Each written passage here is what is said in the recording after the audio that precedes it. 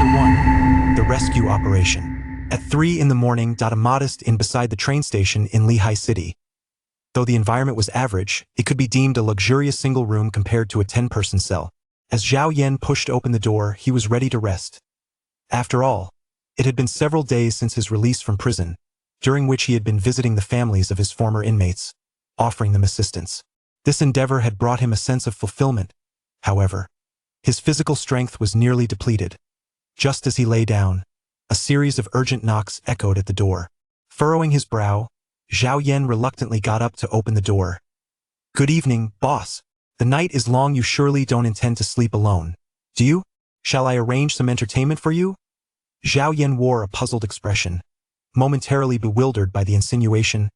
Entertainment. As soon as his confusion dissipated, the other party burst into laughter. "Precisely, with a little money, you can rescue a wayward beauty. We have mature women and youthful students alike. Surely you wouldn't wish to perform a good deed?" One could not help but admire this individual's marketing prowess. However, for Zhao Yan, who had just been released and was still in a state of disorientation, he found himself somewhat baffled. "Ah, then shall I arrange one for you?" "All right," the other party exclaimed excitedly. "What price range are you looking for?" "There are different price ranges." "Forget it, I don't understand your jargon. Just go with the most expensive option." Zhao Yan, too weary to ponder further, opted for the priciest choice.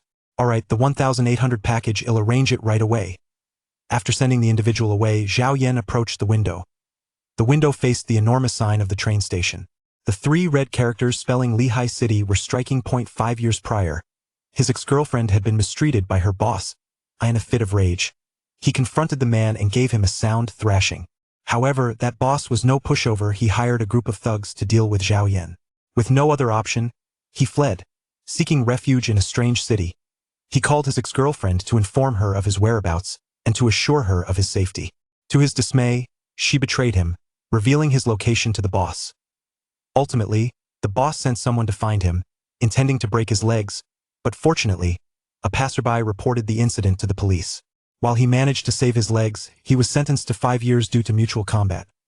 Today marked the 3rd day since his release. Throughout the 5 years in prison, every time he recalled his ex-girlfriend's feigned pity, he felt a wave of nausea. In the words of his mentor, the best way to forget that ugly visage was to fill the void in his heart with other women. Bang, bang, bang. The door was suddenly knocked upon, interrupting Zhao Yan's thoughts. Coming, sighing, he turned sideways to the door and reached for the lock above. "Come in." The door swung open and a graceful figure entered. After closing the door, she turned and spoke. "Would you prefer a massage or a shower first?" "Massage? Shower?" In that instant, Zhao Yan finally understood. What surprised him most was that, although the room was unlit, the light from the train station's large sign was sufficient for the two of them to see each other clearly. Listening to the familiar voice, he scrutinized her with curiosity. The woman was tall, clad in a tight purple dress that accentuated her alluring figure.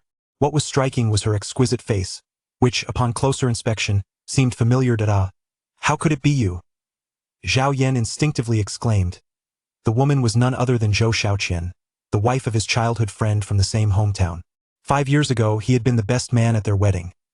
After the incident, he lost contact with his family. Little did he expect to reunite under such circumstances. And preparing to do that. Are you Xiao Yan?" Zhou Shaoqian was jolted back to reality. Though they had met only a few times, she had a vague recollection of him. Zhao Yan awkwardly smiled. "Indeed, it's me. By the way, how come you're here? Where is Zhongguo?" Zhongguo, whose full name was Zhao Guozhong.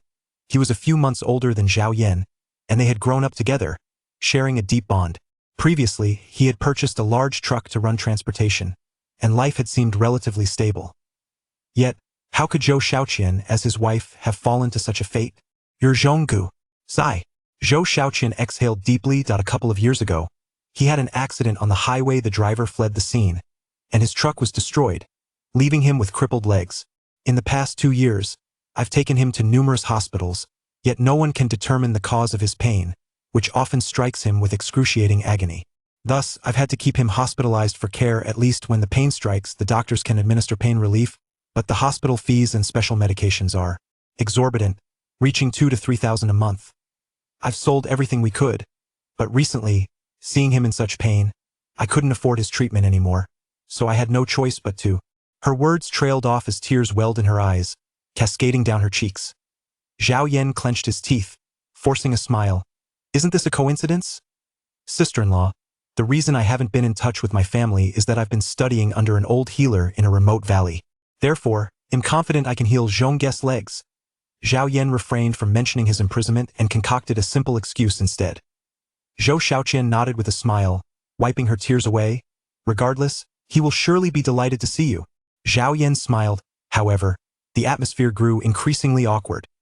The two sat on the edge of the bed, unsure of what to say next at tea that moment. Zhou Xiaoqian seemed to recall something and hastily rummaged through her handbag for a QR code. Her cheeks flushed and she appeared somewhat embarrassed. Xiaoyan, could you please scan this to pay first? The person who brought me said that guests need to pay up front, otherwise they might think I'm in trouble and might break in. Sure. Without hesitation, Xiaoyan took out his phone and scanned the code, sending over the 1-800. The payment was settled, but Zhou Xiaoqian now appeared even more embarrassed. Especially with the bright red lights from the train station casting an intimate glow, the atmosphere felt increasingly suggestive. Would you like to take a shower first? Since you've already paid, I suppose you'll be staying here tonight. As she spoke, Zhou Xiaoqian lifted her head, and whether it was due to the lighting or her shyness, her face was flushed a vibrant red, making her all the more alluring. Chapter 2. Miss Bao. To speak candidly, Zhao Yan felt utterly bewildered, unexpectedly encountering such a service. He was taken aback to find it involved his childhood friend's wife. He offered an awkward smile, saying, "How about you take the bed, and he'll make do with a sleeping mat on the floor." As he spoke, Zhao Yan picked up a pillow, preparing to rise. However, at that moment, Zhou Xiaoqian hurriedly grasped his wrist. That won't do. The floor is cold, and who knows if there are insects or ants. If you sleep on the ground, what if you harm your health? How about this? Zhou Xiaoqian bit her lip, her cheeks flushing a deeper shade of red. Perhaps we should just sleep together. And since you've already paid, if you don't mind me, you could. Xiaoqian, you don't have to say that. Actually, Zhao Yan was about to clarify when Zhou Xiaoqian's phone suddenly rang. She glanced at the caller ID, and her expression changed dramatically. Oh no! You need to leave, quickly! Zhao Yan was momentarily stunned, utterly at a loss. Seeing his confusion, Zhou Xiaoqian hurriedly explained, "They think you have money and are coming to swindle you. They'll be here shortly, threatening you for money, or else they'll call the police." Zhao Yan finally understood, so the phone call earlier was a signal. What are you waiting for? Quickly go, don't. Bang! Before Zhou Xiaoqian could finish her sentence, the door was suddenly kicked open. Several men rushed in, some wielding clubs, while one recorded on his phone. Damn, who has the audacity to mess with Li Bao's woman? A burly man entered with a fierce expression, striding towards Zhao Yan and in their eyes. To instill immediate compliance in the opponent, one must act decisively, inflicting a little pain before the other party comprehends the situation. Without hesitation, Li Bao raised his right hand, poised to strike Zhao Yan's face. Zhou Xiaoqian quickly lunged forward, grasping his arm. Bao Go, it's a misunderstanding. He's my husband's childhood friend. Li Bao paused, momentarily puzzled.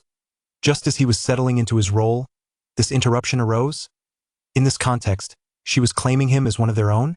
Bao Gu, I'm not lying. He really is my husband's childhood friend. One of us. I didn't expect this twist of fate, so please, Bao Gu, don't make things difficult for him. Let him go? Li Bao, upon hearing this, cast a disdainful glance at Zhao Yan. He turned back, lowering his gaze to Zhou Xiaoqian. With her head raised, she wore an expression that evoked sympathy. From this vantage point, he could subtly glimpse the allure concealed within her collar. He licked his lips, grinning, letting him go as possible. But, you must keep me company and serve me well. Don't just think about releasing him, I could even return the money I just collected. His interest in Zhou Xiaoqian had not begun yesterday. From their first encounter, he had contemplated overpowering her. Yet, Zhou Xiaoqian had resolutely clung to her boundaries. She insisted that she was in this line of work solely to earn money for her husband's medical treatment. Thus, she would never bed with unscrupulous individuals. If Li Bao dared to force her, she would leave, even threatening to call the police. Li Bao, not wishing to lose this lucrative opportunity, had always restrained himself. However, the more he beheld Zhou Xiaoqian, the more he struggled with his desires, often fantasizing about tearing her clothes off in the shared living quarters. Hearing Li Bao's words, Zhou Zioqian's expression darkened, her brows furrowing. Bao Gu, don't go too far. If you push me, I promise I will leave immediately, and I won't let you have it easy. Zhou Xiaoqian steeled herself, hoping her threats would bear fruit. Unfortunately, Li Bao had long been blinded by her beauty. Moreover, her threats only incited his displeasure. Damn it, don't think I'm afraid of your empty threats. Today, I'm going to have my way with you right in front of him. As Li Bao finished speaking, Zhou Zioqian's eyes widened in horror. Li Bao, you... What are you waiting for? Bind this woman. After I enjoy myself, he'll let you all have a taste too. Li Bao waved his hand, coldly interrupting Zhou Xiaoqian. She stepped back a few paces, gripping Zhao Yan's hand, pushing him forward. Xiao Yan, you go first. Don't worry about me. Zhao Yan took a half step back, yet he did not flee. Instead, he suddenly kicked one of the men with all his might.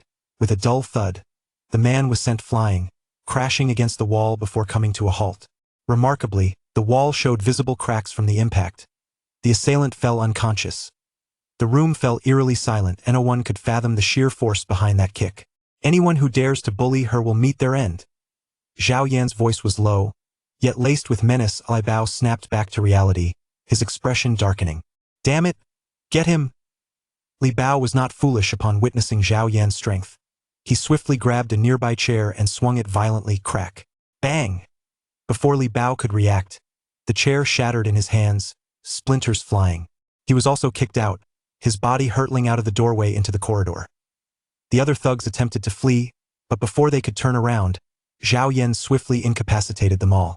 Zhou Xiaoqian barely caught a glimpse of Zhao Yan's movements. Li Bao's 5 men lay incapacitated, unaware if they were dead or unconscious. Not even a groan escaped their lips. In truth, from the moment Zhao Yan heard Zhou Zioqian's explanation, he felt no fear whatsoever. After all, during his incarceration, he had been assigned to a special ward. There, he met his master, a Taoist priest. Though he did not understand why someone of his master's caliber would end up in prison, he certainly learned a great deal from him. Not only did he inherit the title of ghost doctor, acquiring extraordinary medical skills, but he also honed his Qigong practice. While his mastery of Qigong was still nascent, he could already be referred to as a Qi manipulator. He could compress internal energy to any part of his body. Concentrated in his fists, he could unleash a force equivalent to 1,000 pounds. Focused in his legs, he could leap several meters, light as a swallow and agile as a monkey. Concentrated throughout his body, he could even withstand the impact of a car traveling at 80 kilometers per hour. Thus, even against a ragtag group like Li Bao's, no matter how many more they were, it would only prolong the inevitable. Xiaoqian, let's leave. Zhao Yan grasped Zhou Zioqian's hand, intending to pull her away, but she suddenly broke free, a hesitant expression crossing her face. Xiao Yan, how about? Perhaps it's best if you leave alone. I want to stay here, I must continue to earn money otherwise. Your brother's medical expenses will be left unaddressed. Zhou Xiaoqian offered a sorrowful smile. Her heart was laden with concerns, but more crucially, she was in dire need of funds. She recalled the first time she encountered Li Bao, the girl who was bound and gagged with a ping-pong ball in her mouth, devoid of clothing. Even though she was acutely aware that staying would undoubtedly lead to Li Bao and his associates tormenting her upon regaining consciousness, she could only resign herself to fate. Chapter 3. The difficulty of refusal. Sister Qian, you need not concern yourself any longer with Brother Zhong's medical expenses. I assure you that as long as I am here, no one will dare to bully you again. With that, Zhao Yan grasped Zhou Xiaoqian's wrist and strode purposefully towards the exit. Watching Zhao Yan's retreating figure, Zhou Xiaoqian felt a warmth blossom within her heart.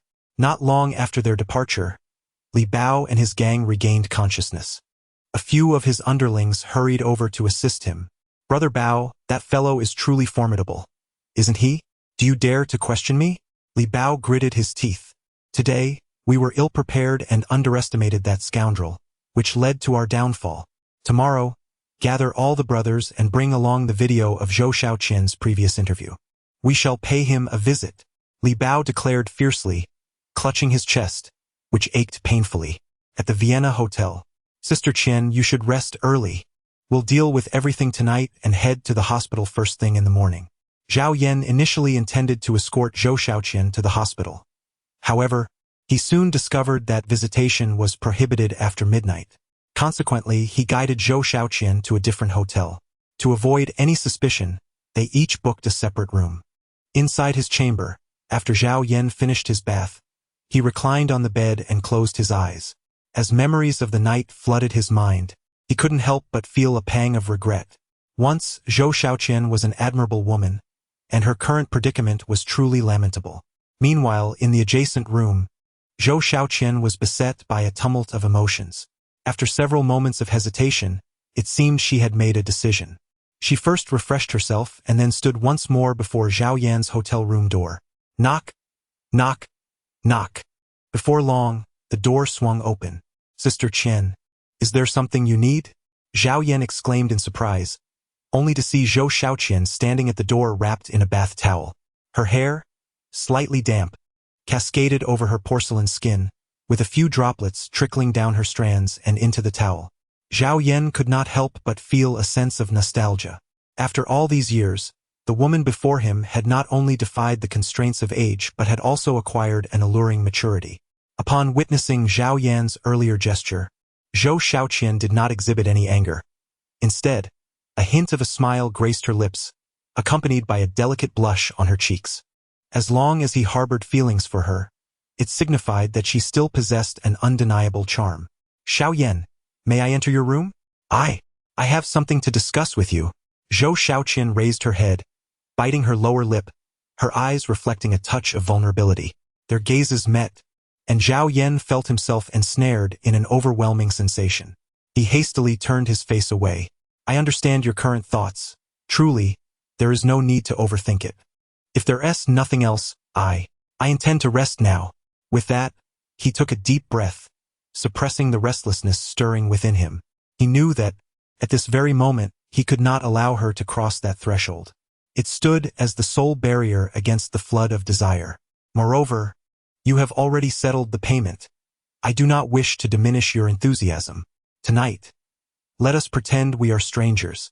When dawn breaks, let us forget this matter and not mention it again. Is that agreeable? As his words lingered in the air, Zhou Xiaoqian stepped forward, seemingly about to embrace Zhao Yan. However, he swiftly placed a hand on her smooth shoulder. Qianjie, I'm sorry. The simple 5 words struck her heart like a heavy hammer. Zhou Xiaoqian remained rooted in place for nearly 2 minutes, a forced smile gracing her face. Indeed, I am unworthy. She turned away, unaware of Zhao Yan's conflicted expression, caught between words unspoken. There are matters that can be pursued and matters that cannot. My apologies. Zhao Yan murmured as he gazed at the closed door before him. Meanwhile, after shutting the door, Zhou Xiaoqian leaned against it, sinking to the floor in a state of despair. Her head rested on her knees as she stifled her sobs, tears flowing incessantly. That night, Zhao Yan tossed and turned for what felt like an eternity, finally enduring until the first light of dawn. The following morning, he sat on the chaise lounge watching television, deliberately leaving the door ajar, awaiting Zhou Xiaoqian's arrival. He noticed her enter, adorned in the same dress she wore the night before. Zhao Yan seemed to have forgotten the events of the previous night, offering a calm smile as he said, Sister Qian, you're awake. I brought you some breakfast. Do have a look and see if it suits your palate. Zhou Xiaoqian appeared somewhat fatigued, as though she had not slept at all. Yet, her gaze fell upon Zhao Yan, who was clad in a bathrobe, its front loosely draped, revealing muscles that resembled the intricate carvings of marble, sharp and defined. However, what marred this physique were the numerous scars, including several circular wounds that resembled eyes, presenting a rather chilling sight. Ah, good. Zhou Xiaoqian jolted back to her senses, instinctively nodding in response. For reasons unknown, a sudden wave of inexplicable despondency washed over her. Why had he rejected her the night before? Was it that she was truly so unworthy, or perhaps he found her too filthy for his liking? Zhou Xiaoqian bit her lip, holding back words that remained unspoken, festering within her heart like scars. After departing from the hotel, the two made their way to the hospital where Zhao Guozhong was located. Upon Zhou Xiaoqian opening the door to the ward, she found Zhao Guozhong engaged in conversation with a young nurse, their exchange seemingly intense. The nurse wore a grim expression, which only deepened upon noticing Zhou Xiaoqian's arrival, prompting her to storm off in anger. You're here? Zhou Xiaoqian had witnessed such scenes before. In recent days, Zhao Guozhong had transformed, his temper becoming increasingly volatile. She feigned composure, smiling at Zhao Guozhong as she said, "Guozhong, look who has come to see you." With that, Zhou Xiaoqian stepped aside to reveal her presence. Zhao Yan entered through the doorway. Upon seeing Zhao Yan, Zhao Guozhong was momentarily taken aback, only to erupt into hearty laughter. "Ha ha ha, what a fine lad. After disappearing for so many years, I thought you were. Come, take a seat. Let us have a good chat." He then turned to Xiao Qian, instructing her, "Please fetch me 2 bottles of Red Bull. The water in this hospital is utterly tasteless, and my mouth feels as parched as a desert." Xiao Qian nodded in acknowledgement before turning to leave. Zhao Yan discerned that Zhao Guozhong's demeanor towards Zhou Xiaoqian appeared somewhat unusual. However, as this was a matter pertaining to the couple's private affairs, he felt it inappropriate to comment. Yet, when he casually placed his hand upon the other's foot, a look of confusion swiftly crossed his face. "Brother Zhong, did the doctor not convey anything to you?" Zhao Yan suddenly spoke, her piercing gaze fixed intently upon Zhao Guozhong's face. Upon hearing this, Zhao Guozhong's smile vanished in an instant, replaced by a countenance of helplessness. "You have indeed made remarkable progress in the few years since we last met. The doctors have been unable to diagnose my ailment. They can only confirm that my health is deteriorating day by day, leaving me reliant on medication to merely sustain my existence. Not long ago, I could still manage to walk a little, but now I require assistance just to sit up. If this continues, it is likely that within 6 months my organs will begin to fail and ultimately." Zhao Yan took a deep breath and embraced Zhao Guozhong tightly. "Brother Zhong, rest assured, I can cure your illness. Truly, I can indeed heal you." Zhao Yan, suppressing his sorrow, displayed a confident demeanor. However, Zhao Guozhong, while outwardly smiling and professing his faith, felt an inner desolation akin to ashes. Suddenly, Zhao Guozhong, fueled by an unknown surge of strength, forcefully pushed Zhao Yan aside. The unexpected seriousness from his counterpart left Zhao Yan somewhat bewildered. Nevertheless, he hesitated not for a moment and instinctively nodded, declaring, "Brother Zhong, if I can achieve it, I shall consider myself a mere dog if I frown even once." "Excellent." Zhao Guozhong earnestly said, "You take good care of your sister Qian for me." Chapter 4. Look after my wife. Boom! Zhao Yan's eyes nearly bulged from their sockets. What treacherous words are these? "Little Yan, you are aware that your sister Qian has accompanied me for so many years without enjoying any real fortune. Now, as my brother encounters such a situation, it seems we are nearing the end of this predicament. You can see for yourself that she is still in her prime. If you are willing, I shall persuade her. As for the rest, you need not concern yourself with it." Zhao Guozhong's request indeed posed a considerable dilemma for Zhao Yan. He rose and shook his head, saying, "Brother Zhong, while we are indeed brothers, what will happen to Sister Qian in the future? Furthermore, I truly am not deceiving you. I can heal your ailment. Once you have recovered, you will be able to care for your wife yourself. In short, I genuinely cannot assist you with this matter." "Xiao Yan, I am." "Brother Zhong, if you continue to speak in this manner, I shall take my leave." Zhao Yan interrupted the other person's words. Zhao Guozhong, upon witnessing this, chuckled and waved his hand dismissively. Very well. I shall refrain from speaking. Is that acceptable? As for this matter you cannot acquiesce to, there is another request that I implore you not to decline." Zhao Yan smiled broadly. "No problem at all. I will go right away and ensure I procure 2 fine bottles of wine." "What about Xiao Yan?" inquired Zhou Xiaoqian. Zhao Guozhong declared, "I'm off to buy some wine." "Xiao Qian, come here. I wish to discuss something with you." Xiao Qian observed an unusual expression on Zhao Guozhong's face, yet she approached him nonetheless. She perched on the edge of the bed, her right hand gently kneading his calf. "Xiao Qian, I don't have much time left, and now you are burdened with debt. If you find that Xiao Yan is a decent person, I would like to bring you two together." Upon hearing this, Xiao Qian's expression mirrored that of Zhao Yan. "Xiao Yan," he agreed. A touch of disappointment flickered within her. Who wouldn't feel a complex array of emotions if their own spouse spoke such words? "No." Zhao Guozhong gritted his teeth and declared, "But I possess a means to secure his agreement." "Xiao Qian, I am deeply sorry for you. Yet I sincerely wish for your future to be filled with prosperity.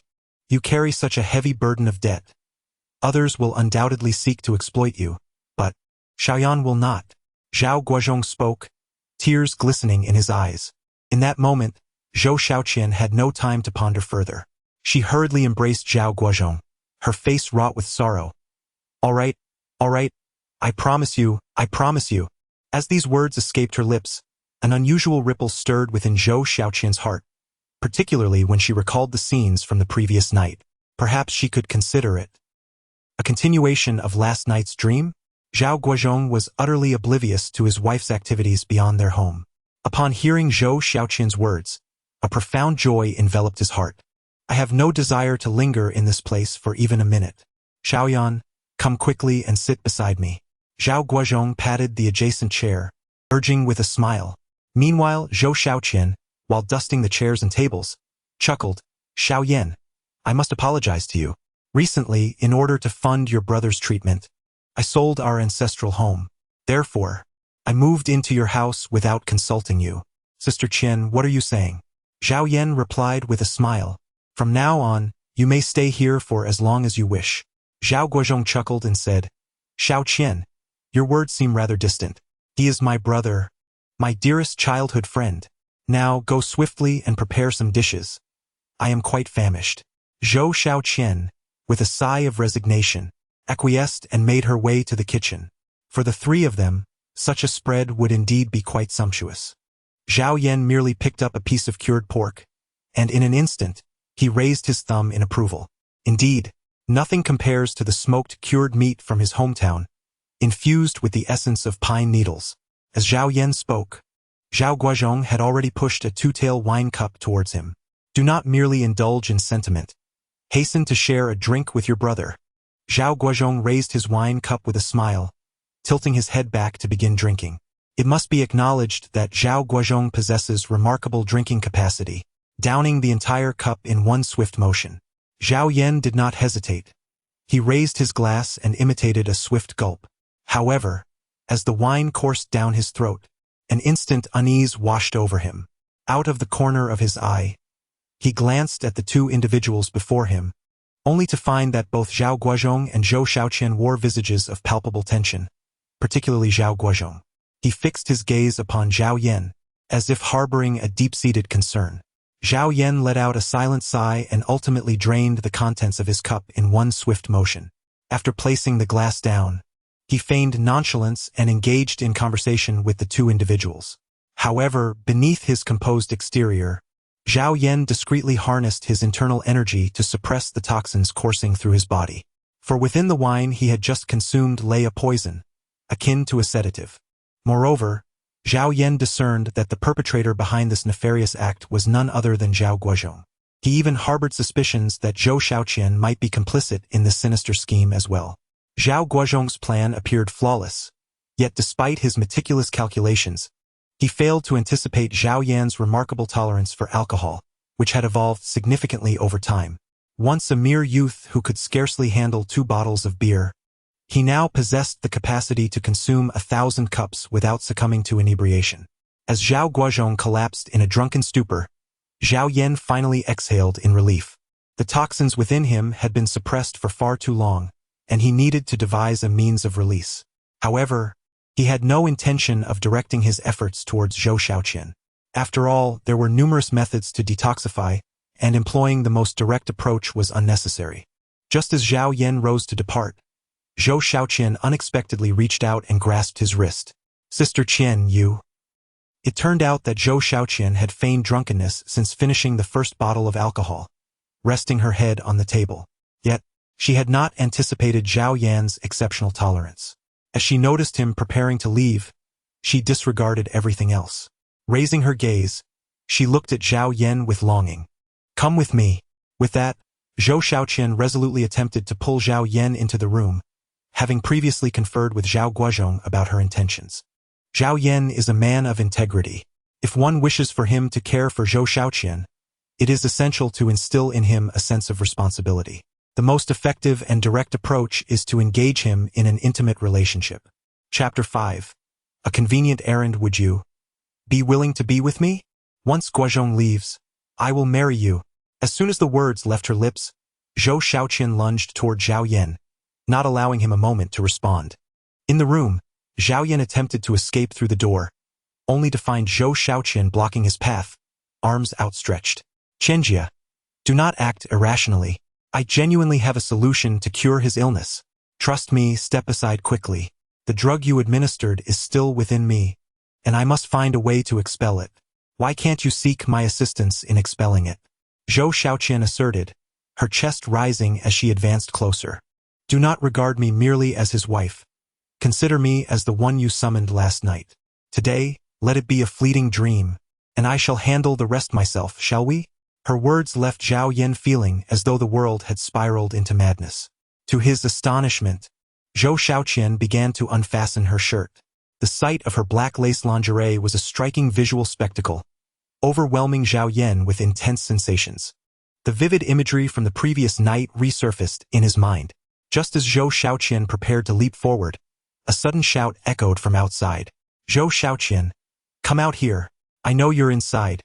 Come out immediately, or else.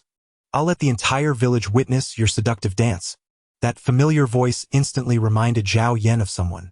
He turned and approached the window, drawing back the curtain to peer outside. It was Li Bao, accompanied by a group of his associates. As Zhao Yan's words lingered in the air, Zhou Xiaoqian was instantly taken aback. In a state of panic, she exclaimed, "What shall we do?" Noticing Zhou Xiaoqian's distressed expression, Zhao Yan hurriedly reassured her, "Sister Qian, do not worry.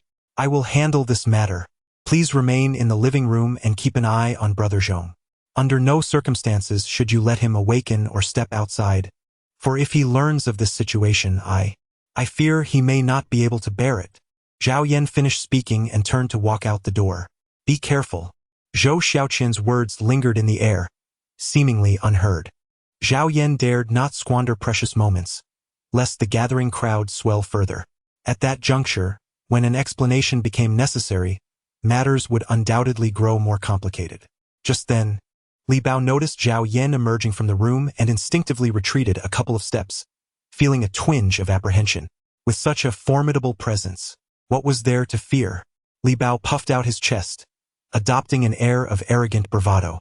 He waved his phone with a flourish, exclaiming, "You, kid, certainly know how to indulge. Silence yourself." Zhao Yan exclaimed in anger, "Oh, are you threatening me?" Li Bao waved his hand, and a group of his comrades gathered around him. Among them was one who had been reprimanded by Zhao Yan the previous night, now wearing a scowl, poised and ready to exact revenge for last evening's affront. "Do you have health insurance?" Zhao Yan suddenly spoke up, prompting a flurry of bewildered glances among those present. Setting aside the nature of the question posed, it is essential to recognize that they were a group of individuals accustomed to navigating the underbelly of society. Can one truly expect that ruffians like them would gain access to medical insurance? It seems, alas, that they must bear the costs themselves. Zhao Yan finished speaking and, before the group could react, he surged forward like a cannonball. With unparalleled strength, within less than a minute, more than 20 individuals, some of whom had yet to even raise their knives, lay sprawled upon the ground. Subsequently, Zhao Yan adopted a horse stance, channeling force from his waist. With a powerful punch, he struck the door of an oncoming SUV driven by Li Bao. The resounding crash echoed as the steel door crumpled inward, shattering not only the windows but also the windshield. Witnessing this scene, Li Bao was utterly dismayed. One question dominated his mind. Is this truly a human being? By the time he regained his composure, the phone he had clutched was already seized by Zhao Yan. "Do you have any objections?" Zhao Yan let out a chilling smile. "No, not at all, I have no objections." Li Bao took cautious steps backward. "If you don't steady yourself, I shall make your head meet that car door." Zhao Yan's words sent a shiver down Li Bao's spine, causing him to tremble uncontrollably. "Brother, dear brother, I was blind to your greatness. I have returned the footage to you. It's all in this phone. I assure you there are no backups. I implore you, I beseech you to spare me, for I truly understand my mistake. Just swallow this matter." Zhao Yan spread out his palm and extended it forward. "Elder brother, what is this? What on earth is it?" Li Bao felt a bit flustered. Can one really enjoy candy after being beaten? If I allow you to eat, just eat. Why all this unnecessary chatter? Zhao Yan glared fiercely. Li Bao dared not hesitate, promptly seizing the pill and swiftly tossing it into his mouth. Upon witnessing this scene, Zhao Yan chuckled. He emitted sounds incomprehensible to others, akin to a melodious song or the chanting of a sutra. Though his voice was soft, Li Bao seemed to listen intently. In the next moment, Li Bao fell to the ground as if driven mad, clutching his stomach and wailing in agony. By the time Zhao Yan ceased, Li Bao was drenched in sweat, gasping for breath. He stared at Zhao Yan in terror, utterly bewildered by the events that had just transpired, only aware that the torment he had just endured was a fate worse than death. Zhao Yan crouched before the other, her voice a soft murmur. What you just swallowed was a type of venomous insect. Within a week, you must gather information on several kinds of remedies. Should you fail to do so, in a week's time that creature will burrow into your internal organs, wreaking havoc within. The sensation will be more excruciating than death itself. Zhao Yan's sinister expression made Li Bao feel as though he had encountered a ghost. He hurriedly knelt and begged for mercy, but Zhao Yan acted as if he were invisible. He needed to locate several rare herbs to treat Zhao Guizhong's injuries. Grabbing a fallen mobile phone from a nearby subordinate, he inputted his number and tossed it aside. Leave them be. Otherwise, I possess countless methods to make your existence a living hell. He gritted through clenched teeth, taking a few of his standing brothers and limping away. Having just activated his internal energy, the effects of the medicine within him were evidently becoming overwhelming. After much hesitation, he ultimately turned and departed. Chapter 6. A night as husband and wife. When Zhou Xiaoqin burst from the room, there was no trace of Zhao Yan to be found. She bit her lip, pondering if he had gone to seek. Before she could finish her thought, the sound of Zhao Guizhong's groans echoed from within. Meanwhile, Zhao Yan had walked nearly 2 kilometers, the toxins within him having diminished considerably along the way. However, in order to cleanse himself entirely, he entered a bar. This establishment operated 24 hours, yet during the day, patrons were noticeably sparse. He chose a corner seat, ordered several bottles of strong liquor, and began to drink heartily. The alcohol coursed through his veins, rendering his subconscious increasingly hazy. It was then that he noticed a beautiful woman seated across from him, seemingly appearing out of nowhere. Dressed in a professional skirt suit, her hair was somewhat disheveled, and her delicate face glowed with a rosy hue. From her dazed expression, it was evident that she had indulged in considerable drink herself. "Come, keep me company. Share a drink with me," she exclaimed, raising a bottle of liquor in one hand while the other tousled her bangs with a carefree grace. Zhao Yan did not mind, for having someone to share a drink with was indeed a fortunate occurrence. "Come on." Zhao Yan lifted the bottle, gently clinking it with his companions. As they exchanged cups, the two appeared as if they had been acquainted for ages. Upon exiting the bar, they supported each other, exuding warmth and camaraderie. "Let us continue elsewhere." The woman named Su Mei wrapped her arms around Zhao Yan, tugging him away. In no time, they entered a luxurious 5-star hotel. Within the suite on the top floor, Su Mei forcefully pushed Zhao Yan onto the bed. Leaping onto him, her legs draped over his body. She leaned down, gazing intently at Zhao Yan. "Am I beautiful?" The question from Su Mei caused Zhao Yan's heart to skip a beat. Indeed, her beauty was captivating, and in her inebriated state, her allure intensified. "Beautiful." Zhao Yan instinctively nodded. "What are you waiting for?" Su Mei concluded, suddenly leaning in and passionately kissing him. After a brief moment of astonishment, Zhao Yan regained her composure. Her exquisite figure was prominently displayed within the line of sight. "So fair, so..." Before Zhao Yan could finish her words, Su Mei abruptly embraced Zhao Yan's head. When Zhao Yan awoke, the sky had already darkened. He pressed his hand against his head, rising to a seated position. Turning to glance at either side, he found nothing but emptiness. Only beside him lay a lone crimson plum blossom. This woman.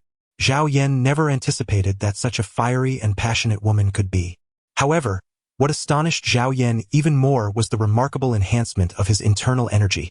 Having reached the pinnacle of qi manipulation, he had stagnated at this bottleneck for over half a year without any progress. Yet, after a single encounter with that woman, his abilities had surged so significantly.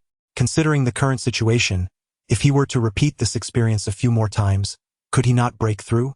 With this thought in mind, Zhao Yan hastily threw off the covers, eager to uncover clues about the enigmatic woman. However, the hotel room was registered under his identity, and apart from the solitary red plum blossom, it seemed she had left nothing behind. Wait. Something was amiss. On the tabletop of Zhao Yan's living room, there lay a piece of paper alongside a women's watch. The note read, "You need not feel any pressure.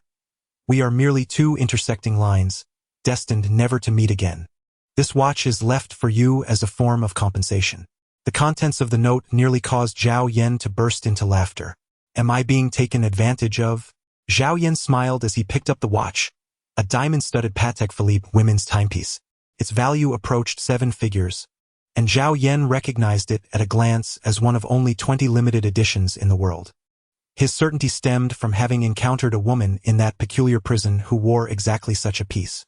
With this watch in hand, uncovering the identity of that woman would be a trivial endeavor, for those who purchase such exquisite timepieces typically leave their contact information. Given the woman's extravagant disposition, it was evident that this watch could not possibly be pre-owned. Upon exiting the hotel, Zhao Yan made his way directly to the Patek Philippe boutique. The haughty female sales associate appeared disinclined to acknowledge him, as his attire was decidedly unrefined. Wealthy individuals seldom dress so casually. "Hello, I possess one of your watches. Could you assist me in retrieving its information?" Zhao Yan spoke earnestly. The female sales representative glanced over and, upon seeing the watch in Zhao Yan's hand, a mocking smile appeared on her face. It's this again? How can those selling counterfeit goods be so utterly devoid of common sense?" This particular timepiece was limited to just 20 pieces worldwide, and the number of individuals seeking its authentication here had already surpassed 200. The saleswoman lowered her head, preoccupied with fiddling with her nails. Zhao Yan furrowed his brow. Although he was not an expert, he could discern the authenticity of the diamond at a glance. Furthermore, was this woman not a tad too arrogant? "Take a good look. This is undoubtedly genuine," he asserted. "Oh, how bothersome you are." The saleswoman impatiently lifted her gaze. "It's fake. I've already told you it's fake. You destitute fools. Must you persist in your daydreams?" Upon hearing her words, Zhao Yan let out a sigh. He placed his watch on the table, the light from the ceiling casting a radiant glow upon it, each diamond shimmering brilliantly. The saleswoman, puzzled, cast a glance at the watch and seemed to waver for a moment before extending her hand. After picking up the watch, she scrutinized it closely and examined the code on its back. Subsequently, she hurried to the machine beneath, inspecting it intently. Minutes later, the saleswoman's complexion turned pale, her face reflecting sheer terror. "Why yes, I apologize. This number 6 watch is indeed genuine," she stammered, her composure shattered. Who but the wealthy could afford such a timepiece? But wait, hadn't he mentioned upon entering that he was investigating the identity of the watch's owner? "Where did you acquire this watch? I advise you to come clean immediately. If this watch is not yours, its value could land you in prison for a lifetime," the saleswoman exclaimed, her voice laced with fury. Zhao Yan was rendered speechless. This woman was so unpredictable. She had just claimed that the watch was a counterfeit, and now she was insinuating that he was not the rightful owner, suggesting, perhaps, that he had stolen it. "Strictly speaking, this watch now belonged to me. My purpose for being here is rather straightforward. I merely wish to ascertain the true identity of the watch's owner." Zhao Yan concluded his statement, understanding the caution exhibited by the other party. Even he felt that his words sounded somewhat peculiar. The female sales representative let out a cold laugh and nodded. "Oh, you require the information, do you? Wait a moment, I shall retrieve it for you." With that, she dashed into the adjacent office, swiftly shutting the door behind her. Upon uncovering the identity of the watch's owner, her eyes nearly bulged out of their sockets. Trembling, she dialed the number displayed. Chapter 7. The annoying dog Li Hongyan. How long do you intend to persist? What must I do to convince you to give up? I have someone I cherish. Even with my family's consent, I will never marry you. From beyond the courtyard gate, Sume cast a cold gaze at the man outside. He stood accompanied by several bodyguards and 2 luxurious Maybachs. It was evident that he was a figure of considerable wealth and status. Yet, in response to Su Mei's words, he behaved like a sycophant, smiling obsequiously. Xiao Mei, how many years have our families known each other? Am I not aware of whether you have a boyfriend? Moreover, your father has approved of our union, with parental consent. Why do you resist? The man was Li Hongyan, the second son of the Li family, a powerful and influential clan in Lehigh City, primarily engaged in the hotel industry with establishments nationwide. Their families not only had business dealings but also resided in the same community. However, Su Mei eventually grew weary of the situation and moved out, largely due to this very man. Li Hongyan, are you out of your mind? Do you track my every move? Are you aware that I went to a hotel with my boyfriend this morning? Su Mei's fury boiled over as she spoke. Yet, her family seemed to be enchanted by Li Hongyan, pressuring her to be with him. Some even resorted to drugging her drink. Upon overhearing this, she had rushed out. Subsequently, the drug took effect, and under its influence combined with alcohol, she unwittingly surrendered herself. If the Su family were to discover that their scheme had inadvertently benefited another, one could only imagine their reaction. Li Hongyan appeared to be aware of the drugging incident. Hearing Su Mei's words now made his eyes widen in disbelief. Gripping the iron gate, he shook it violently, shouting, Xiao Mei, open the door. Explain to me what happened this morning. I warn you, do not attempt to deceive me. What will you do? Su Mei retorted with a cold smile. You can conspire with my family to drug me.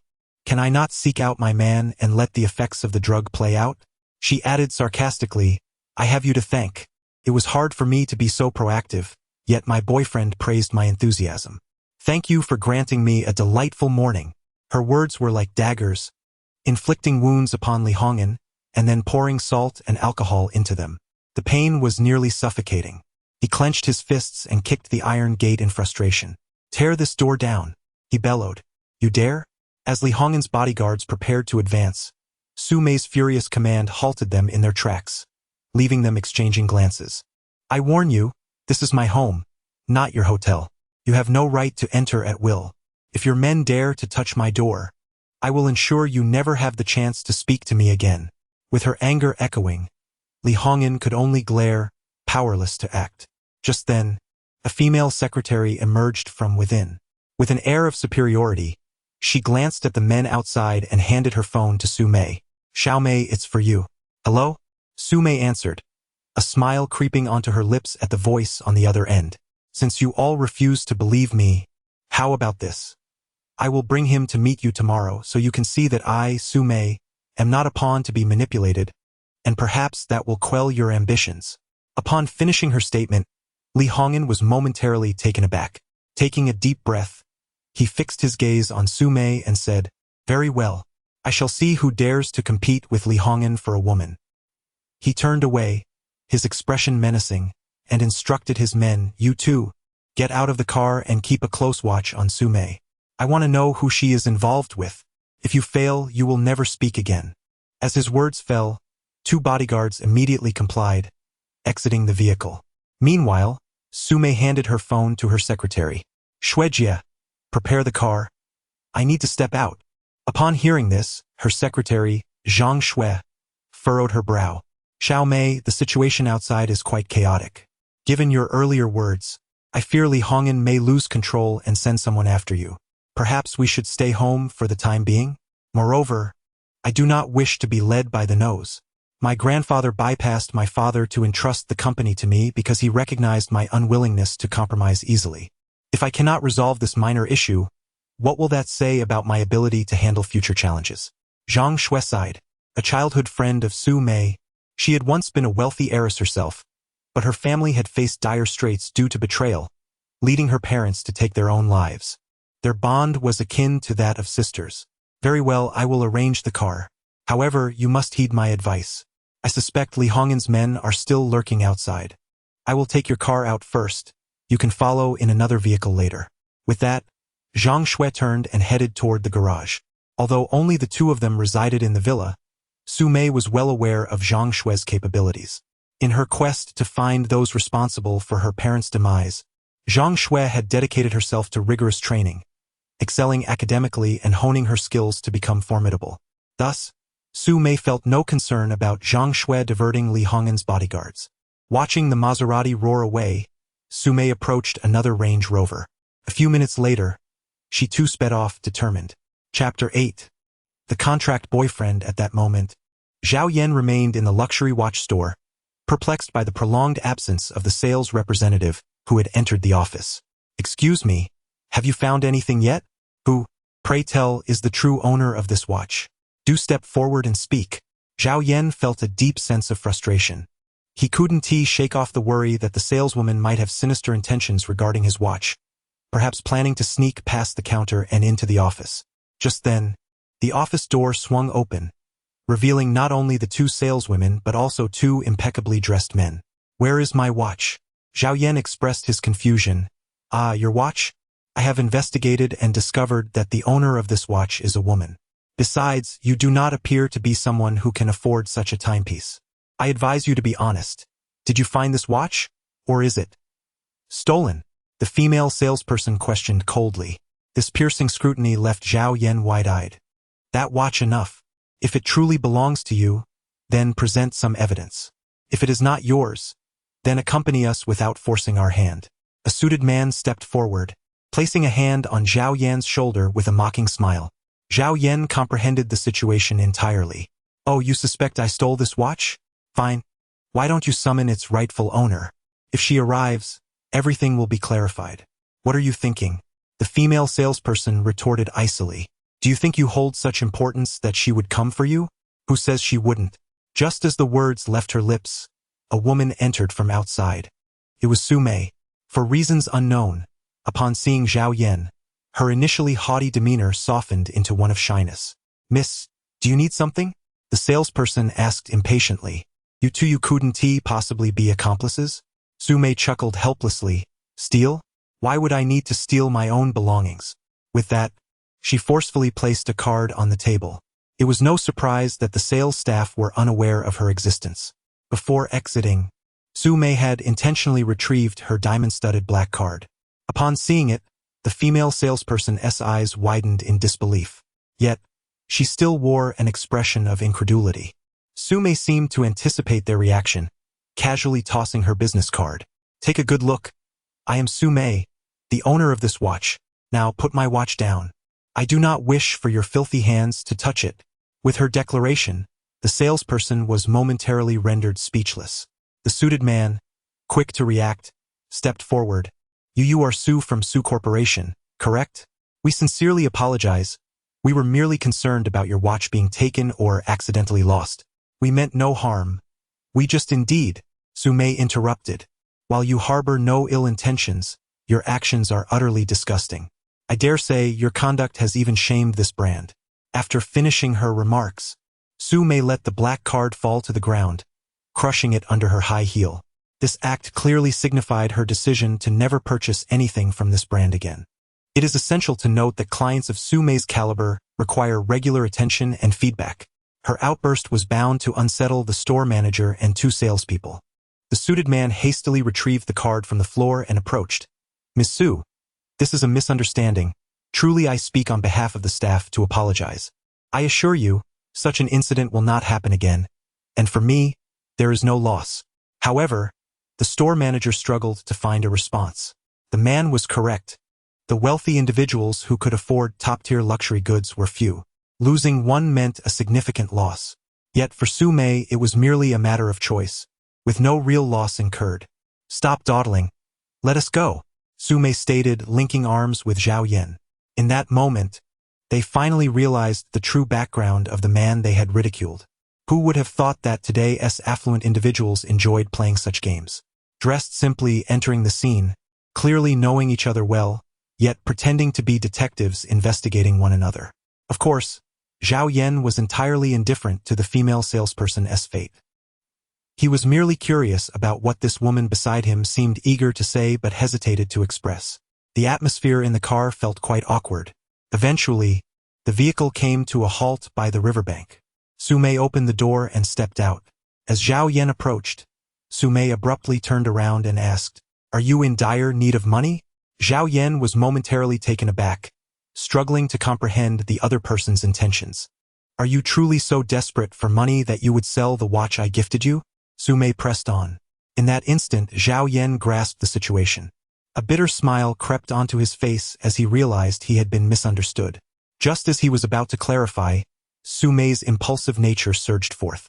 If you are in need of funds, then assist me with a task. I shall offer you a salary of 100,000 for a month. 100,000? Zhao Yan could not help but feel a twinge of curiosity. A daily wage, indeed. Even a monthly salary of 100,000 is a coveted opportunity for many. Indeed, 100,000 per day, spanning a month's duration. However, I must caution you that engaging in this endeavor entails certain risks. If you are willing, our partnership could commence at this very moment. Zhao Yan chuckled with amusement. Even if I were to transport flour, I could hardly command such a lofty price. Pray tell, what exactly do you wish for me to do on your behalf? Su Mei fixed her gaze intently upon Zhao Yan. It must be said that since her awakening, she had come to notice a hint of charm in this man. Caught off guard by her sudden thoughts, she abruptly turned her head away, resting her hands on the railing of the riverbank. With her back to Zhao Yan, she bit her lower lip, hesitating for a moment before declaring, "Be my boyfriend, a contract boyfriend." Chapter 9. Coexisting with beauty. To be frank, Zhao Yan had not anticipated that this woman would utter such words so suddenly. A smile crept upon his lips. I suppose that could be arranged, but why must it be contractual? Why can't it be a genuine relationship? Su Mei rolled her eyes. What are you thinking? Our union is merely a matter of circumstance. I wish for you to forget the events of the past during our collaboration. If you refuse, then our partnership ends here, and I shall take my leave. Very well, very well. Zhao Yan smiled helplessly. Since this is a collaboration, you must inform me of what I am to do next. Naturally, given the exorbitant price you have proposed, you ought to clarify the dangers that lie behind it. Get in the car. Upon arriving at the villa, the two descended from the vehicle. So it is a tale of familial vendettas? How intriguing. I have only ever witnessed such narratives on television, yet here I find myself with the opportunity to play a leading role. Zhao Yan smiled gently.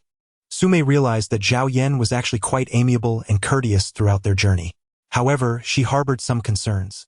After all, both Li Hongyan and her own father were formidable figures. If their relationship with Zhao Yan were to be publicly revealed, it could spell dire consequences for him. One should not rejoice too soon, for the forthcoming dangers may be beyond one's imagination. Just as Su Mei finished her thought, Zhang Shui emerged from the room.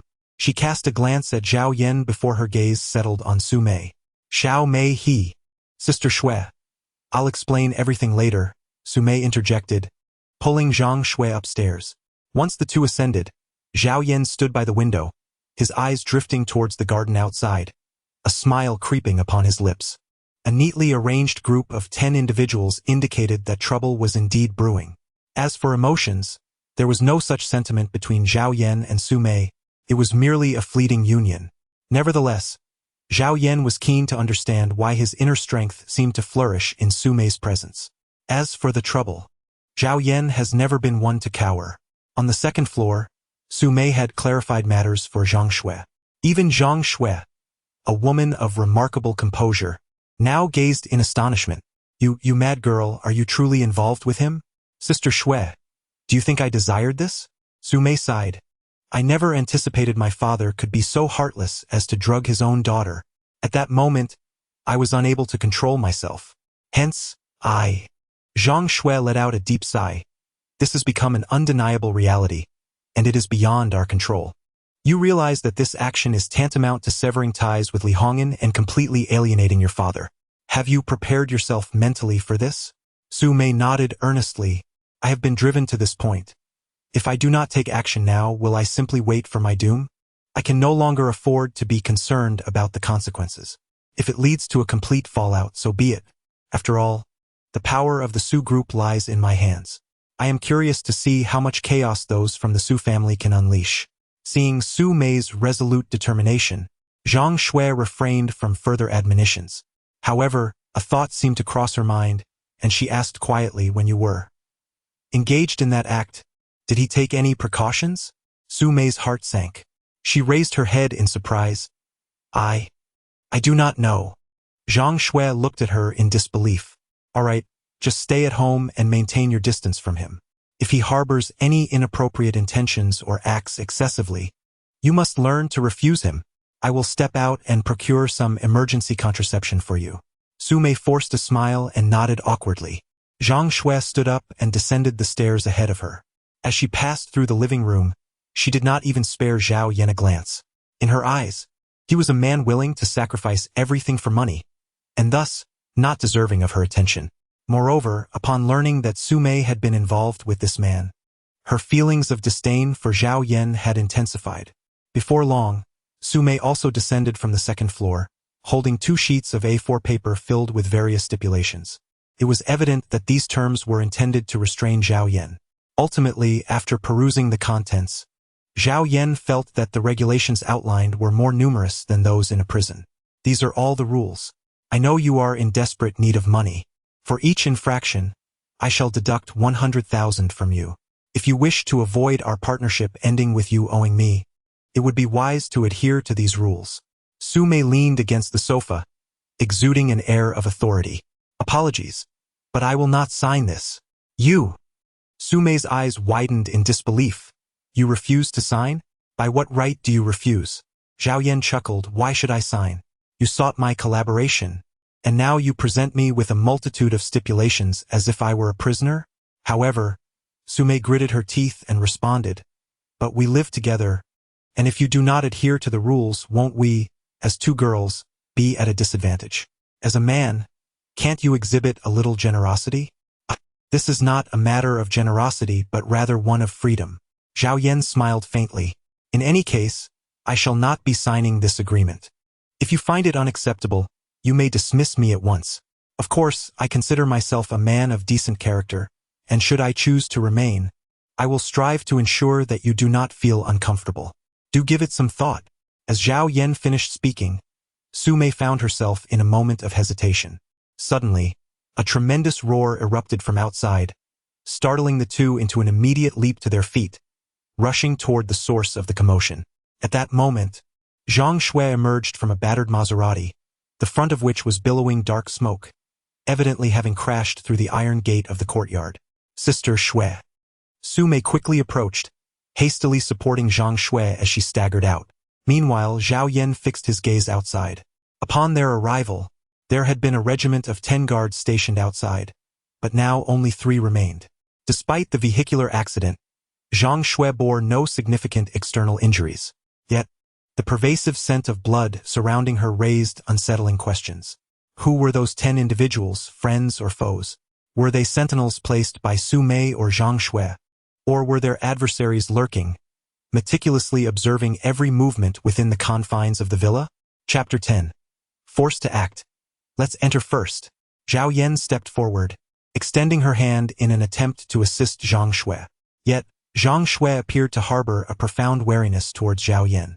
With a swift motion, she brushed off Zhao Yan's hand and cast a fierce glare in her direction, permitting only Su Mei to offer her support. Soon, the trio entered the house, where Su Mei, flustered and overwhelmed, was at a loss as to what to do. Sister Shui, are you unwell? Shall I take you to the hospital? Zhang Shui grasped Su Mei's hand tightly, shaking her head weakly. No. There are people outside who are after me. They believe that by eliminating me, they can control you. They might have set up ambushes out there, and it's highly likely that any doctors at the hospital would be in league with them. Upon hearing Zhang Shui's words, Su Mei was momentarily stunned. She had thought herself safe, yet those around her were in peril. Sister Shui, it's my fault. I've brought this upon you. Su Mei's voice trembled as tears welled in her eyes. You've been poisoned? At that moment, Zhao Yan spoke up unexpectedly. Zhang Shui then noticed that Zhao Yan had, at some point, placed her fingers on her wrist, feeling for her pulse. You are a doctor? I can counteract your poison. As long as I am here, you shall not perish. Zhao Yan lifted her head, intently gazing at Zhang Shui. Beside her, Su Mei grasped Zhao Yan's arm tightly. You mean she has been poisoned? Can you cure her? Is it truly possible? Faced with the skepticism, Zhao Yan instinctively nodded. The poisoning was not severe, the perpetrator was likely an amateur. Otherwise, a true expert in poisoning would have ensured her demise by now. I do not wish to hear any dismissive remarks, Sume exclaimed angrily. If you can save her, I hereby declare all our previous agreements null and void. From now on, you may do as you please in this room. Zhao Yan smiled helplessly, stating, I never consented to those inequitable treaties you proposed. I possess the antidote for her poison. However, whether she is willing to accept it remains uncertain. You? What do you mean? Zhang Shui exclaimed, her eyes widening. It didn't take long for her to grasp the implication, biting her lip in response. Even if it costs me my life, I will not allow you. Zhang Shui intended to refuse, but the venom coursing through her veins overwhelmed her, causing an excruciating headache. Before she could finish her sentence, her mind succumbed to darkness, her head tilting as she fainted. Shui. Sister Shui. Sume anxiously grasped Zhang Shui's arm, shaking her fervently. What are you waiting for? Hurry and save her. Please. Zhao Yan forced a smile and said, I can save her, but you must guarantee that when she awakens, she will not seek retribution against me. Moreover, you must remain vigilant and cannot leave my side. Fine, I will comply with your terms. Enough with the idle chatter. Hurry and save her, Sume urged, seemingly perplexed by Zhao Yan's apprehensive demeanor. It was not until she noticed that Zhao Yan had not only brought a set of silver needles but also a pair of scissors that her confusion deepened. Alarmingly, he was preparing to cut open the white shirt that Zhang Shui was wearing. Saving her, what else can I do? Zhao Yan, visibly irritated, remarked, observe closely. Her arm bears a wound, dark in hue and characterized by a clean cut.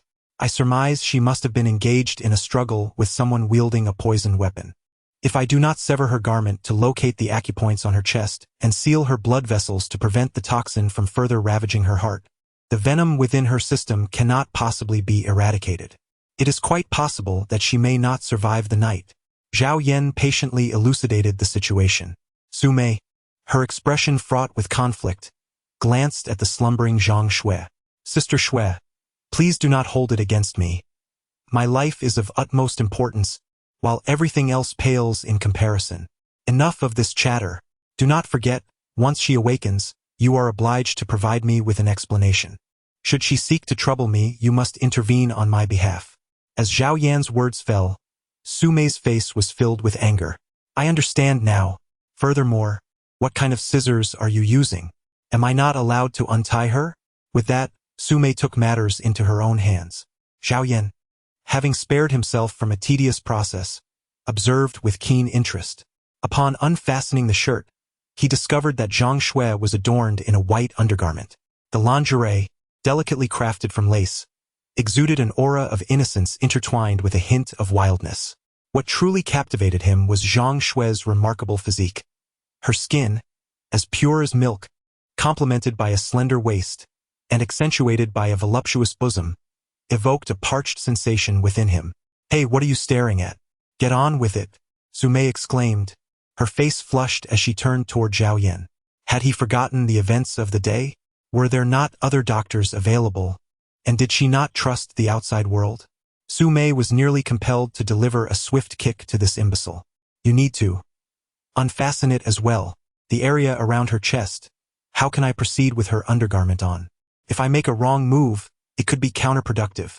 Sume glared at Zhao Yan, noting his serious demeanor, which indicated he was not jesting. Gritting her teeth, she warned, you better not be deceiving me or else I will not let you off easily. With trembling hands, Sume approached cautiously. Shui Jie, you must not hold this against me. I am doing this for your own good. Just think of it as a dream, and I promise that no one shall speak of this again.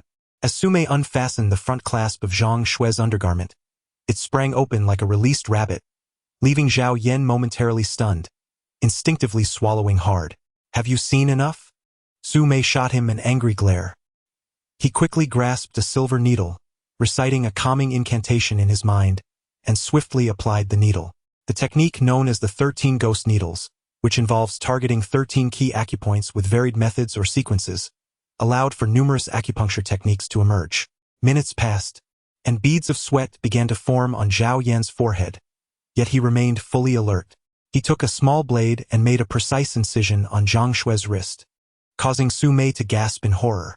She wished to intervene but suddenly realized that his earnest and solemn demeanor while performing acupuncture was, in some strange way, quite captivating. "All right," he declared, knowing that the toxins within her body had been successfully eradicated. However, he soon noticed a more pressing concern. Zhang Shue's eyelashes were fluttering, suggesting she had been awake all along, merely feigning slumber. Chapter 11. The dedicated male caregiver. After he closed the door, Su Mei stealthily approached Zhang Shui. Leaning down with a soft chuckle, she said, "Shuejie, still pretending?" Su Mei's words ignited a spark of anger in Zhang Shui. Abruptly opening her eyes, she grasped Su Mei's right arm tightly. "What nonsense are you spouting?" Zhang Shui's face was aflame. In truth, she had awakened during Zhao Yan's acupuncture session, her body overwhelmed by a myriad of peculiar sensations that nearly compelled her to vocalize her discomfort. She had managed to suppress her reactions, yet Su Mei's teasing had laid bare her embarrassment. "Shuejie, how do you feel? Is it better?" Su Mei inquired earnestly. Zhang Shui nodded, clutching the coat draped over her, her gaze fixed on the guest room. This man's medical skills were indeed extraordinary. What ulterior motives could he have in approaching Su Mei? As footsteps echoed down the wooden staircase, Zhao Yan in the guest room finally began to calm his racing heart. The following morning, as Su Mei and Zhang Shui descended the stairs, a delightful aroma of wheat wafted through the air. "Awake, come have a bite." Zhao Yan presented a plate of toasted bread and turned to smile at the two ladies. Su Mei's eyes widened as she hurried over. "Oh my, not bad at all. Quite impressive," Su Mei exclaimed. However, Zhang Shui furrowed her brows in concern. In truth, past breakfasts had been haphazardly prepared by Zhang Shui herself. She possessed a myriad of skills, yet when it came to cooking, she harbored no talent whatsoever.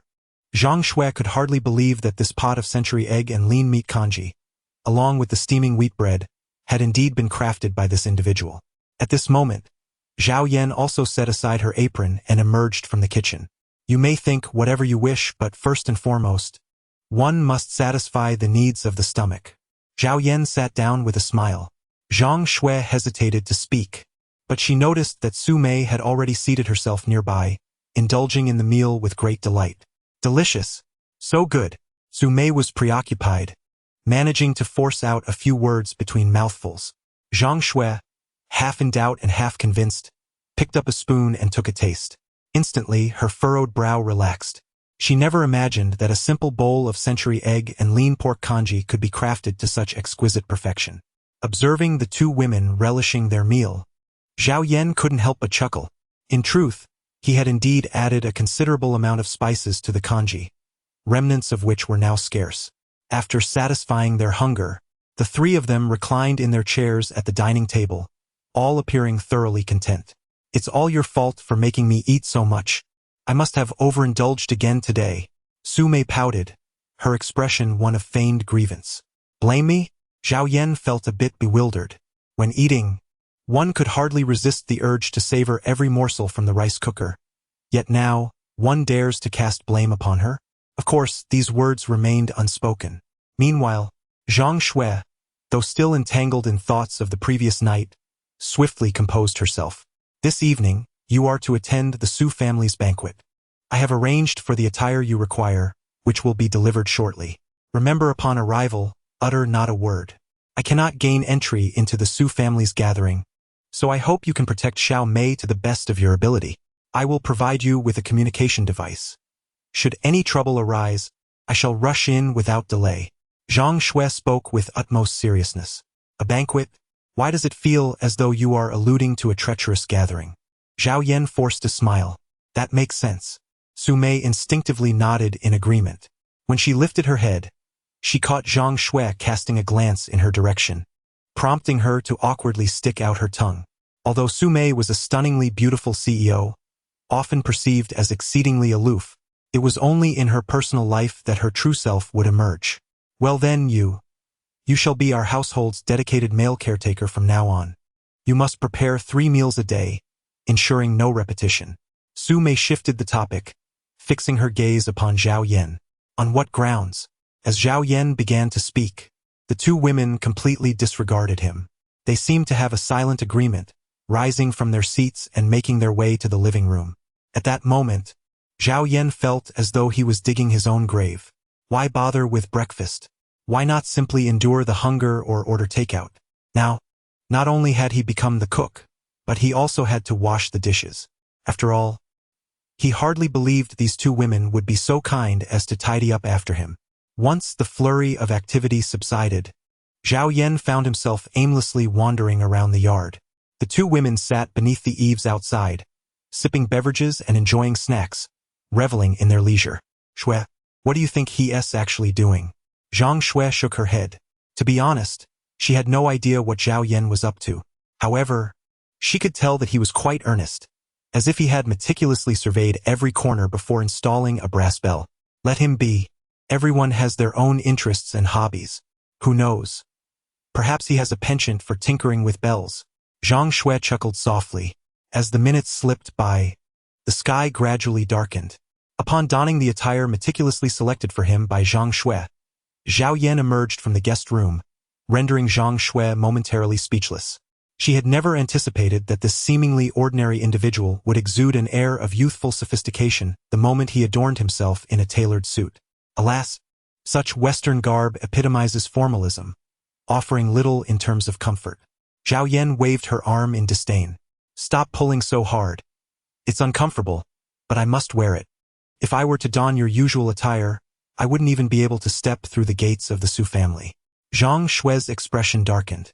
As Zhao Yan was about to speak, his gaze fell upon the spiral staircase. Su Mei, adorned in a purple strapless evening gown, descended gracefully.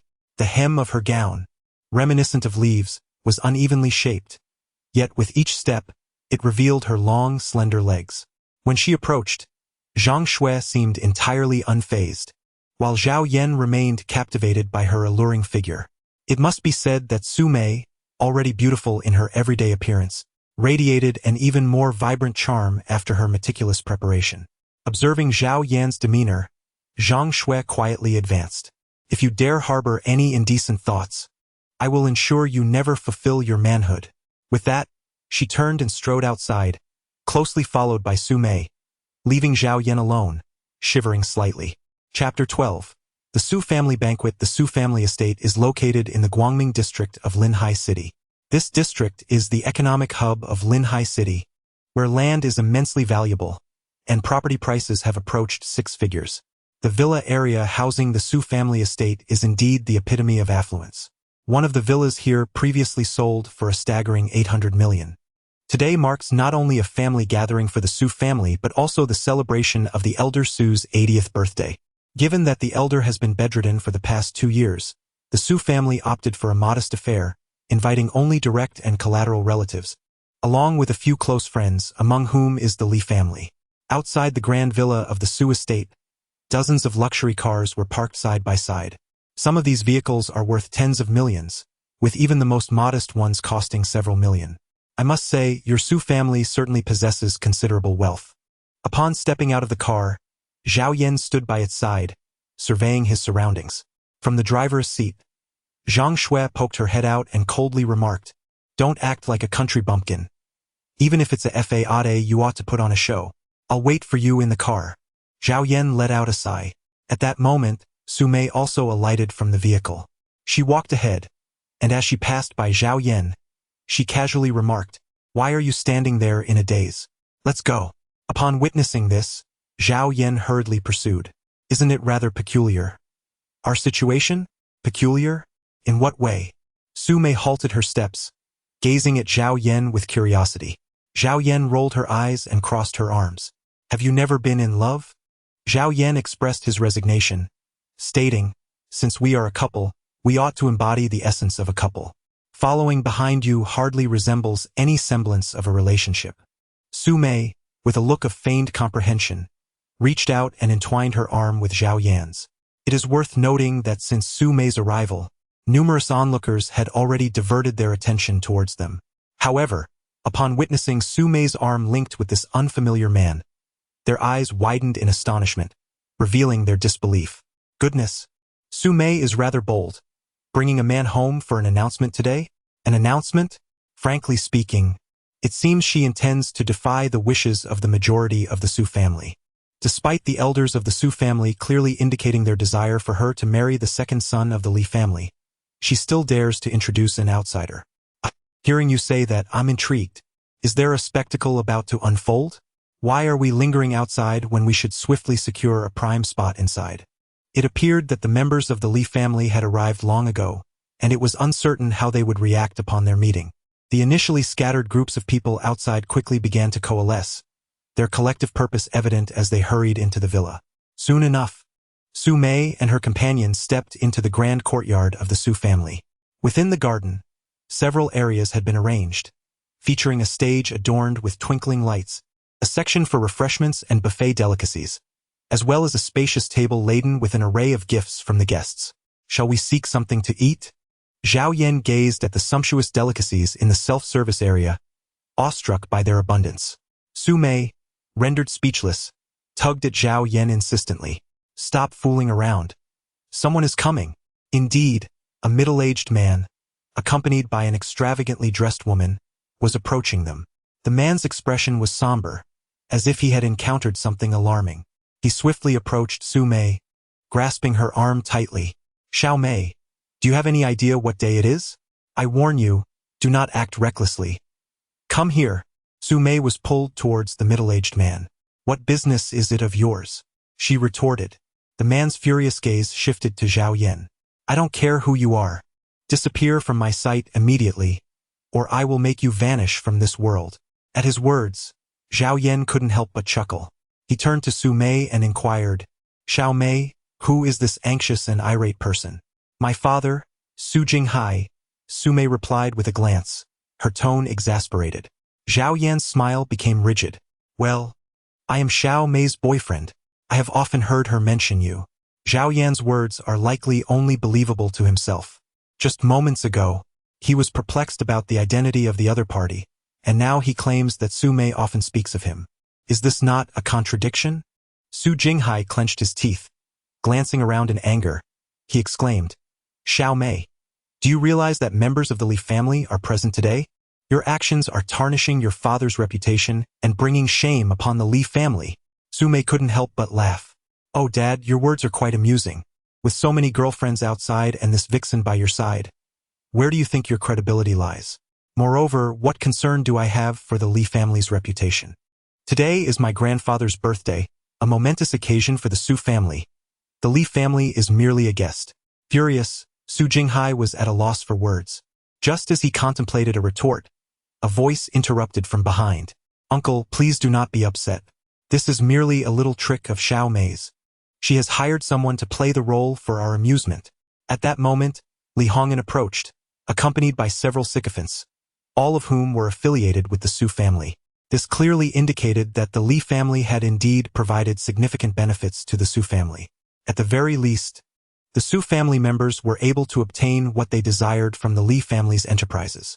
Li Hongyan stepped forward, displaying a self-assured smile he deemed charming. Xiao Mei, cease this nonsense. Regardless of past misunderstandings, I still love you, he declared with a grin. Su Mei, her face twisted in disgust, retorted sharply. How shameless can you be? I have stated countless times that I do not like you, and you make me feel nauseous. Let me be clear to you and everyone present. The man beside me is Zhao Yan, my legitimate boyfriend, and I have decided to marry no one but him. If you still do not comprehend, I shall reiterate. We live together, share a bed, and he is my one and only. In that instant, Su Mei had no intention of being subtle. She dropped a bombshell that echoed loudly in the ears of everyone present. Chapter 13. An uncommon birthday celebration. You, be quiet. Su Jinghai was taken aback by Su Mei's declaration, and in a fit of rage, he raised his hand to strike. Yet, Zhao Yan was quicker, stepping in between them and firmly grasping Su Jinghai's descending hand. Uncle, striking your own daughter in public is hardly appropriate. Is it? Zhao Yan let out a cold smile. Su Jinghai glared with fury, exclaiming, What does this have to do with you? Someone, seize him. Fearing the displeasure of the Li family, Su Jinghai immediately began to assert his stance. However, at that moment, A raspy yet commanding voice resonated. "Stop. Let me see who dares to touch the man of my beloved granddaughter." An elderly man, frail yet resolute, hobbled forward, leaning heavily on a cane as if all his strength was derived from it. Upon his arrival, the Su family members not only refrained from advancing but took a step back in unison. Only Su Mei hurried over, supporting his arm with concern. "Grandfather, why did you come out of the house?" Su Mei exclaimed, a blend of irritation and affection in her tone. "Oh dear, would I just sit back and watch my precious granddaughter being bullied?" The elderly gentleman was none other than Su Mei's grandfather, Su Jinxing, the anchor of the Su family. Despite his frail health, resembling someone who could collapse at any moment, his presence signified the enduring strength of the Su family's network. After retiring from the capital and venturing into business, he had, with the assistance of old comrades, laid the foundation for the prosperous Su family of today. Thus, should Su Jinxing pass, the Su family's connections in the capital would swiftly crumble. The reason other members of the Su family hesitated to assist him was clear. In Su Jinxing's eyes, he acknowledged only Su Mei as his granddaughter. Any other attempts to assist would not only fail to demonstrate filial piety but would instead invite scorn. I would never be bullied," Su Mei insisted earnestly. Yet, Su Jinxing waved his hand dismissively, surveying the gathered assembly before finally fixing his gaze upon Zhao Yan. "Young man, come here." Su Jinxing beckoned Zhao Yan. With the elder's emergence, Li Hongyan, who had intended to erupt in anger, was forced to suppress his fury.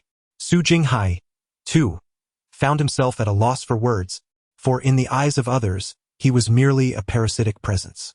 Within the Su family, he, the eldest son, was overshadowed by his brother and sister. Had the heir not been his daughter, he would have likely been relegated to obscurity long ago. Zhao Yan approached Su Jinxing briskly. "Old Su." Zhao Yan spoke earnestly. Su Jinxing smiled and nodded. "Well, you seem quite spirited. Young man, my granddaughter has a rather difficult temperament. You will have to bear with her in the future. How about this? Since today is such a joyous occasion, why not allow me to officiate your engagement?" As Su Jinxing's words hung in the air, a profound silence enveloped the room. "Dad, this is too sudden. We are entirely unprepared. Furthermore, we know little about the reliability of the person Xiao Mei has brought. How can you decide so swiftly on their engagement?" Su Jinghai rushed over. At that moment, Su Mei's second uncle, Su Jinghua, also stepped forward. "Dad, I believe my brother is right. This matter requires careful deliberation." "Silence." Su Jinxing thumped his cane against the ground. "I am still alive, and in this Su family, my word is law. Do I need your consent to make decisions for my granddaughter and her future fiancé?" After Su Jinxing's declaration, a woman entered from a distance. She was adorned in a striking crimson evening gown, the hem trailing almost to the ground, with a deep slit that revealed her long, elegant legs, and even offered a tantalizing glimpse of her thigh. This alluring young woman, with only a light touch of makeup, matched Su Mei in charm. However, she held a bottle of liquor, appearing somewhat intoxicated. She was Su Mei's aunt, Su Haiyan, one of the few women in the Su family who stood by her side. Dad. Haha, you may not know, but they want Xiao Mei to marry into the Li family, using her happiness as a bargaining chip to unite the two families and strengthen their power. Ha, am I drunk? Su Haiyan laughed. Do you think me a fool? You wish for Xiao Mei to marry into the Li family to bolster the Su family's influence, only to later use the notion that women shouldn't hold power to wrest control from her. When you attempt to deceive others, have you ever considered that you might be the one being deceived? It must be noted, Su Haiyan was remarkably audacious to voice such direct sentiments in this environment. Her reputation was well known not only within the Su family but also among the prominent families of Lehigh City. Her temperament had grown increasingly fierce, often speaking the harshest words and executing the most ruthless actions. The powerful families of Lehigh City dared not confront her directly, for they regarded Su Haiyan as an unequivocal madwoman. You speak nonsense. There's no need for that. Su Jinxing chuckled. It seems everyone is present. Xiao Mei, how about I officiate your engagement ceremony? At my age, who knows if I will live to see your wedding? Even if I could witness your engagement, that would be a blessing. Grandfather. Su Mei's expression was fraught with conflict. However, The birthday celebration had transformed into an engagement party, leaving her. Young man, do you agree? Without waiting for Su Mei to respond, Su Jinxing turned his gaze toward Zhao Yan. Zhao Yan's demeanor bears little distinction from that of Su Mei. He appears somewhat perplexed, akin to a monk unable to grasp the essence of a matter. However, he has discerned a subtle issue. It is often said that the elderly possess a profound awareness of their twilight years. The elder before him seems to be reflecting upon his own life. I am untroubled. Zhao Yan smiled softly, her heart filled with silent curses. Damn it, you have no issues, yet I am the one troubled. Very well, let it be agreed. At that moment, Li Hongyan's brow furrowed deeply, a smoldering anger threatening to erupt. Other members of the Li family approached, and one elder, witnessing the scene, let out a cold laugh. Old fool, at your age, isn't it unwise to wield such absolute power? Under the curious gazes of the onlookers, this elder led his family into the encirclement. Chapter 14. Implicit Protection. Li Shan. This matter concerns the Su family. What relevance does it hold for you? He sneered, old fool, we are both seasoned in years. Can't we allow the youth to make their own decisions? Besides, my grandson Hongyan seems to have a genuine interest in your granddaughter. Are you truly intent on tearing apart this pair of lovebirds? Li Shan chuckled, casting a sidelong glance at Zhao Yan. Moreover, this young man's origins are dubious. I suspect he is merely a pawn your granddaughter has summoned for protection. If you were to hastily bind them in marriage, would that not be a source of ridicule? Ridicule? Su Jinxing replied with a smirk. My granddaughter's suitor. I shall not permit him to lead a mundane existence. I care not who he is. Once he marries my granddaughter, it equates to entrusting the Su family to their union. Grandfather. Dad. At this moment, the two Su brothers and Su Mei could not help but exclaim in astonishment. Li Shan, half closing his eyes, smirked even more coldly. Ah, are you worried that our Li family might absorb your Su family? Is that why you obstruct this pair of doves? Old Li, please choose your words with care. Su Mei could no longer contain herself. Stepping forward, she declared, I harbor no interest in your Li Hongyan whatsoever. Thus, do not dare liken me to a lovebird in your whims. Furthermore, I have far too many admirers. Why should I be compelled to choose him just because he fancies me? Do you think the Li family is akin to a past emperor, free to act as they please? Su Mei's temperament mirrored that of Su Jinxing. Both were refreshingly forthright. Li Shan's expression darkened. Beside him, Li Jinfeng shouted in anger, You insolent girl, this is a matter for the elders of both families.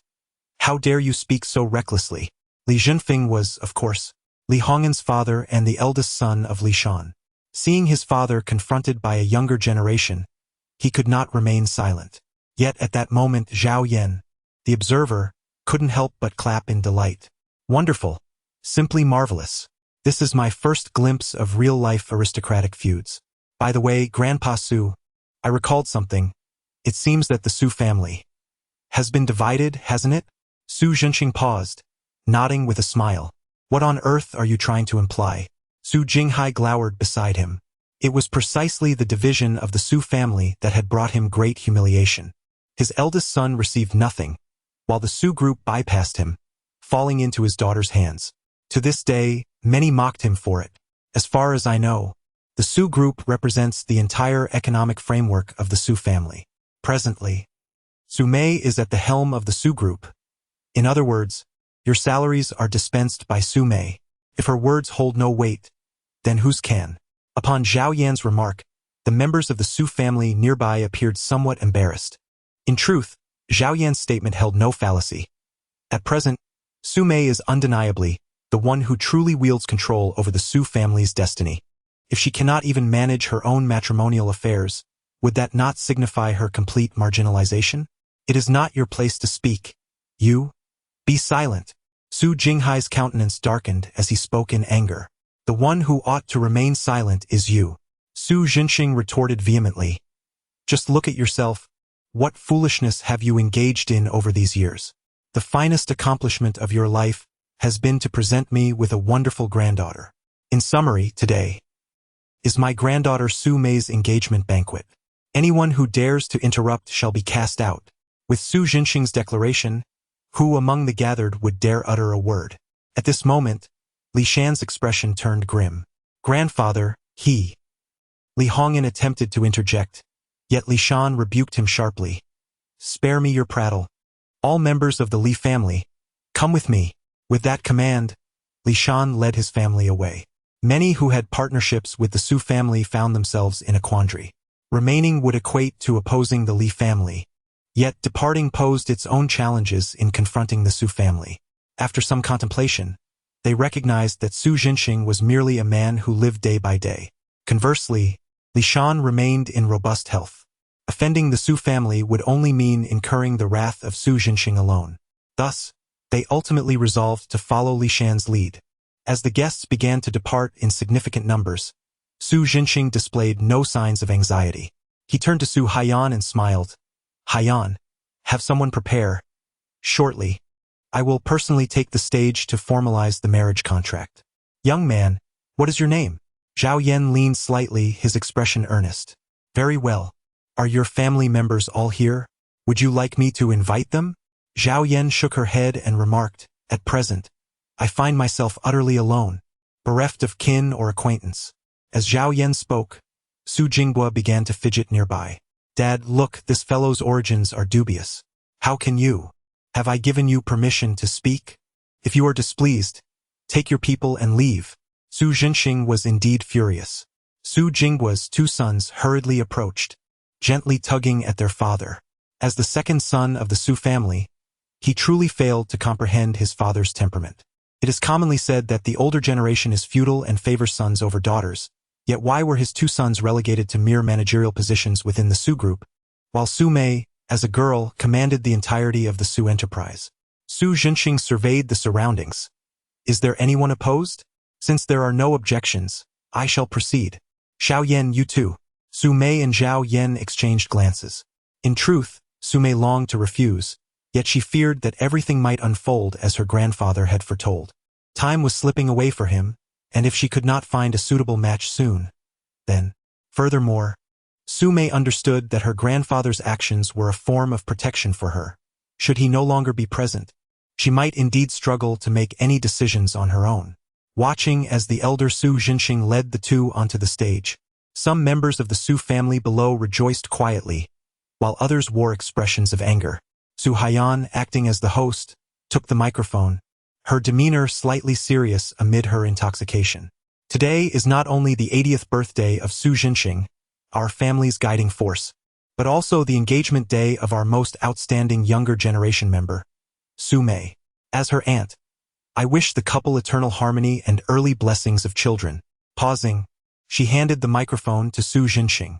Now, let us invite the steadfast pillar of the Su family to speak. Su Haiyan smiled in a manner that seemed unmoored. Su Jinxing, undeterred, accepted the microphone and began with a joyful expression. Today, I am very happy, truly very happy, because my granddaughter. However, just as Su Jinxing was about to continue, he suddenly felt a sharp pain in his chest, and the microphone slipped from his grasp, clattering to the ground. Clutching his chest, he staggered back, unable to maintain his balance. Chapter 15.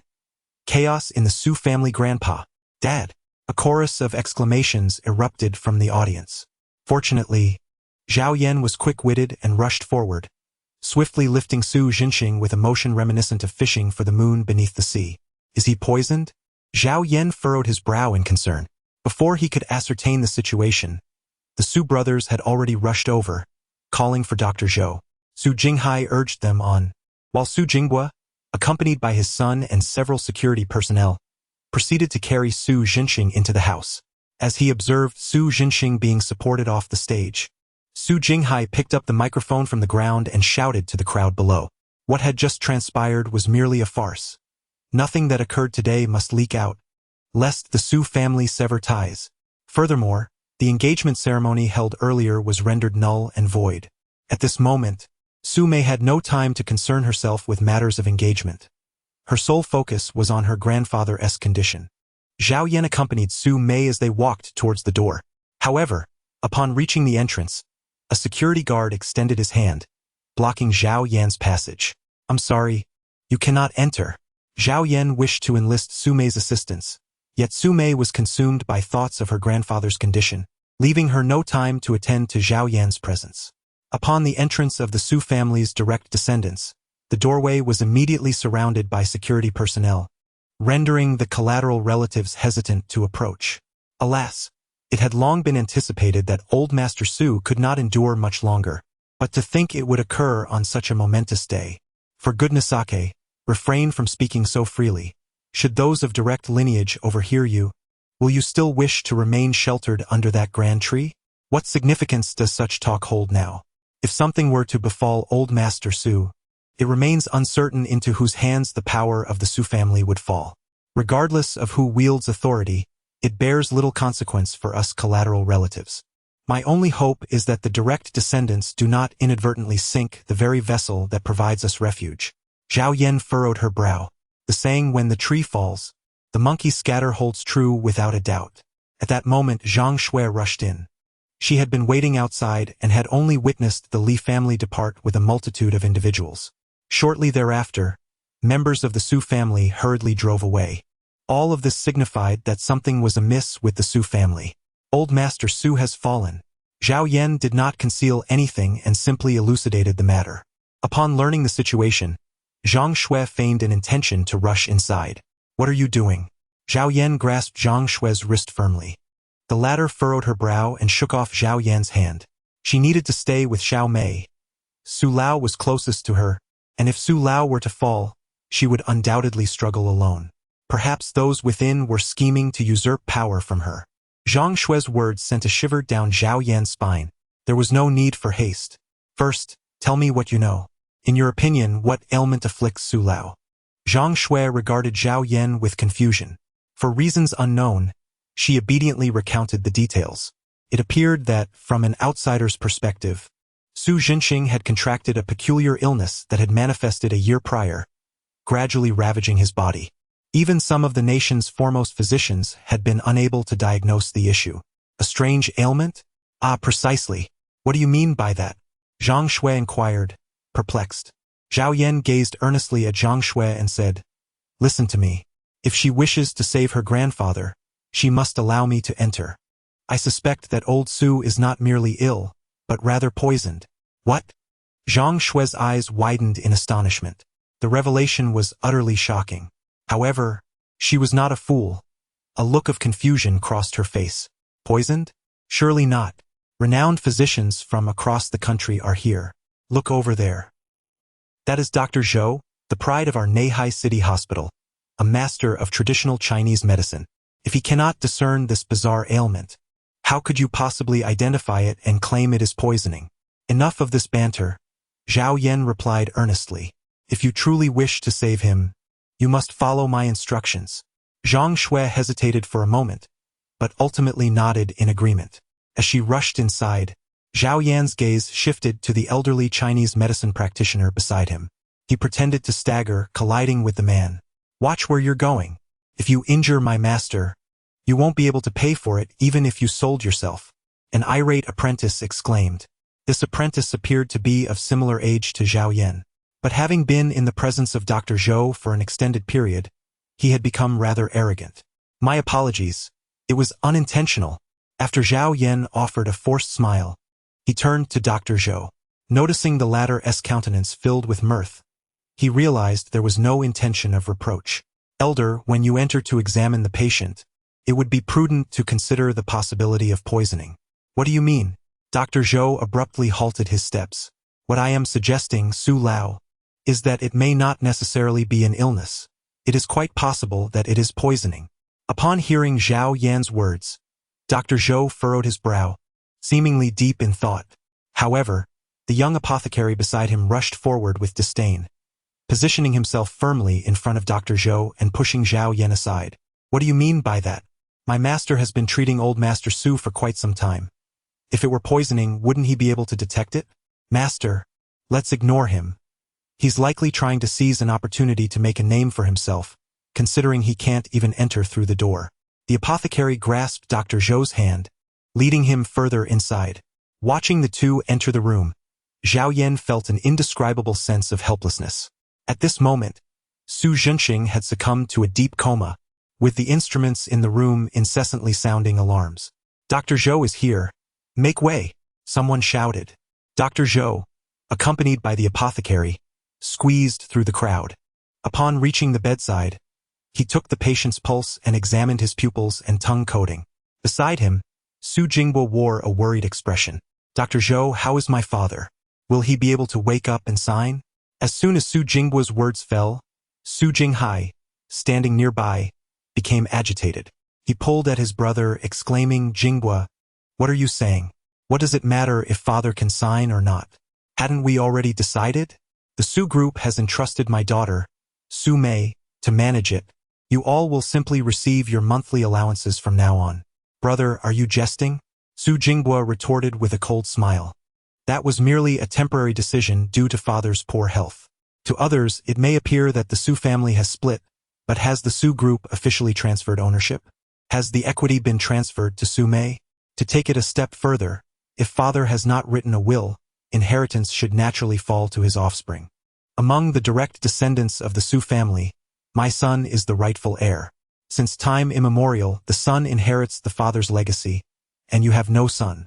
If father were to pass, it should be my son who inherits the Su group. As Su Haiba's words echoed, the atmosphere thickened with tension. The apothecary, sensing something amiss, urgently shouted, oh no, heart rate. Heart rate is declining. Master, old Master Su's heart rate is plummeting. Chapter 16. No filial sons by the sickbed doctor. Zhou had been a longtime friend of Su Jinxing. Hearing the words of his old friend's son filled him with indignation. Silence. All of you, be silent. Your father is still alive, and if you dare to continue speaking foolishly, you shall be the ones to bring about his demise. Dr. Zhou's social standing commanded respect, and even Su Jinghai and his brother dared not challenge him. Consequently, they fell silent, refraining from interrupting Dr. Zhou's examination. At that moment, Zhang Shui clutched Su Mei's hand tightly, sensing the chill that had enveloped it, and even felt her trembling. Xiao Mei, there is something I must tell you. Zhang Shui tugged at Su Mei's hand. Su Mei looked up, her eyes brimming with tears. Xiao Mei, please don't be like this. What I need to say concerns old Master Su. Su Mei's expression turned to one of astonishment. Zhang Shui pulled her outside the room and reiterated Zhao Yan's earlier remarks. Why are you still here to cause trouble? Su Mei's face contorted with anger. Zhang Shui shook her head. I think it's unlikely. Consider this. I was poisoned last night, and he was the one who helped me detoxify. He possesses certain skills. Moreover, judging by his demeanor, he does not seem to be joking. After hesitating for a moment, Su Mei spoke in a low voice. Bring him in. If he truly possesses such abilities, perhaps. Zhang Shui nodded in agreement and swiftly dashed out. Shortly after, she returned with Zhao Yan in tow. She presented him to Su Mei, saying, he is all yours. Su Mei nodded gently, fixing her gaze upon Zhao Yan. Speak truthfully to me. Do you truly have a way to save my grandfather? If you dare deceive me, even if I were to spare you, the people here will not let you leave easily. Upon hearing this, Zhao Yan could not help but break into a smile. Rest assured, I am a person who never trifles with serious matters.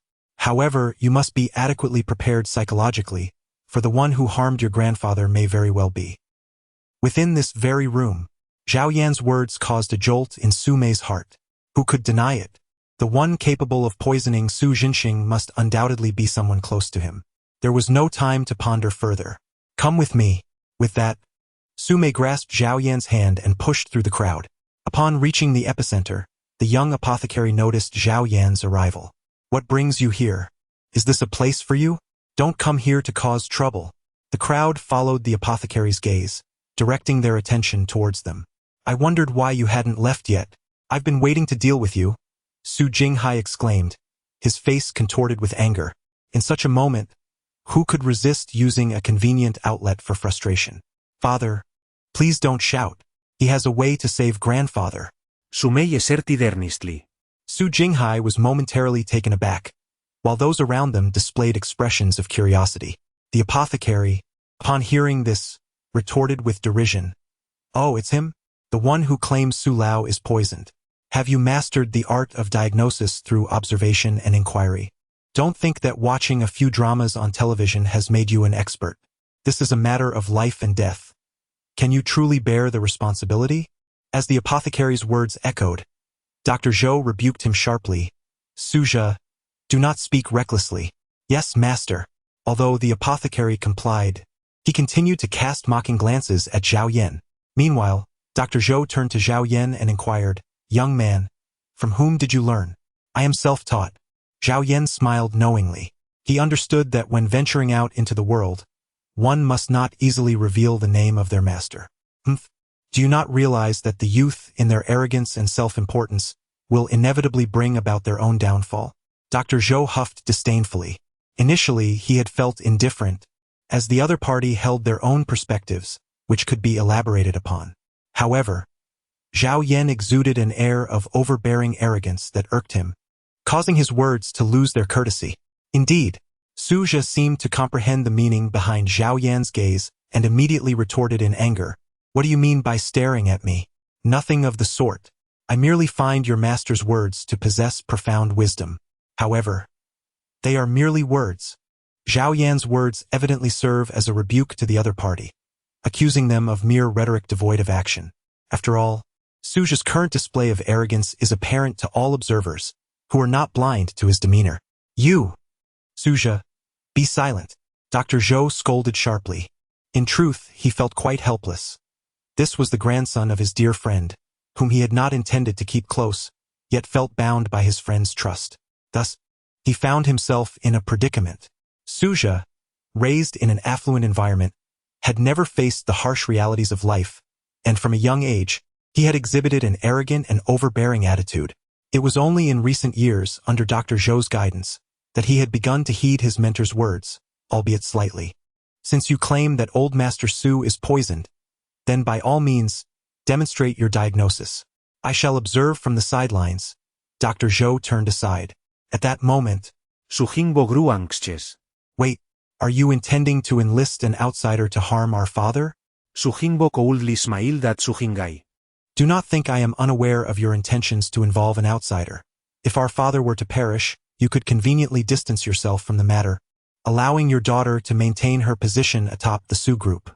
A clever scheme indeed, brother. Your depths are profound. What nonsense are you spouting? Sujingai retorted angrily. Glaring at Su Jinghua. I warn you, refrain from making baseless accusations without evidence. Evidence, you say? Sujingbo scoffed. Is this young man not summoned by your daughter? He claims he will treat our father. At his tender age, what expertise does he possess in medicine? Surely, the ulterior motives behind this are evident to all present. Su Jinghai seethed with anger, yet the reminder struck him. If his father were truly to pass, the inheritance matters would indeed be exceedingly beneficial to him. Second uncle, while meals may be consumed indiscriminately, words must be chosen with care. I have absolutely no intention of harming grandfather, and I firmly believe he would never entertain such thoughts. Su Mei vehemently countered. Zhao Yan could hardly believe that Su Mei had the audacity to publicly express her trust in him. How beautifully she spoke. But should anything go awry, who would be held accountable?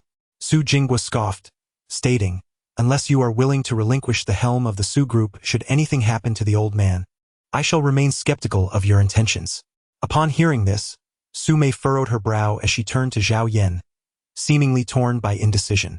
Beside them, Su Jinghai interjected hastily, Xiao Mei, do not fall for this ruse. He is merely trying to. Before he could finish, Su Mei lifted her chin defiantly and declared, Fine, I accept your terms. Chapter 17. A desperate gamble. As soon as Su Mei's words left her lips, Su Jinghai rushed forward, gripping her arm tightly. Have you lost your mind? What right do you have to agree to his conditions? Your grandfather is in this state. Even Dr. Zhou is at a loss. Do you truly believe this young man can succeed where others have failed? By doing this, you are essentially handing over the Su group to him and his father. Brother, do not speak so harshly. Xiao Mei possesses the confidence to handle this. Why do you seek to impede her? Su Jinghua replied with a hint of amusement, reveling in the unexpected turn of events.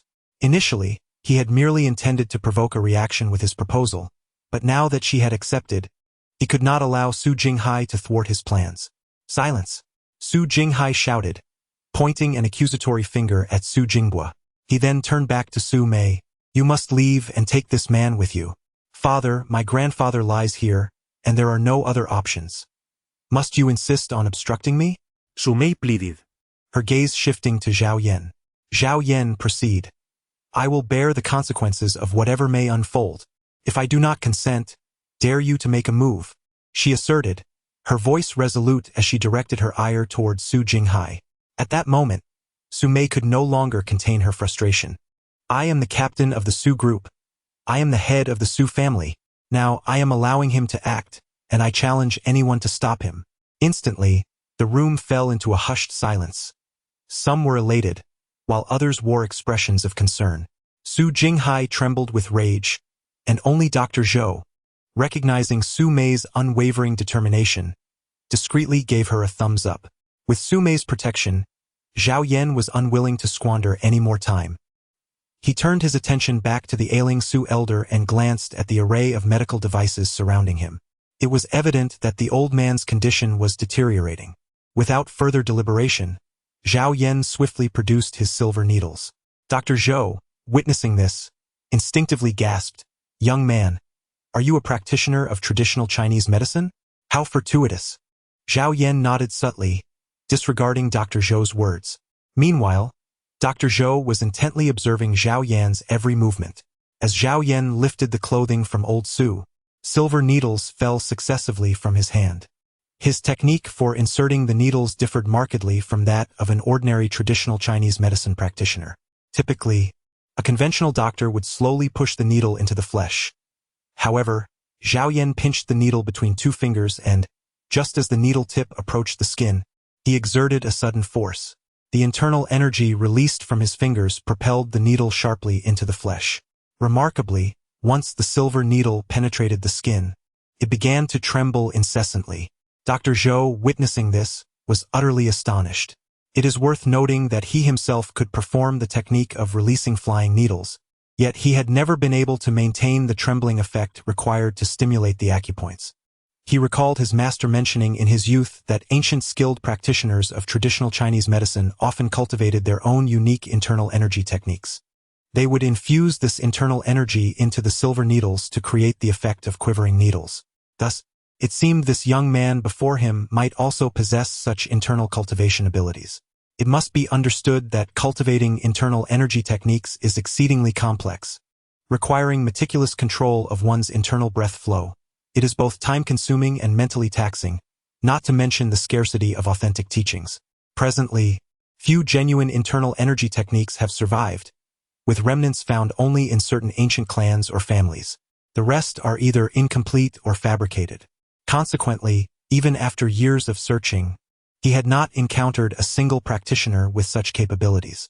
Furthermore, Dr. Zhou observed that Zhao Yan's method of inserting the needles was particularly unique. Each needle did not descend vertically. Rather, they were either at a 45-degree angle or nearly grazing the skin. Moreover, all the needles were strategically placed on major acupoints. Typically, ordinary practitioners approach the insertion of needles at critical acupoints with extreme caution, fearing potential life-threatening consequences for the patient. In contrast, Zhao Yan boldly targeted these vital points. Nearby, Suja sneered at the spectacle. Ha! Your method of inserting needles is all wrong. Those two needles will fall flat. How can you possibly hit the acupoints? And you're only hitting major points. Be careful not to shake your hand. If something happens to old Su, you won't be able to pay for it even 100 times over. Silence. Dr. Zhou barked in response. His inner fury ignited to its peak. He longed to expel this insufferable individual. After all, he had finally encountered a practitioner capable of employing internal energy in acupuncture. He could not allow anyone to disrupt his opportunity to learn and appreciate this skill. Is this the Tai E13 needles? Dr. Zhou gasped sharply as a realization struck him. He recalled an incident from his youth when he fortuitously came across a fragment of a text. The fragment contained a needle technique that targeted deadly acupoints, which he had initially deemed perilous.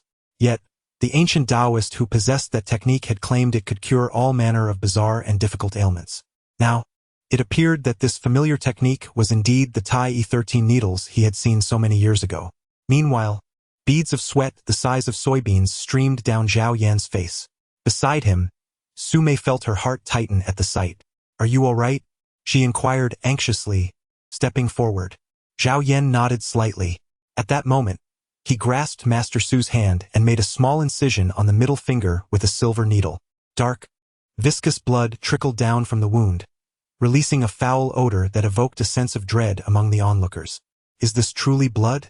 How can it be so putrid? Su Jinggua's son, Su Qi, expressed his bewilderment. This is poisoned blood. Zhao Yan came to a halt.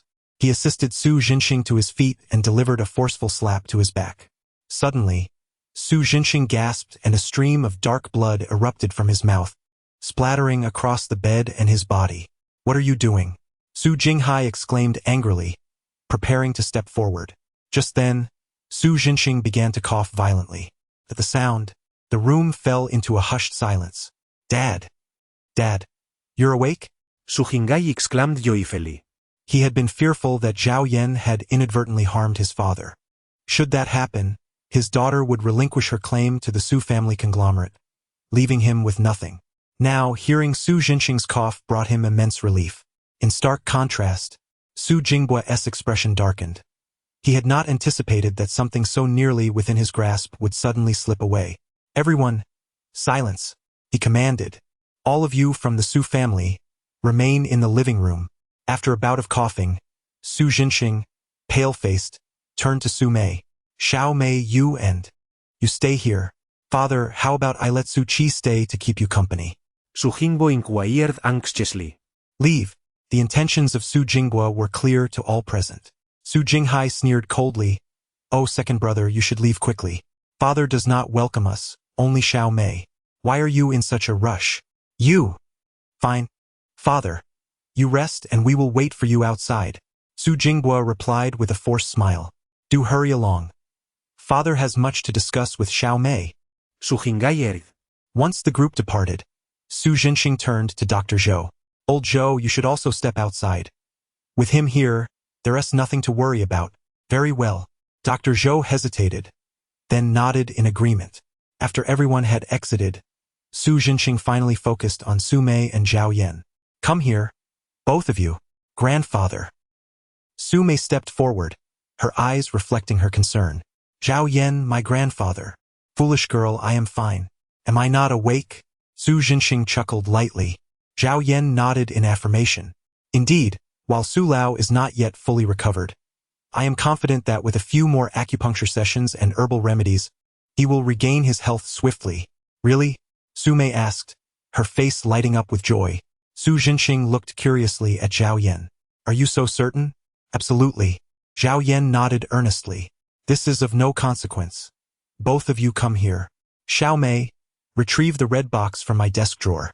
Upon hearing Su Jinxing's words, Su Mei exhibited a look of astonishment.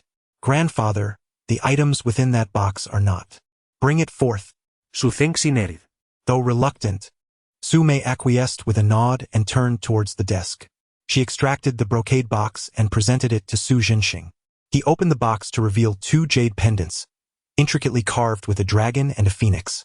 The jade itself was rather ordinary, yet the engravings were remarkably lifelike, particularly the eyes of the dragon and phoenix, which seemed to capture a fleeting essence, rendering them strikingly vivid. "These jade pendants have been passed down through our ancestors. The dragon pendant is for you, and the phoenix pendant is for Xiao Mei to wear. According to our family tradition, only those who possess the dragon and phoenix pendants are the true heirs of the Su family. From this moment forth, you must treat one another with respect and strive to move forward together." With that, Su Jinxing lifted the dragon pendant's cord, trembling as he brought it closer to Zhao Yan. Zhao Yan cast a glance at Su Mei beside him. Su Mei's emotions were tumultuous. She had merely sought a shield, yet this shield had unexpectedly manifested into reality. Considering her grandfather's current health condition, revealing the truth could potentially exacerbate his distress. Moreover, with Zhao Yan's remarkable medical skills, he might indeed be capable of healing her grandfather's ailments. Ultimately, Su Mei acquiesced with a nod. Zhao Yan then leaned in, placing the dragon pendant around his neck, under the benevolent smile of Su Jinxing. Following suit, Su Mei adorned herself with the phoenix pendant. Let us proceed downstairs, Su Zhenxing said, as the two supported him, slowly exiting the room. The trio stood in the airy corridor on the second floor, while the Su family members below awaited eagerly. Dad! Su Jinghua exclaimed excitedly, rushing up the stairs. Downstairs, Su Zhenxing responded coldly before Su Jinghua could approach. Below, Su Jinghai wore a smug expression. At that moment, Su Haiyan, with her arms crossed and a mischievous smile, remarked, "Oh dear, look at those pendants around their necks. They are indeed the heirlooms of the Su family, are they not?" Upon hearing Su Haiyan's words, Su Jinghua's eyes widened in realization. He understood the significance of the jade pendants.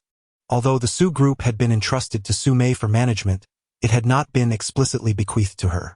Now, with those pendants adorning their necks, the implications were profound.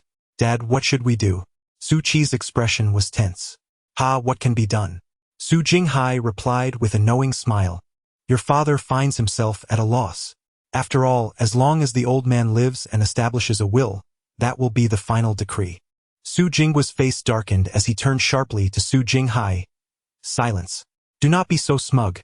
You and your daughter have offended the Li family. Do you think they will let you off easily? Moreover, I am aware that you have borrowed a substantial amount from them. Given your daughter's temperament, do you believe she will repay you? If you dare to take money from the Su group's coffers, I will ensure your demise." Only then did Su Jinghai grasp the gravity of the situation.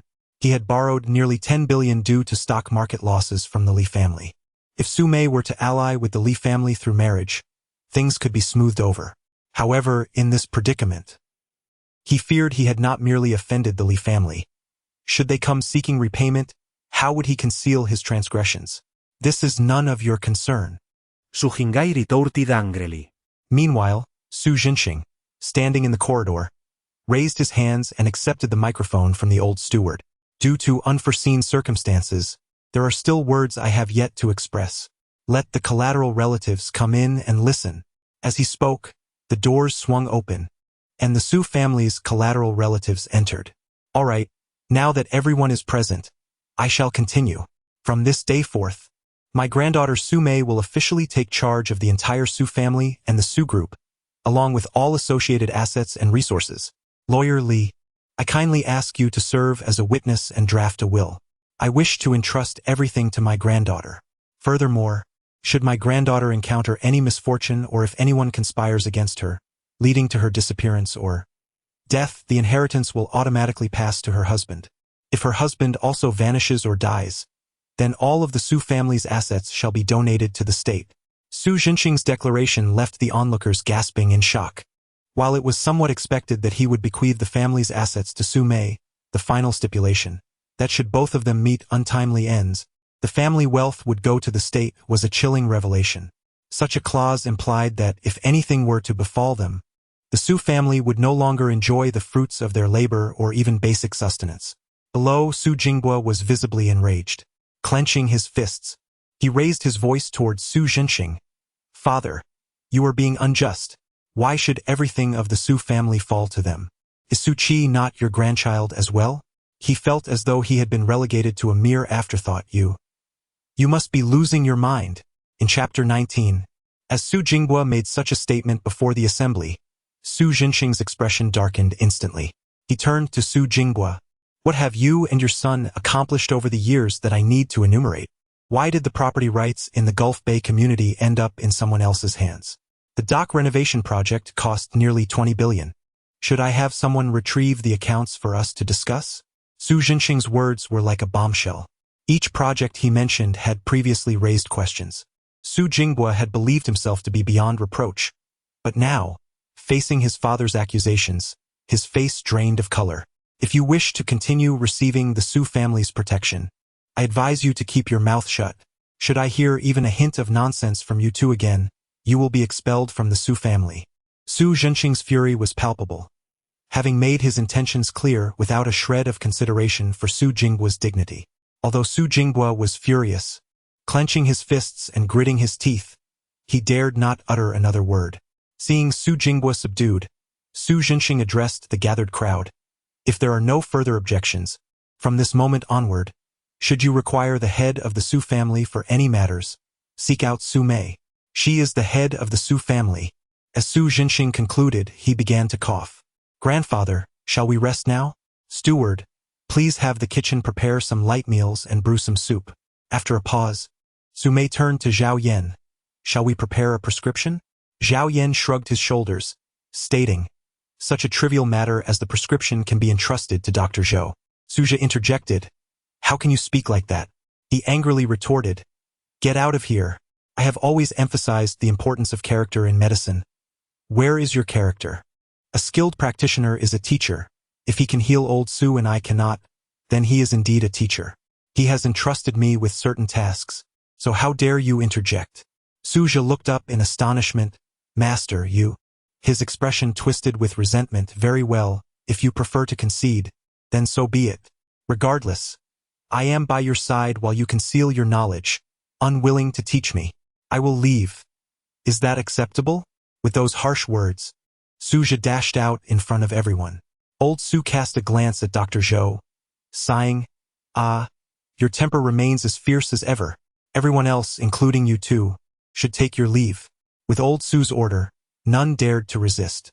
Typically, Su Jinghai and Su Jingbo did not reside here, and their expulsion facilitated the cleansing. Meanwhile, Su Haiyan lounged on the sofa with her legs crossed, exuding a sense of triumph. After all, she was the only one among old Su's 3 children willing to live with him. Now, even if Su Jinghai and Su Jingbo wished to regret their decisions, it was likely too late. Once everyone had departed, Dr. Zhou approached with a wry smile. With cupped hands, he bowed to Zhao Yan, saying, young predecessor, what kind of medicine should I prescribe, and what prescription shall I write? Zhao Yan turned to the other party, a helpless smile gracing her lips. Simple, really, just prepare some invigorating concoctions to restore vitality. And please, refrain from calling me junior predecessor. It feels rather peculiar. You are acquainted with old Su, aren't you? So, you may address me as Xiao Yan just like he does. Dr. Zhou chuckled and gave a slight bow. Very well, then. Today I, Zhou Dashan, am delighted to have met you and to witness such wondrous acupuncture techniques. Truly one of the most joyous occurrences in recent years. Zhao Yan did not hesitate and smiled as she agreed. In truth, Zhou Dashan had mentally prepared himself for rejection. After all, such a mysterious acupuncture technique is typically passed down through generations, and it would be unreasonable to expect the other party to share it. However, Zhao Yan's swift agreement took him by surprise. At that moment, Elder Su, standing nearby, broke Zhou Dashan's train of thought with a cheerful remark. Zhou Dashan hurriedly rushed outside. As he watched Zhou Dashan's figure disappear, Elder Su turned his gaze toward Zhao Yan with a smile. For some reason, Zhao Yan felt that his gaze was somewhat peculiar, reminiscent of a wolf eyeing a lamb. Little Yan, why don't you take a seat in the living room and rest for a while? Could you lend me Xiao Mei for a chat? Elder Su inquired with a smile. Is such a question subject to my approval? Zhao Yan felt somewhat embarrassed, yet Su Mei quickly grasped the situation. Grandfather, please refrain from such nonsensical remarks. Come, allow me to accompany you to the study for a moment of rest. Zhao Yan shrugged his shoulders. Soon after, Master Su and his grandson entered the study. Grandfather, did you summon me for a particular reason? Su Mei inquired, casting a puzzled glance at Su Jinxing. With a gentle smile, Su Jinxing asked, my dear, please tell me the truth. How long have you known that person outside? Grandfather. Su Mei hesitated, ultimately opting for honesty. Since you have already noticed, why did you give him the dragon pendant? No. Su Zhengxin chuckled. I am not privy to the nature of your relationship, but I sense he is no ordinary individual. If the opportunity arises, you must strive to keep him close. He may prove to be a significant asset in the future. Su Jinxing mused that he had never misjudged a person's character, and this time would be no exception. The man's composed demeanor and his adeptness at healing and detoxification, skills even Zhou Dashan admired, surely indicated he was anything but ordinary. Yet, very well then. Su Mei sighed, perplexed by how matters had escalated to this point. Su Jinxing extended his hand, clasping Su Mei's. My dear, heed your grandfather's advice. You may encounter certain troubles in the days to come. Therefore, exercise caution. Keep him close. Arrange a position for him within the company, and that will ease my concerns. Given her grandfather's words, Su Mei found it difficult to refuse. She began to contemplate what role would be most suitable for him. Security? Secretary? No, those seemed too simplistic. I know just the position for him, Su Mei exclaimed, and though Su Zhenxing was unaware of her conclusion, he nodded with a smile. Chapter 20. 5 missing 1 At that moment, Zhao Yan remained in the hall. He sensed that Su Haiyan's gaze lingered on him, never straying. Just as he contemplated approaching her, his phone in his pocket began to ring. Who could it be? Zhao Yan answered the call, her impatience evident. On the other end, Li Bao's flirtatious laughter immediately echoed. Hey Yan Gu, it's me. Baozi, little Bao. Zhao Yan could hardly suppress a laugh. Oh, it's Brother Leopard. So, have you managed to uncover the information I requested? However, it appears that I have indeed located it, yet I find myself unable to access it, nor do I possess the qualifications to make a purchase. Zhao Yan was taken aback. Her brow furrowed in confusion as she questioned. Are you referring to the blood spirit mushroom? Zhao Yan presented 5 medicinal herbs, among which were the venerable 50-year-old mountain ginseng, the legendary taisui believed to revive the dead deer antler roots, and the wild wolf tooth. The first 4, with sufficient wealth, could be procured without great difficulty. However, the 5th, the blood spirit mushroom, is truly a rare treasure of the mountains, one that is serendipitously encountered. Even if Li Bao were to chance upon it, he would undoubtedly lack the means to acquire it.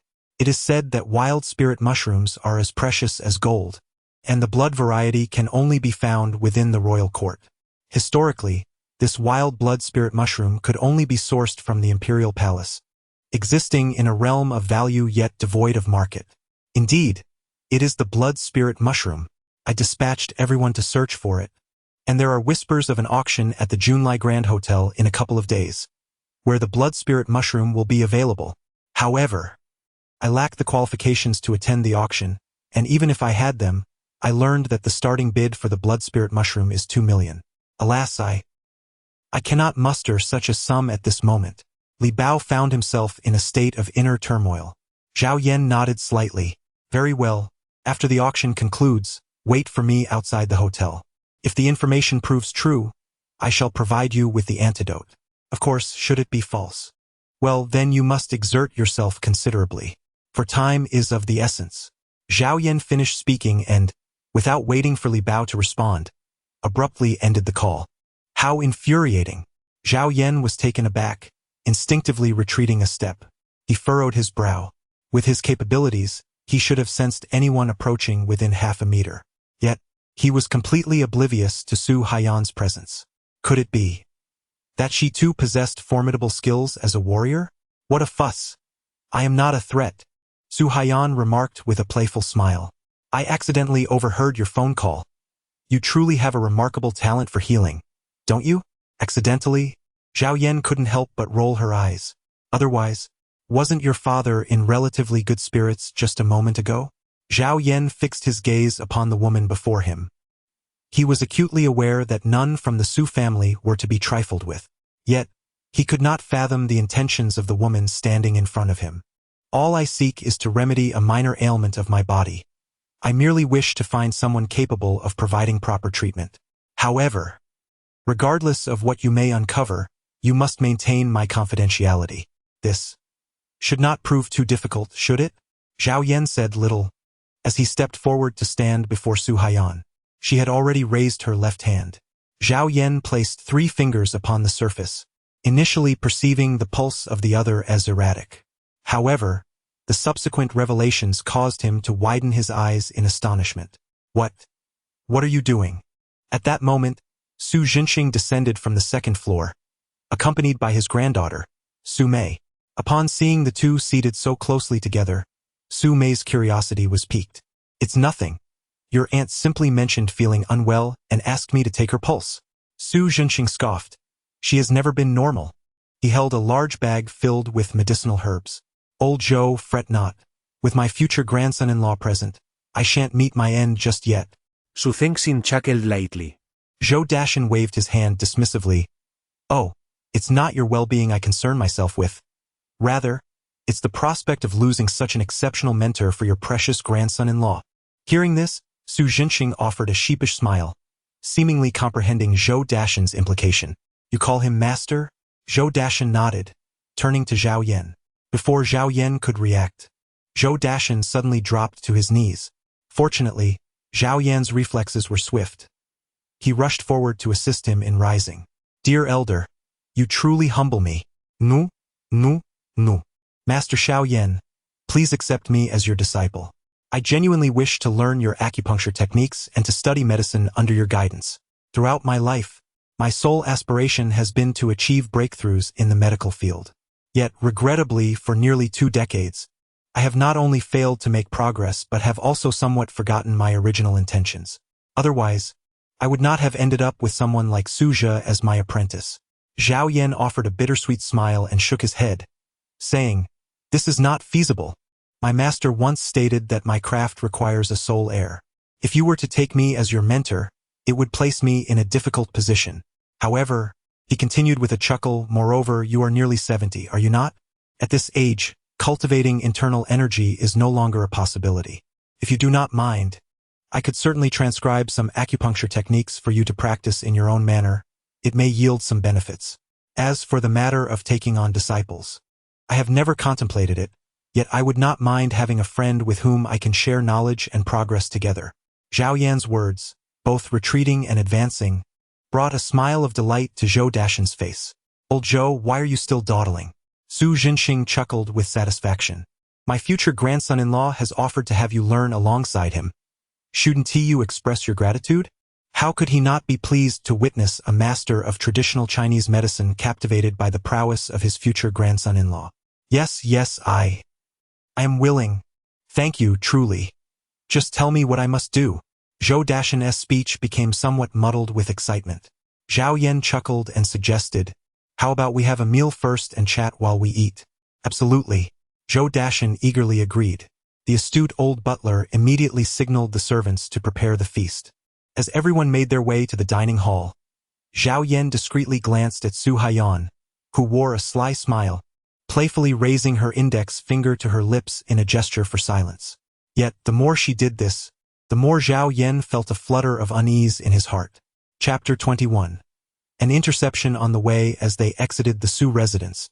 Darkness had completely enveloped the sky. Just a few steps beyond the threshold, Su Mei abruptly halted. Zhao Yan, why are you trying to get close to me? Her words elicited a chuckle from Zhao Yan. Am I trying to get close to you? Zhao Yan chuckled and said, Do not forget how we first met. I haven't forgotten, but... Never mind. Tell me, is it true that my grandfather has been poisoned? Is there a way to cleanse the toxins from his body? Zhao Yan nodded slightly, affirming, Indeed, and the results are quite commendable. If you are not by his side, you need not worry about him suddenly striking again, especially when such an action could cost your grandfather his life.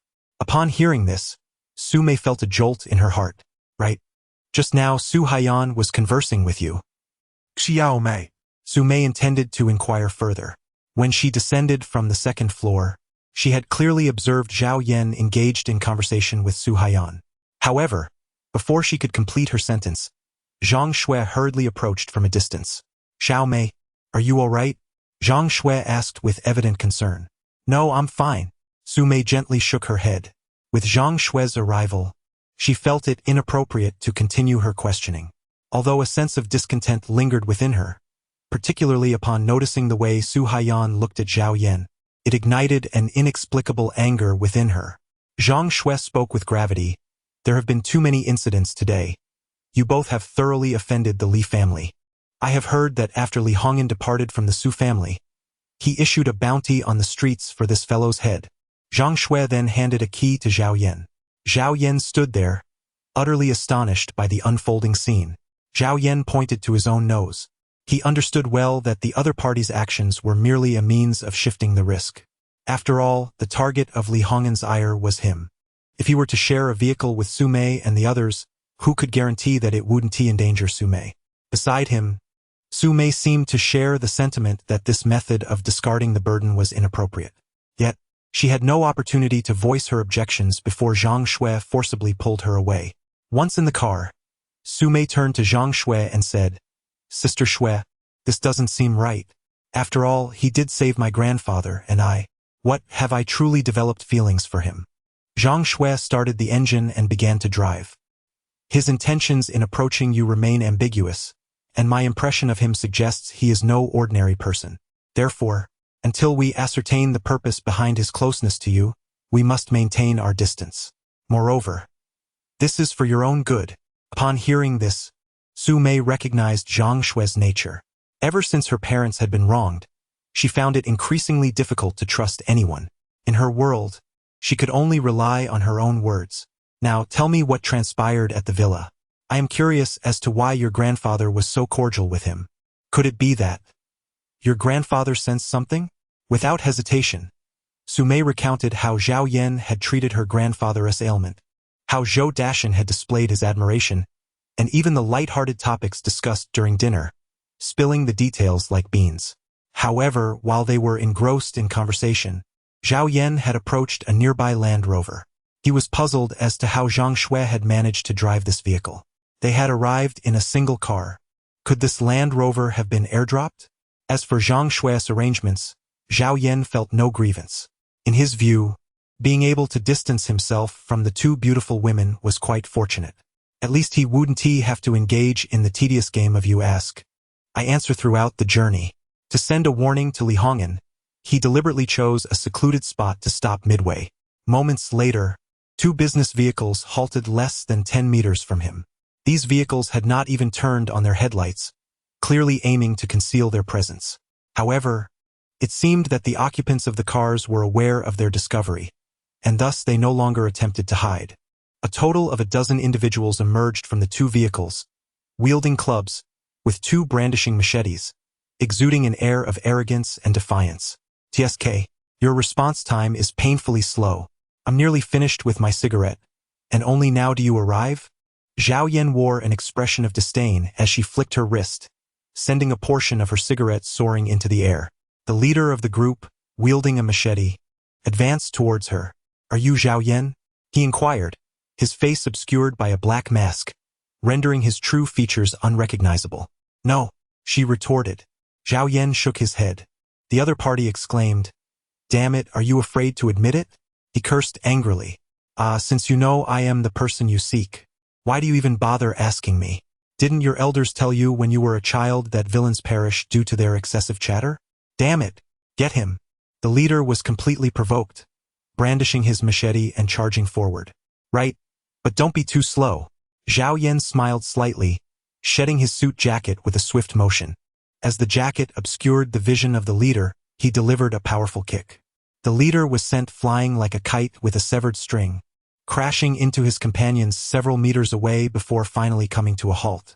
At that moment, Zhao Yan, invigorated as if by an elixir, lunged forward with ferocity, and in the blink of an eye, 12 individuals lay sprawled on the ground, wailing in agony. He strode confidently to the leader's side. Before the leader could comprehend the situation, Zhao Yan raised his right foot and effortlessly pressed it down on the opponent's wrist. A sickening crack echoed, mingling with the anguished screams that followed. Let go of me. I will tell you who sent me. Please, spare me. The leader began to wail. Yet, Zhao Yan paid no heed, shifting his weight onto the other hand. TSK, look at your intellect. Even if you don't speak, I already know who dispatched you. Spare me your pleas. Be resolute. I simply wish to indulge in the thrill of seeing how much pain a person can endure before succumbing to unconsciousness. With that, Zhao Yan's lips curled into a sinister smile. The few fallen companions, witnessing this spectacle, were filled with terror, disregarding their own pain as they desperately attempted to escape. Madman, you lunatic! The leader screamed in agony, but after his limbs were thoroughly shattered, he could no longer bear the torment. His sweat-drenched head tilted, and he ultimately lost consciousness. How disappointing that you fell so easily! Zhao Yan lifted his head and let out a cold smile. His gaze fell upon a distant vehicle, where an individual was observing the scene through binoculars. The moment Zhao Yan raised his head, he sensed that the person had noticed him, prompting a hurried lowering of the binoculars. Hurry, Uncle Wang, drive quickly. We must leave this place. Li Hongyan trembled in fear, only exhaling a sigh of relief once the car was in motion.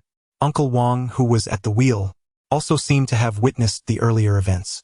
Furrowing his brow, he advised, "Young master, this is no ordinary individual. I suggest we bide our time. At the very least, it would be prudent to wait until that group arrives before taking any action." Chapter 22. A unique position. Upon returning to the villa, Zhao Yan discovered that the interior was shrouded in darkness. Initially, he presumed that the two women inside had already retired for the night. However, as he pushed open the door and stepped into the living room, a flicker of light revealed his confusion. "Follow me," came the familiar voice of Zhang Shui. She rose and passed by Zhao Yan, making her way outside to the courtyard. Zhao Yan was utterly perplexed by the intentions concealed within her actions. He took a couple of steps to follow her. Suddenly, Zhang Shui whirled around, her right hand with fingers tightly pinched together, lunging fiercely towards Zhao Yan. Her speed was astonishing, appearing before him in the blink of an eye. However, Zhao Yan seemed to have anticipated her move. As her attack was about to land, he abruptly bent down. Alas, the shoelaces of his leather shoes were troublesome, refusing to stay tied. "Why summon me out in the dead of night?" Zhao Yan feigned confusion, while Zhang Shui furrowed her brows in concern. She found herself perplexed, uncertain whether the other party had deliberately evaded her or if it was merely an accident. If it were indeed an accident, her unsuccessful attack could be excused. However, if the evasion was intentional, it raised questions about the opponent's capabilities. She had already launched her strike, yet the other had managed to respond in the blink of an eye. "No, it's nothing. Thank you for tonight. Xiao Mei is tired and has already fallen asleep. She asked me to tell you to wait for her tomorrow to go to work together." "Ah!" Zhao Yan stood there, dumbfounded. What could this possibly mean? Confused, he pondered. Was he to endure the grueling schedule once more? "What, are you unwilling?" Zhang Shui remarked. "Now, due to your presence, Xiao Mei's situation has become exceedingly perilous. Rest assured, the tasks she has arranged for you will be quite effortless, and they will grant you special privileges. Furthermore, in addition to the conditions previously promised to you, we shall offer you double the remuneration for your services." "Very well." Zhao Yan instinctively agreed. What highest? Initially, it was 100,000 a day, and now it has doubled to 200,000. He was in urgent need of funds at this moment. After all, he had nothing to lose by staying here. Upon hearing this, Zhang Shui inexplicably felt a twinge of regret. Had she known, she would not have revealed her bottom line so hastily. After all, she was the chief secretary of a listed company. How could she appear so unsteady in front of this man? Never mind. It would be wise to converse less with him in the future to avoid being ensnared in his schemes. She decided to retire for the night. With that, Zhang Shui uttered her thoughts and turned to walk inside. Zhao Yan stretched languidly, his gaze surveying the surroundings. Everyone has departed?" Zhao Yan gave a cold smile, unaware of the whereabouts of those lurking in the shadows. However, he was indifferent to their presence. Sitting cross-legged and practicing his breathing, Zhao Yan soon drifted into slumber. Before he could awaken, a series of loud knocks resonated at the door, as if someone were intent on tearing it down. "You lazy bum, rise and shine. Do you hear me?" came the voice of Su Mei from outside. Zhao Yan rubbed his throbbing head and opened the door. "You!" "Ah!" Su Mei raised her right hand as if grasping at something intangible. Her gaze suddenly widened in shock, and with a piercing scream, she turned and fled from the room. What on earth is happening? Zhao Yan was utterly bewildered until he noticed that he was bare-chested, clad only in a pair of shorts, and the impressive physique of a man was further accentuated by the morning's display. "My goodness!" Zhao Yan gasped in astonishment, promptly shutting the door behind her. After changing her attire, she emerged once more. Upon entering the dining hall, she found a few steamed buns and several bowls of porridge laid out on the table. "Let us make do with this. I'm in a hurry for work," Zhang Shui remarked coldly. Although she yearned to sample Zhao Yan's culinary skills, she understood that her companion had toiled throughout the night and felt it inappropriate to rouse her. However, Su Mei was entirely different. She did not ponder such considerations. Upon rising and discovering that Zhao Yan had not prepared breakfast, she immediately proceeded to knock on the door, urging her on. Otherwise, the earlier scene would not have transpired. Humph! Su Mei turned her face aside, a rosy hue still lingering on her cheeks. In truth, she was quite curious about the multitude of injuries she had observed on Zhao Yan's body. Where could they possibly have come from? How could an ordinary person bear such wounds? Hey, you will need to drive yourself to the Su Corporation to report in. Starting today, you will work in the company cafeteria. Your primary responsibility will be to prepare meals for us and bring me food when I'm hungry. You want me to be a chef? Zhao Yan stared in disbelief. He had anticipated that the other party would assign him to a position as a personal physician or perhaps the director of an office. However, he was taken aback when he was instead instructed to become a chef. What else could it be? Apart from your culinary skills, do you possess any other remarkable talents? Su Mei lifted her head, her gaze filled with disdain. Beside her, Zhang Shui struggled to maintain her aloof demeanor, lowering her head, suppressing a laugh. Very well, a chef it is. In fact, it's preferable. At least it won't be as exhausting. Su Mei shrugged and turned to Zhang Shui. Sister Shui, shall we leave? Yes, indeed. Zhang Shui nodded and rose to her feet. As they departed, Zhao Yan made no attempt to follow. He was not naive. These two women were clearly on a shared route but chose not to include him, likely to avoid any complications. He leisurely finished the buns on the table and emptied the remaining porridge before finally stepping out. Driving his Land Rover, he arrived at the entrance of the Su group. Not far off, two security guards exchanged puzzled glances upon spotting the vehicle. This car isn't its Secretary Zhang's? Why is there a man inside? One of the guards, with a look of curiosity, inquired. How would I know? If Manager Zhu from the procurement department sees this scene, he might just explode with rage. Indeed, the other responded with a chuckle. Our Su group is renowned for its icy beauty. If word of this spreads, it would certainly create quite a stir. Let us not jump to conclusions. Perhaps he is here to deliver a vehicle? Well, he is approaching, and will soon discover his purpose. One Tiwi? The two exchanged words. Upon seeing Zhao Yan approach, they immediately stood at attention. As Zhao Yan was about to enter, one of the guards stepped forward to intercept him. I'm sorry, but you are neither an employee of this group nor an invited guest. Entry is not permitted without proper authorization. The lead guard spoke with a tone of authority, appearing rather stern. Zhao Yan turned her head, lit a cigarette, and extended the pack in her hand. I'm sorry, I cannot. The security guard glanced over, scoffing. Who smokes such inferior quality cigarettes at 10 yuan a pack? Zhao Yan nodded, placing the cigarette case into his pocket with a smile. Do not be so serious. We shall soon be colleagues. Now, please summon Zhang Shui for me. Chapter 23. Self-inflicted humiliation. You work at a repair shop, do you not? Just hand me the car keys. At that moment, a man clad in a stylish suit approached. He was none other than Manager Zhu Fei from the procurement department, as identified by the two security guards. Along the way, he had noticed Zhang Shui's vehicle and had followed it, intending to create a chance encounter upon arrival and enter the company together, thus stirring a delightful tale. However, once the car came to a halt, he realized that the occupant was not Zhang Shui, but rather an unfamiliar man. His first thought was that Zhang Shui must have taken her car for repairs. Otherwise, with her proud demeanor, how could she allow another man to drive her vehicle? Are you preparing to join? Zhu Fei's eyes widened in surprise. The two security guards nearby discreetly retreated, eager for the unfolding drama yet hesitant to intervene. Indeed, let Zhang Shui come forth. That girl abandoned me, leaving me to drive alone. Sigh, I do wonder what she is thinking. It seems I must find a suitable time to properly educate her. Zhao Yan spoke with a serious demeanor. In front of him, Zhu Fei was seething with rage. I don't care who you are, right now. You must leave immediately. Our company does not require someone like you. Zhao Yan chuckled. Oh, who do you think you are? My position has long been secured. If you deny me entry and something goes awry, can you bear the responsibility? I am the manager of the procurement department, one of the 36 managers at Su's group, a senior executive. Whether or not you are hired, does it not rest with me? Pausing for a moment, Zhu Fei glanced at the two security guards nearby. Are you still dawdling? Do you require me to call your department head before you take action? The two security guards exchanged glances. They were not foolish. This individual had arrived in Zhang Shue's vehicle, clearly acquainted with her, and likely on familiar terms. Zhang Shue, being the chief secretary, held a higher position than Zhu Fei.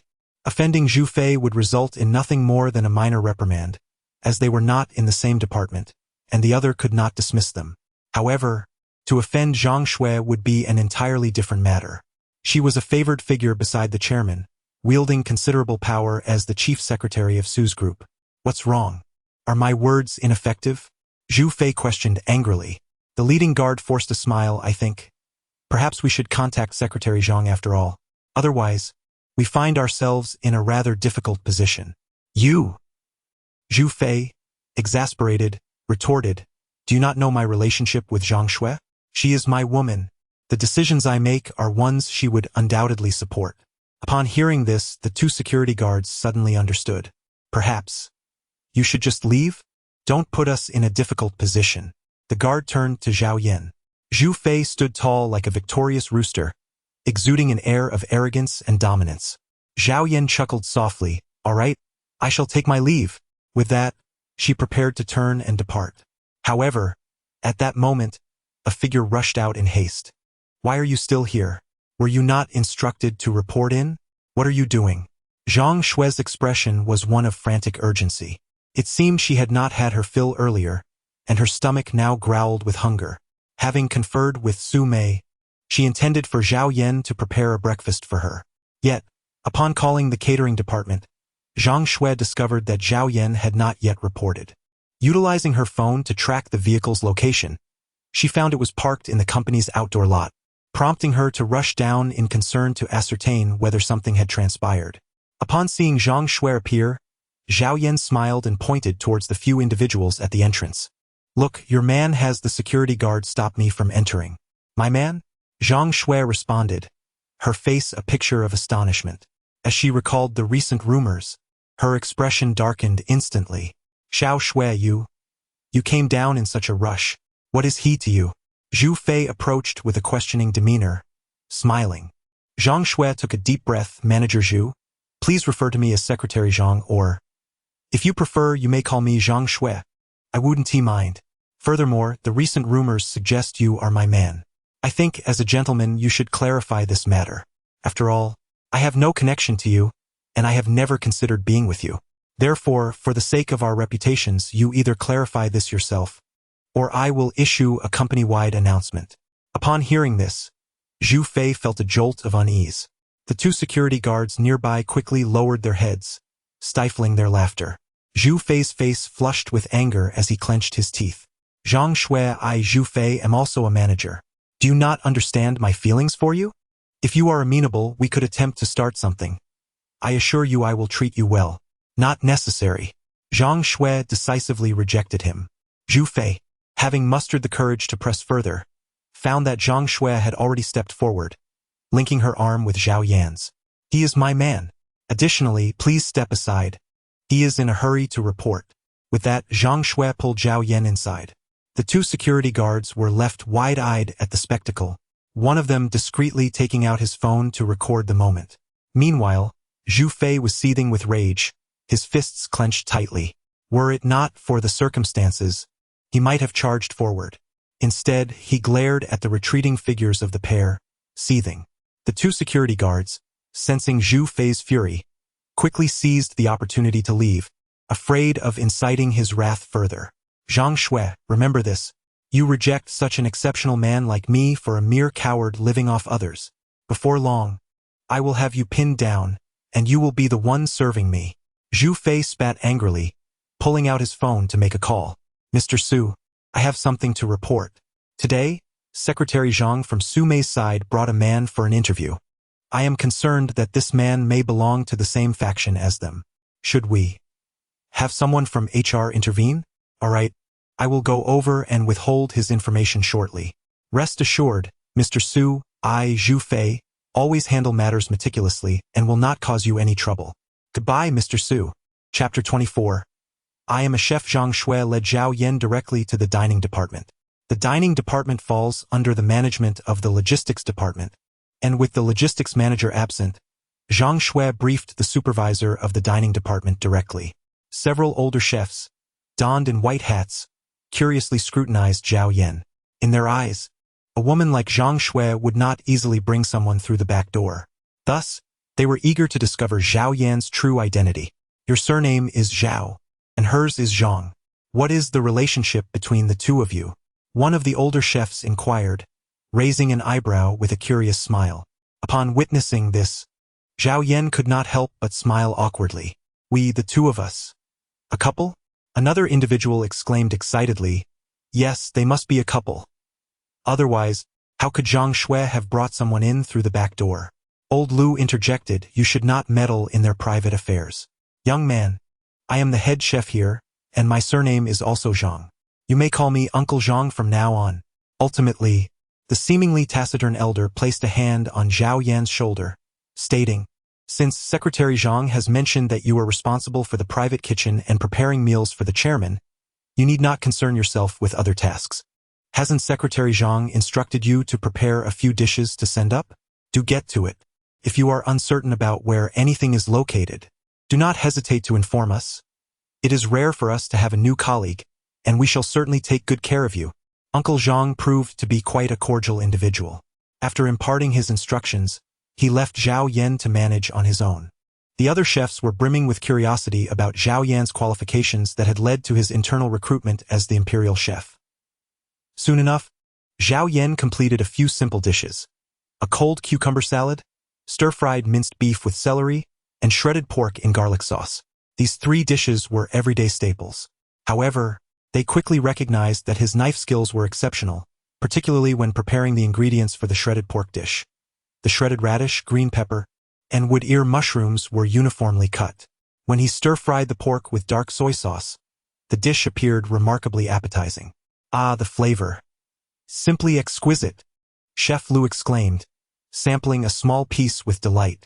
Curious, Uncle Zhang picked up a bit of the stir-fried minced beef with celery.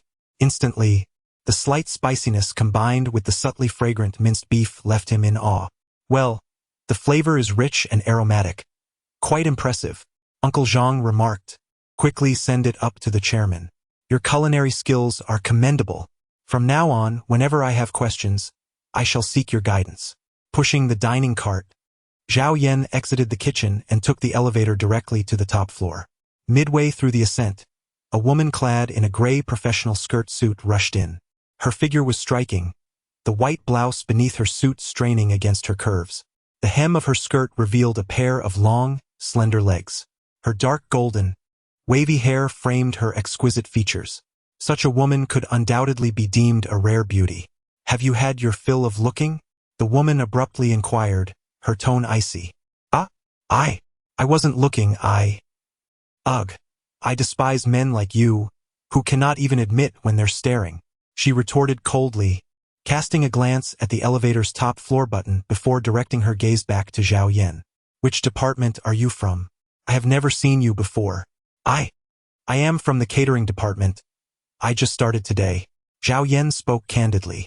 Humph, from the catering department? Was it Zhang Shui who brought you here? Zhao Yan nodded slightly. Since you're here, focus on your work and refrain from causing any trouble. Furthermore, in the future, temper your gaze. Not every woman is worthy of your attention. Should you offend certain individuals, even with Zhang Shui as your acquaintance, she will be unable to protect you. Having delivered her words, the elevator doors opened just in time. Without waiting for Zhao Yan to offer any retort, she turned and departed. Zhao Yan stared blankly at the woman, utterly perplexed by her intentions. However, at the very moment the elevator doors began to close, his gaze fell upon a familiar figure. Could it be him?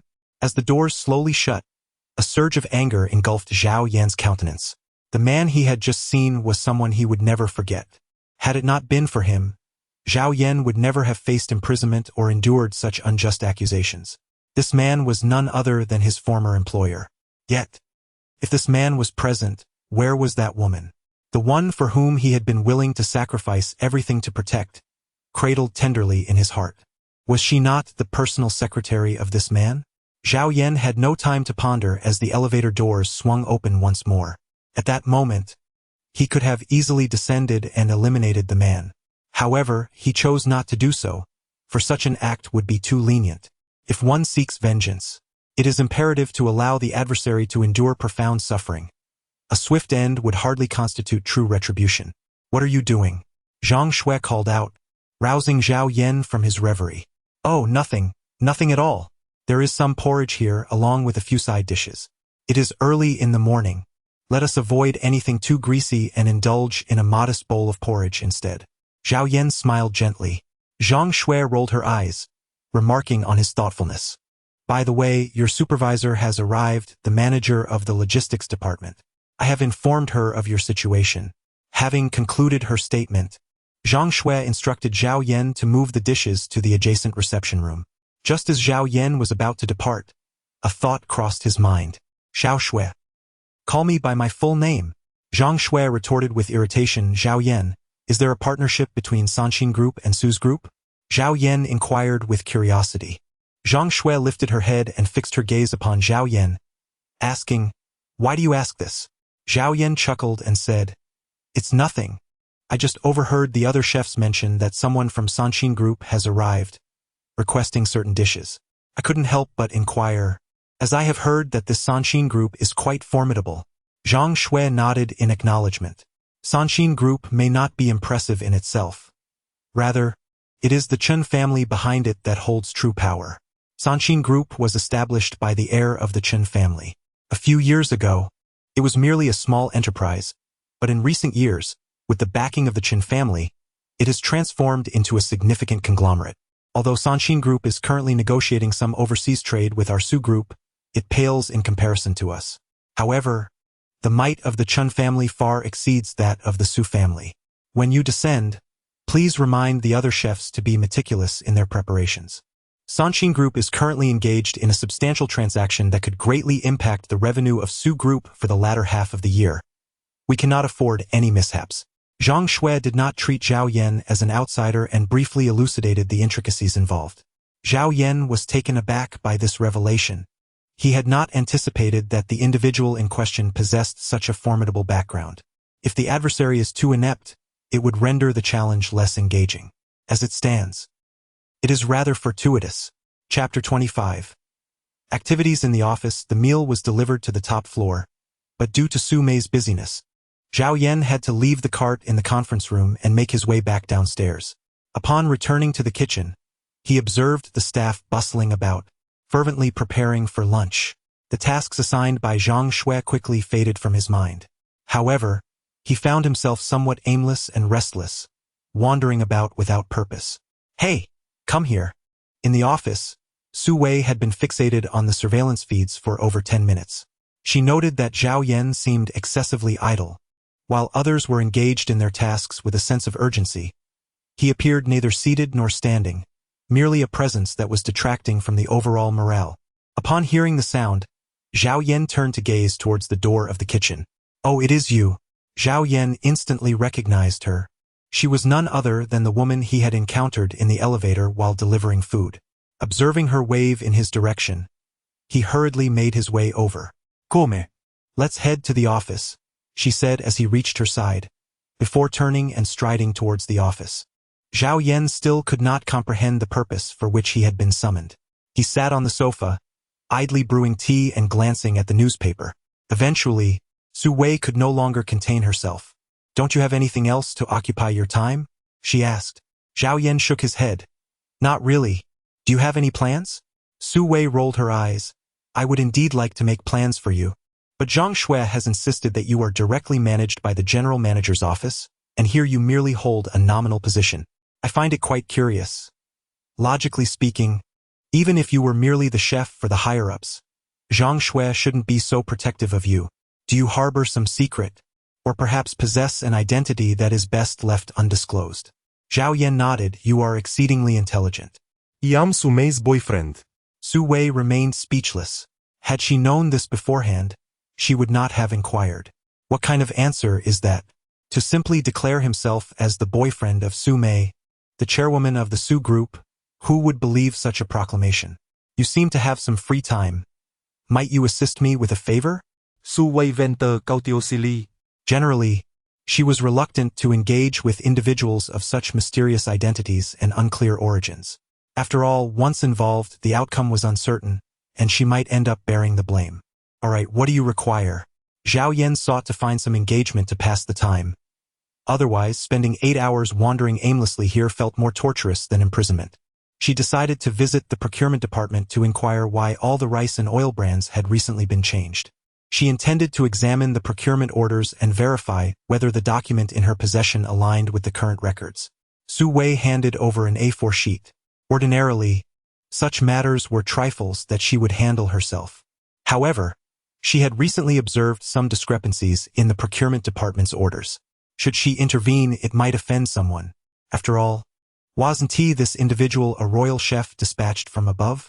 It would be prudent to let him address the situation. Should any issues arise, it was likely that those in higher positions would come to his aid. Zhao Yan did not ponder too deeply. Having a task at hand was quite suitable. He seized the procurement order and dashed outside. Su Wei had yet to clarify the location of the procurement department. The logistics department was situated on the first floor, in a standalone 3-story building. Ordinary employees dined on the first floor, while the second floor was reserved for staff of supervisory level and above, and the top floor was exclusively designated for receiving guests. At this moment, Zhao Yan entered the headquarters building and grasped one of the security personnel.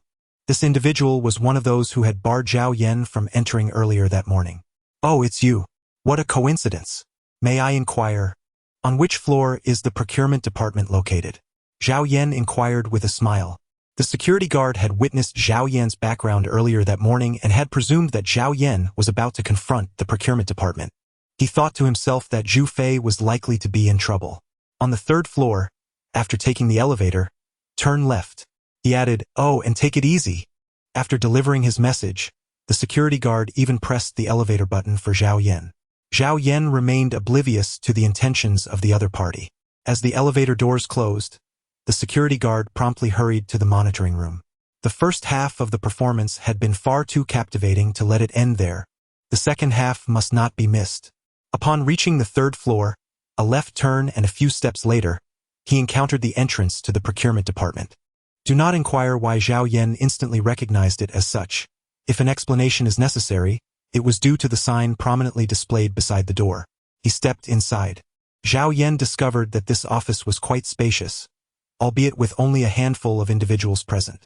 The key point was that these few individuals appeared remarkably at ease, each either engrossed in gaming or indulging in live streaming.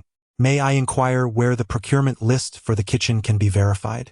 Zhao Yan curiously inquired. As his words lingered in the air, the individual beside him paid no heed.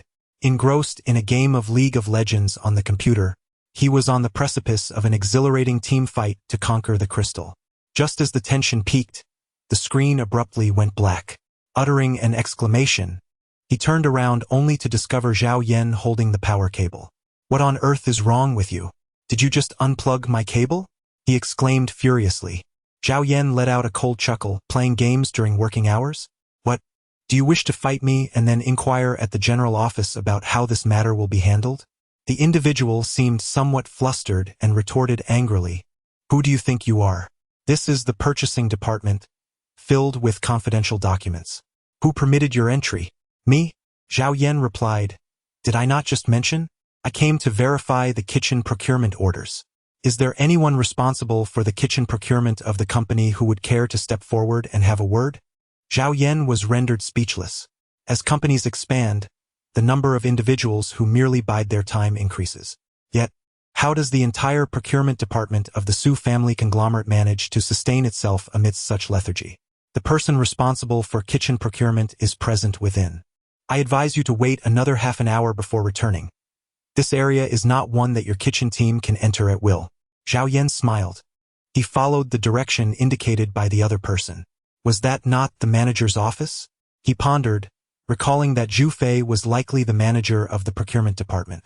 With this thought in mind, Zhao Yan chose to disregard the other person's words and walked straight over. He attempted to open the door, only to find it securely locked.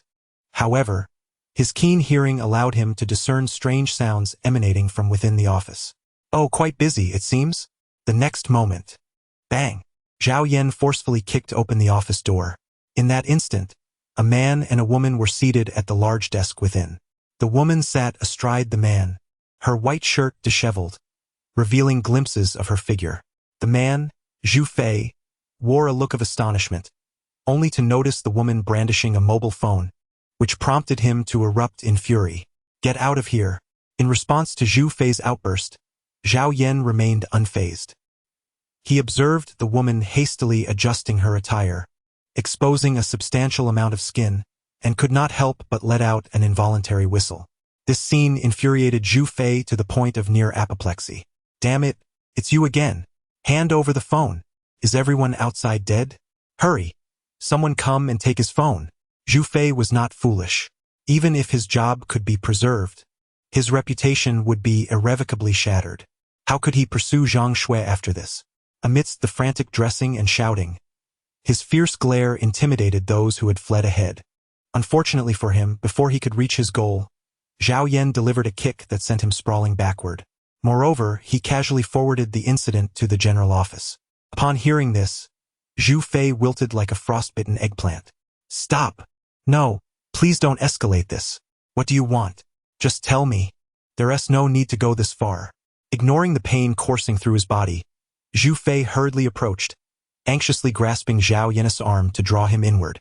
He then closed the office door, nervously offering Zhao Yan a cigarette with a forced smile. Zhao Yan cast a glance, seated comfortably with his legs propped upon the large table. He looked at Zhu Fei with a playful expression. "Manager Zhu, seems like you're rather enjoying yourself, aren't you? I would wager that your daily work keeps you quite occupied." A smile graced Zhu Fei's face, yet internally he was cursing. "Ah, you happened to catch us today. The truth is, we are in a romantic relationship, though one of us is simply unable to contain ourselves." "Oh, is that so?" Zhao Yan replied with a chuckle. "Let me inquire further. I noticed that woman is adorned with a wedding ring. Perhaps she is a married woman?" Zhu Fei took a deep breath. "Speak plainly. What must I do for you to delete the video? If it's money you seek, I can transfer it to you immediately. Is 100,000 sufficient? If not, I can offer you 150,000. Despite Zhu Fei's position as a procurement manager with an annual salary of merely over 200,000, he held little regard for such a sum. Thus, 200,000 was but a trifling amount to him. Zhao Yan shook his head and placed the procurement list on the table. "Come, let us verify these items. Their worth and also whether the quantities listed here correspond with those received in stock." Upon Zhao Yan's remark, Zhu Fei immediately felt a sense of clarity. He chuckled and said, "It was Su Wei who sent you, wasn't it? No problem.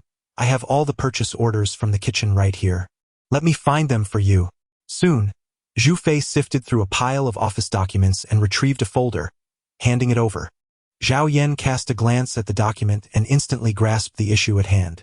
8 yuan per jean for rice, yet over 60 for a single cabbage? Your calculations are quite ruthless indeed.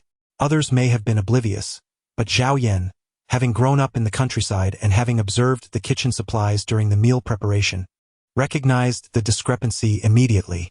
The ingredients were rather ordinary, and the rice was nothing short of coarse. Thus, upon reviewing the procurement list in his hands, Zhao Yan could not help but let out a cold chuckle. Hearing this, Zhu Fei seemed to have anticipated the reaction. He quickly interjected, "But this is all imported rice, and its nutritional value surpasses that of the rice we typically encounter. As for the cabbage, it is the finest selection available. A higher price is only to be expected." "Oh really?" Zhao Yan lifted his gaze, fixing Zhu Fei with a penetrating stare. "I shall take both of these lists and have their contents tested. Let us see if they are as exceptional as you claim." With that, Zhao Yan stood up. Zhu Fei, realizing the gravity of the situation, rushed forward to obstruct him. He understood that if Zhao Yan proceeded with the tests, it would spell disaster.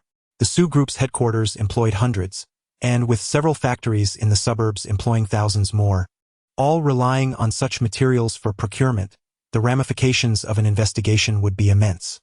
He had been siphoning off hundreds of thousands daily, and even distributing to various departments. He still garnered a substantial personal profit. If this were to come to light, the consequences were beyond his imagination. "Please don't act rashly. Let's discuss this calmly." Zhu Fei implored earnestly.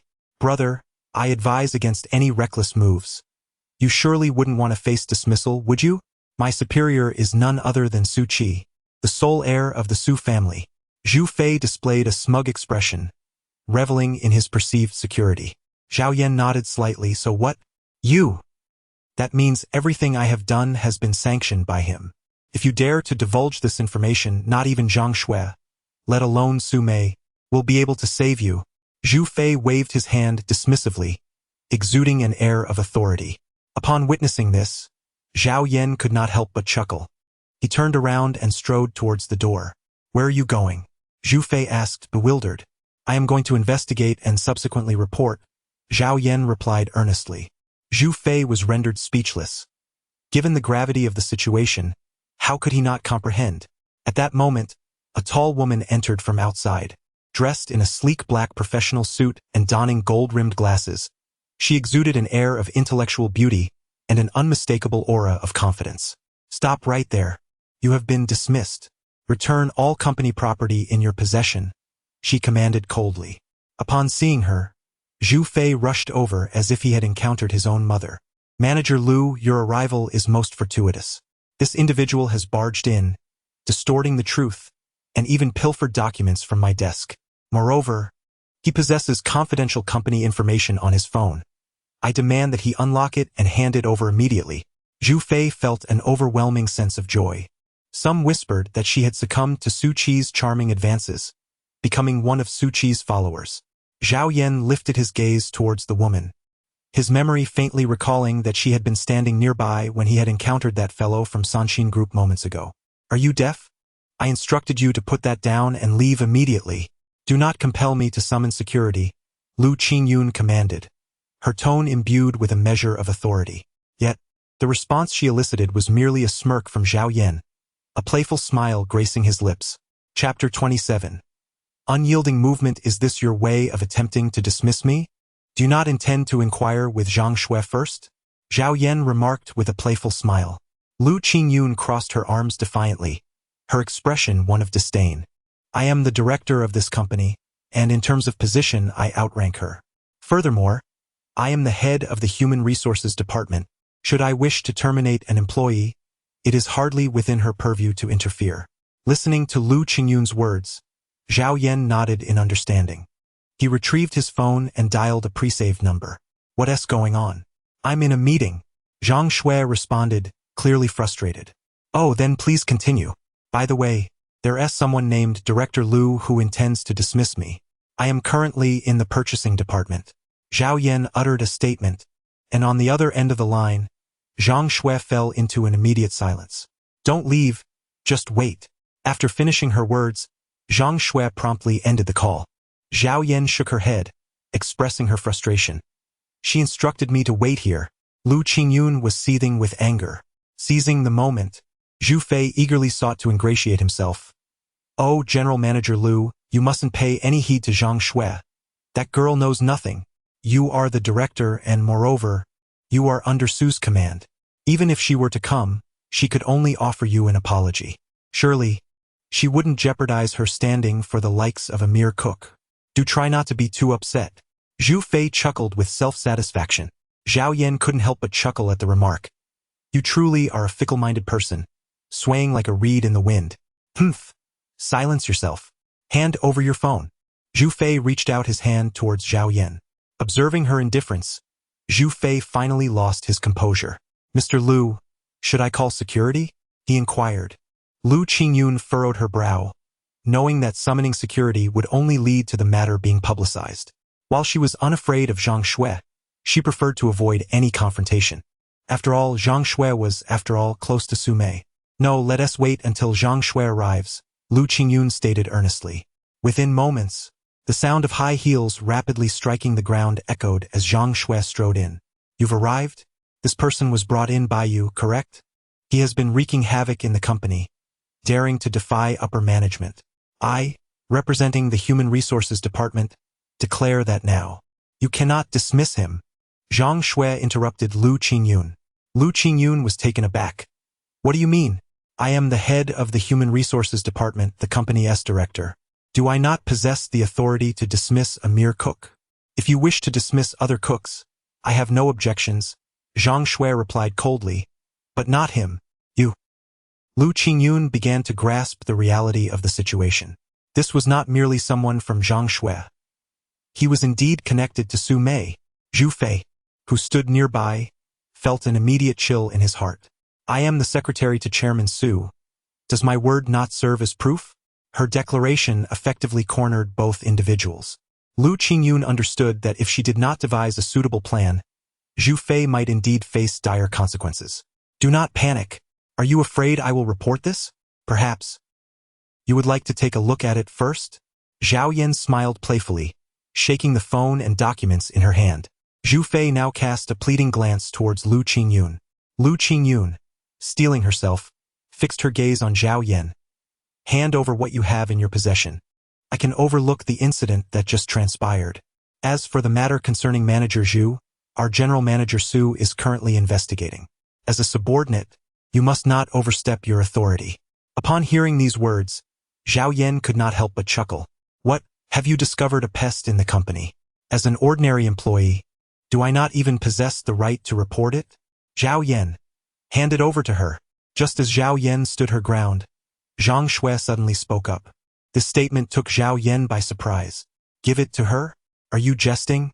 Although Zhao Yan did not fully comprehend the underlying meaning, he was certain that Zhang Shui's decision must have its rationale. Reluctantly, he extended the document. My phone. Lu Qingyun chuckled with a sense of triumph. This phone is my personal property. If you wish to take it, feel free to call the police. Zhao Yan spoke with a sense of triumph, turning her face away. Lu Qingyun clenched her teeth and took a deep breath. Delete everything on your phone, or else I will treat it as if you are stealing company secrets. Zhao Yan glanced at Zhang Shui, and seeing that she did not object, he realized he had no grounds for refusal. With a sense of resignation, he reluctantly opened his phone's photo gallery and deleted the video clips contained within. Is that satisfactory? Zhao Yan rolled her eyes. Follow me. Zhang Shui ignored the two individuals and tugged Zhao Yan outside. At this moment, Zhao Yan was seething with frustration. You are aware that everything I held just now was evidence. Why didn't you allow me to unveil their hideous masks directly? Zhao Yan questioned. Do you think I am unwilling? I wish more than anyone else to expel this group of pests from the Su group. But alas, it is not feasible at present. Xiao Mei has yet to establish her foothold. Her uncle has long entrenched himself within the Su group, and a significant portion of its upper management are his allies. Should we expose our animosity now, it would inevitably be tantamount to declaring war. If we force them into a corner, even if Xiao Mei gains the patriarch's consent, she would merely be a puppet emperor, devoid of real power, vulnerable to being usurped at any moment. Upon hearing Zhang Shui's words, Zhao Yan finally comprehended the depth of the intrigue within the Su group. It has been unsustainable to remain passive. Do we truly have no opportunity for resistance? Zhao Yan inquired. Zhang Shui nodded affirmatively. Indeed, there is a chance. Unless the betting agreement succeeds, and within a year, Xiao Mei doubles the group's revenue, all shareholders will unconditionally support her. Regrettably, after taking over the group, her uncle has been scheming behind the scenes, and instead of increasing profits, they have plummeted significantly. If this continues, it won't be long before she is coerced once again. Even with the patriarch's backing, she cannot hold out for long. This is precisely why her father has been adamant about arranging a marriage with the Li family. Zhang Shui inhaled deeply, calming her emotions. This afternoon we are going out. You may go wherever you please, but do not provoke anyone involved in this matter. When faced with challenges, do not indulge in mere self-satisfaction. Since you are now Xiao Mei's nominal husband, you should consider her well-being. With that, Zhang Shui turned and strode toward the elevator at the end of the corridor. Chapter 28. Just once upon learning of Zhang Shui's predicament, Zhao Yan chose not to press further. Naturally, he was not one to easily relent. However, at this moment, Zhao Yan indeed had other matters demanding his attention. After parking the car, he opened the door and spotted the industrious Zhou Xiaoqian. Sister Qian. Zhao Yan called out, Hurry, hurry, come inside. You have no idea. Your loyal brother has been constantly mentioning you these past few days. In short, you should go in and see him. The joy on Zhou Xiaoqian's face was unmistakable. These days she had been rather downcast. The memory of Zhao Yan's rejection still lingered in her heart, leaving her with a sense of grievance. She even speculated whether her insistence had frightened him away. Several nights, she found herself questioning, "Am I truly that terrifying?" Zhao Yan stepped into the room and gazed at Zhao Guozhong, who was slumped on the sofa. "Brother Zhong," Zhao Yan gently called out. Zhao Guozhong's eyes were devoid of spirit, but upon the appearance of Zhao Yan, they widened in surprise. "Oh, little Yan, where have you been these past few days? The incident the other day was indeed due to my inadequate arrangements as your brother. That was my fault. However, you cannot simply leave without a word. Can you? The company?" Zhao Guozhong widened his eyes in astonishment. "Have you found a job and started working?" Zhao Yan chuckled. "Indeed, Brother Zhong. How have you been feeling these past couple of days? Rest assured, I have nearly prepared the medicine you require, and soon I shall have you restored to health." Zhao Guozhong shook his head and said, "It's not as simple as that. Never mind, you may stay at home. I won't force you, but I hope that if I were to pass away, at the very least, there would be someone to see me off.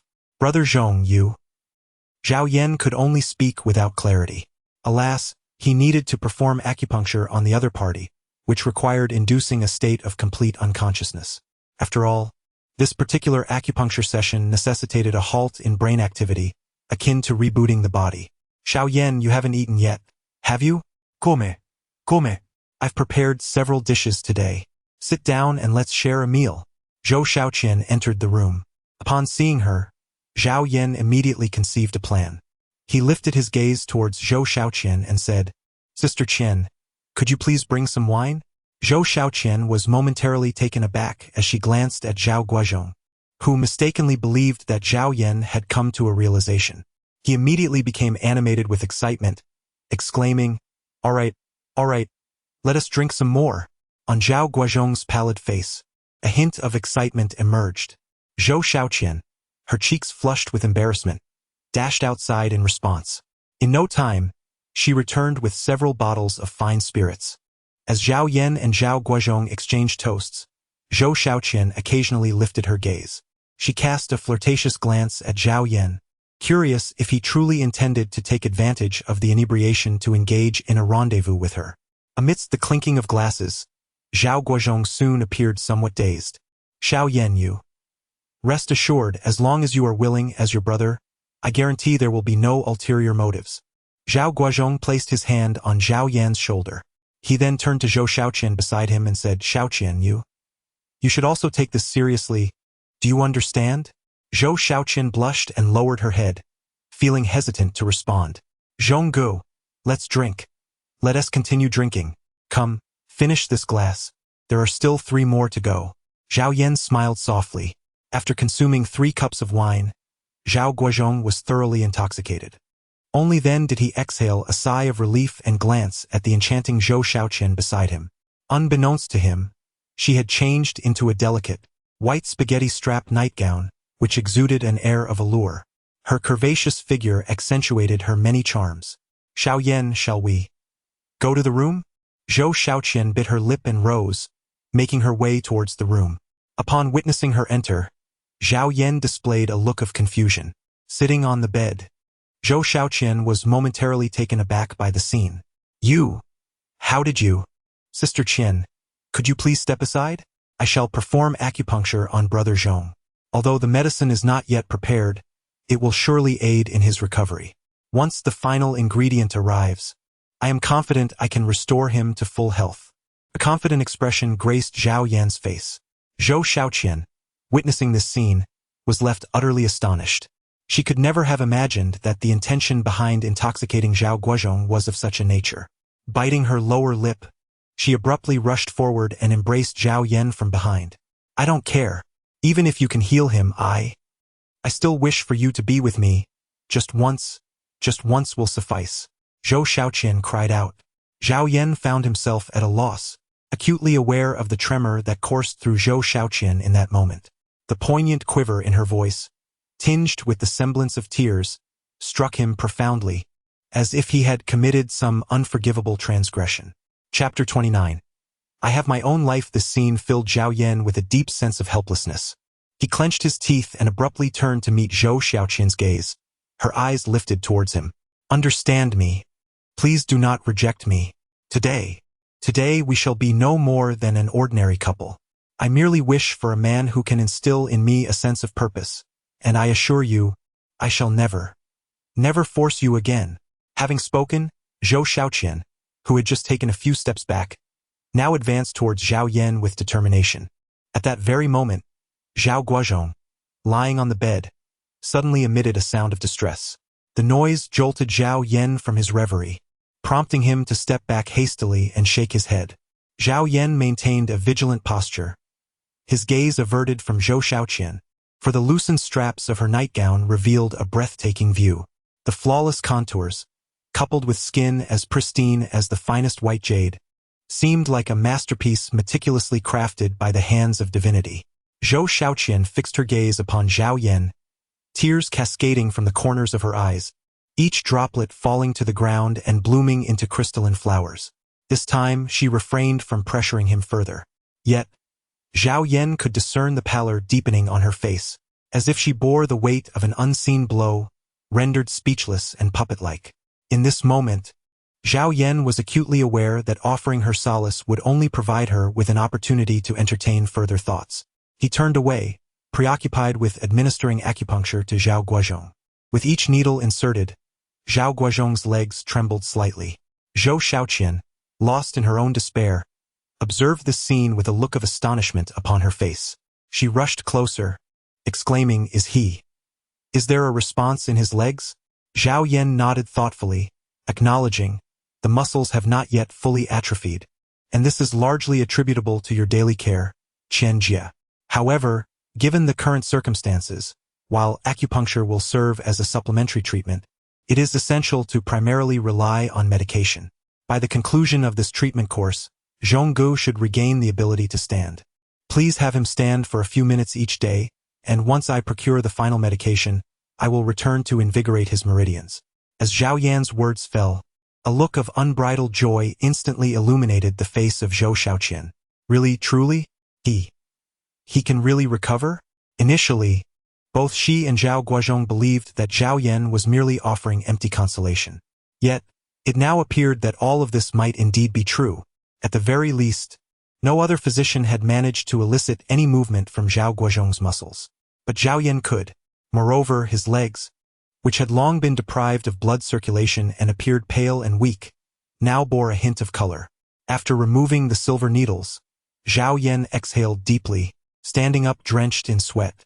That's enough. Sister Qian, please prepare some mugwort water for Zhonggu to soak his feet, to stimulate his legs and gradually restore sensation.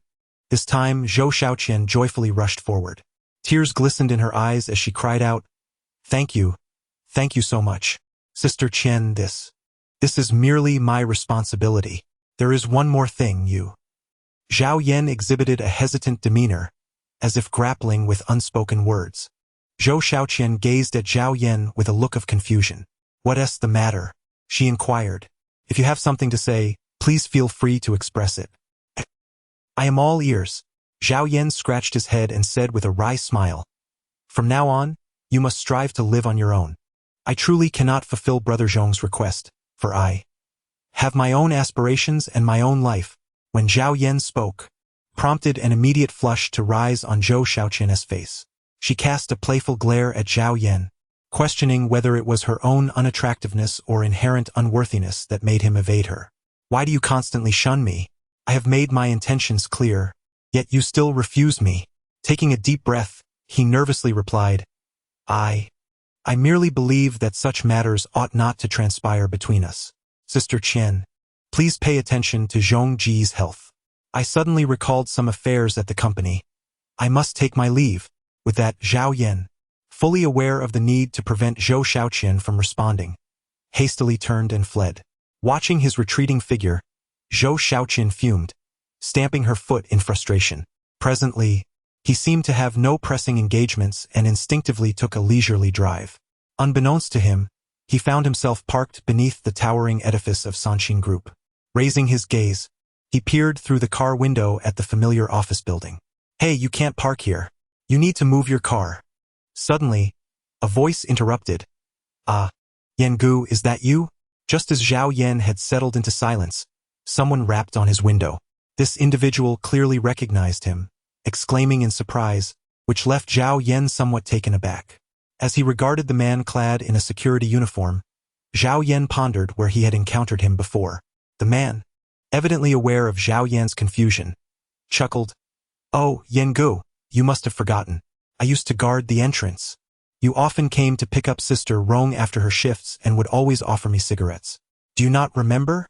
In the past, Zhao Yan would regularly arrive to collect his former girlfriend, Xia Rong, who frequently worked late, leaving him to wait outside. It was on one occasion, after Zhao Yan had dealt with Chun Xian, that he managed to exit, thanks to this very man who had opened the door." Li Qiang. Zhao Yan chuckled. "Indeed, it's me." Li Chong nodded eagerly, his gaze sweeping over the luxurious vehicle Zhao Yan was driving. A look of envy etched on his face. "Goodness, Brother Yan has truly done well in recent years. Now driving a Range Rover? I heard a few years back that you weren't you imprisoned by that scoundrel?" Zhao Yan chuckled. "I've just come out. This car isn't mine. I am currently driving for my boss." Zhao Yan offers a brief explanation. "Ah, that's quite good. Driving for the boss serves as a close bodyguard, paving the way for a bright future." Zhao Yan smiled as she opened the car door. "I told you not to read so many novels, yet you refused to listen. And now you even have a close bodyguard. Come, sit over there. Let us have a chat." Zhao Yan led his companion to a nearby flower bed and took a seat. He offered a box of cigarettes with a smile, saying, "As per our usual custom, indulge in my brand." Li Chong chuckled, scratching his head. "Hey, Brother Yan, I am no longer that young man who just stepped into society and started working. I am now the deputy captain of the security team, earning a salary of 7,000 to 8,000. I won't be deceived into smoking your cigarettes anymore." Zhao Yan was taken aback, reflecting on the past when she first encountered Li Chong, who had just dropped out of school in the countryside to join the workforce, burdened by a heavy smoking addiction and devoid of financial means. Now, 5 years have swiftly passed, and it appears that he has indeed matured somewhat. I must inform you that Chun Xian, that scoundrel, has recently surrounded himself with a group of formidable bodyguards, each one a skilled fighter. If you seek revenge, you ought to proceed with caution." Zhao Yan smiled as he reached out to pat Li Chong's shoulder. "I am not afraid of bodyguards, but I certainly do not wish to witness him fall so easily. That would be rather dull. I intend to make him utterly collapse, to render him unable to live or die. That would be truly entertaining." Li Chong managed a forced smile, perceiving Zhao Yan's words as mere jest. After all, he had not forgotten the scene from 5 years prior, when Zhao Yan was pursued by a group from the rooftop down to the ground floor. Let us set that aside for now. Had it not been for you back then, I would not have escaped so effortlessly. This leaves me indebted to you greatly. Let us exchange contact numbers. Should you require my assistance in the future, do not hesitate to reach out." Zhao Yan spoke as he unlocked his phone and handed it over. Li Chong received the phone with a smile, inputting his number while murmuring to himself, Hey, Yan Yi. "You nearly gave me a heart attack. I thought you came here to seek justice for Sister Ronger and your cousin. What do you mean by that?" Zhao Yan was taken aback, abruptly turning her head. Li Chong lifted his gaze, astonished as he exclaimed, You don't know? Sister Rong. Sister Rong has now become." "No, I was not inquiring about her." Zhao Yan interrupted Li Chong. "What I mean is, how do you know I have a cousin?" Li Chong, on edge, replied nervously, "Your cousin. After you went missing, your cousin, the one named Zhonggu, came to look for you. He caused quite a commotion at the entrance of the Sanshin group, and later I heard that Chun Xian had someone break his legs. I thought you were aware of this." Chapter 30. Expired bread. Upon hearing Li Chong's account, Zhao Yan's heart surged with turmoil. He stared at Li Chong in disbelief, asking anxiously, "Are you sure this is true? Is my cousin's broken leg really related to that scoundrel Chun Xian?" "Absolutely." Li Qiang nudday earnestly. "I overheard that Zhonggu came to cause a scene, and Chun Xian, annoyed, offered 1 million to have someone take action. They planned to stage an accident, intending to take Zhongji's life, but somehow it ended up with him just getting his legs broken. However, that person mentioned that besides his broken legs, Zhonggu also sustained serious injuries and wouldn't he live for many years. Zhao Yan suddenly comprehended the situation. Indeed, the car accident resulted in the shattering of his legs, leaving him with a disability at best. However, Zhao Yan pondered another matter. It seemed that Chun Xian had some formidable ally, someone adept in the art of poisoning, perhaps even a martial artist like himself. Brother Yen, I believe. Now that you have emerged, it would be prudent not to cause a stir. Chun Xian is nothing short of a madman. After he laid claim to Sister Ronger, he had his associates. On that day when I assisted him with driving, he got Sister Ronger intoxicated and had her sent to his brother's room. It was utterly inhumane, a being beyond redemption. Upon hearing this, Zhao Yan felt a sudden pang in his heart. Although he had little interest in Xiaorong's current predicament, he couldn't help but feel a twinge of sympathy upon learning of her unfortunate fate. Well, I comprehend the situation now. Just refrain from mentioning that I was involved in this matter to anyone, Li Chong assured, thumping his chest. Rest assured, I, Li Chong, am no blabbermouth. However, Brother Yen, considering our brotherhood, let us arrange to meet up sometime for a skewer feast. If it weren't for your support back then, I would have long since fled. How could I have established myself in this city? Li Chong was indeed a man of deep loyalty and affection. In the past, Zhao Yan not only gifted him cigarettes but also lent him 2,000 yuan during his most destitute days when he could barely afford a meal. It is worth noting that at that time, Zhao Yan's own income was not substantial. His ability to extend such generosity left a lasting impression on Li Chong, who cherished this kindness in his heart. Zhao Yan smiled as he patted Li Chong on the shoulder and stood up. Let us go. In the future, when you invite me for a drink, don't make excuses to brush me off. Rong, Sister Rong?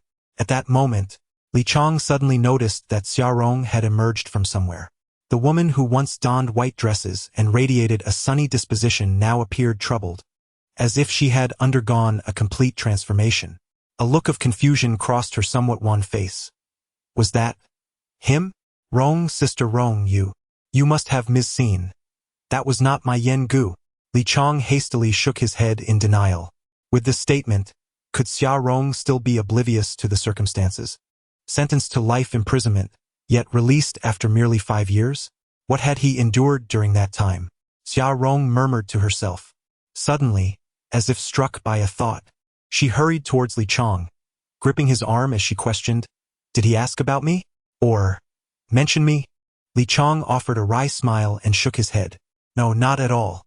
Xia Rong's eyes welled with tears, her expression lost and despondent. Just then, a ringtone erupted from her designer handbag. She pulled out her phone, and upon seeing the caller ID, her heart sank, instantly displaying a look of fear and caution. Hello? Hello? Where have you been? Came Chun Xian's furious voice from the other end of the line. Xia Rong trembled. I am downstairs. Get your butt up to the office immediately. The heir of Kunshan capital is here. Go and prepare tea for him. Treat him well. With that, the call was abruptly terminated. Chun Xian's booming voice could be heard even by Li Chong, who stood nearby. Xia Rong bit her lip, not daring to meet Li Chong's gaze, and quickly turned to flee outside. Li Chong turned to watch her retreating figure, letting out a deep sigh. Ah! You forsook the innocent love that blossomed in the campus for the allure of material gain. But remember, bread can spoil and mold, yet you remain blissfully unaware. Li Chong lamented, the words seemingly drawn from nowhere. His voice was not quiet, and Xia Rong, some distance away, shuddered slightly, quickening her pace. As soon as Zhao Yan stepped out of the confines of Sanshin Group, his phone began to ring. On the other end, Zhang Shui informed him of an urgent matter that required his presence at the construction site. This unexpected arrangement left Zhao Yan somewhat displeased. Upon arriving at the location, he opened the car door and walked towards Zhang Shui. Why have you summoned me? I am merely a cook. You cannot possibly expect me to bring a spatula to stir cement. Can you? Zhao Yan's face was etched with impatience, a fact not lost on Zhang Shui. Yet, she remained unfazed. The reason for your presence here is due to the project supervisor having abandoned their post. Well, what can I possibly do since he left me in this predicament? Zhao Yan pressed. Zhang Shui clarified, we are unable to locate the project supervisor, who reports to Su Qi. This individual claims he is not in Linghai City, leaving us no choice but to come here and placate the opposing party ourselves. We had arranged for a negotiation, but alas, as two women facing a group of men, the conversation has proven utterly fruitless. Thus we summoned you, seeing as you were idling about anyway. Zhao Yan, is it a crime for me to be idle? Have you lost your mind? Su Mei approached. Her face a mask of fury. I don't care. You are my fiancé in name, and if you do not stand by me, I cannot allow other men to intervene. Can I? Ha, while her words seem reasonable, there is an unsettling undertone. I am rather occupied at the moment. As Zhao Yan spoke, Su Mei's anger flared. She was poised to confront him, but Zhang Shui, standing nearby, tugged at her. In a hushed tone, Zhang Shui cautioned, if you drive him away, our plans will be foiled. Remember, we've gathered high-ranking officials from half the company, none of whom dared to come here. That contractor is not easy to deal with. With Zhang Shui's words resonating in her mind, Su Mei could only suppress her fury and cast a glare at Zhao Yan. Yet, Zhao Yan appeared oblivious to the storm brewing around him.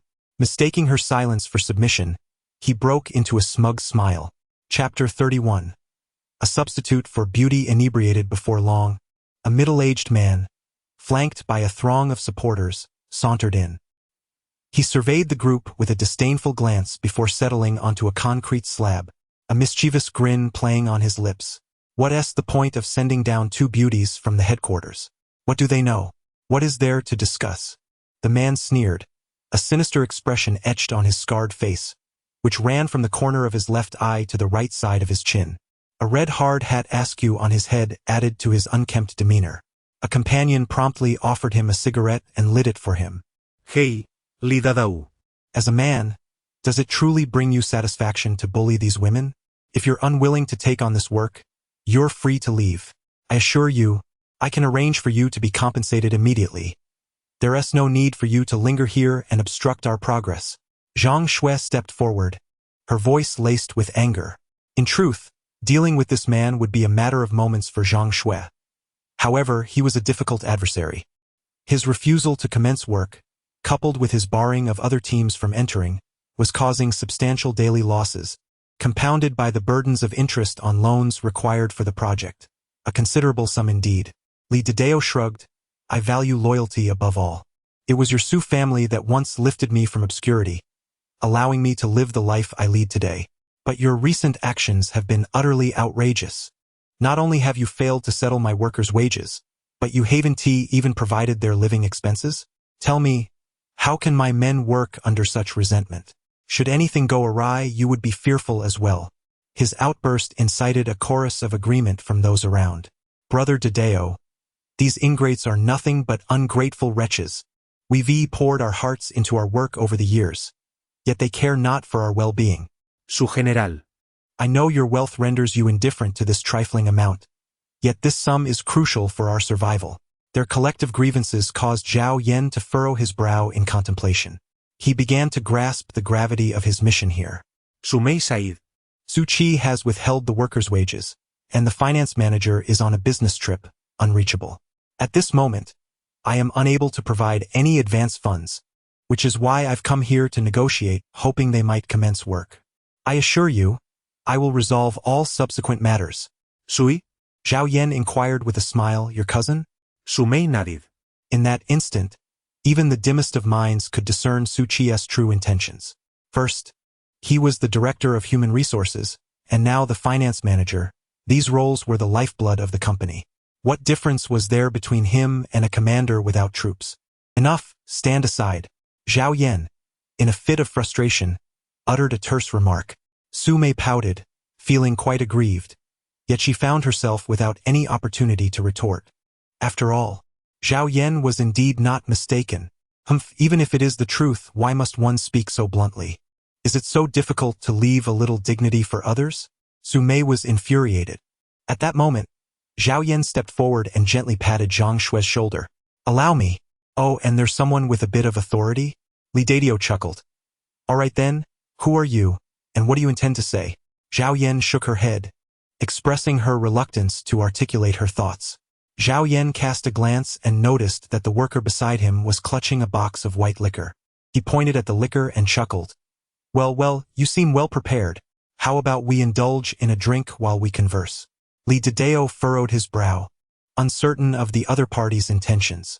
He scrutinized Zhao Yan with a puzzled expression. I don't drink like a woman, sipping one cup at a time. If you can outdrink me, I shall join you in this revelry. Otherwise, you may continue to stand.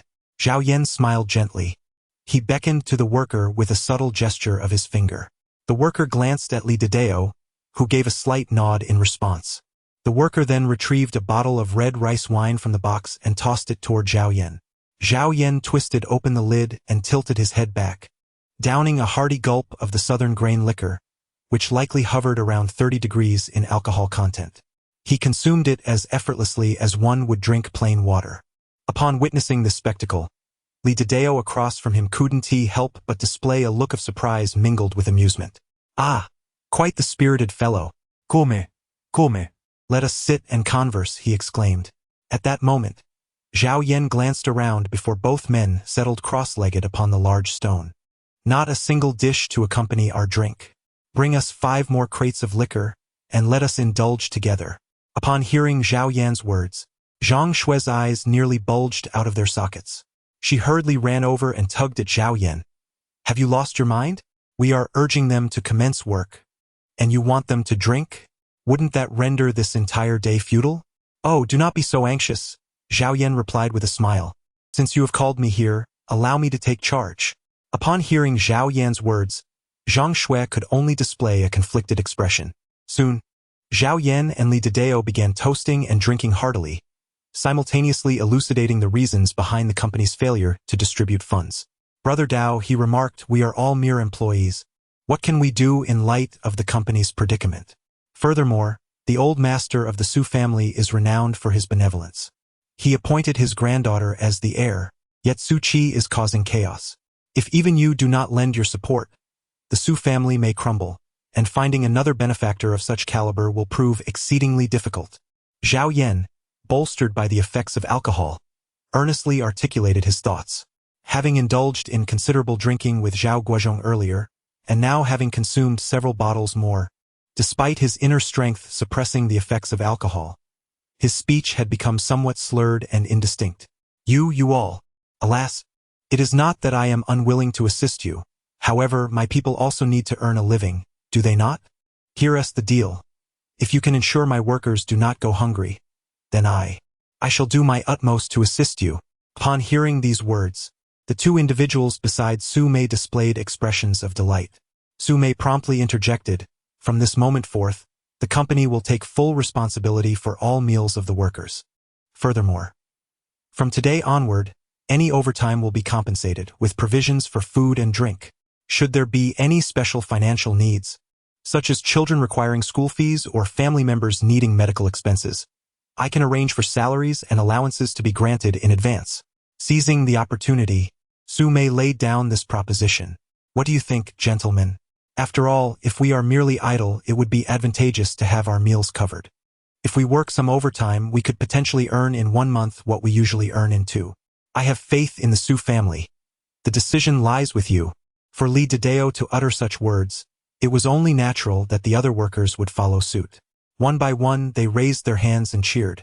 Witnessing this scene, Zhao Yan grinned widely, unable to suppress a laugh. I feel quite dizzy, Zhao Yan murmured softly, and suddenly his head tilted, causing him to collapse. Li Dideo, Witnessing this scene, could not help but burst into laughter. Yet, deep down, he understood that his earlier antics were merely a playful ruse. In a genuine drinking contest, he was no match for this young man. Chapter 32. Sky-high prices. Li Dideo glanced at Zhao Yan and chuckled. Mr. Su, I sincerely apologize for today. My previous actions were misguided, but I had no choice. After all, my brothers depend on me, and I cannot allow them to suffer. SU Mei nodded in acknowledgement. Brother Li, rest assured. As long as you choose to stand with the Su family, we shall not treat you unfairly. Li Dideo nodded in agreement. Let us get to work. With a commanding tone, he found no one objecting. Observing this, Su Mei felt a heavy weight lift from her heart. However, after the workers departed, she turned to Zhao Yan, her expression troubled. Sister Shui, what shall we do about him? Su Mei's face reflected her distress. Though the immediate issue was resolved, Zhao Yan had succumbed to drunkenness. Alas, this fellow has indeed made a significant contribution. We cannot simply disregard him, Zhang Shui remarked helplessly, grasping one of Zhao Yan's arms to lift him. Su Mei promptly joined her effort. The two women supported Zhao Yan, guiding him towards the vehicle. Once inside, Su Mei grimaced. "This guy reeks of alcohol. It's utterly unbearable." Zhang Shui offered a wry smile. "How about you drive that Land Rover and I'll follow behind?" Hearing this, Su Mei's expression brightened with delight. Meanwhile, Zhao Yan remained oblivious to the unfolding events as Zhang Shui assisted him into the passenger seat and fastened his seatbelt. As the car roared to life, Zhang Shui cast a sidelong glance at Zhao Yan and sighed. "Is this truly worth it? Are you not concerned about ruining your health with such excessive drinking?" While Zhang Shui harbored no affection for him, witnessing his relentless determination stirred a pang of sympathy. After all, Zhao Yan's efforts were aimed at alleviating their troubles. Su Mei, however, could not grasp the sentiment. To her, sharing a vehicle with Zhao Yan was intolerable, as the stench of alcohol was overwhelming. Upon returning to the villa, Su Mei and Zhang Shui busied themselves with arranging accommodations for the workers, leaving Zhao Yan sprawled on the sofa as they departed. When Zhao Yan eventually awoke, it was already afternoon. He held his head, sitting up to gaze out the window, where the sun had begun its descent into twilight. "Will tonight bring another full moon?" he pondered. Zhao Yan wore an expression of deep conflict. During his recent drinking session, he attempted to utilize his internal energy to dissipate the alcohol within him. However, he soon realized that his internal energy had been expended while administering acupuncture to Zhao Guozhong and had yet to replenish. This predicament could only signify one thing. It was a night of the full moon. On such nights, Zhao Yan's body would endure an excruciating torment akin to searing flames. This agony was so intense that even he could not suppress it, relying solely on his internal energy to endure. Furthermore, throughout the day, his internal energy had been drained and would not recover until the following dawn, when his body could restore itself. Thus, on every full moon night in the past, he refrained from engaging in any activities, healing others, or employing his internal energy. Yet this time, having just emerged from prison, he had become so preoccupied with surrounding matters that he had forgotten this crucial detail. It seemed he would have to endure yet another sleepless night. Zhao Yan murmured to himself, letting out a helpless sigh. The sounds emanating from the depths of his being made him furrow his brow. He quickly prepared a simple bowl of noodles and stood at the doorway, cradling it in his hands. After taking a few bites, several luxury cars suddenly sped into view. Observing these extravagant vehicles, Zhao Yan felt a flicker of curiosity. His suspicions were confirmed when he saw Su Qi alight from the car, accompanied by a group of individuals. He began to grasp the situation at hand. "Ah, an unexpected visitor. I wonder what brings the young master of the Su family here?" Zhao Yan cradled a bowl, slurping noodles while mumbling indistinctly. Su Qi shot him a disdainful glance. A bodyguard beside her promptly stepped forward. "My boss inquires," he stated plainly. "How much would it take for you to vacate this place and distance yourself from Su Mei?" The other party was remarkably forthright, revealing their intentions without hesitation. Zhao Yan smiled and said, "What, have you grown impatient so soon? Enough with the pleasantries." Su retorted coldly. "Your repeated disruptions to my plans are merely a ploy for money. Name your price." Zhao Yan paused his actions and smiled, saying, "So, are you admitting that the poison afflicting old Master Su was administered by you?" "Nonsense," Su Qi retorted, her eyes blazing with anger. "What I meant was the situation at the construction site. I have reviewed the surveillance footage. It was you who assisted those two women. Otherwise, they would certainly have come to plead with me. I do not wish to indulge in idle chatter with you. I am well aware that you are not truly Su Mei's man. I also know that you have merely accepted her money to perform for the Su family. Name your price to part ways with her." Upon hearing this, Zhao Yan fell into deep contemplation. Just as Su Qi reveled in her triumph, Zhao Yan raised a finger. 1 million, or perhaps 10 million. Su Qi waved her hand dismissively. "Never mind if it's 10 million, then so be it. I shall issue you a check, and you will leave immediately. 1 billion. Zhao Yan smiled and said, to put it simply, it's 100 small goals. Suddenly, Su Qi comprehended that the other party was toying with her. 100 billion. The Su Group, if sold in its entirety, might not even be worth that price. Moreover, where would he acquire 100 billion? Even 1 billion would require considerable effort to gather. Are you no longer inclined to have a serious conversation with me? Do you realize that I can take your life at any moment? Sui threaten. Zhao Yan shrugged nonchalantly, do as you please. However, do not forget that I will soon be moving in with the old master of the Su family. If you do not possess 100 billion, I advise you to reconsider your actions. Otherwise, should I inform the old master of what you have done today, I fear you will not enjoy pleasant days ahead. Upon hearing this, Su Qi was infuriated, nodding vigorously. Very well. Just you wait. As he stormed away, Zhao Yan waved dismissively. What's the point of putting on airs without wealth? Humph. In Zhao Yan's moment of triumph, Su Qi seethed with anger. His bodyguard, furrowing his brow, inquired, young master, shall we proceed according to the plan? After a moment of hesitation, Su Qi nodded, we will execute the plan. But first, I must meet with Li Hongan. I trust he would be eager to join forces against this insolent fool. Chapter 33. In tears throughout this exchange, Su Mei appeared to be on the verge of speaking, as if she had something to say but was too embarrassed to voice it. Zhao Yan, for his part, chose not to reveal Su Qi's visit to her, instead observing Su Mei with interest. Finally, after disembarking the vehicle, Su Mei could no longer contain herself. She flung open the passenger door and glared at Zhao Yan as he descended from the back seat. What do you mean by staring at me the entire way? She demanded. Zhao Yan chuckled. If you do not gaze at me, how could you possibly know that I am gazing at you?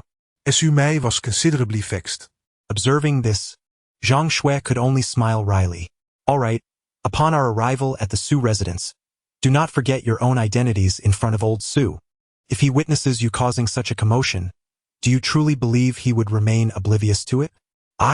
Su Mei murmured. It's all his fault. He is the one to blame. Upon hearing this, Zhao Yan felt a mix of anger and amusement. He nodded earnestly, saying, very well, since it is all my fault. Shall I take my leave then? As he spoke, Zhao Yan feigned an intention to turn away. Su Mei and Zhang Shui exchanged a glance, and Su Mei's face reflected a look of dread. Wait. Could you please not leave? She implored. Zhao Yan stood with his back to Su Mei, suppressing a chuckle. A classic line came to his mind. Not leaving? If you don't leave, will you support me? Su Mei. Zhang Shui. This scene left Su Mei quite infuriated. She clenched her delicate fists, gritting her teeth. Fine. I will support you. Is that not sufficient? Beside her, Zhang Shui could not contain herself and let out a soft laugh. Had it not been for Su Mei's piercing glare, she likely would have burst into laughter. Over the years, it seemed that only Zhao Yan could consistently leave Su Mei at a disadvantage. She could not fathom why. In a world where every man seemed eager to gravitate towards Su Mei, Zhao Yan alone reveled in teasing her, adopting an indifferent demeanor. If any man were to serve as Su Mei's shield or cultivate a relationship akin to the one they shared, he would undoubtedly be elated, imagining himself as the luckiest of souls. Yet, Zhao Yan, this peculiar fellow, chose instead to torment Su Mei, perpetuating his aloof facade. Zhao Yan rested one hand on her waist, wearing a look of triumph. Su Mei, grinding her teeth in frustration, stepped forward and entwined her arm with Zhao Yan's. Observing the two ahead, Zhang Shui suddenly felt an inexplicable sensation, akin to having a cherished toy snatched away, leaving her slightly disheartened. What nonsense is this? Zhang Shui, he is not suitable for you, nor does he belong to you. Are you out of your mind? Shaking her head to dispel the thoughts, Zhang Shui hurried to catch up. Inside, Su Jinxing had long instructed the servants to prepare the meal. Come quickly. What kept you so busy until now? You must be starving, right? Xiao Shui, you should join us as well. I have arranged for the room to be tidied up. From now on, you will live with us. Su Jinxing was quite familiar with Zhang Shui, treating her almost as his own granddaughter. All right, old Su, Zhang Shui replied with a nervous smile. Old Su? He exclaimed. How many times have I told you to call me grandpa like that little rascal Mei? If you make that mistake again, I shall have Mei deduct your wages. Su Jinxing chuckled, prompting a more genuine smile to grace Zhang Shui's face. Oh dear grandpa, you are such a playful old man. Now that your health is recovering, you mustn't act up. When you feel hungry, eat first. Don't wait for us. Zhao. Su Mei shifted to a gentler tone. Zhao Yan, weren't you supposed to give grandpa acupuncture? Do be attentive this time. Rest assured, I shall exercise utmost care. Zhao Yan smiled gently, embracing Su Mei's shoulder in a display of affection. Upon hearing Su Jinxing's remark, several servants nearby could not help but chuckle. Su Mei. Her face flushed with embarrassment, hastily lowered her gaze. After dining, Zhao Yan entered Su Jinxing's chamber. Although it was a night of the full moon, he resolutely proceeded to detoxify Su Jinxing. After this endeavor, his complexion appeared somewhat pallid. In contrast, Su Jinxing's health seemed to be gradually improving, with his once pallid skin now radiating a healthy glow. Ah, Su Lao, I shall take my leave now. Do take care and rest well. Zhao Yan observed that Su Jinxing had fallen into a deep slumber. Murmuring softly to herself, she gradually withdrew from the room. Upon closing the door, Zhao Yan discovered that Su Mei had been standing outside, though she was uncertain when she had arrived. My grandfather has fallen asleep. Zhao Yan chuckled. The toxins within your body have nearly been eliminated. With just 2 more acupuncture sessions, you should be able to make a full recovery. That's wonderful. Su Mei sighed in relief. She cast a sidelong glance at Zhao Yan and, gritting her teeth, exclaimed, You scoundrel! Don't engage in such intimate gestures with me at home in the future. What are you doing? Seeing Zhao Yan heading for the door again, Su Mei inquired. What is it? Nothing much. I just need to speak with old Su. His granddaughter wants to break up with me. Su Mei was left speechless. Her jaw clenched in frustration as she pointed accusingly at Zhao Yan. What do you want, exactly? She asked, suppressing her voice. Admit your mistakes. Zhao Yan replied with a smile. When one errs, they must acknowledge it. Are you so old that you don't understand this basic principle? After a moment of hesitation, Su Mei lowered her head and reluctantly whispered, I was wrong. Though she felt quite unwilling, she hurriedly repeated her admission. What? I can't hear you. Zhao Yan smiled softly. Su Mei raised her head, her expression filled with indignation. You, don't overstep your boundaries. After a pause, Su Mei earnestly said, I was wrong. Now, will that suffice? Zhao Yan nodded and smiled, saying, Acknowledging one's mistakes is the mark of a good child. By the way, it's getting late. Let's make haste and retire to our room for some much-needed rest. Zhao Yan grasped Su Mei's arm. Su Mei abruptly shook him off, her eyes wide with disbelief. You mean, we are to share a room and sleep together? Zhao Yan chuckled. Do not be so startled.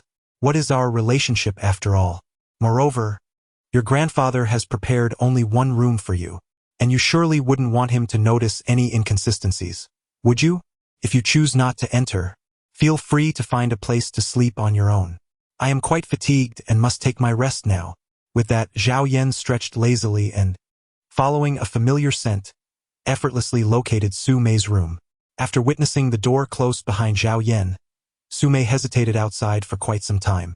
Why is it that everyone seems to bully me? She lamented, feeling a wave of injustice wash over her.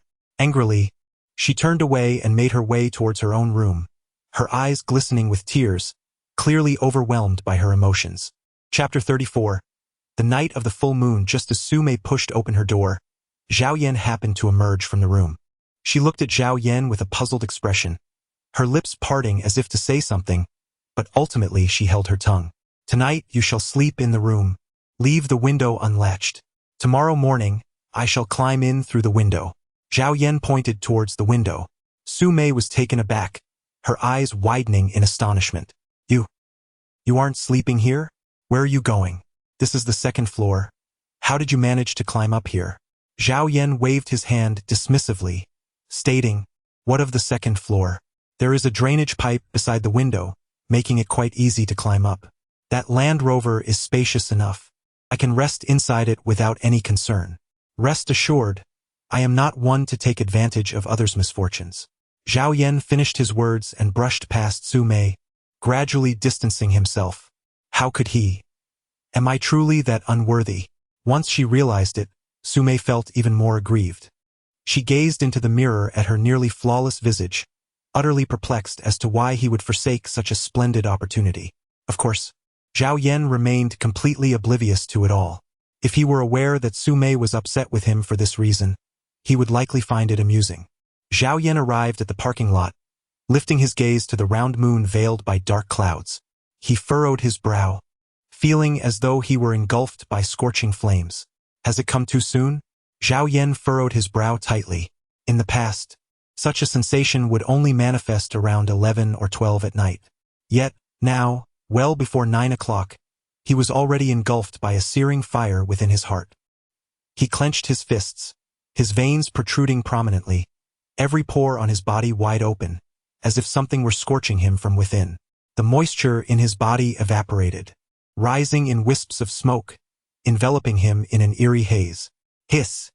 Ah! Zhao Yan yearned to cry out with fervor, yet he continually stifled his voice. He feared that his utterance might awaken those within the villa, and he was also apprehensive that venturing outside could startle passers-by. Thus, he remained ensconced in a corner, relentlessly pounding his fists against the ancient tree, utilizing pain to suppress his anguish. Nevertheless, Zhao Yan persisted in enduring his torment, but ultimately, an icy chill enveloped him.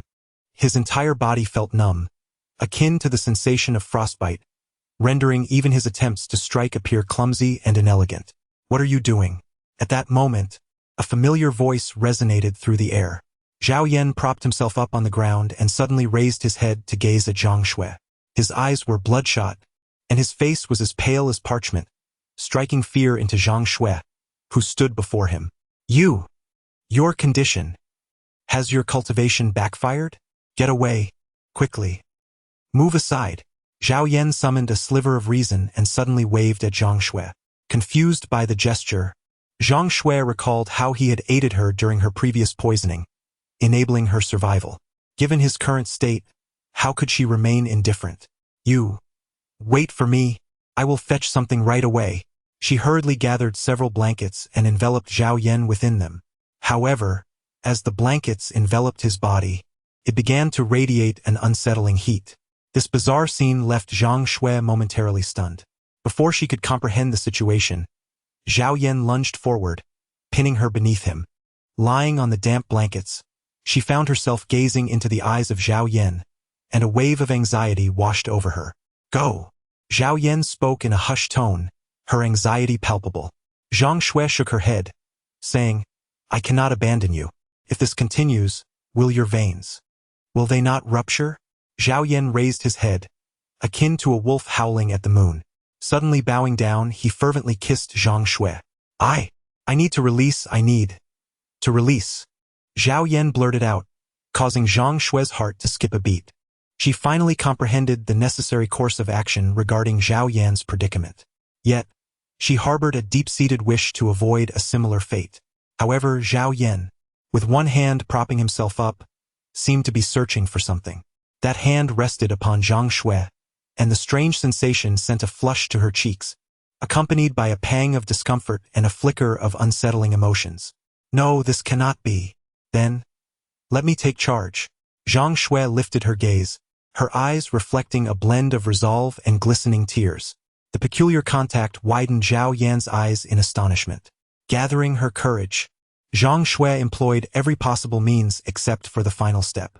3 hours later, Zhao Yan lay on the ground, utterly drained. Meanwhile, Zhang Shui used her sleeve to wipe the sweat from her brow.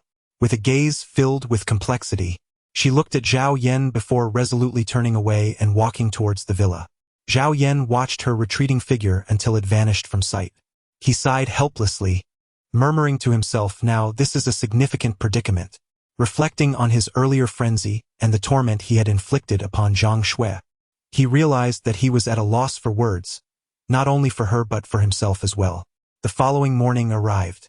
Zhao Yan awoke early in the morning, his internal energy fully restored. With a few agile leaps, he effortlessly jumped through the window. Glancing at Su Mei, who was still soundly asleep in bed, Zhao Yan realized that this woman was, in fact, an ordinary person, tossing and turning in her slumber. She had kicked off the covers, revealing a delicate camisole beneath, and due to her restless movements, It had slipped, showcasing a captivating sight.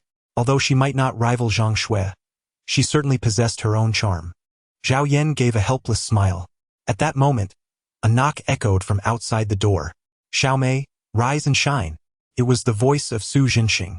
Zhao Yan hastily shed his clothing, donning only a pair of casual shorts. He feigned a state of drowsiness as he opened the door. "Grandfather? Ah, you are awake?"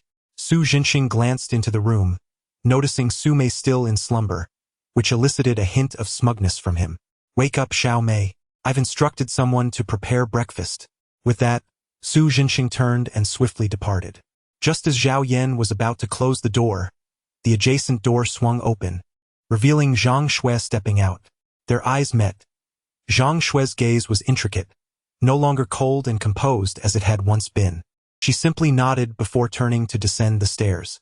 Zhao Yan observed that the woman appeared to have had a sleepless night, her complexion notably poor and somewhat pallid. Chapter 35. The golden ticket to immunity after breakfast. The three of them proceeded to the company. Zhao Yan was once again driving Zhang Shui's Land Rover alone. Just as he had parked the vehicle, his phone in his pocket suddenly buzzed. The message simply read, "Wait for me," and the caller was none other than Zhang Shui herself.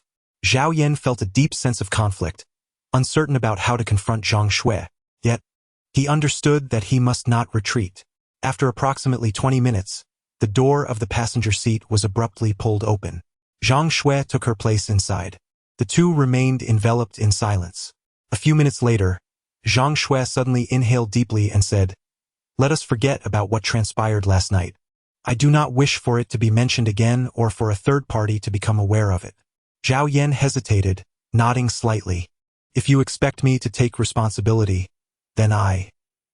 "Take responsibility?" Zhang Shui suddenly turned her head. "How do you intend to do that? Moreover, the person you ought to be accountable for is Su Mei, not me. I have said all that I needed to say.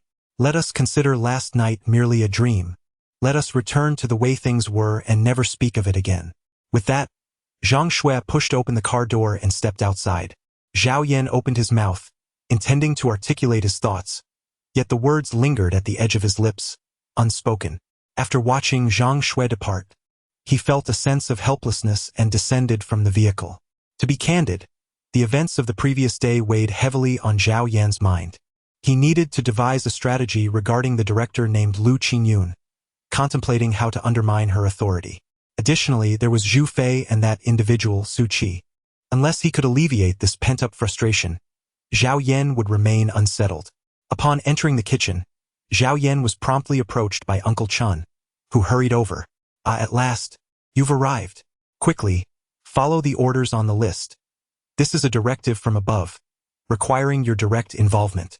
Zhao Yan was intrigued.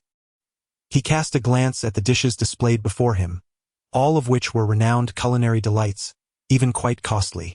Logically speaking, hadn't Su Mei just had breakfast at home? To indulge in 2 meals so early in the morning, and to consume such rich fare? Was this prepared at the behest of General Manager Su? Zhao Yan remarked. The other party nodded. Indeed, consuming such an array of dishes early in the morning is truly a world difficult to comprehend for those of us who are not affluent. By the way, he specifically requested you to take charge. You must act swiftly, as he has already made 2 phone calls to expedite the matter. Zhao Yan rolled her eyes. Do contemporary young women no longer consider their figures? Just as Zhao Yan lamented while picking up a kitchen knife, the elder Chan interjected, "What young woman? It's Su Qi, the deputy general manager." "Huh?" She discarded the knife in her hand and waved it off. "I thought it was someone else. Is this dish intended for her?" Elder Chun nodded, clearly perplexed. "Fine. Let her stay wherever she pleases. She is not worthy of savoring the dishes I prepare." Zhao Yan spoke arrogantly, and upon his words, old Chun was taken aback. It is essential to recognize that within the Su group, the individual one must never offend is Su Qi, the deputy general manager. Even if one were to irritate Su Mei, given her temperament, she would hardly hold a grudge against these insignificant figures. However, Su Qi is different. He is someone who harbors a vengeful spirit. To incur his displeasure is undoubtedly to jeopardize one's livelihood. Old Chin anxiously exclaimed, "Oh, How can you say such a thing? He is the deputy general manager, the second in command at the Su Group. How do you expect to continue working here after offending him? At that moment, Su Wei stepped forward. With her arms crossed over her chest, she wore a striking blue dress, reminiscent of something seen on a video platform, seemingly referred to as the blue battle attire. It must be said, she looked utterly flawless in that fitted dress. We are here to work, so why not maintain a graceful demeanor? Is it truly necessary to provoke others? Su Wei remarked with a hint of playful intrigue. Zhao Yan shrugged his shoulders and remarked, one must have their own convictions. Otherwise, wouldn't it be unjust to oneself if one's heart remains unsettled? I find myself quite curious. How will you confront this later on? Su Wei leaned against the doorframe, smiling silently. At that moment, a figure clad in high heels strode in. Why has the dish you requested not been delivered yet? Lu Qingyun demanded angrily. Su Wei remained silent. It was then that Lu Qingyun noticed Zhao Yan. Furrowing her brows, she fixed her gaze upon him and declared, "What is this? If you don't wish to continue, then leave. Why linger here idly? Leave? If he has any objections, he should come down himself and discuss it with me." Lu Qingyun shot a furious glare at Zhao Yan. She had presumed that after the events of the previous day, he would have learned which individuals were to be trifled with and which were not. Yet, to her astonishment, he remained so audacious and arrogant. "You are to leave this place immediately. As the head of the Human Resources Department and the director of the Su Corporation, I hereby officially terminate your employment." Upon hearing her words, Zhao Yan could not help but chuckle.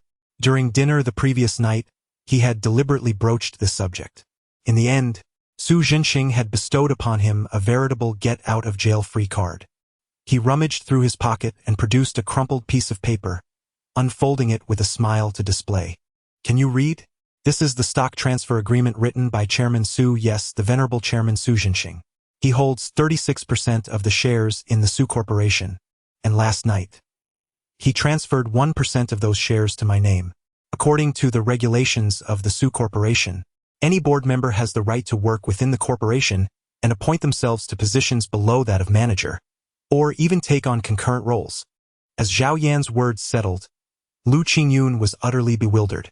Though it was merely 1%, that fraction represented the value of a small goal or two.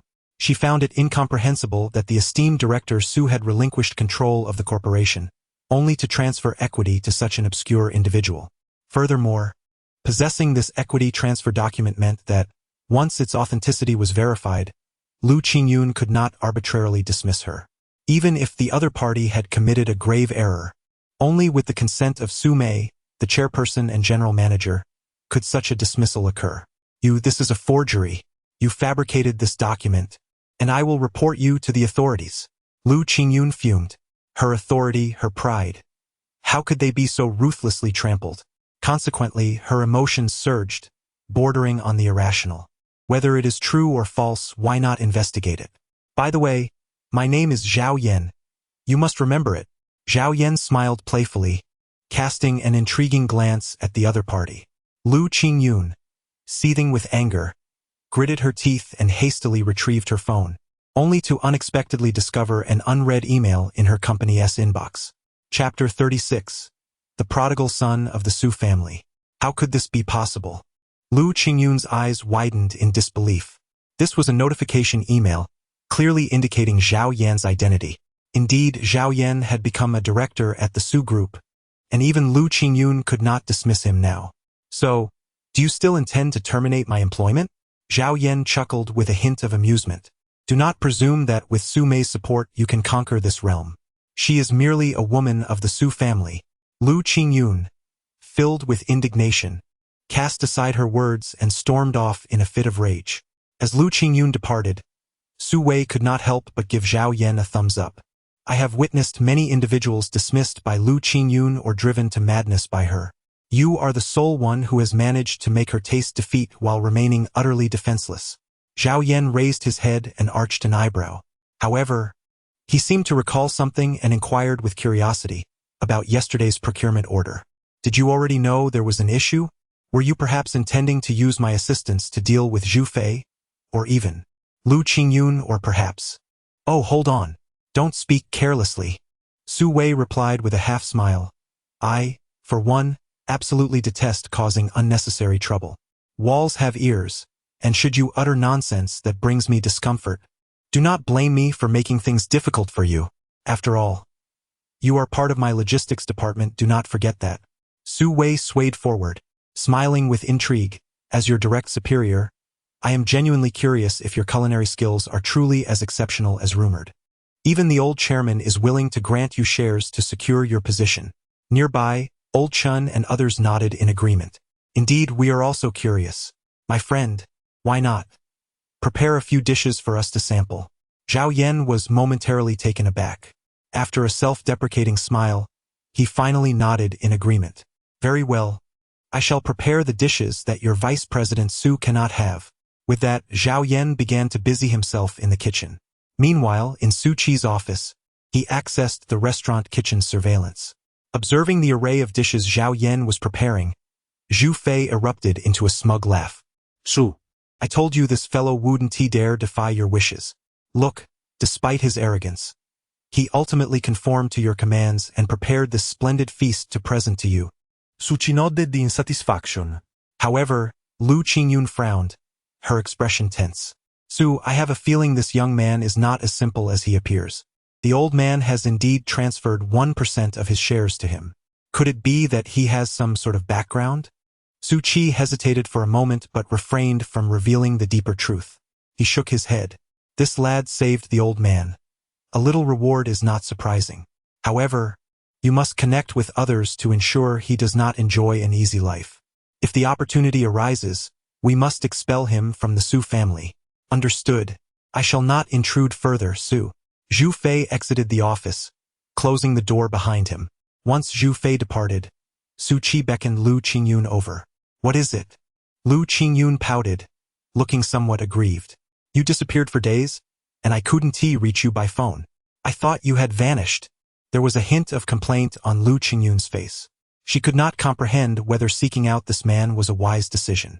Had it not been for him, she would never have come to the Su family, and given her capabilities, she could have found better opportunities elsewhere, with superior compensation than what Su offered. Oh dear, are you upset? Look, I even brought you a little gift. As he spoke, Su Qi grasped Lu Qingyun's hand, pulling her onto his lap. He then opened a nearby drawer and retrieved a jewelry box. At the instant he opened the box, a diamond necklace emerged, modest in value, with a teardrop pendant weighing approximately 2 carats, worth around 2 to 300,000. For Lu Qingyun, it was merely half a month's salary. When we went shopping last time, I noticed you admiring this necklace, so I thought to surprise you by buying it. Su Qi leaned in and kissed her cheek.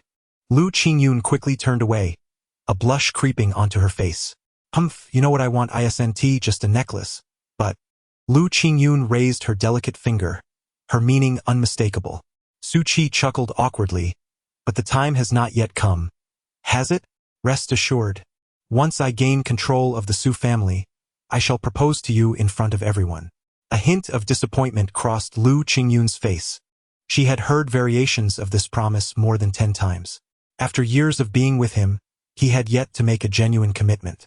Just then, Su Qi's hand slid along Lu Qingyun's slender waist as if intending to go further. Startled, Lu Qingyun hurriedly distanced herself from him. I need to go, she stammered nervously. As she turned to leave, Su Qi called out to her retreating figure, have the driver prepare. I have an appointment with Li Hongyan, and keep a close eye on Su Mei's every move. If she has any project plans, report to me immediately or send me the information. Soon, Lu Qingyun departed. As the office door closed behind her, the smile on Su Qi's face morphed into a sinister grin. He coldly declared, just wait. You will belong to me sooner or later. After a pause, Su Qi took out his phone and made a call. Immediately arrange for those female models from the university town to come over and have them wait in the hotel suite on the top floor. Once he hung up, a wicked smile graced his lips. Chapter 37. Exorbitant medical fees. Absolutely. Your culinary skills are extraordinary. It's no wonder the old chairman has taken a liking to you. Even a Michelin chef would have to address you as master. Su Wei exclaimed, savoring a bowl of seafood soup, her thumb raised in approval. The others, including Old Chun, echoed her praises. Meanwhile, Su Chi, who was starving and waiting for breakfast, watched the scene unfold through the surveillance. His face flushed crimson with rage, trembling with fury. Damn it! Just wait. I'll make sure you don't last 3 days. Su Chi slammed his fist on the keyboard and stormed out. At that moment, Zhao Yan was engaged in idle chatter with others when his phone suddenly rang. On the other end was Su Mei, commanding him with an authoritative tone. I'm sending you an address, you need to go there. I want tea. Su Mei's eyes widened in disbelief. What's wrong? Zhang Shui inquired curiously. Then he just hung up on me. Zhang Shui was taken aback. Su Mei, infuriated, dialed again. You bastard, if you hang up on me again, I'll come down and find you. Her angry words left Zhao Yan speechless.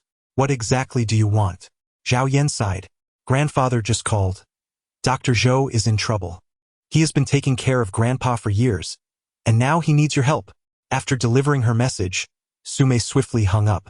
Her actions resembled a playful act of revenge, which struck Zhang Shui as somewhat amusing yet uncomfortable. On the other end, Zhao Yan gazed at his phone, feeling overwhelmed. In truth, he intended to contact Dr. Zhou to inquire about the auction house. However, he despised the feeling of being summoned and ordered around. Sister Wei, I'm stepping out for a moment. Zhao Yan ultimately yielded. Both in public and private, he still desired to meet Dr. Zhou. As for Su Wei, she was far too preoccupied to pay him any mind. Fearing that the chefs might finish the dishes, she refrained from speaking and merely nodded repeatedly. Upon exiting the Su building, Zhao Yan drove to the designated address. His Land Rover came to a halt in front of a quaint, antique structure. Zhou Dashan had been waiting outside for quite some time. Upon seeing Zhao Yan alight from the vehicle, he hurried over. Ah, the young divine doctor, you have finally arrived. Though Zhou Dashan was reluctant to admit it, he truly could not discern the issue this time. He merely hoped that nothing would go awry with the patient inside, for after all, his status was anything but ordinary. Zhao Yan allowed Zhou Dashan to pull him inside. The onlookers were taken aback, their expressions a mix of astonishment and disbelief. In their minds, Zhou Dashan was a distinguished practitioner of traditional Chinese medicine, known for his composed demeanor. Yet here he was, flustered and hastily dragging a young man along. In the consultation hall, all extraneous individuals were politely asked to leave. On a large white bed lay a child, appearing utterly still, as if in a deep slumber. Dr. Zhou, where is he? Did you not say you would bring a renowned healer to treat my son? A middle-aged man approached, clad in a gray suit that exuded an air of authority. Zhou Dashan slightly turned to the side, saying, This is the esteemed healer I mentioned. The middle-aged man appraised Zhao Yan from head to toe, his brow furrowing in skepticism. So young? Though merely a few words, they conveyed his distrust towards Zhao Yan. Is youth a crime? Zhao Yan replied with irritation. Given your son's condition, he may not last more than a few days. It is commendable to possess a spirit of pride, yet one must also have the ability to be flexible and adaptable. Zhao Yan's words caused Zhou Dashan to tense up with anxiety. Good heavens! How could I have forgotten to caution him that the patient was none other than the wealthiest individual in Neihai City, a member of the Su family. If we inadvertently offended him and it brought trouble to Zhao Yan, the blame would ultimately fall on me. Mr. Su, please, do not take offense. This young physician has a rather peculiar disposition, yet his medical skills are beyond reproach. I dare say that even I would concede defeat were we to compare our abilities in medicine, Zhou Dashan earnestly stated. Humph, and what of it? I thought it was something of significance. This young lad has been in a state of shock, first enduring 3 days without sleep, food, or water, only to then succumb to a deep slumber for another 3 days. I suspect. Today marks the 3rd day. Upon awakening, he will surely expel a mouthful of dark blood, followed by a fleeting existence of merely half an hour, ultimately departing with unfulfilled regrets. Zhao Yan let out a cold smile, lamenting, what a pity, quite adorable in appearance, yet burdened with a father who is arrogant and overbearing. It's a case of harming both oneself and others. With that, Zhao Yan turned to leave. Mr. Su furrowed his brow and questioned, Dr. Zhou, is this what you conveyed to him? Zhou Dashan shook his head, stammering, I have never mentioned anything regarding your son at any point. Forcing a smile, he added, I thought as much. He is indeed a miraculous physician, a true genius. With just one glance, he discerned your son's ailment, so he must possess some understanding of this condition. Mr. Su began to comprehend the situation. He cast a glance at the two bodyguards beside him, who immediately grasped the implication and hurried after Zhao Yan. Sir, please wait, one of them called out, reaching out to place a hand on Zhao Yan's shoulder. Noticing that Zhao Yan continued to walk away, he discreetly exerted pressure. Zhao Yan's lips curled into a subtle smile, her shoulders giving a slight tremor. The opponent's arm slipped from her shoulder, propelled by the force of inertia, causing them to stumble forward a few steps, nearly losing their balance. Seizing the moment, another individual lunged forward, but Zhao Yan deftly sidestepped, leaving them grasping at thin air. How careless of them! Zhao Yan turned her head, revealing a playful smile. The two bodyguards flushed with embarrassment. They were skilled fighters, yet they found themselves in such a precarious situation, clearly in disarray. Not far away, President Su witnessed this scene and felt a sudden jolt in his heart. The only explanation for this must be that this individual possesses extraordinary abilities. Wait! President Su could no longer contain himself and called out to Zhao Yan. Seeing that she did not halt, he continued, 1 million. If you can cure my son, I will immediately grant you 1 million. Zhao Yan did not halt. 30 million. The price uttered by General Su. Nevertheless, Zhao Yan continued to advance, unwavering. At last, General Su could no longer contain himself. He shouted, 100 million. I shall offer you 100 million. Just as everyone was taken aback by this exorbitant medical fee, their eyes widened in astonishment. Zhao Yan did not cease her stride. Chapter 38. The Art of Exorcism. Su Shiji, as the heir of the Su family, wields control over assets amounting to hundreds of billions, having been nurtured under the shadow of prominence since childhood. He has encountered a myriad of tumultuous events, yet he has never experienced such an emotional turmoil. The anxiety within him seeped through his countenance. As Zhao Yan's figure began to fade from view, he disregarded his own stature and hastily rushed forward. He positioned himself before Zhao Yan, exclaiming, "What do you truly intend to do? Are you aware that I can take your life at any moment?" Su Shiji could no longer contain himself, and the threatening words escaped his lips. Zhao Yan raised his head, a sinister smile unwavering upon his face. At that moment, his eyes emitted a chilling glint. This was no ordinary sharp gleam. It was imbued with lethal intent, causing even Su Shiji, who stood nearby, to feel a tremor of fear within his heart. "Get lost." Zhao Yan merely uttered a single word. Yet that solitary utterance seemed to carry the weight of 1,000 pounds, causing Su Shiji to tremble involuntarily and instinctively step aside. Observing Zhao Yan's intent to depart, Zhou Dashan hastened towards Su Shiji and whispered something in his ear. Su Shiji was jolted back to reality. "If you can save my son, I will assist your fiancée in establishing her position." With Su Shiji's declaration, Zhao Yan hesitated at the open door of the car. In that fleeting moment, Su Shiji appeared to exhale in relief. He quickly donned a forced smile, saying, Yes, my apologies." At that moment, his mind was in disarray, struggling to comprehend how that girl from the Su family had become entangled with such an extraordinary being. What was this prodigy's origin, and what peculiar status lay behind him? Zhao Yan nodded thoughtfully. He turned to Su Shiji beside him, inquiring, "Has the child exhibited such behavior for the past 6 months?" "Indeed," Su Shiji affirmed with a nod.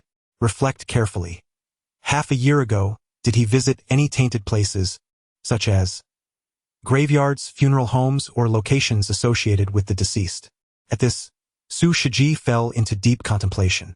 Could it be that he has encountered something malevolent? Zhao Yan waved his hand dismissively and remarked, "What era are we in to still believe in superstitions?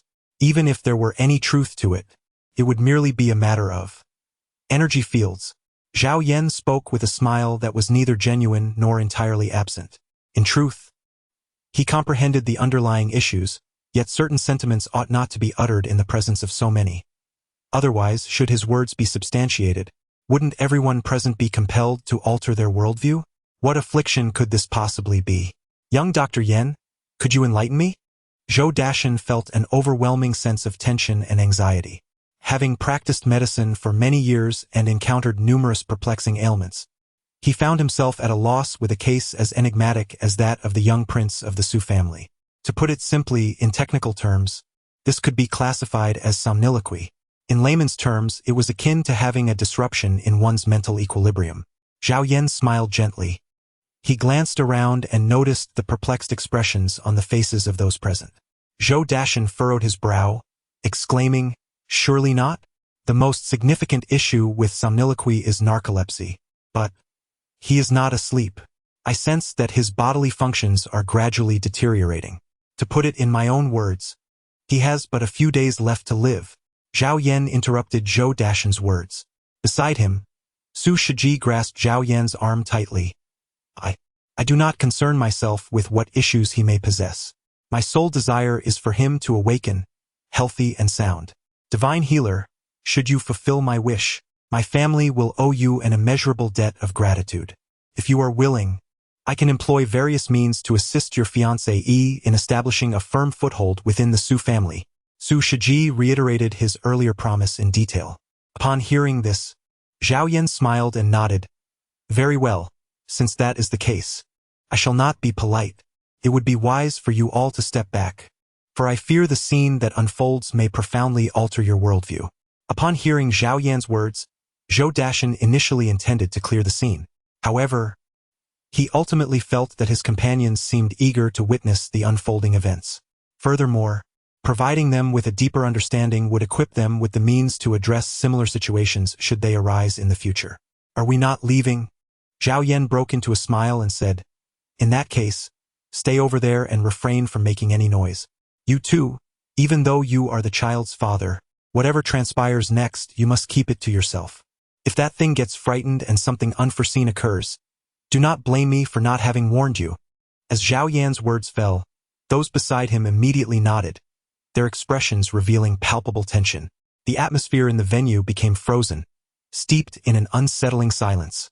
Zhou Dashan closed the hall's door, while Su Shiji's two bodyguards stood watch outside, preventing anyone from approaching. Meanwhile, the others diligently prepared everything Zhao Yan required. Zhao Yan ignited 3 incense sticks of the Bingshan variety, placing them in a censer beneath the child's bed. Among the 13 branches of traditional Chinese medicine, the art of Zhuyu is regarded as the most enigmatic.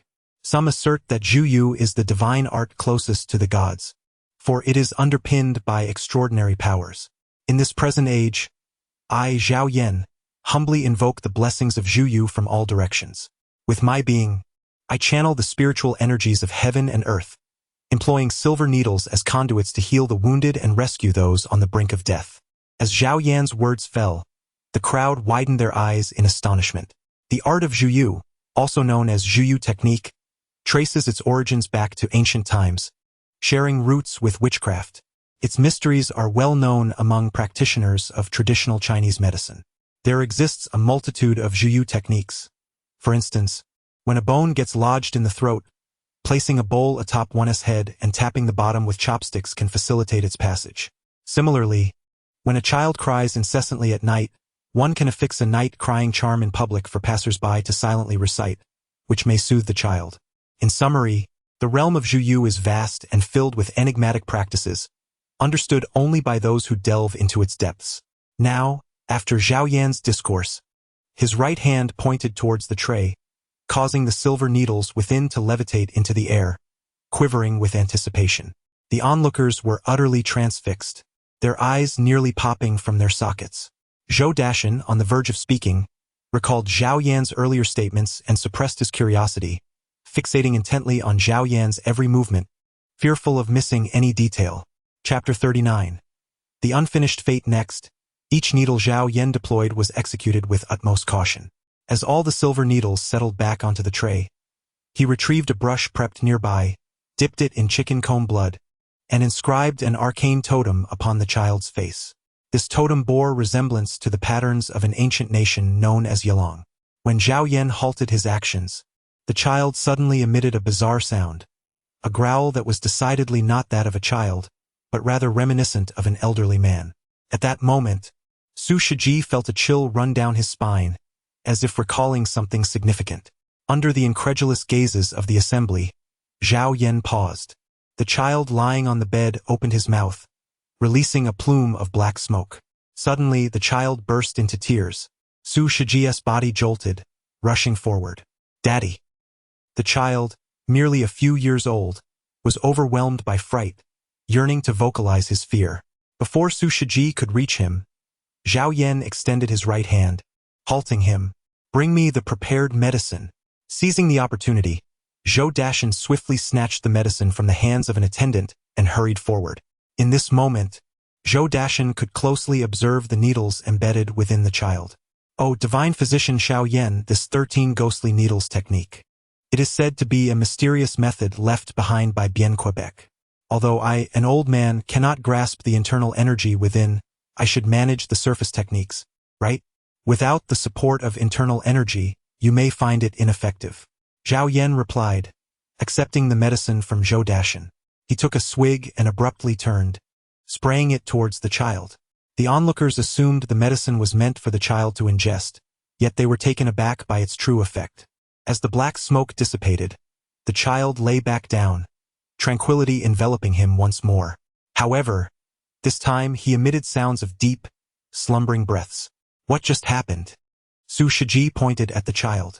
Before he could articulate his thoughts, Zhao Yan countered coldly, "Did you believe that was your child calling for you?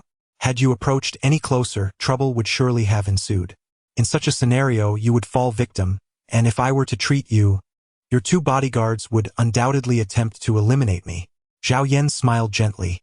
Su Shiji awoke, comprehending the reason behind Zhao Yan's gesture to stop him. Meanwhile, the 2 bodyguards were now flushed with embarrassment, fully aware that they were no match for Zhao Yan. Thus, her earlier words were merely a form of derision. "Now, it suffices to say that your child has likely been exhausted from the recent commotion and is now resting. Soon we shall have Dr. Zhou prescribe a calming tonic to brew for the child, and also prepare a nourishing chicken soup to restore their strength. In just a few days, they shall be lively and energetic once more." As Zhao Yan's words lingered in the air, Su Shiji was roused from his reverie. He hurriedly bowed to Zhao Yan, expressing his gratitude. "Thank you, young divine doctor. Once my son regains consciousness, I shall ensure he seeks you out to express his heartfelt thanks. Our destinies have only just begun to intertwine. If you are amenable, I would be delighted for him to visit me often. Perhaps I may offer him certain gifts that you cannot." Upon hearing Zhao Yan's words, Su Shiji felt a sudden jolt in his heart. Had someone spoken to him in such a manner prior to this day, he would have unhesitatingly slapped them twice. As a local tycoon, he believed he could acquire anything in the world without hesitation. Yet, when it came to his son's desires, he remained resolute. Now, however, he was acutely aware of the extraordinary individuals that exist in this world, particularly the young healer surnamed Zhao. If his son were to acquire this man's medical skills, not only would the Su family's status ascend to greater heights, but the future would also unveil a vast expanse of possibilities and achievements. Excellent. For his son to gain the recognition of this young healer is indeed a family honor. Once his son awakens, I shall personally escort him to meet the esteemed doctor. Su Shiji declared earnestly, with no hint of jest in his tone. He had grasped the situation clearly, yet Zhou Dashan sighed with a wry smile, lamenting his own ignorance and the many things he still did not comprehend. Zhao Yan chuckled. Imitating a gourd is not difficult, but capturing the seeds within is quite a challenge. First, please enlighten me about the process of tomorrow's auction. To be frank, I intend to purchase a prized blood spirit mushroom, but as I am unfamiliar with anyone there, I must rely on your assistance. Zhao Yan did not conceal the truth. He spoke candidly. Unbeknownst to him, Su Shiji, who was preparing to depart, happened to overhear Zhao Yan's words and silently committed them to memory. After Su Shiji and his companions had left, Zhou Dashan proceeded to elaborate on the method of gaining entry to the venue. Such prestigious auctions typically require either a membership or an invitation. Fortunately, Zhou Dashan possessed a quota, which he could bestow upon Zhao Yan, allowing him to enter as an agent. Upon learning of Zhou Dashan's decision, Zhao Yan's face lit up with joy. "Thank you very much, Zhou Laosher." Zhao Yan smiled softly. He approached a nearby table, picked up a brush, and elegantly inscribed several pages. Zhou Dashan stood beside him, initially bewildered by the nature of Zhao Yan's writings. However, as he meticulously examined the text, his eyes widened in astonishment. This is a straightforward discourse on the inner canon, the method you refer to for cultivating internal strength. Zhao Yan chuckled. The technique I have learned is not suitable for you. You might consider trying this one. As for whether it can cultivate inner strength and true energy, that is a matter of fate. Is this the inner canon? Zhou Dashan trembled as he gingerly picked up one of the sheets of paper. He feared that the ink had not yet dried and would tarnish the delicate parchment. Thus, he continuously blew gently upon it, treating it as though it were a precious treasure. Upon witnessing this, Zhao Yan deemed it inappropriate to intrude. He recognized that the other party was undoubtedly engrossed and chose to depart alone. Before leaving, he instructed those outside to convey a message, requesting that once Zhou Dashan awoke, someone should deliver the notes to his residence. As for himself, he took to the road in his vehicle.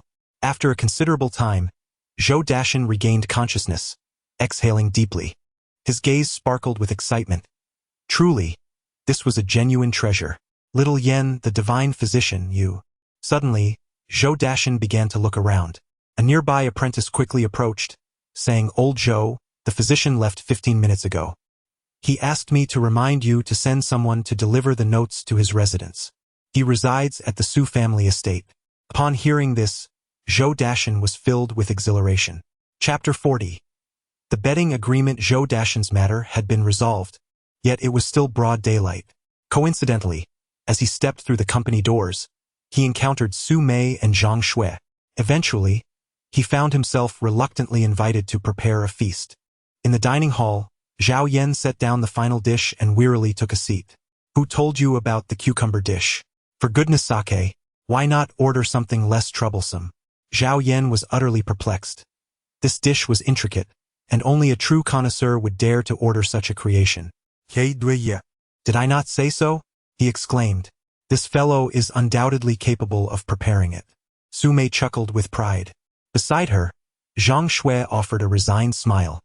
How could she not understand the complexity of this dish? In her youth, she often relished her father's rendition. Sitting by, she meticulously observed each step of the process, yet she could never replicate it herself. Over the years, she sought out numerous chefs, but none could capture the essence of the flavor. Some even failed to present it in its most rudimentary form. What could this possibly signify? Zhao Yan curiously glanced at the two women. "Why should it concern you?" Su Mei shot a sidelong glance at her.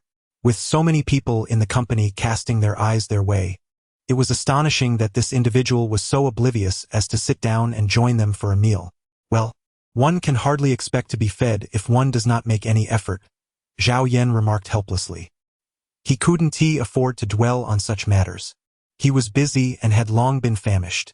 That fellow Zhou Dashan was lost in thought, oblivious to the fact that he was supposed to treat him to a meal.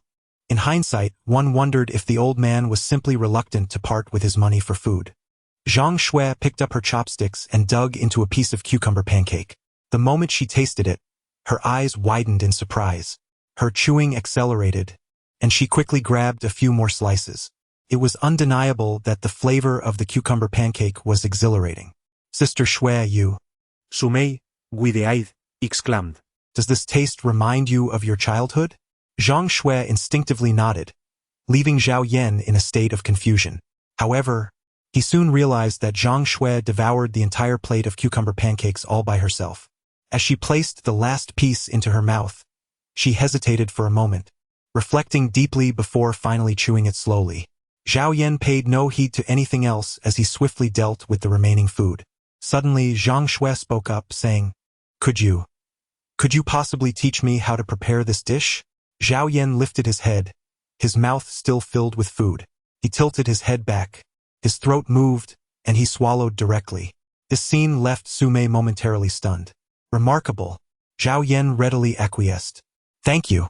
Indeed, Zhao Yan chose to ignore the other party, continuing to savor the exquisite dishes before him. Beside him, Su Mei wore a face of disdain at the scene. Just as she was about to voice her thoughts, someone unexpectedly approached. It was none other than Su Qi, flanked by Lu Qingyun, Zhu Fei, and several managers from various departments. Clearly, they had just emerged from a private room. "Oh, little sister, you are here too?" Su Chi remarked with a mischievous smile. "I've heard whispers that you've engaged a particularly talented chef. It must be him, right? Alas, what a pity. The board meeting is just 2 days away, and with such culinary skills, you ought to indulge a bit more. Otherwise, when the board convenes to declare your failure in the wager, I might have to take over your position temporarily. You see, I am rather straightforward. Those I dislike, I simply dismiss, ensuring they have no place within the corporation. I trust you can comprehend this?" Upon hearing Su Chi's words, Su Mei gritted her teeth in frustration. "Humph, if it weren't for your underhanded interference, I would have completed those contracts long ago. How could I possibly lose?" Sui. "As a member of the Su family, do you not understand the stipulations within this wager agreement?" Su Chi's fury stemmed not just from the fact that Su Chi, as her cousin, had meddled behind the scenes, but also because of a particular clause within the wager agreement.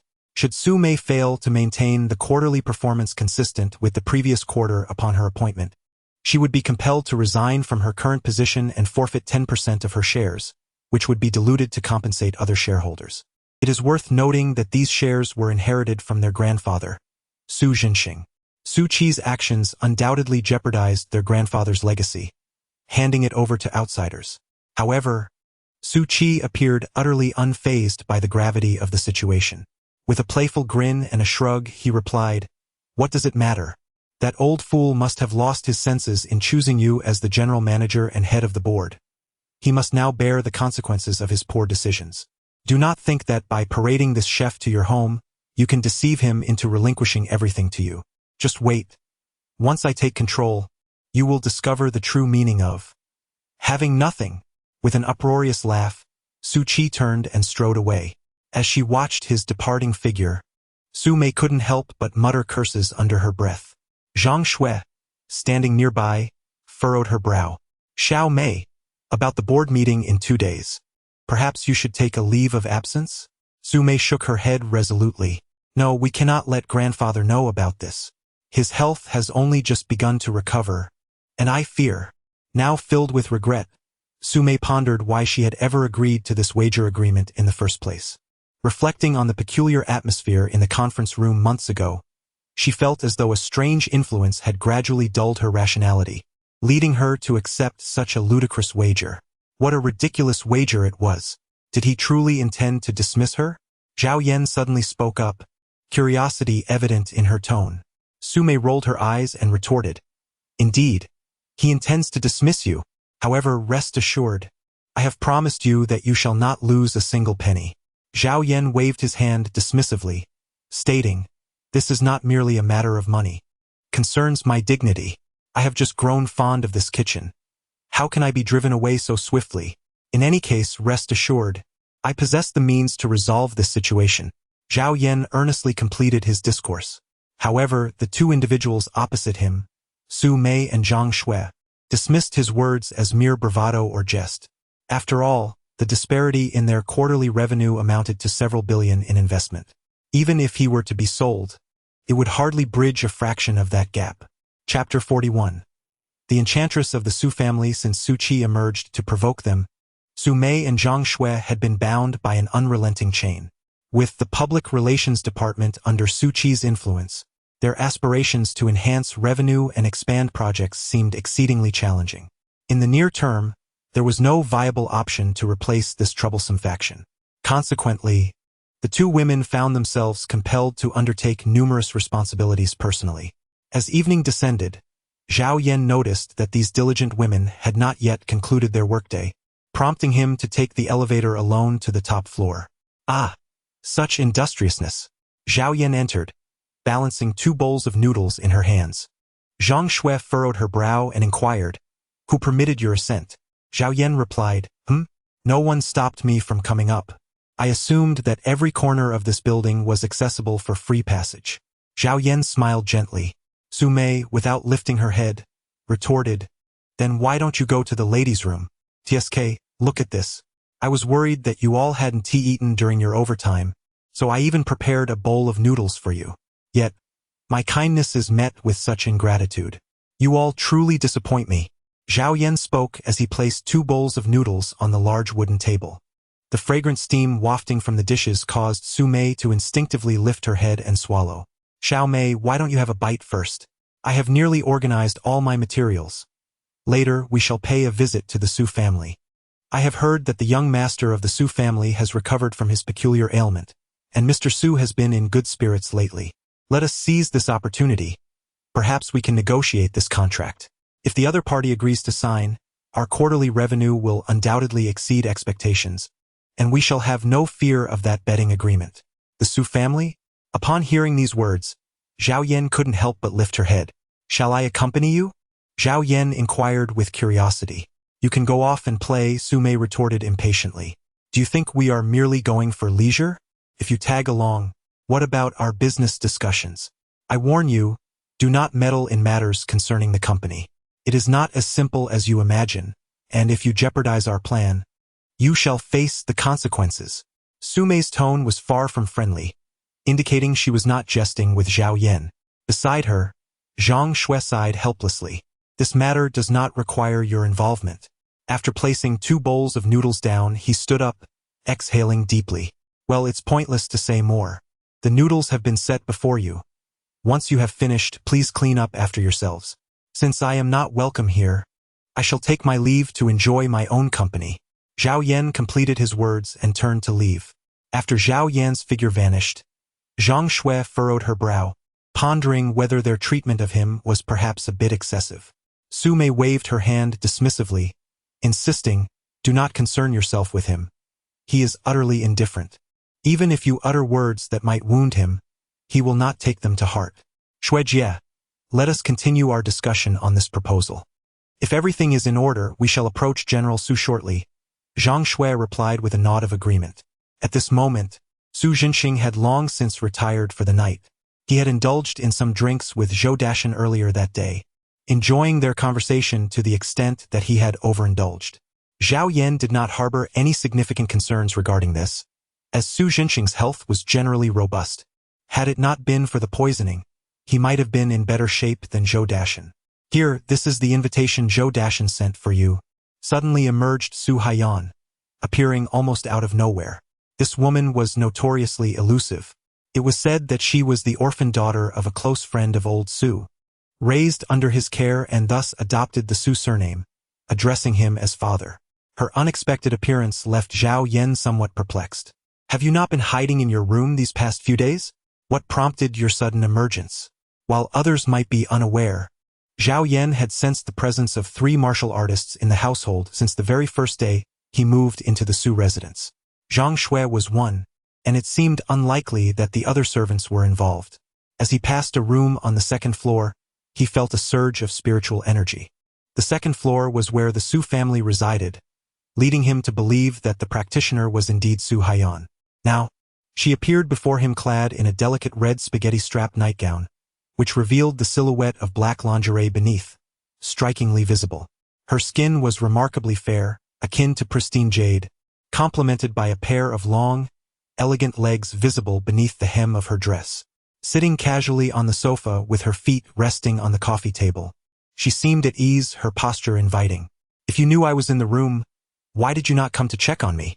She teased, a playful smile gracing her lips. Ah, a solitary soul like me.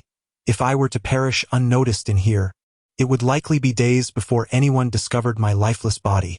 Once the stench became unbearable. With a languid grace, Su Haiyan rose and approached Zhao Yan, placing her hand on his shoulder, her eyes sparkling with flirtation. Regardless of the circumstances, you are still my elder. It would be rather inappropriate for me to enter your room. Zhao Yan smiled softly. He assigned an identity to the other party, effectively closing off the conversation. Su Haiyan pouted, wearing a look of feigned grievance, and said, "The way you speak truly hurts my feelings. Have you already forgotten the deal I mentioned to you a few days ago?" Zhao Yan came to a realization. This woman claimed she could assist him in procuring the blood spirit mushroom, but he must first render her a favor. It is worth noting that Zhao Yan possessed wealth, albeit a sum that he could not afford to touch. Should he do so, those ancient beings would ascertain his whereabouts. Therefore, if he wished to acquire the blood spirit mushroom, he would indeed require this woman's assistance. Pray, do tell me what exactly you wish for me to assist you with. Zhao Yan smiled playfully. Upon hearing this, the woman's lips curled into a smirk, seemingly quite pleased with herself. But before we delve into that, you must first accompany me to a certain place. Tonight, you shall heed my words and I shall heed yours. Su Haiyan chuckled softly and made her way towards the door. Although Zhao Yan was unsure of this woman's intentions, she decided to follow her. Soon, the woman approached a blazing red Ferrari. She entered the vehicle from the passenger seat and beckoned Zhao Yan with a wave of her hand. After Zhao Yan entered the vehicle, she turned around and inquired, "What exactly do you intend to do?" "You'll find out once we get there," Su Haiyan replied, activating the navigation on her phone and securing it in the holder mounted in front. Zhao Yan cast a fleeting glance and discerned that this location was situated on a mountainside. Just as he was about to pose a question, he was taken aback to witness the woman shedding her nightgown. Within the confines of the sports car, she began to change her attire. "Enjoying the view? Then gaze a little longer. Make sure you are ready for what comes next." Su Haiyan chuckled teasingly, her hands moving behind her back to unfasten her bra. Chapter 42. The Two Sorceresses. Upon witnessing this, Zhao Yan abruptly turned around, his rigid body fixated on the front with a piercing gaze. What a jest! This was none other than the sorceress of the Su family, a witch even more malevolent than Su Mei. If he were to truly lay eyes upon her or dare to take action, he would likely find himself bewildered as to how his demise unfolded. "I shall take my leave now." Zhao Yan could only speak in a daze as he skillfully ignited the engine, causing the vehicle to roar forward with a single press of the accelerator. Throughout the journey, Zhao Yan curiously glanced at the rearview mirror, only to discover that Su Haiyan had already changed her attire and was now gazing intently into the mirror. Through its reflection, their eyes met. Alas, having neglected to observe her earlier, he now found it impossible to do so. Su Haiyan leaned forward, resting one hand on the center console. Her face turned sideways as she fixed her gaze upon Zhao Yan. At this moment, Zhao Yan felt rather awkward. He noticed that Su Haiyan had changed into a sheer black camisole for her upper body and a pair of gray yoga pants for her lower half. While this ensemble appeared more modest than the previous nightgown, it undeniably radiated an added allure. "Pray tell, where exactly do you intend to take me? If you cannot articulate your thoughts clearly, I fear that I might unwittingly sell you off, and you would remain oblivious to the unfolding events." As Zhao Yan's words fell, Su Haiyan's lips curled into a smile. "You sold me? Ah, you are the first person daring enough to speak to me in such a manner. Rest assured, I will take you along because I have a matter to attend to. However, the individual I am dealing with is rather troublesome. I am concerned that complications may arise, so please wait for me in the car. Once I have resolved the issue, you may drive me away." "Is it truly that simple?" Zhao Yan inquired. "What other option is there?" Su Haiyan chuckled. "Do you think I am feeling lonely and in need of your assistance? For comfort?" Zhao Yan was at a loss for words. Engaging in conversation with her undoubtedly brought a sense of pressure. Although she considered herself somewhat audacious in comparison to her, she felt like a mere elementary school student. Before long, the vehicle arrived at the midpoint of the mountain. Zhao Yan then realized that halfway up the mountain, there was a cluster of quaint lodgings. Although the lights were not dazzling, it was evident that the dwellings were inhabited. At that moment, Su Haiyan's face betrayed a look of anxiety, devoid of the previous allure she had displayed. Zhao Yan curiously gazed at the woman, who approached the front of the vehicle, opened the storage compartment, and retrieved two slender objects resembling knitting needles. These metallic implements measured approximately 30 centimeters in length, gleaming silver and ending in sharp points that radiated a cold glimmer. To the untrained eye, their purpose might remain a mystery. However, Zhao Yan instantly recognized them as Amei daggers. Such close combat weapons are particularly enigmatic, featuring a ring in the middle that fits onto the middle finger, allowing the user to manipulate the daggers in a mesmerizing spin within the palm. Admittedly, these weapons possess limited lethality and are notoriously cumbersome to wield, making them an uncommon choice for study among martial artists. It was surprising to discover that a woman like Su Haiyan was not only a practitioner of martial arts but also an adept user of the Amei daggers. This revelation left Zhao Yan somewhat taken aback. Was this woman preparing to eliminate someone? Zhao Yan felt a surge of curiosity. Soon, Su Haiyan arrived outside one of the guesthouse rooms, pressing against the window. With her right hand, she carefully pried open the wooden window using her Amei dagger. Just as she was about to glimpse the scene within, a thick cloud of smoke surged toward her. She had no time to evade it and inhaled a small portion, forcing her to retreat hastily a few steps. At that moment, the door swung open, and a woman, clad in a sailor outfit with a black pleated skirt, leaped out. She appeared to be in her 20s. Well, I didn't expect you to be so sneaky. If you wish to seek revenge, you could simply come to me directly. There's no need for such clandestine antics, the sailor-clad beauty remarked with a playful smile, gripping a long whip in her hand. Her cherubic face radiated a glint of menace from her bright eyes. Black Widow, how old are you? And yet you still dress like this. Do you not feel any shame? Su Haiyan retorted coldly. While others may not comprehend, Su Haiyan knew all too well that this woman was actually over 40. Yet, through peculiar means, she had managed to preserve her youthful appearance in her 20s. With Su Haiyan's scornful words, the woman's expression darkened with fury. What business is it of yours? You mad woman, I've told you countless times that man is no good. I did not seduce him, he sought me out.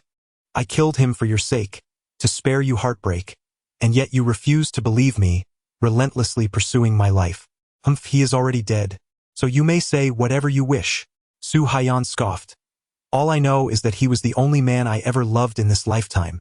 Since you have killed him, I shall take your life in vengeance. With that, Su Haiyan seemed to lose her sanity, her palms swiftly rotating the Amei dagger. She lunged forward fiercely. However, just as she struck, she felt her internal energy falter momentarily.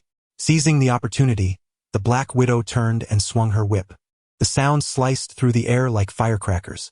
The whip came crashing down toward Su Haiyan's back. At that moment, a figure suddenly darted forward, grasping the descending whip with a decisive grip. Ah, is that poisoned? Zhao Yan smiled helplessly. She exclaimed in anger, Who are you? She continued, Oh Su Haiyan, you are truly outrageous. You have already found a new love, yet you still seek vengeance on your old flame? Can't you take a moment to pause? As she spoke, Su Haiyan attempted to rise once more. Observing this, the Black Widow hastily scattered a handful of powder.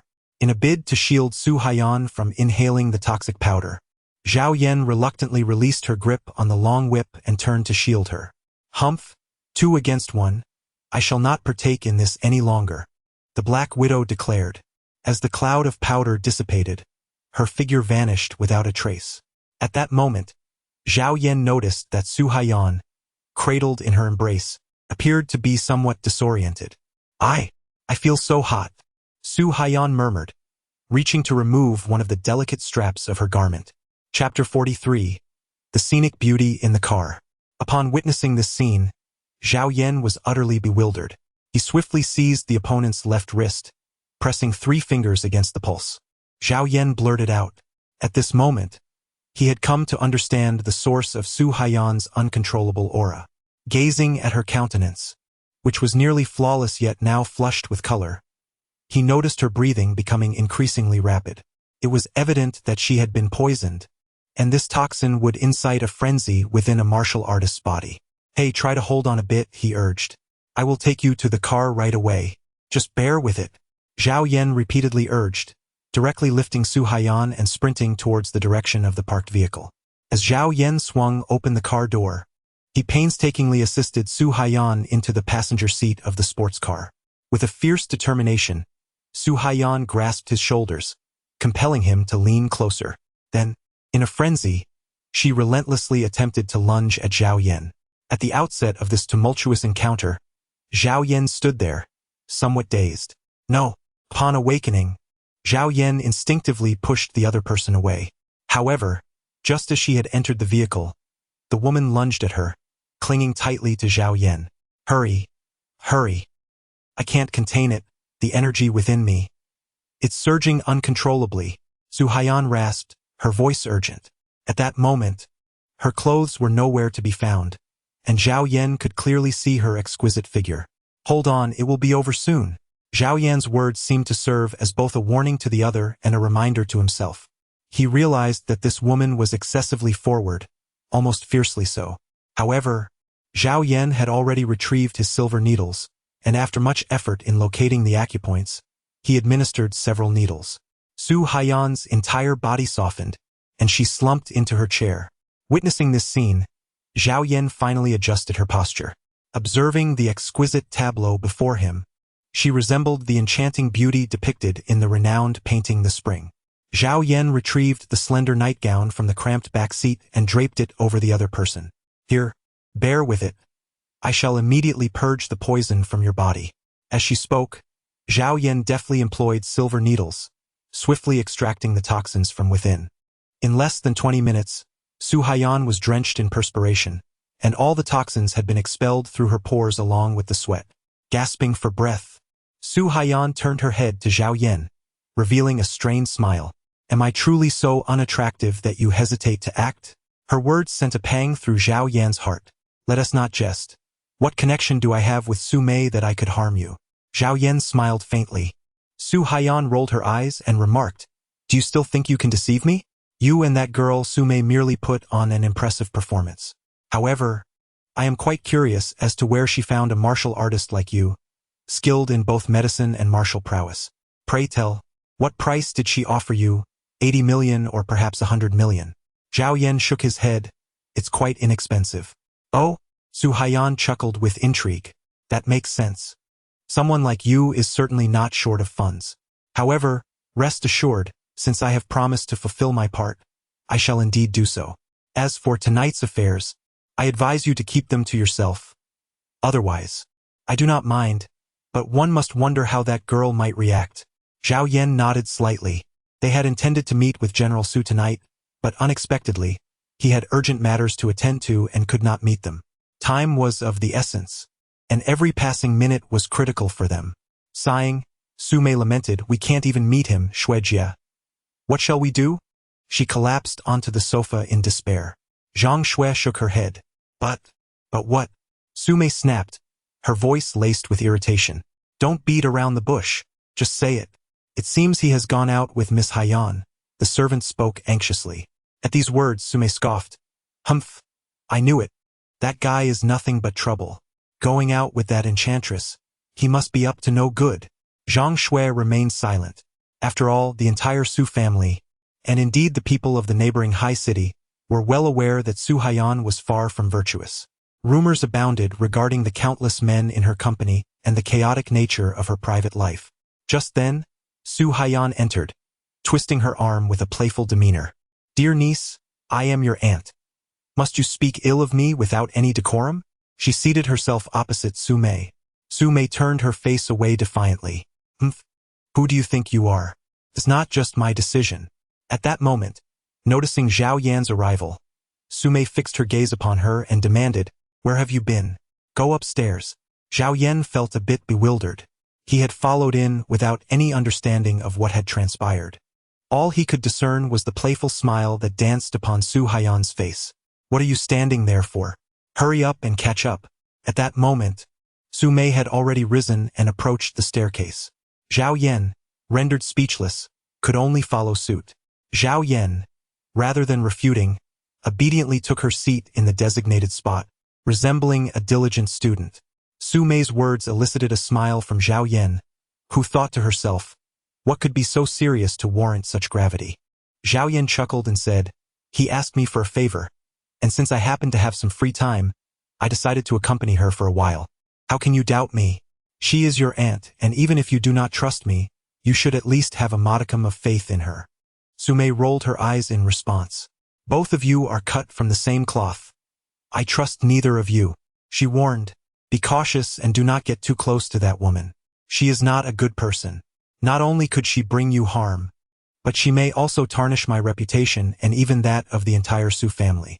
Su Mei's demeanor left no room for jest. Zhao Yan nodded with a smile. Always with that playful grin. And I wonder where you disappeared to last night. You need not venture out tonight. You shall remain in this room. You will sleep on the sofa, staying away from my bed and not straying from this door. After seriously instructing him, Su Mei adjusted her shoulders. Moreover, your eyes must not wander. If I discover that you dare to gaze around, I shall pluck out your eyes. With that, Sume turned and stealthily retrieved a few garments from the wardrobe, making her way toward the bathroom. Once she closed the door, the sound of the shower soon filled the air. However, the owner of this room seemed unaware that the frosted glass door of the bathroom possessed a particular design. As steam began to rise, the frosted glass door surprisingly became translucent, revealing a hazy scene within. Chapter 44. A special reason. Just a second before Su Mei emerged from the bathroom, Zhao Yan instantly feigned deep slumber. He glanced at the man curled up on the sofa. Humph, what a pig. He fell asleep so quickly? Su Mei murmuró. She appeared to let her guard down, turning off the lights and pulling back the covers to lie down. In the middle of the night, Su Mei lifted the covers, and by the moonlight, Zhao Yan could observe this woman in yet another peculiar sleeping posture. Yet, it certainly captivated Zhao Yan's attention. Zhao Yan gently pressed down on the wrist of the other person. He had not forgotten the primary reason for his proximity to Su Mei. He sought to study her physique, to comprehend how it enabled his spiritual energy to escalate so swiftly. Yet, solely relying on pulse diagnostics yielded no substantial insights.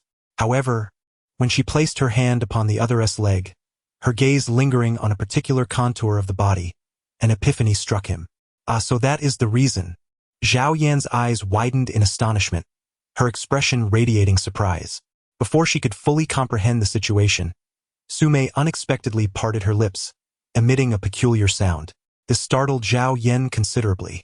In the next moment, Su Mei slowly opened her eyes. She glanced down at her skirt and was taken aback to discover that her sleeping posture had been so unrestrained that even her undergarments were nearly dislodged. Blushing, she cast a shy glance towards Zhao Yan. Phew, thankfully he remained asleep. I must secure myself properly. I cannot allow that scoundrel to take advantage. Su Mei murmured to herself, clutching the blanket tightly as she enveloped herself within it. Zhao Yan observed the scene before him and couldn't help but smile wryly. It is said that men and women in this world possess distinct differences. Some women, due to their innate constitution, have the ability to naturally enhance the cultivation of martial artists. Yet such women are exceedingly rare. Moreover, every woman endowed with this extraordinary constitution is undoubtedly a stunning beauty. Thus, the world is indeed a curious place. Zhao Yan never anticipated that his swift improvement in cultivation was attributable to the physique of another. The following morning, upon awakening, Zhao Yan found that Su Mei had already vanished. For her, this was the final day, the ultimate opportunity. If she failed to secure the contract with the Su family today, the bet would be irrevocably lost. Hey, I must say you seem quite comfortable, she had remarked earlier. They left early, and you're still here lingering about? As Zhao Yan descended from the second floor, he noticed Su Haiyan at the dining table, enjoying breakfast while perusing the news on her phone. She lifted her gaze, a playful smile gracing her lips, as if to remind Zhao Yan not to forget the events of the previous night. Aren't you the same? Zhao Yan retorted, slightly irritated. How am I the same? I'm merely relying on my family, Su Haiyan replied with a hint of pride. At that moment, Su Jinxing emerged from the kitchen, a cold smile etched on his face. Ha, relying on family and speaking of it with such honor. Besides you, I doubt anyone else would. Old Su, Zhao Yan softly called out, as a form of greeting. Su Jinxing smiled and waved his hand, saying, Xiao Yan, pay her no mind. Her words are always nonsensical. Yesterday, that old curmudgeon Zhou Dashan came by and recounted everything that transpired at his apothecary concerning you. I told him I had not mistaken you. You are indeed remarkable. With you around, I can finally rest easy. Su Jinxing spoke with great pride. Zhao Yan was momentarily taken aback, beginning to comprehend what the other party was articulating. Su Laomiao expressed his admiration and I still call him Su Lao? Su Jinxing interrupted Zhao Yan's words. Grandfather. Zhao Yan forced a smile. Su Fengxin nodded. Sign, oh late, ha ha ha. I have an appointment with an old comrade, so I shall take my leave for a while. If you require anything, do not hesitate to instruct the household servants. By the way, you may also summon that girl at your leisure. Upon observing Su Jinxing pointing at Su Haiyan, Zhao Yan couldn't help but feel a sense of embarrassment. After Su Jinxing departed, Su Haiyan set aside the teapot, propping her chin with both hands, and smiled at Zhao Yan. So, how would you like to command me? I must inform you that my room is filled with an array of exquisite garments. Whatever style you wish for me to don, I shall gladly wear. Zhao Yan's eyes quivered slightly at the corners. He dared not engage in further conversation with this woman. If you wish to indulge in cosplay, do so at your leisure. I must take my leave now. Entertain yourself as you wish. With that, Zhao Yan turned to depart. Just as he was leaving, Su Haiyan called out to him softly, "Don't be late for the auction tonight at 8. I will be waiting for you at the venue." In truth, upon rising, he had already seen the message sent by Li Chong. He refrained from elaborating, merely confirming the address and employing a more urgent tone with additional exclamation marks, indicating the matter's urgency. This was a fast food restaurant Zhao Yan frequented in the past. Upon entering, he immediately spotted Li Chong seated in the corner. Early in the morning, several empty bottles surrounded him. Upon noticing Zhao Yan's arrival, he quickly stood and exclaimed, "Brother Yan, over here. I'm right here." Zhao Yan walked over in confusion and sat down opposite him. It was early in the morning, and he had clearly consumed a considerable amount of alcohol. Had he encountered some insurmountable dilemma? Li Chong nodded slightly. Taking a deep breath, he turned his gaze toward Zhao Yan and implored, "Brother Yan, could you possibly save my sister?" Zhao Yan was increasingly perplexed. "Please clarify, what exactly do you mean?" Zhao Yan inquired. Li Qiang respondà. "My sister and I have been without parents since childhood. It was our grandmother who raised us single-handedly. I dropped out of school to work, solely to earn money for my sister's education. However, I never anticipated that after graduating from university, she would join Sanshin Group, and to make matters worse, she has become the assistant to that scoundrel Chen Xian. Are you truly unaware of this situation?" Zhao Yan questioned, bewildered. Li Chong shook his head. "My sister seems to have transformed into a different person after growing up. No matter what I say, she refuses to believe me or heed my words. I only discovered her employment at Sanshin Group by chance. She has already been working there for 3 months. Moreover, I've noticed that her fashion sense has become quite trendy lately. I've heard colleagues mention that her handbag costs several thousand. I am concerned that she may have fallen under Chen Xian's influence. You know what kind of person he is. If I do not intervene, I fear that one day she too might." Li Chong's voice trailed off, but Zhao Yan understood his implication. After all, Xia Rong had once been Chen Xian's assistant as well. Furthermore, girls like them, fresh out of university, are often naive and easily deceived. Once under Chen Xian's control, her future would no longer be her own. Not only would she lose her freedom, but living would be akin to existing as a slave. "What do you wish for me to do?" Zhao Yan furrowed his brows. Li Chong raised his head and gritted his teeth, saying, "Yan Gu, I will provide you with an address. I hope you can find her and inform her about that scoundrel Chen Xian, if possible." Chapter 45. The bird in the cage. Ultimately, Zhao Yan acquiesced. After all, he believed that to refuse would be to jeopardize a young woman's fate and extinguish Li Chong's hopes. Others might struggle to communicate with her, but Zhao Yan was different. He possessed a similar experience that granted him a degree of persuasive power. Following the address, Zhao Yan arrived at the base of an apartment building.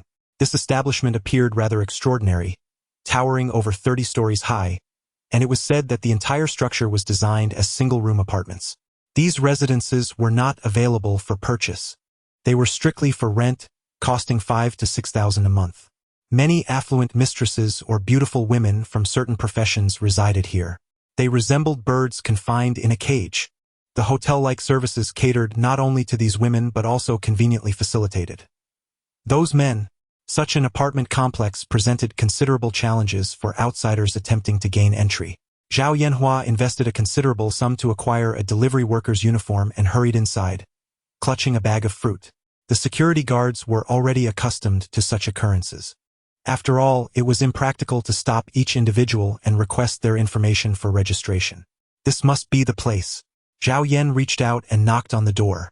Soon, the tightly shut door swung open, revealing a woman of graceful figure, clad in a white nightgown. Rubbing her hazy eyes, she stood at the threshold. "Are you Li Qiang. Zhao Yan inquired with curiosity.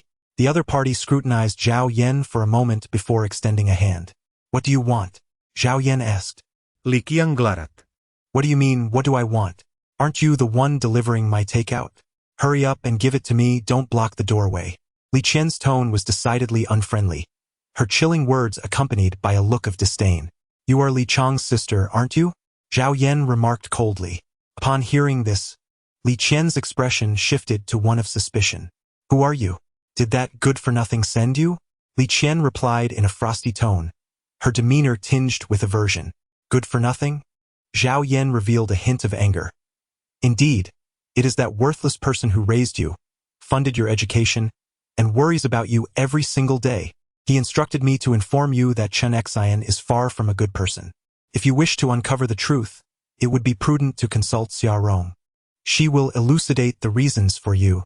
Xia Rong? Li Qian scoffed. I comprehend now. I am more familiar with the nature of Chen Xian than you might imagine. As for Xia Rong, yes, her position surpasses mine. If she did not possess an abundance of confidential documents pertaining to Sanxin Group, how could Chen Xian possibly allow her to entangle herself with him? Chen Xian has stated that he will soon resolve these confidential matters, and at that point, he will ensure Xia Rong's departure, guaranteeing her absence from Sanxin Group. Is that what you believe? Zhao Yan couldn't help but chuckle. Otherwise, what? Likian raturta coldly. I truly fail to comprehend what that fellow Li Chang desires. I have deliberately avoided him, not wishing for others to discover my past, my tragic history. Yet, he insists on re-emerging to disrupt my life, to meddle with my happiness. I warn you all, I am determined to become the young mistress of the Chen family. My future happiness rests solely in my hands. Tell Li Chang to swiftly depart and cease his meddling in my world. Li Qian's words astonished Zhao Yan. He had assumed that Li Qian merely harbored disdain for her brother. However, to his surprise, she viewed Li Chang as a blemish upon her existence, a subject she preferred to avoid discussing. I understand now. Individuals like you ought not to squander my time. Suit yourself. One day you shall regret this. Zhao Yan discarded the items from the bag, stating, This is what your brother asked me to buy for you. Consider it. His final gesture of affection towards you. As the words left his lips, Zhao Yan turned and made his way towards the elevator. Li Qian gazed at the oranges and cherries scattered on the floor, fruits she could never afford in her childhood. She recalled the memories of her high school days in the dormitory, watching her roommates indulge in these treats while she swallowed her envy. Had it not been for the poverty that brought her dignity to its knees, she might never have embarked on this path. Ultimately, she chose not to pick up the fruits and slammed the door shut with a forceful thud. Meanwhile, as Zhao Yan descended the stairs, he carelessly tossed his helmet aside and squatted on the curb, smoking in silence. His phone rang persistently, and upon glancing at the caller ID, he hesitated to answer. It was not until the ringtone echoed for the third time that he reluctantly swiped to accept the call. On the other end, Li Chang anxiously inquired, Brother Yan, how is my sister? Changzi, you should forget about her. Pretend she doesn't exist. Zhao Yan interjected.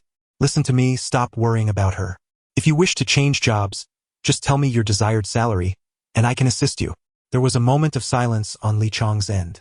He forced a smile, saying, Brother Yan, that won't be necessary.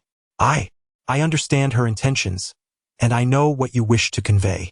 It's all right. I will continue working here, even though I resent being employed by that scoundrel. However, being here means that if she encounters any trouble, perhaps I could lend a helping hand. Zhao Yan remained silent, for he understood Li Chang. Brother Yan, I shall say no more.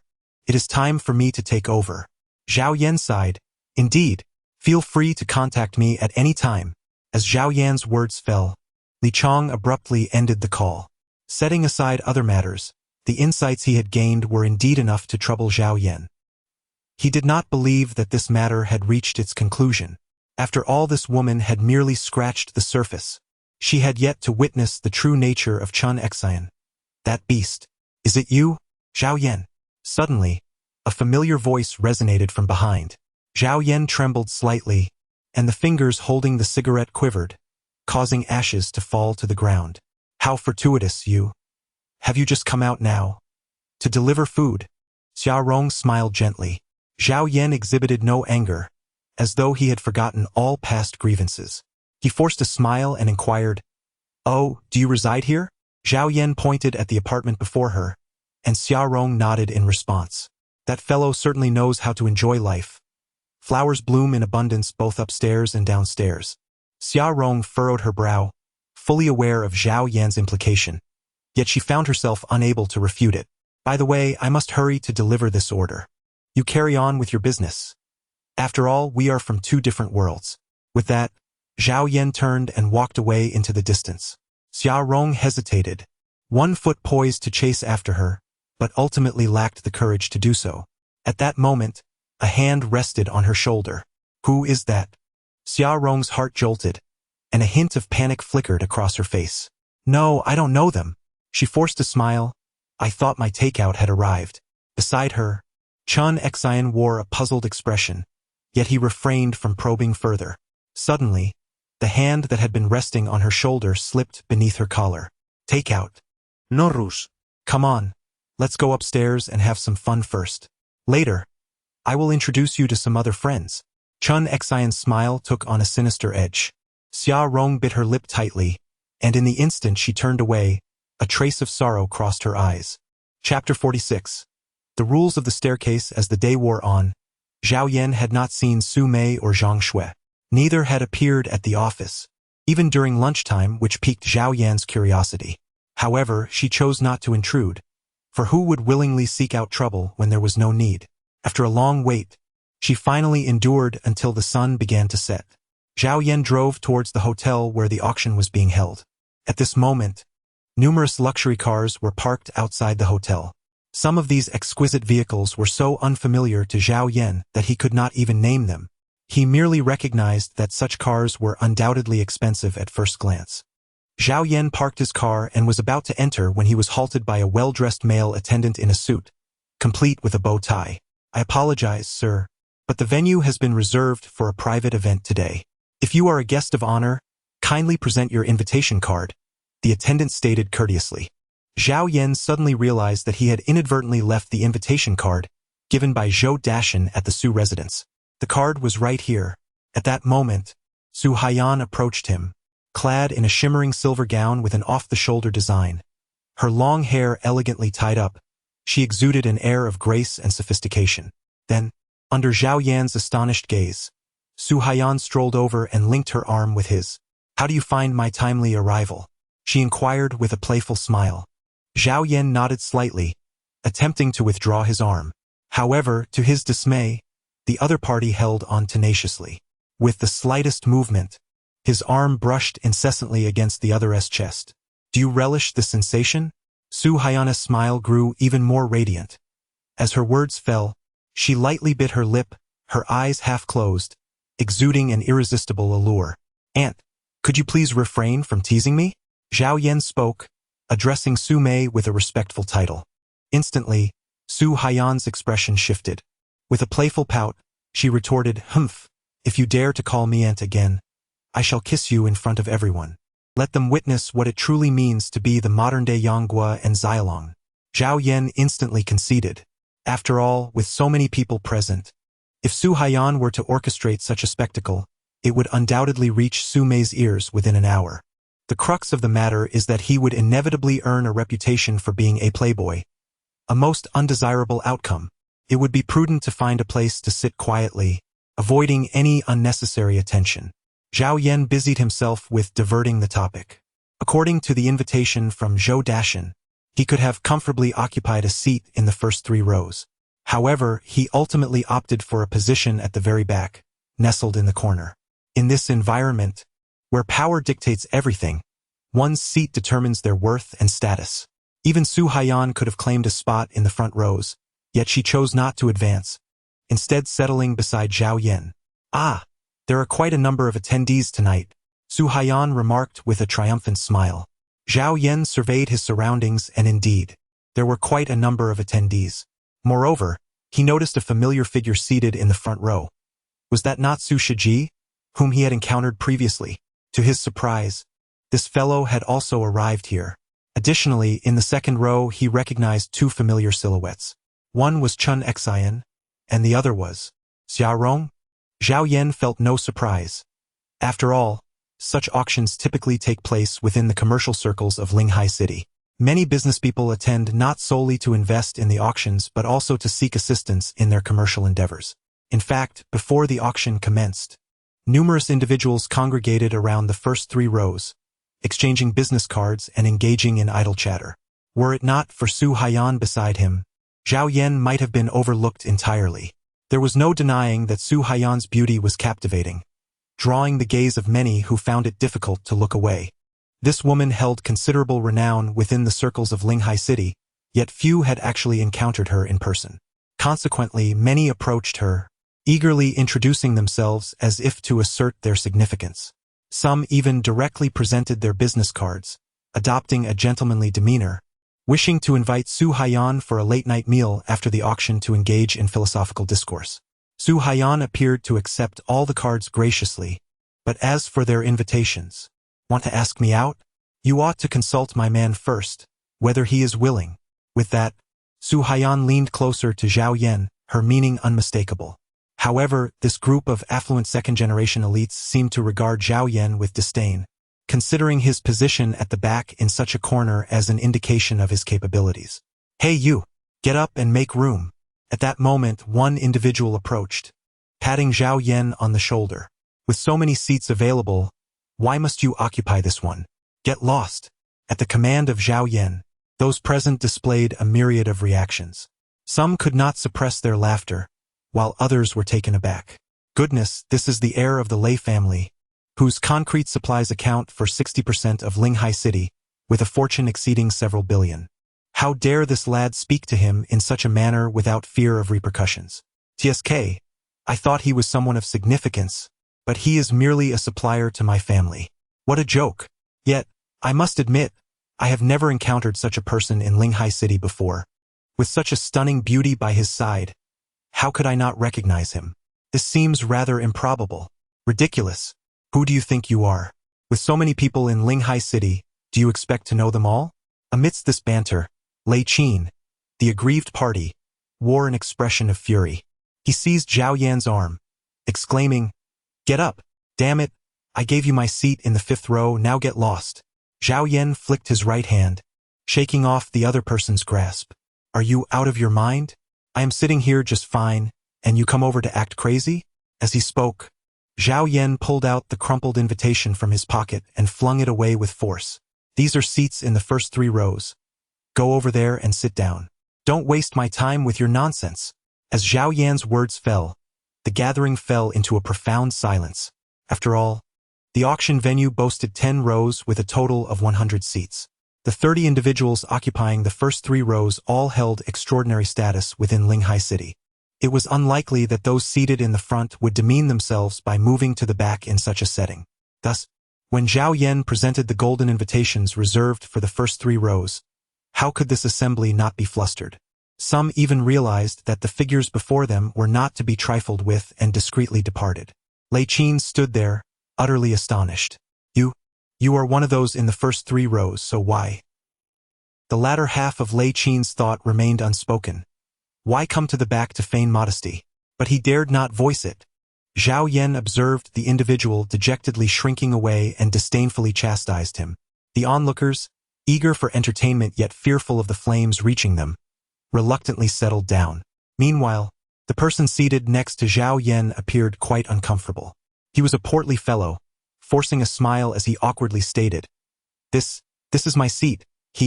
Zhao Yan rolled her eyes, choosing not to engage in further conversation. Meanwhile, Su Haiyan, witnessing this scene, let out a soft chuckle, unable to contain her laughter any longer. Chapter 47. The Unruly Woman. "Still laughing, are we? This is all your fault for not simply refusing outright." Zhao Yan cast a glance at Su Haiyan, feeling utterly speechless towards this woman. What kind of person is she? If only she had known to refuse from the outset, she wouldn't have attracted so many flies. Su Haiyan pouted, feigning a look of grievance. "I didn't mean to, who could have known they would be so shameless? Yet you just now, when you flung the invitation, That was indeed quite impressive. Right, chubby boy, don't you agree? Su Haiyan said, directing her gaze towards the plump fellow on Zhao Yan's other side. Huh? Although the chubby one had been fixated on the beautiful women dancing on stage, his ears perked up, eavesdropping on their conversation. Yes, yes, absolutely. He nodded eagerly, akin to a chick pecking at grain. Zhao Yan was amused by his adorably foolish demeanor. What nonsense is this? Do you even comprehend what she said? Exactly. Zhao Yan chuckled and teased. Come on, don't play tricks on me. The chubby man awkwardly responded with a smile. Boss, could you please refrain from dragging me into your quarrel? My mother always said that a woman's words are infallible and should never be contested. Any contradiction from a man is merely an act of unreasonable disturbance. Zhao Yan. Chuckling softly, Su Haiyan could no longer contain her laughter. Indeed, your mother possesses great wisdom. Good child, do tell your sister what is your name, and from which esteemed family have you emerged as this delightful gem?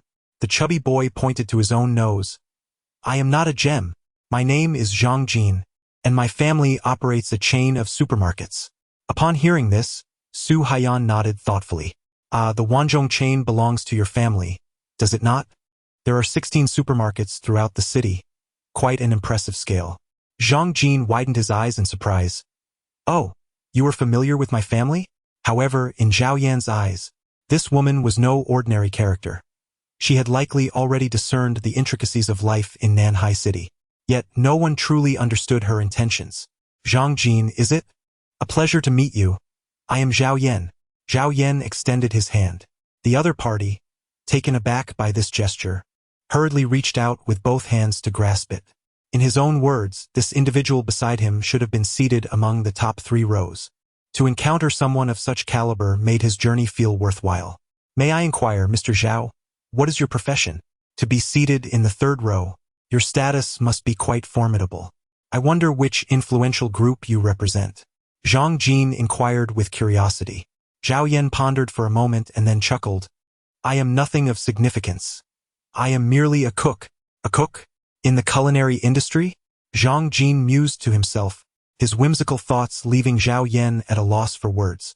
Meanwhile, Su Haiyan, who was privy to the truth, could not help but burst into laughter. Please refrain from speaking. The auction is about to commence. Zhao Yan could hardly endure the situation any longer. Surrounded by ignorant individuals, it was enough to drive anyone to despair. Oh, how delightful! Zhang Jin listened attentively. At that moment, the host had already taken the stage, proclaiming that all proceeds from the auction would be donated to a charitable foundation. However, most attendees were well aware that this so-called charitable foundation was merely an investment firm.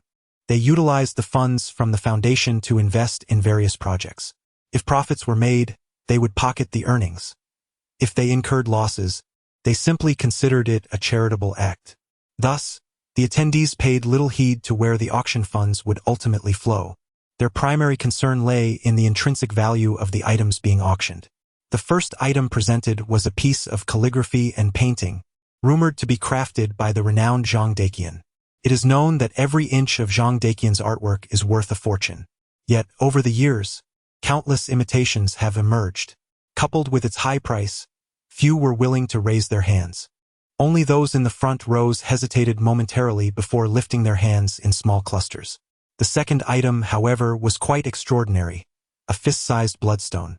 Bloodstones, akin to jade, are rarer than jadeite, thus fetching a higher price.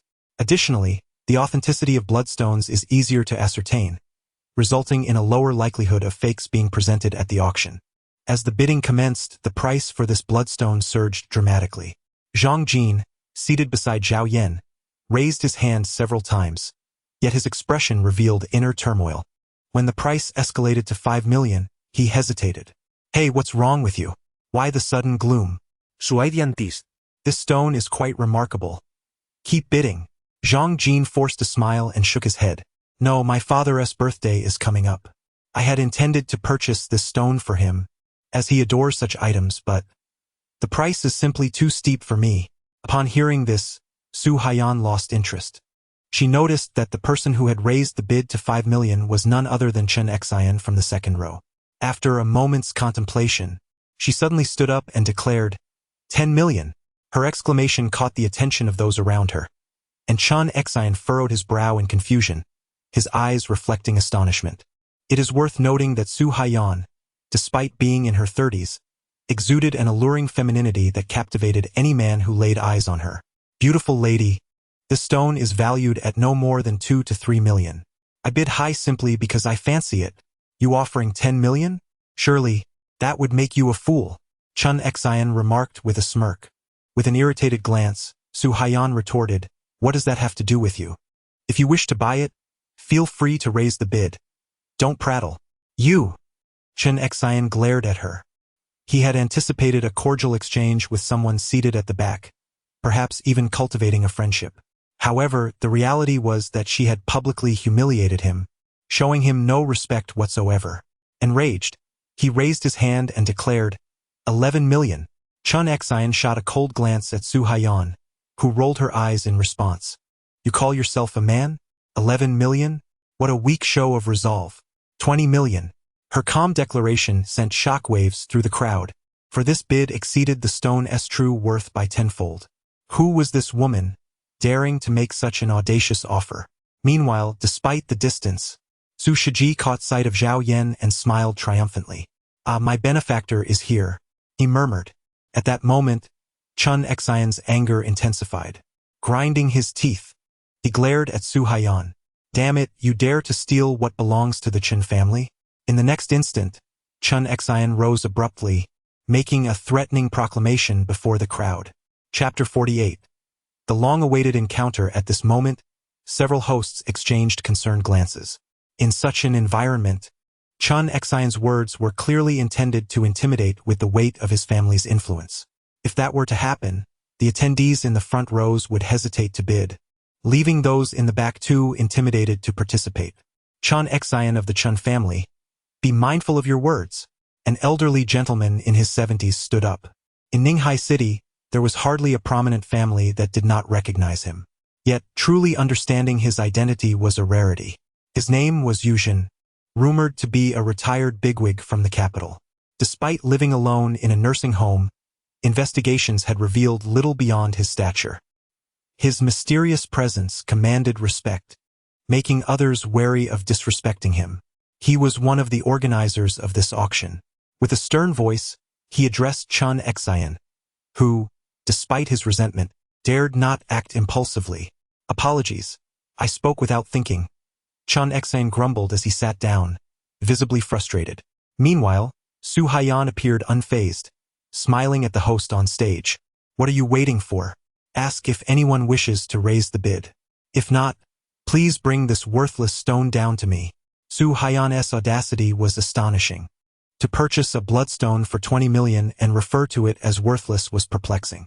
Yet many chose to remain silent spectators, patiently anticipating the unfolding drama. The host on stage hesitated momentarily, casting an anxious glance around. Are there any higher bids? If not, this bloodstone will belong to this young lady. With that proclamation, the host struck the gavel firmly. The bloodstone was delivered to the stage, and the auction continued. Su Haiyan casually swiped her bank card, transferring 20 million with ease. Zhao Yan observed this with indifference, but Zhang Jin was left utterly astounded. Before he could gather his thoughts, Su Haiyan handed him the box containing the bloodstone. Here, this is for you, she said with a smile. For me? Zhang Jin's eyes nearly bulged in disbelief. You mean to say you spent 20 million on a bloodstone worth just over 2 million, simply to give it to me?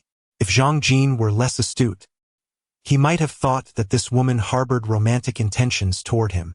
Zhao Yan, witnessing this, could only smile helplessly. Just take it. She merely sought momentary amusement, intentionally provoking those present. Upon hearing Zhao Yan's words, Zhang Jin experienced a moment of enlightenment. He hurriedly expressed his gratitude, repeatedly mentioning that once the auction concluded, he would treat both of them to a meal. Zhao Yan paid no mind to it. At that moment, a blood Ganoderma was presented on stage.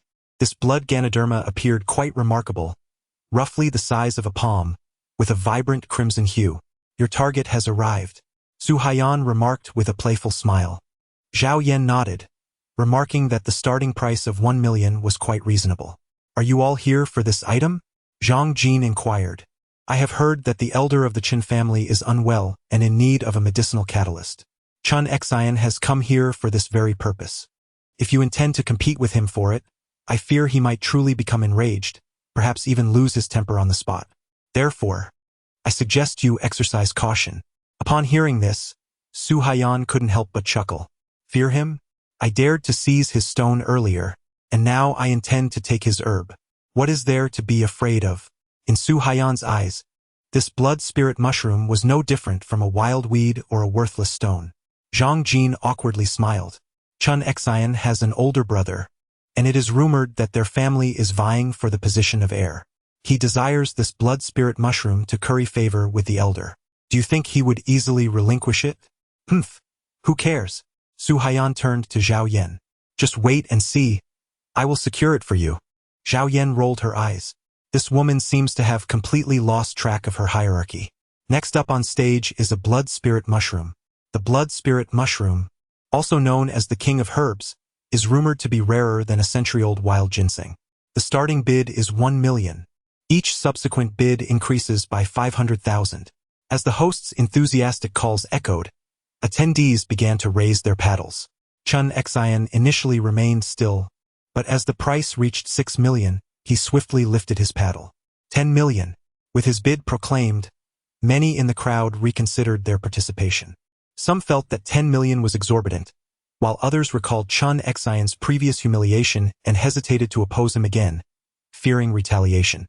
Thus, those willing to raise their bids appeared to be in doubt. 20 million.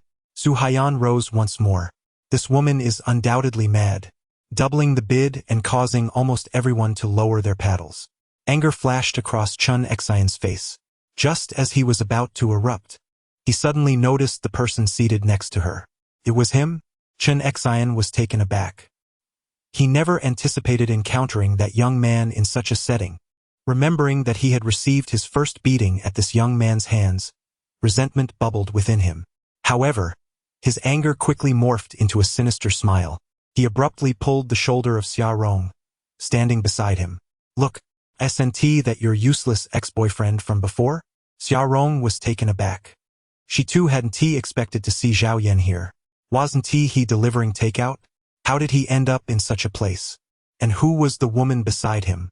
Had she been following Chun Xian's orders in opposing him time and again?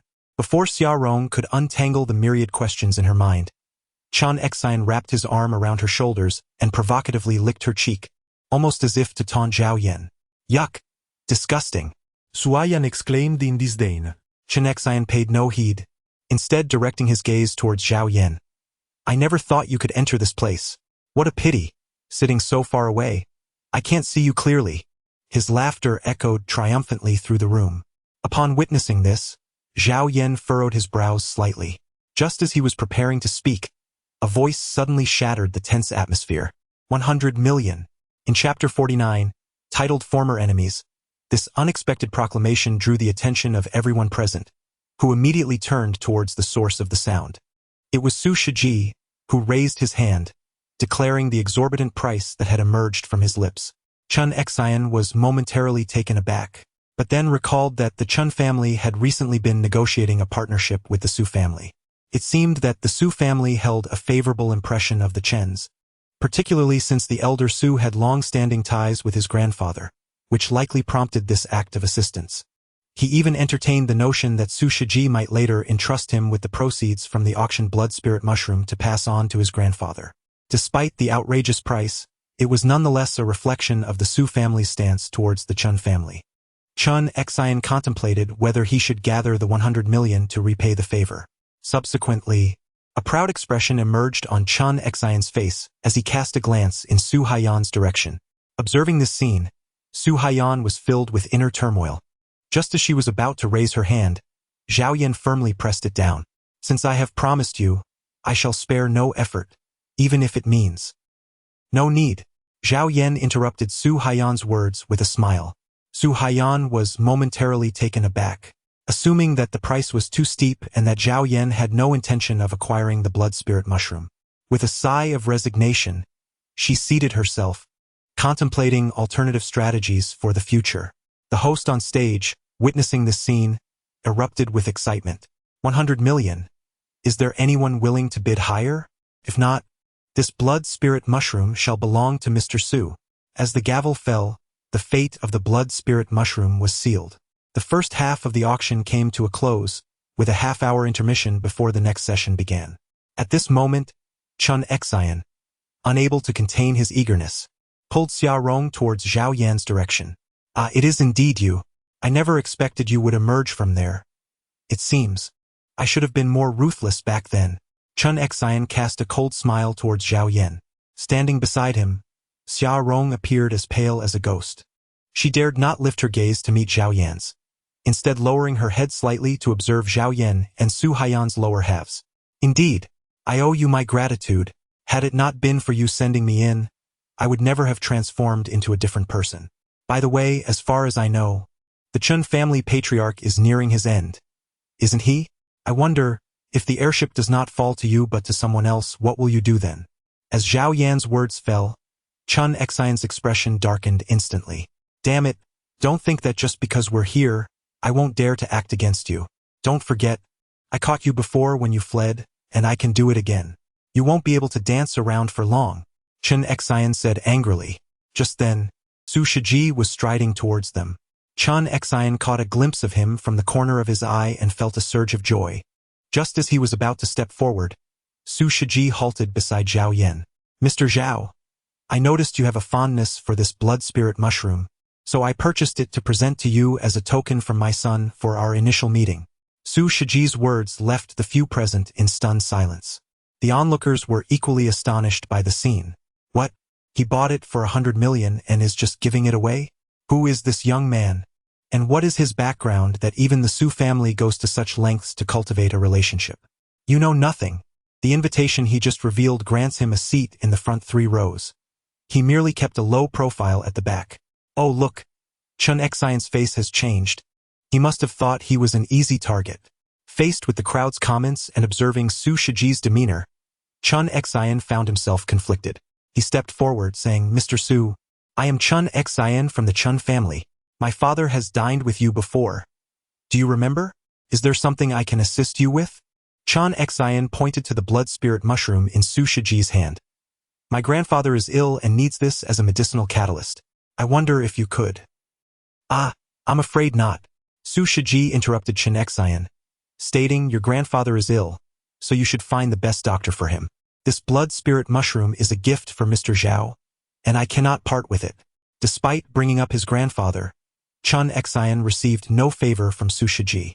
At that moment, Chun Xian felt a surge of anger.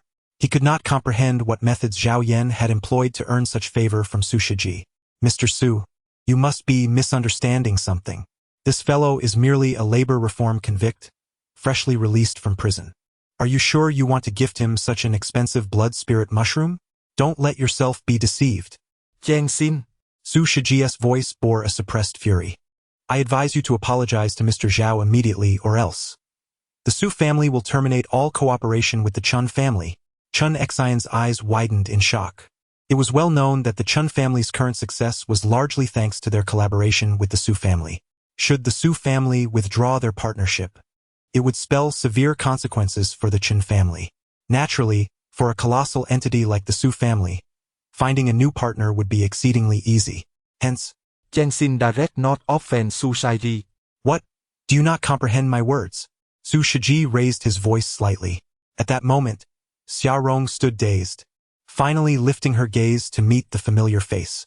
She had never anticipated that the ordinary young man, who once blended into the crowd without a ripple, could now draw such sycophantic praise from a figure of the Su family. What had he experienced over the years? What kind of formidable presence had he become? Mr. Su, I apologize. I have some personal grievances with him. We shall take our leave. Chun Xian still did not dare to lower his head. Perhaps he believed that Su Shiji's actions were merely influenced by some leverage Zhao Yan had over him. Once this matter had passed, Su Shiji would not impose any restrictions on the Chun family. As he turned to leave, he noticed Xia Rong gazing at Zhao Yan with an expression of longing. Humph! He snorted coldly and continued on his way. Xia Rong, realizing her oversight, felt a pang of dread.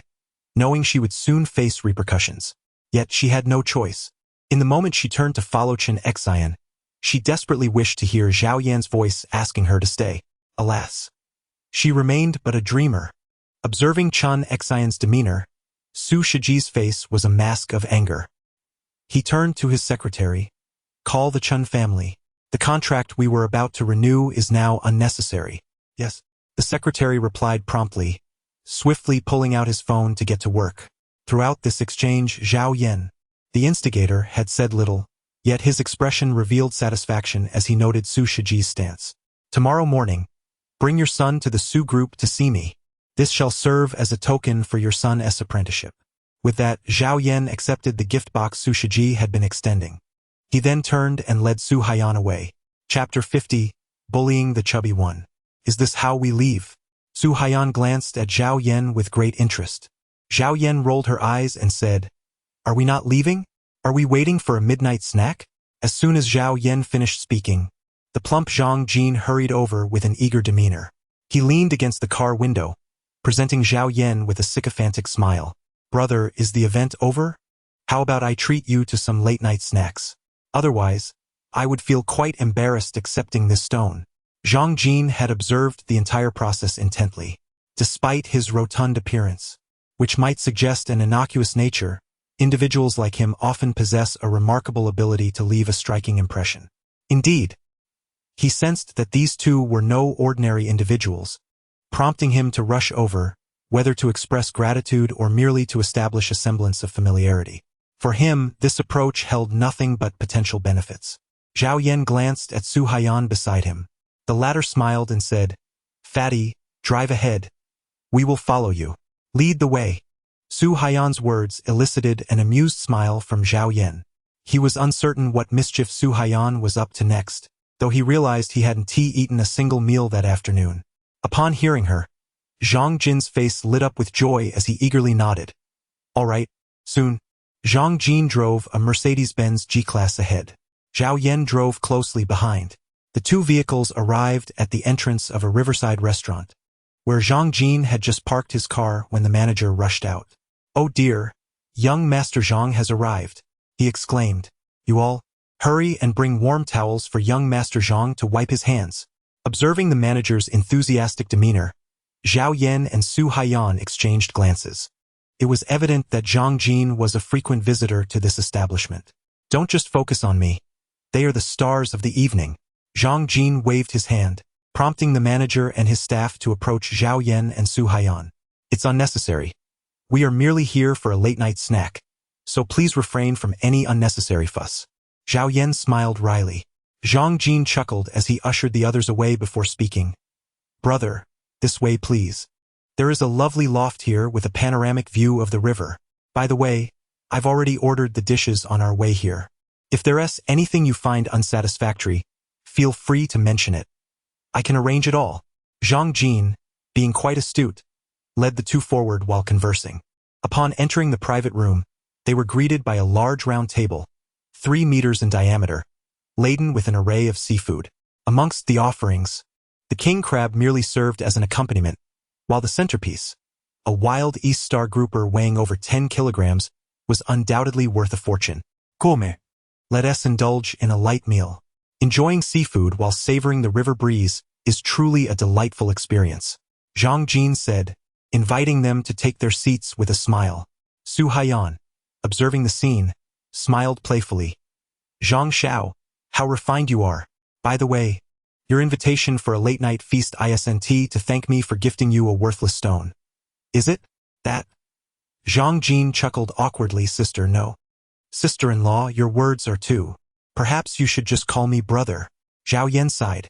Regardless of the circumstances, it felt as though they were all taking advantage of one another. However, it was prudent for him to maintain a clear boundary with Su Haiyan. Oh, of course. Zhang Jin laughed. This is naturally to express my gratitude. What did it matter if he didn't believe it? Zhao Yan replied, in less than 24 hours, tonight's events will surely spread throughout the circle. By then, it will be hard for your father not to believe it. Absolutely. Zhang Jin nodded vigorously. By the way, I still don't know who you and sister are. How about you introduce yourselves? Zhao Yan smiled gently, saying, I am nothing extraordinary. My name is Zhao Yan, an ordinary chef. A chef? Zhang Jin chuckled awkwardly. Initially, he believed the other was jesting. Yet the insistence on self-identification as a chef piqued his curiosity. Beside them, Su Haiyan no longer concealed her identity, responding with a smile, My surname is Su. I am Su Haiyan. Su. You are from the renowned Su family. Zhang Jin seemed to realize something, hastily interjecting, Are you a member of the Su family? Su Haiyan replied with a smile, Feel free to speak your mind. Being the infamous sorceress is something I have grown accustomed to. By the way, since you have accepted a gift from me, the sorceress, shouldn't you do something in return? Zhang Jin's complexion turned pale, and he suddenly felt a wave of anxiety. Sister Su. No, I should address you as Aunt Su. What is it that you wish for me to do? Upon hearing Zhang Jin's words, the smile on Su Haiyan's face broadened. She rolled her eyes playfully and remarked with a teasing smile, Do not be so tense. I do not bite. I merely wish for your assistance in finding someone. Who is it that you seek? Zhang Jin inquired with curiosity. Su Haiyan chuckled. I am aware that you young heirs are quite fond of street racing, correct? There is a route on Jianfeng Mountain that you often frequent. I hope you can help me locate a racer known as Flame. The Flame Racer? Zhang Jin exclaimed. Zhao Yan became intrigued. What is this Flame Rider? Zhang Jin elaborated, I heard that 5 years ago, there was a racer who frequently rode a Honda 150 motorcycle on this treacherous peak mountain.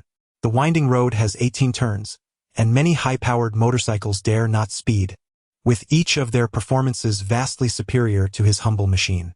Yet, he managed to triumph over the entire underground racing scene of Neihai City with that unlicensed clunker. However, it is said he vanished 5 years ago, back when I was still in my sophomore year, so my knowledge is limited. After Zhang Jin's explanation, Zhao Yan grasped the gist. Was this yet another tale of an underdog's triumphant rise? However, why are you looking for him? Zhao Yan turned to Su Haiyan beside him. Fatty, if you find him, have him come see me. Just tell him. A woman with the surname Su wishes to meet him. Zhang Jin instinctively nodded. I will do my best to send someone to find him. Do your best? Su Haiyan smiled playfully. If you can't find any news within a week, I will make you go from fat to thin. Do you believe that? Zhang Jin unconsciously swallowed, his expression turning to one of terror. Upon witnessing this, Zhao Yan couldn't help but chuckle. All right, just spare us the fright. Zhao Yan let out a wry smile. He suddenly recalled Su Mei and Zhang Shui in the room, wondering what they were up to. Wasn't there a significant conference scheduled for tomorrow? Had they both adequately prepared for it? Chapter 51. Driven to a dead end upon returning to the Su residence, it was evident that Su Haiyan had indulged excessively, covering her mouth as she hurried into the house. When Zhao Yan entered the house, Su Haiyan had already dashed upstairs and entered her room. TSK, she claimed to have a remarkable tolerance for alcohol. Is this all? Zhao Yan chuckled playfully, shaking his head. It was only then that he noticed Su Mei and Zhang Shui seated on the sofa. These two women appeared to be inebriated as well, leaning against each other, their faces adorned with expressions of bewilderment, intently gazing at him. What's the matter? Are you two not asleep at this late hour? Could it be that you are waiting for me? Zhao Yan smiled lightly, seated opposite the two. Where did you just go with her? Su Mei inquired coldly. Zhao Yan pointed at her own nose. Me? I merely stepped out for a late-night snack. What's the matter? Do you have an objection? No objections, Su Mei sighed. In any case, tomorrow marks the end. You should be leaving. After tomorrow, you can go wherever you please. Be with whomever you wish. It suits me just fine. Out of sight, out of mind. Tomorrow. Let us just keep it normal. After all, there are no other choices left. Su Mei felt a profound sense of resignation. She rose, swaying slightly as she made her way to the second floor. Upon witnessing this scene, Zhao Yan turned to Zhang Shui, her curiosity piqued. What is she doing? Can't you see that she's in a foul mood? Zhang Shui rolled her eyes in response. You should really get some rest. Tomorrow I shall consider how to arrange things for you. I too am quite fatigued. With that, the woman rose and ascended the stairs. Ultimately, the three women left him behind, creating an unmistakable impression of being discarded once utilized. This left Zhao Yan feeling an indescribable sense of melancholy. What on earth is happening? Zhao Yan turned and walked out the door. This evening, he had no intention of going upstairs, for Su Mei was in a foul mood, and should there be any disturbance, it might awaken old Su. Upon reaching the courtyard, Zhao Yan retrieved his mobile phone. He initially contemplated directly dialing the special number left by the Taoist priest, seeking assistance for Su Mei. However, doing so would risk exposing his whereabouts.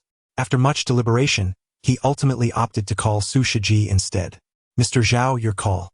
How may I assist you?" Su Shiji's tone was exceedingly deferential.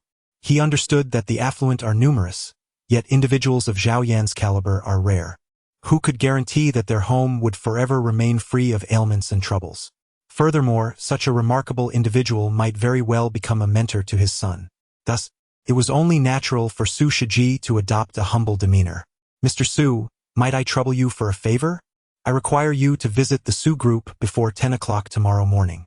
As you are collaborating with the Su Group, I need you to lend your full support to ensure Su Mei secures her position as chairperson. Once this is accomplished, I assure you that within 3 months, I can elevate the Su family to new heights." Zhao Yan was straightforward, articulating his demands without circumlocution. Su Shiji, perplexed by Zhao Yan's motives, recognized that such a person likely had powerful figures supporting him, possibly even connections to the capital. Thus, without a moment's hesitation, he readily acquiesced. "Very well. Before 10 o'clock tomorrow morning, I shall undoubtedly arrive at the Su Group with my son." With Su Shiji's promise secured, Zhao Yan refrained from further discourse. Glancing back at the brightly lit room on the second floor, he understood that while Su Mei appeared resilient, this night would likely be one of sleeplessness for her. The following morning, Zhao Yan awoke in the car and turned her head to glance, but there was no trace of the Maserati beside her. Is it really this early? Zhao Yan glanced at his phone, realizing it was already past 9 o'clock.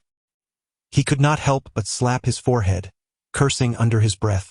Damn, almost missed something crucial.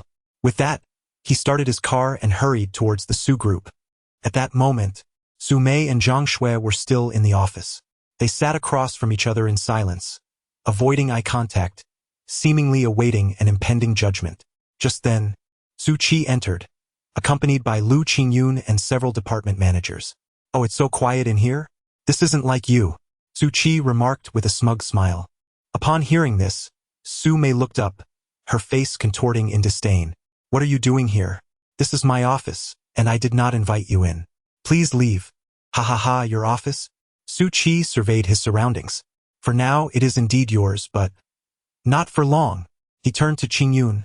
"Get the designer here later. This office has a gloomy vibe and needs a complete renovation, or else I won't feel comfortable using it." Lu Qingyun nodded in agreement. "Don't get too cocky," Su Mei retorted coldly. "Although there is a betting agreement, it doesn't guarantee you will become the executive director. The shares are still under Grandpa's name, so don't think you can control everything." "Ah, right. You reminded me. I almost forgot that old man has 36%. No, wait. He gave 1% to that good-for-nothing, didn't he? So that's 35%, right?" Su Qi smirked coldly. "Let me remind you, without a majority share, it's possible to lose the throne. Moreover, if you lose the bet, you'll have to give away 10% of your shares to dilute among other shareholders. So, you will only hold 25% after that." "What do you mean?" Su Mei furrowed her brows. Su Qi shrugged. "You'll find out soon enough." His demeanor was filled with confidence, as if he had everything secured. Watching him leave with his entourage filled Su Mei with rage, and she slammed her hand on the table, her expression boiling with anger. At that moment, Zhang Shui's phone suddenly rang. Su Mei noticed that after Zhang Shui glanced at a message, her face turned pale. "What's wrong?" Su Mei asked curiously. Zhang Shui took a deep breath and replied, "You should see this. It's a message from Uncle Li. Xiao Shui. Please tell Xiaomei that I have no choice. A few shareholders and I are being forced to sell our shares. Now, Su Qi probably holds over 30% of the shares. You all? Be cautious." Reading the message, Su Mei collapsed into her executive chair, her eyes wide with disbelief. "That bastard. He not only wants my position, but he also intends to seize control of the entire group?" At that moment, only Zhang Shui retained some composure. She frowned and said, "There's only one way to turn the tide, but it's extremely difficult. The required funds are immense, and we simply cannot manage it." Zhang Shui opened her phone and clicked on the app. It's right here. Chapter 52. Joining forces to overthrow in the conference room. All eyes were fixed on Su Mei. At that moment, Su Qi stood up, leaning on the long table. He gazed at Su Mei with a chilling smile. "I believe everyone understands why we convened this board meeting. According to the betting agreement, noon today marks the final deadline. If Chairwoman Su Mei fails to maintain this quarter's revenue at the same level as the previous quarter by 12 o'clock, it signifies her inability to lead the Su group and guide everyone forward. The agreement states that if she fails, she must surrender 10% of her shares to dilute among all present shareholders. Currently, this quarter's revenue fell nearly 12 billion short of the previous quarter. Given this fact, I believe Su Mei should adequately explain herself." As Su Qi's words fell, the surrounding small shareholders expressed their indignation. 12 billion. And this is during the peak season. Not only did it not increase, but it even decreased. How could there not be enough liquidity? We have a habit in our group. Regardless of the business, there must always be enough funds on the books to sustain the group for half a year. This is beyond my knowledge. After all, the money isn't in our hands, and we lack the authority to audit the accounts. Such is the nature of human relations. Su Mei recalled the first day her grandfather brought her to meet these shareholders. They had all shown flattering attitudes, calling her a genius girl or a beauty that could topple kingdoms. Naturally, each one had expressed their loyalty. Yet at this moment, it seemed they had forgotten all those sentiments. Meanwhile, Su Qi was secretly reveling in his triumph, his eyes gleaming with delight. Indeed, this is our betting agreement. But if it weren't for him obstructing everything with the finance department and others, the group's projects would not have stalled, nor would I have allowed the group to incur losses. Furious, Su Mei pointed at Su Qi. "Little Su, you must not speak recklessly. Our President Su is, after all, your cousin. Besides, this group bears the Su name. How could he harm his own family's company?" Zhu Fei's words made Su Mei's breath quicken with anger. Su Qi raised his hand to stop Zhu Fei from continuing. "Oh, Manager Zhu, don't be too harsh. A loss is a loss. One must find a reason or a way out, right?" Faced with the sharp exchanges among the crowd, Su Mei trembled. Zhang Shui quickly stood up, placing a hand on Su Mei's shoulder. She surveyed the crowd and declared, "When the tree falls, the monkeys scatter. Don't be too pleased with yourselves. If Su Qi can expel us today, he will have the opportunity to swallow your shares in the future. A wolf's ambition cannot be satiated. Let us go." Zhang Shui gently tugged Su Mei's arm. Just as the two turned to leave, the conference room door swung open. "Oh, everyone is here? I wonder if you're here to work? A distinguished guest has arrived, and you didn't even think to welcome them?" Zhao Yan boisterously exclaimed. "What brings you here?" Zhang Shui looked at Zhao Yan with a puzzled expression. At that moment, Su Qi stood up and declared, "Ah, you arrived just in time. Join the two of them and help me pack my things so I can leave. Don't forget, I hold a 1% stake as well. I am also a shareholder." As Zhao Yan's words fell, Su Qi finally came to his senses. However, he wore a look of disdain and remarked, "Ha, a mere 1%. What is there to be arrogant about? Moreover, this item was gifted to you by my grandfather, who was in a state of confusion due to illness at the time. This credibility is certainly debatable. If you question its authenticity, why not call your grandfather to inquire? Or perhaps you are too fearful to make that call." Zhao Yan retorted with a cold smile. Su Qi's expression darkened with anger, and she chose not to respond. "Did you not mention that you were still short of some revenue? By the way, I just saw a father and son downstairs who seemed lost. They expressed a desire to purchase something from you both. Take a look at what they offered. Is it sufficient?" Zhao Yan cast a glance at Zhang Shui and smiled. Zhang Shui was momentarily taken aback, while Su Mei beside her furrowed her brows and exclaimed, "Don't be ridiculous." "He is not being ridiculous." At that moment, two figures emerged from around the corner. The larger and smaller of the two were none other than Su Shiji and his son, Su Wen. The little one, upon spotting Zhao Yan, seemed to feel an extraordinary sense of affection. He dashed over, wrapping his arms around Zhao Yan's leg, exclaiming, "Master, and Master?" Zhang Shui's eyes widened in astonishment as she pointed at the young Su Wan. Questioning Zhao Yan, "You are his master?" Zhao Yan nodded in agreement. "Indeed. Given his promising potential, we reluctantly accepted him. What do you think? Does he seem adequate?" Zhang Shui took a deep breath. "Adequate? This is absolutely extraordinary." At that moment, Su Shiji approached and smiled at Su Mei. "Apologies, Miss Su. I was delayed by some matters the past few days. Can we proceed with our contract?" Upon hearing Su Shiji's words, Su Mei snapped back to reality. "Why yes, of course." Zhang Shui raised her left arm and glanced at her watch. She quickly turned to the crowd. "It's still not yet 11 o'clock, which means we have over an hour left until the end of the bet. We have not lost yet." At her declaration, Su Qi immediately became anxious. He looked at Lu Qingyun beside him, confusion etched on his face. He had previously instructed Lu Qingyun to ensure that all entrances to the building were sealed off, preventing any outsiders from entering. So how did Su Shiji manage to arrive? Lu Qingyun shook her head helplessly, equally puzzled by the situation. With no other option, Su Qi stepped forward and addressed Su Shiji. "Mr. Su, I understand that the Su family wields significant influence, but this is, after all, a board meeting of the Su group.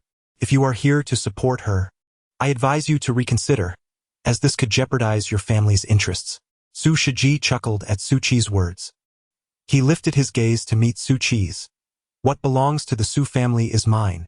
I will conduct myself as I please, and you have no right to meddle." Su Qi felt a jolt of apprehension but remained powerless.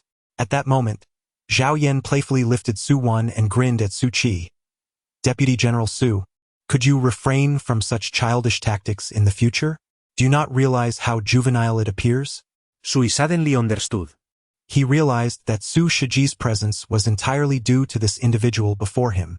However, he had not anticipated that this chef, whom he had dismissed, would possess such capability. Yet, he seemed to have a trump card up his sleeve. His expression darkened as he revealed a confident smirk. Chapter 53. A stray dog. Su Shiji ultimately signed a mutual assistance contract with Su Mei, valued at 20 billion. He promised to hand over the land purchased by the Su family to the Su group for development. Furthermore, to fully support Su Mei, Su Shiji even invested an additional 10 billion into the Su group's large-scale shopping mall project. Such exorbitant collaborations not only enabled Su Mei to fulfill her quarterly objectives, but also nearly doubled the revenue compared to the previous quarter. "Thank you, Mr. Su. You are now an essential partner for our Su group, and if you don't mind, please take a seat. After the meeting, I would be delighted to host you," Su Mei exclaimed with excitement. Su Shiji nodded and called his son over to sit beside him. Although two outsiders now occupied seats in the boardroom, no one dared to utter a word of dismissal. After all, they understood that, given the Su family's power, they were insignificant figures. Now, with the agreement completed before the set deadline, I should be able to secure my position as chairman. Correct? Su Mei surveyed the crowd before her. The attendees lowered their heads, too intimidated to speak further. Just as Su Mei was about to settle comfortably into her seat, Su Qi instructed Lu Qingyun to present a document and place it on the table. He coldly remarked, "Even if you succeed in the betting agreement, what does it matter? Your shares, along with that chef's, amount to only 36%. Meanwhile, I have successfully acquired 39% of the group's shares." Su Qi could no longer contain himself. He could not wait another moment. In his view, Su Shiji's arrival was a boon for him. Before assuming the role of chairman, he was receiving such a substantial collaboration. Undoubtedly, this was akin to Su Mei crafting a bridal gown for him. "Are you surprised, Su Mei?" he mocked. "Do not think that winning the betting agreement means you can defeat me. The Su group belongs to me, and no one can take it away, ha ha ha ha." Su Qi laughed triumphantly. At that moment, Su Shiji stood up. "You, Mr. Su, while we permit you to observe the board meeting, it does not grant you the right to speak. I appreciate the collaboration you've offered, but please reserve your comments until after the meeting," Su Qi retorted, harboring a deep-seated resentment towards Su Shiji, yet he dared not confront him recklessly. After all, Su's status was formidable. Su Shiji smiled. "You are Su Qi, correct? I advise you to check today's stock market before speaking to me." As soon as Su Shiji's words fell, everyone present pulled out their phones and opened the stock page of the group. "How is this possible? The price has surged so much. Are we not going to incur losses? What are you thinking? We hold 15% of the stock. It seems someone is targeting our shares. Targeting? At that moment, the crowd seemed to have a collective realization, turning their gazes towards Su Shiji. Su Shiji smiled.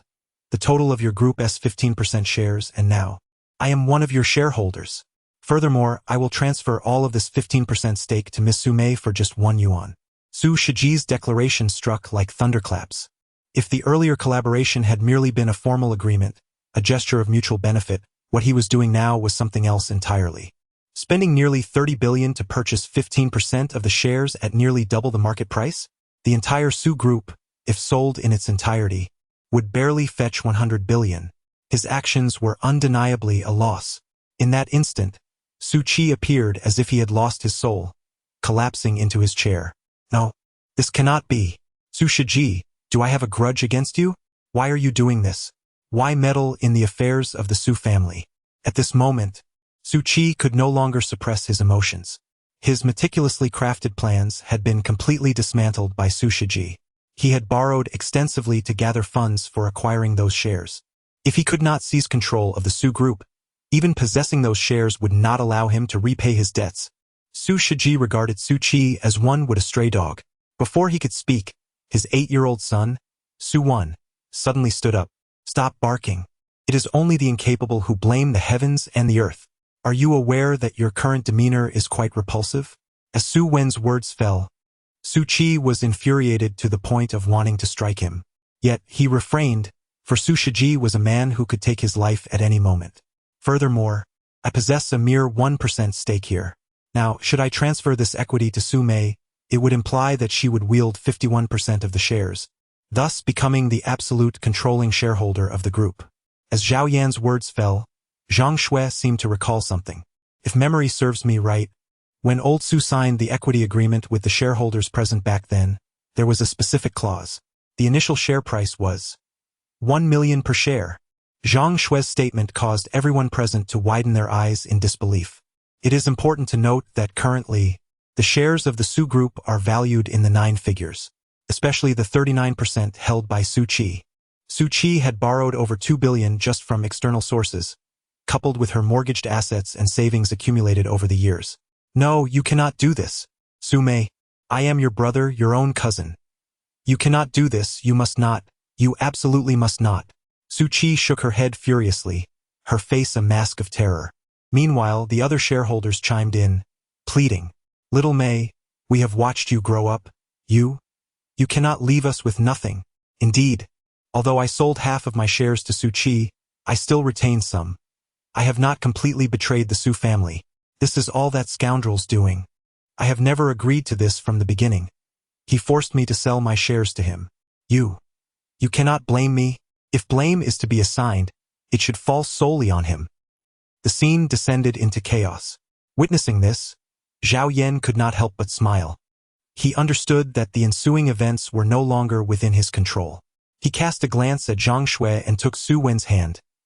Come, Master will take you to find some delicious food. Mr. Su, I believe you are not interested in such a grand spectacle, are you? How about we head to the dining hall, where I can let you sample my culinary skills? Su Shiji beamed with delight, eagerly nodding in agreement. Within the conference room, with Zhang Shui protecting Su Mei, the shareholders found it somewhat challenging to approach. However, what made Zhang Shui most vigilant was the pale-faced Su Qi. At that moment, she resembled a stray dog, cornered and desperate. Chapter 54. A heart without ruthlessness cannot stand firm observing the shareholders before her. Su Mei initially thought she would soften.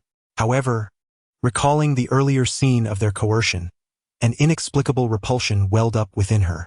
Perhaps having been bitten by a wolf, she now recognized that the wolf was merely a dog, and she felt no obligation to maintain a benevolent demeanor. Su Mei made her stance clear. The shareholders finally tore off their masks, abandoning their earlier pleas, and instead unleashing a torrent of insults. Damn it, you filthy wretch, what do you think you are? When I worked for the Su Group, you were not even born yet. Indeed, we will hold a press conference we will take to the newspapers. In short, we must ensure that the Su family's business crumbles. Let us go. Hurry up. We're leaving right now. A group of shareholders clamored, intent on leaving with a fierce momentum. Zhang Shui stood at the doorway, seizing the microphone and sneered, "Go ahead. Leave right now. The Su Group has plenty of legal teams. Should you utter even a hint of defamation, I will ensure you end up destitute. Moreover, you have all sold the majority of your shares to Su Qi. You have already profited. If you continue to make a fuss, I will represent the Su Group and fight you to the end. But if you think this will topple the Su family, I suggest you reconsider. Do not forget. The Su family is currently on our side." Zhang Shui's words struck the shareholders like a thunderbolt, rendering the room instantly silent. Suddenly, a loud crashing sound echoed. Su Qi violently hurled a chair at the projection screen, glaring furiously at Zhang Shui. "You just wait, Su Mei. I will not let this go. The Su family is mine," Su Qi declared, and with that she made to storm out. As she reached the door, Zhang Shui coldly remarked, "Whether you can survive this is still a matter of debate." Su Qi's body trembled, yet she continued her exit. Meanwhile, Lu Qingyun, observing this scene, frowned and shot Zhang Shui a glance before hastily following after Su Qi. At that moment, several managers under Su Qi's jurisdiction, including Zhu Fei, approached her. "Secretary Zhang, I realize my mistakes. I am Manager Kai from the Finance Department, and everything I did was under Su Qi's coercion. Little Shui, considering how I have always liked you and pursued you, I was merely momentarily bewitched. Can you perhaps plead for me?" Zhang Shui regarded these individuals with a cold smile. "Your pleas are your own concern. As for how Su Qi chooses to deal with you, that is beyond my purview." Pausing, Zhang Shui turned to Zhu Fei. "And you, do not overstep. Your words disgust me." Upon hearing Zhang Shui's words, Zhu Fei's face turned a deep shade of crimson. Those surrounding him exchanged mocking smiles, seemingly bewildered by how someone could possess such an audacious demeanor. On the other side, Zhao Yan led Su Shiji and his son to the dining hall. He was not jesting. He personally took to the kitchen to prepare several dishes. Each of these dishes had been meticulously crafted, revealing subtleties that the average palate might overlook. "Mr. Zhao, your culinary skills are simply extraordinary, akin to your medical expertise," Su boldly declared. "I have savored many exquisite delicacies, including countless imperial dishes. Yet, in comparison to your seemingly simple stir-fry, they pale in significance." Zhao Yan glanced at Su Shiji, offering a wry smile. "Is your only concern that this delicacy is delicious?" Su Shiji appeared somewhat perplexed. At that moment, Su Wen, who had been sitting nearby, suddenly halted his small chopsticks. "Master, this dish. It feels rather peculiar as I eat it. It seems to be causing a strange sensation, making my body alternately warm and cold, and I feel as though something is scurrying about in my stomach." Upon hearing Su Wen's words, Su Shiji instantly became alarmed. "Xiao Wen, do not frighten me. You, step aside." Zhao Yan forcefully pushed Su Shiji aside and crouched before Su Wen. "Tell Master, does this sensation bring you comfort? Furthermore, attempt to harness your subconscious and see if you can wield this energy." Upon Zhao Yan's remark, Su Shiji found himself intrigued. At that moment, Su Mei and Zhang Shui appeared from an unknown direction. Just as they were about to speak, Su Shiji gestured for silence. Su Wen acknowledged with a sound, attempting to maintain control. Subsequently, a noticeable bulge formed along his small arm, extending all the way to his clenched fist. "Deliver a punch." Zhao Yan pointed to the bucket of water placed on the ground nearby. This bucket, filled to the brim, weighed approximately 30 pounds, an amount far beyond what an 8-year-old child could feasibly manage. Yet, when Su Wen struck the bucket with a small fist, it began to sway and then suddenly burst apart. Had it not been for Zhao Yan's quick reflexes in scooping Su Wen up, the child would have surely ended up drenched. Su Shiji stared wide-eyed, utterly astonished. Zhang Shui blurted out, "Is that true qi being released?" Upon hearing Zhang Shui's words, Su Mei inquired with curiosity, "What does it mean for true qi to be released? Is it really like the martial heroes on television? The 18 dragon-subduing palms?" Zhang Shui shook her head. I'm not entirely sure. I haven't reached that level. I've merely heard that when a martial artist cultivates to a certain degree, they possess a form of true qi within them. If they can master this energy, they can produce the effect of true qi being released. It's akin to striking from a distance. Su Shiji could hardly contain his joy upon hearing this. He had initially thought he was merely bringing his son to seek out a teacher, to become a divine physician.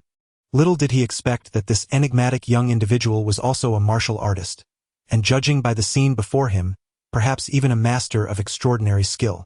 In contrast to the three of them, Zhao Yan wore an expression of uncontainable delight. Suwon, filled with curiosity, asked, "Master, where has that energy gone?" Zhao Yan smiled and remarked, "That is a concoction created by the master, and it cannot be sustained indefinitely. Fear not, you are a prodigy. It won't be long before the master enables you to harness your true energy at will. Just as you did moments ago with a single punch, you could bring down a multitude." Suwon solemnly nodded in agreement. Su Shiji, roused from his reverie, nodded vigorously like a chick pecking at grains. "Certainly, it is entirely feasible. If little one is fond of it, I shall have someone prepare your garments. How about you stay by your master's side to learn whenever you are free?" This young lad, Suwon, harbored an inexplicable affection for Zhao Yan. Upon hearing his father's words, he nodded enthusiastically. Chapter 55. Her mood. Zhao Yan's fervent desire to find a disciple stems from the words of a venerable Taoist who once remarked that their lineage must be passed down through generations. Should any misstep occur, it would spell utter ruin for them. Thus, the search for a suitable heir is among Zhao Yan's essential responsibilities. After Su Shiji departed, Suwon remained closely by Zhao Yan's side. Meanwhile, Su Mei could no longer contain her curiosity. She set down her utensils and fixed her gaze on Zhao Yan, inquiring, "How do you know the Su family? Why would Mr. Su be willing to assist you?" Zhao Yan smiled as she reached out her hand, affectionately tousling Suwon's hair. "It's just because of this little one," she continued, "and you need not thank me. It is my duty as a husband. Leave me be." Su Mei retorted, rolling her eyes in annoyance. For reasons unknown, Zhang Shui's expression appeared somewhat peculiar. After speaking, she rose and departed. "Did you upset her? Don't be absurd. I have matters to attend to. Do not wait for me." Zhao Yan glanced at Suwon beside him, who responded with an okay hand gesture. Shortly thereafter, Zhao Yan drove to the urban village. Upon his arrival, as he stepped out of the vehicle, he spotted Zhao Guozhong being supported by Zhou Shaoqian, taking careful steps in the courtyard. "Brother Zhong," Zhao Yan let out a distant shout. Zhao Guozhong lifted his head and turned his gaze towards Zhao Yan. He attempted to quicken his pace, eager to approach. However, Zhou Shaoqian hurriedly supported him, exclaiming, "Do not rush, take it slow." At that moment, Zhao Yan had already arrived before them. Zhou Shaoqian's expression was somewhat complex, seemingly hesitant to meet Zhao Yan's eyes. In contrast, Zhao Guozhong, filled with excitement, extended his hand and patted Zhao Yan on the shoulder. He firmly grasped Zhao Yan's shoulder and exclaimed, "Well done, my boy, truly remarkable. Since your acupuncture, I can genuinely feel my legs again. It seems I might be able to walk, ha ha ha." Zhao Guozhong was overwhelmed with excitement. A few days ago, upon waking, he noticed an unusual itchiness in his legs. After inquiring with his wife, he discovered that Zhao Yan had performed acupuncture on him. It is worth noting that for these past few years, he had been devoid of any sensation in his legs. Thus, this newfound itch was enough to stir his emotions. The following day, he felt as if his legs had regained some strength, prompting him to ask Zhou Shaoqian to assist him in getting up. To his astonishment, after a day of walking, he could indeed feel his legs, as though they were coming back to life. Naturally, in comparison to a normal person, his condition appeared rather comical. "Brother Zhong, this is just the beginning. In time, I will help you regain full functionality, just like everyone else." As he spoke, he turned to Zhou Shaoqian and said, "Sister Qian, prepare a ceramic pot for me. I will brew medicine for Brother Zhong." "Medicine? Have you actually found those remedies you mentioned before?" Zhou Shaoqian inquired in surprise. Zhao Yan nodded. "For the next few days, you must not exert yourself too much. Your legs may feel slightly itchy. This is merely a result of the gradual unblocking of your blood vessels. In a few days, your bodily functions will return to normal, and then you can gradually practice walking again. I assure you, You will be even more agile and healthier than you were before the injury. Zhao Guozhong eagerly acquiesced. Zhao Yan entered the woodshed of the courtyard, carrying several medicinal herbs. The shed had fallen into disrepair for some time, as this region, lacking in mountainous terrain, made it quite difficult to gather firewood. However, to ensure the optimal efficacy of the medicine, it was imperative to use a wood fire, constantly monitored. A raging flame would easily cause the medicinal properties to dissipate, while a feeble flame would struggle to extract them. Here, have some cold water. Zhou Xiaoqian suddenly entered, squatting beside Zhao Yan. Sister Qian. Zhao Yan accepted the icy water, poised to speak, yet found herself at a loss for words. Perhaps I should take a look instead? Interrupted Zhou Xiaoqian with a gentle smile. No, preparing the medicine requires skill. Allow me to handle it. Zhao Yan chuckled. Zhou Xiaoqian responded, yet she did not depart. After a prolonged moment of hesitation, she finally spoke. Have you rejected me 3 times already? Do I appear repulsive in your eyes? A sudden jolt of unease coursed through Zhao Yan's heart. At that moment, Zhou Xiaoqian raised her head, her tear-filled eyes fixed intently upon Zhao Yan. Zhao Yan hurriedly explained, It is not as you think. There are matters that exist in either an absolute absence or infinite recurrence, and I do not wish for our relationship to grow complicated. Thank you. Zhou Xiaoqian sighed as she rose to her feet. Clearly, she was filled with reluctance. If, in recent days, Zhao Guozhong had not recovered and held no hope of recovery, her desire to become Zhao Yan's woman would be entirely understandable, especially given her own fears about what would become of her if Zhao Guozhong were to pass away. However, now that Zhao Guozhong had a chance to regain his health, her lingering infatuation with Zhao Yan and her yearning to possess him felt undeniably guilt-ridden. This internal conflict was precisely why she felt both unwilling and powerless, caught in a web of turmoil. 3 hours later, Zhao Yan brought the prepared medicine to the bedside. Brother Zhong, please take the medicine. After you drink it, you may feel a bit drowsy. Just sleep for a while, and you will be better by tomorrow. Tomorrow? Zhao Guozhong gazed out the window. It was barely past 2 in the afternoon. After a moment's hesitation, he spoke. Xiao Yan, could you assist your brother once more? Of course, Brother Zhong, what is it? Zhao Yan nodded earnestly. Zhao Guozhong cast a glance at Zhou Xiaoqian. My wife's family, her brother, my brother-in-law, fell ill not long ago. Due to my circumstances, she has been unable to visit him. Zhou Xiaoqian appeared somewhat taken aback, looking towards Zhao Yan as if pondering something. Upon witnessing this scene, Zhao Guozhong chuckled as he lifted the large bowl. Then I shall rest assured. I have my mobile phone.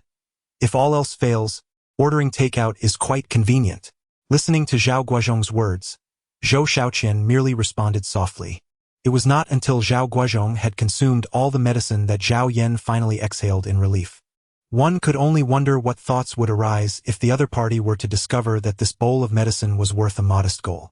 She observed as Zhao Guozhong gradually reclined and drifted into slumber. Zhao Yan turned her head and glanced at Zhou Xiaoqian. Sister Qian, please tidy up. We'll be setting off shortly. All right. Zhou Xiaoqian fixed her gaze on Zhao Yan, her expression somewhat peculiar. Watching Zhou Xiaoqian's departing figure, Zhao Yan felt a sudden pang in her heart, as if she had made a grievous mistake in her decision. Chapter 56. A unique method in the car. Zhao Yan caught a glimpse of Zhou Xiaoqian from the corner of her eye. The dress she wore was the very same one from a few days ago at the hotel. Zhao Yan parked the car at the service area. Sister Qian, let us disembark and purchase some gifts in the service area. Zhao Yan's words jolted Zhou Xiaoqian awake.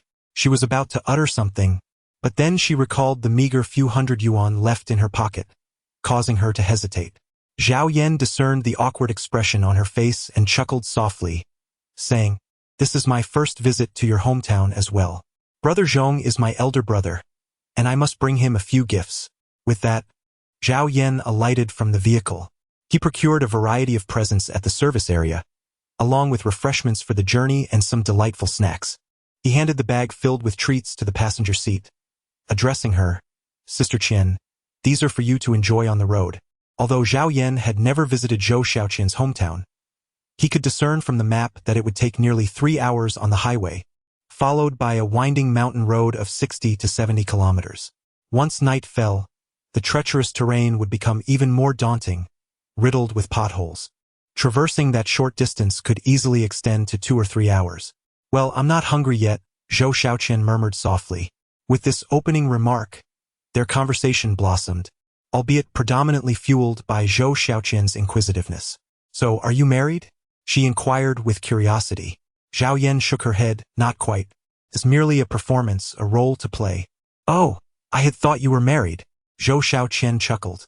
I nearly forgot," Zhou Xiaoqian suddenly exclaimed. "This morning, while I was hanging out the laundry, I noticed a BMW parked outside the gate. Initially, I assumed it was a relative of one of the neighbors. But upon closer inspection, I believe I saw Xiaorong." "Xiaorong?" Zhao Yan replied with a smile. "Could it be that you mistook her for someone else? She is currently a gilded canary, kept by a wealthy mogul. Why would she venture into such a modest area? No, I truly did not missee. Moreover, it appeared that she was not faring well. Her face was marred with bruises, and I even noticed whip marks on her arms." Zhou Xiaoqian pondered. "Do you think she came here looking for you? Although you two had an unpleasant falling out, I can't help but feel a sense of pity for her." Zhao Yan let out a sigh. He refrained from disclosing the reason for his imprisonment to Zhou Xiaoqian. Otherwise, she would not have felt sympathy for him. Each to their own fate. There are matters beyond our control. Zhao Yan smiled faintly. At this moment, the sky had grown dim. The two of them pressed on without pause, choosing to venture directly into the mountains after leaving the highway. As Zhao Yan had anticipated, the mountain road was bumpy. Even with the superior off-road capabilities of the Land Rover, they dared not drive too swiftly. After all, should the vehicle suddenly falter here, assistance would be utterly unattainable. "Xiaoyan, could you please stop for a moment?" Ugh. Zhou Xiaoqian covered her mouth, her face contorted in pain. Zhao Yan swiftly brought the vehicle to a halt. After the other party opened the door, she dashed towards the roadside. Observing the pained expression on her face, Zhao Yan approached with a bottle of mineral water in hand. "Here, have a sip." At that moment, Zhao Yan realized that this mountain road was far from ordinary. On one side lay a quarry, while the other was a sheer cliff.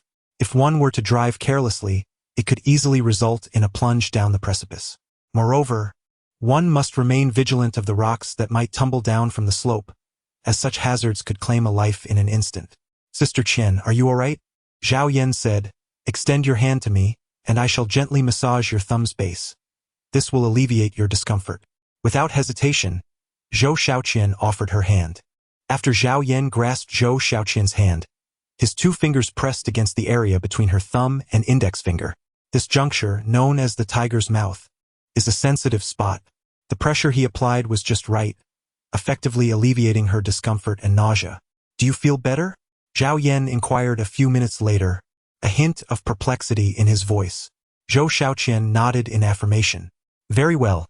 Let us board the vehicle and continue our journey." Zhao Yan turned away. Just as he was about to get into the car, Zhou Xiaoqian suddenly leaped from behind, wrapping her arms around him. "Sister Qian, you..." "I am not sure why, but I find that your image continually appears in my mind." Zhou Xiaoqian's demeanor was evidently tinged with an unsettling intensity.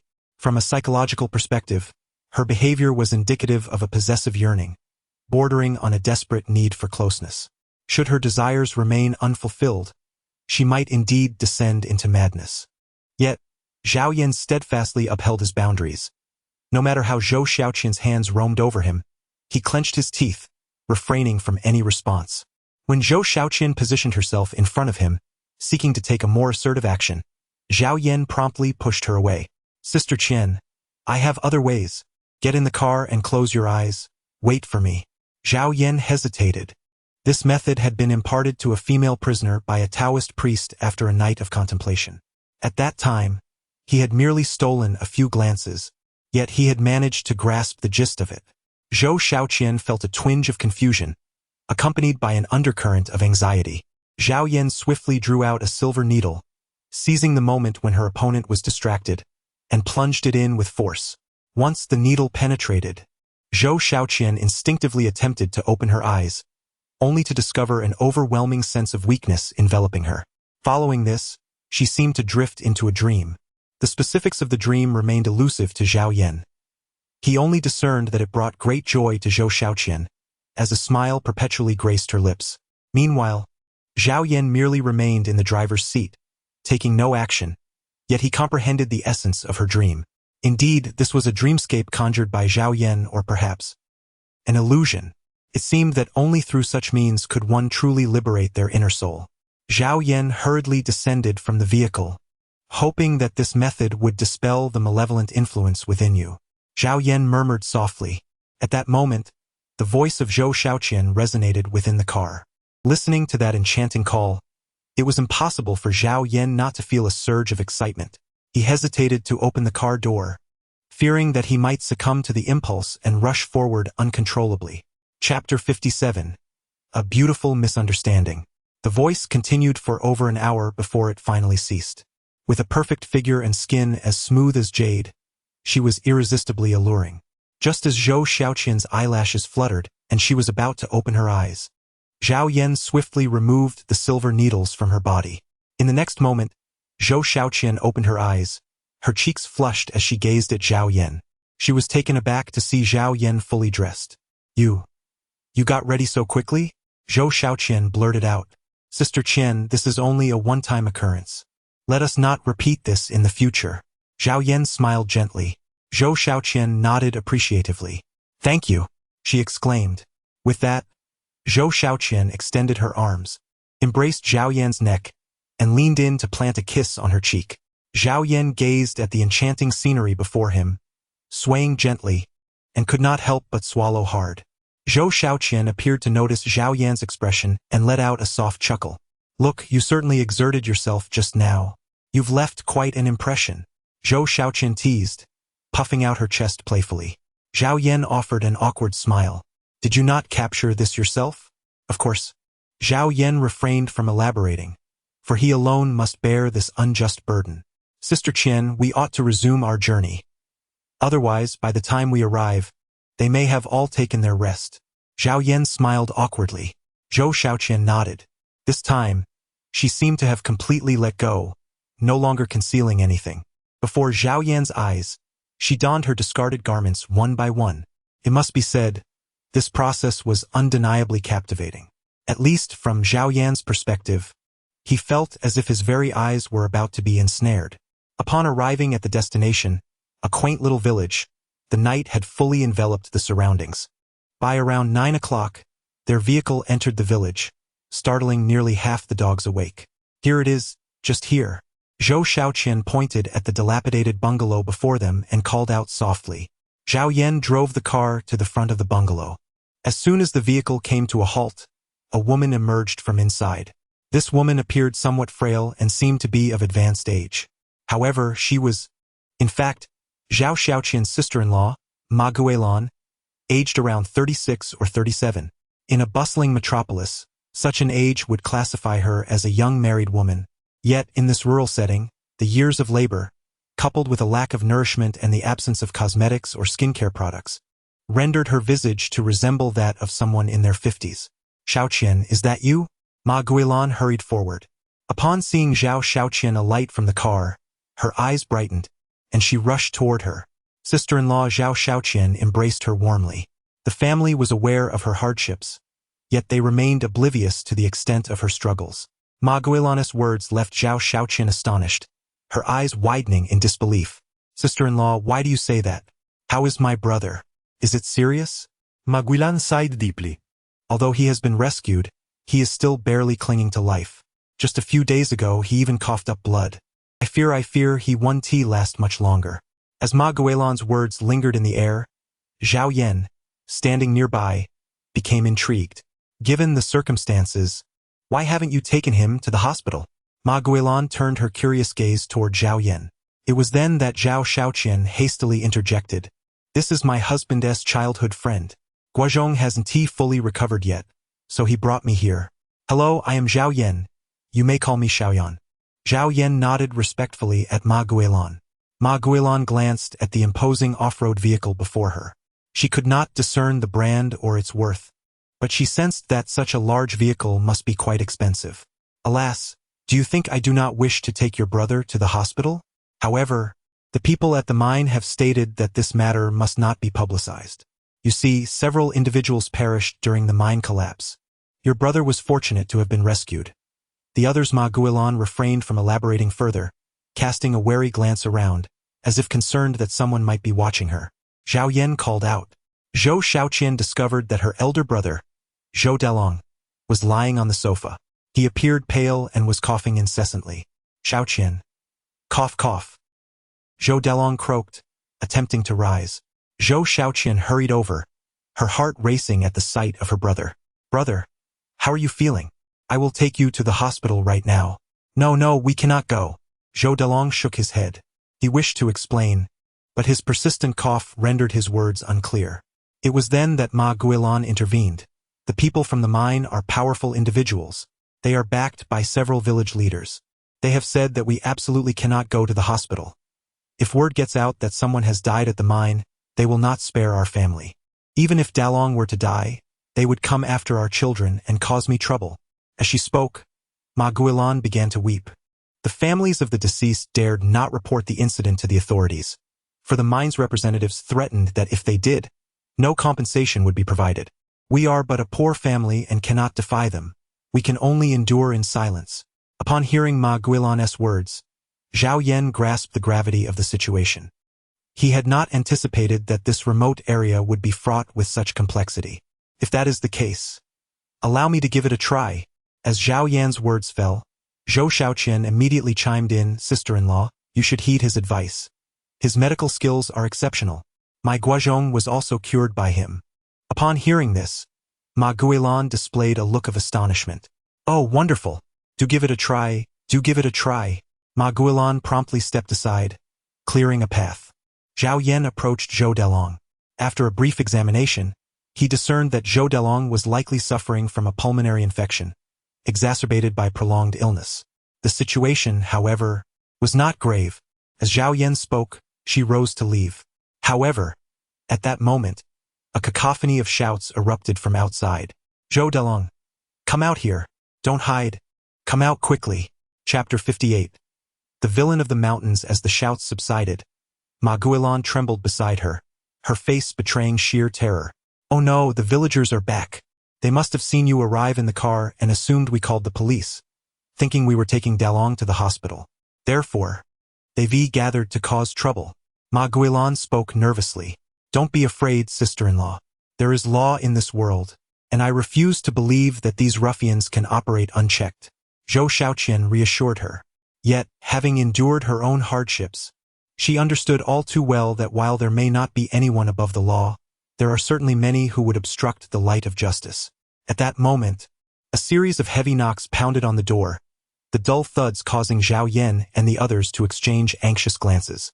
Ma Guilan took a deep breath and approached the door, opening it. Uncle Zhong, what is the meaning of this? Bringing so many people to my home at this late hour, what do you intend to do? With newfound courage, she glanced at the group outside. The leader, a portly man in his 50s, held a bag in his hand, exuding the air of a foreman.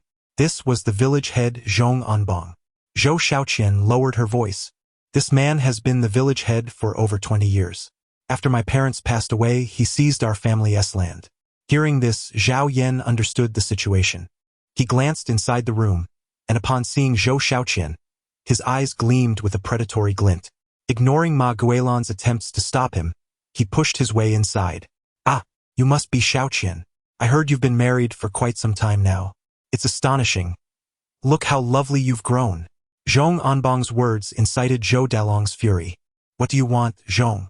Zhou Dalong seethed, attempting to rise, but his body, weakened from recent afflictions, betrayed him. Dalong, if you're unwell, don't force yourself. This is my village. What would happen if something were to occur to you? Zhong Anbong smirked, relishing the moment. Oh, and don't forget, given your current state, you mustn't wander about or speak recklessly. Should I learn otherwise, the consequences will be dire. To ensure your compliance, I intend to have 2 of my nephews stay with you for a fortnight. As my villager, you wouldn't dare disobey the village head, would you? Zhong Anbong's arrogance was palpable, as he seemed to regard himself as a local tyrant. Get out. Tell them to leave. Zhou Delong gasped, struggling to shout, his face flushed. Seeing this, Zhou Xiaoqian stepped forward immediately. Zhong Anbong, don't think you can bully us just because you're the village head. This is my home, and there is law in this world. If you dare to cause a scene here, I will call the police and expose everything you've done in this village. Zhou Xiaoqian's declaration incited immediate outrage from Zhong Anbong's entourage. What nonsense are you spouting, girl? I warn you, if you wish to leave this village alive, you'd better heed our words.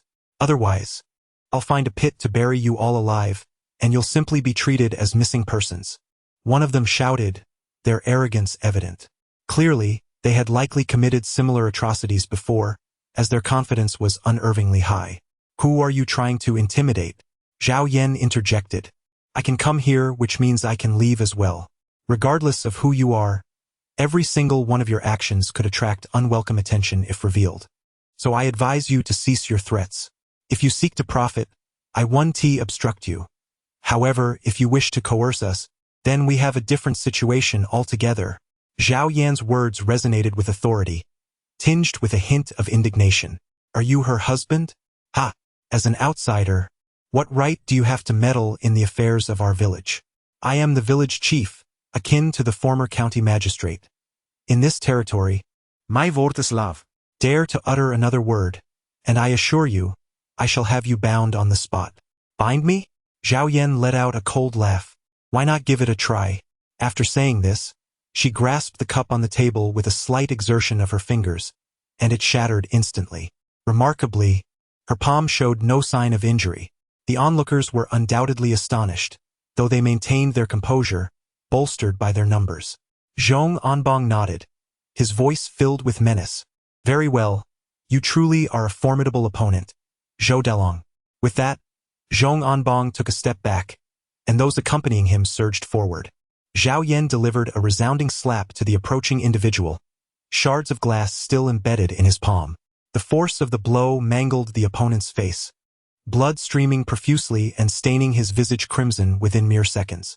The sight left onlookers visibly shaken, prompting them to draw their batons and charge at Zhao Yan. The confined living room quickly filled with sprawled bodies, the air heavy with cries of anguish. Witnessing this chaos, Zhong Anbong instinctively took a step back, yet he maintained his arrogant facade, pointing an accusatory finger at Zhao Yan. You dare to strike my people? Just wait.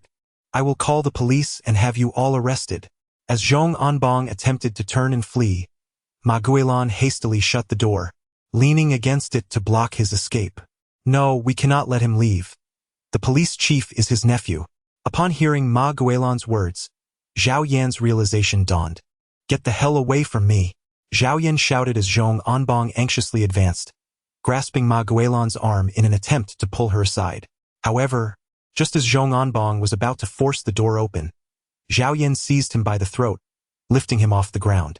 With a decisive push, he flung Zhong Anbong outside. At that moment, the neighbors gathered outside expressed their astonishment, their faces reflecting sheer terror.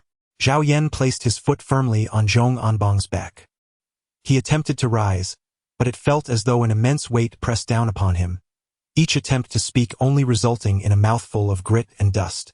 I offer you a chance. Summon your dear nephew. Furthermore, anyone else who stands behind you for protection should also be called forth. Otherwise, I shall crush you underfoot. Zhao Yan spoke coldly, instinctively applying more pressure with her feet, causing Zhong Anbong to feel a heaviness in his chest, making even the act of breathing a struggle. Chapter 59. Escalating chaos. Upon witnessing this, Zhou Xiaoqian hurried over. Xiao Yan, didn't you hear what your sister-in-law said? The head of this place is his own nephew. If you ask him to make a call, won't that just invite trouble? Ma Guilan also rushed forward in distress. Xiao Yan, I understand you're trying to help us. But, Xiao Qian, you should leave quickly. The remaining matters can be resolved by your brother and me. It was evident that both women were extremely anxious and worried. Yet, Zhao Yan maintained a calm and composed smile. Do not panic just yet. In a moment, you will take your phones and do a live broadcast. In this day and age, even the fiercest tiger must tread carefully. Otherwise, it becomes the target. If I were to leave today, they would dare to act even more ruthlessly tomorrow. The only solution is to deal with them all at once. ensuring peace for good. As Zhao Yan's words fell, Zhou Xiaoqian promptly retrieved her phone. Despite the desolate location, we live in an era where information technology has seamlessly integrated into the lives of every individual. Many onlookers also began to stream the event live. This scene infuriated Zhong Anbang greatly. He was like an ant on a hot pan, desperate to make a phone call for help, yet fearful of exposing his predicament.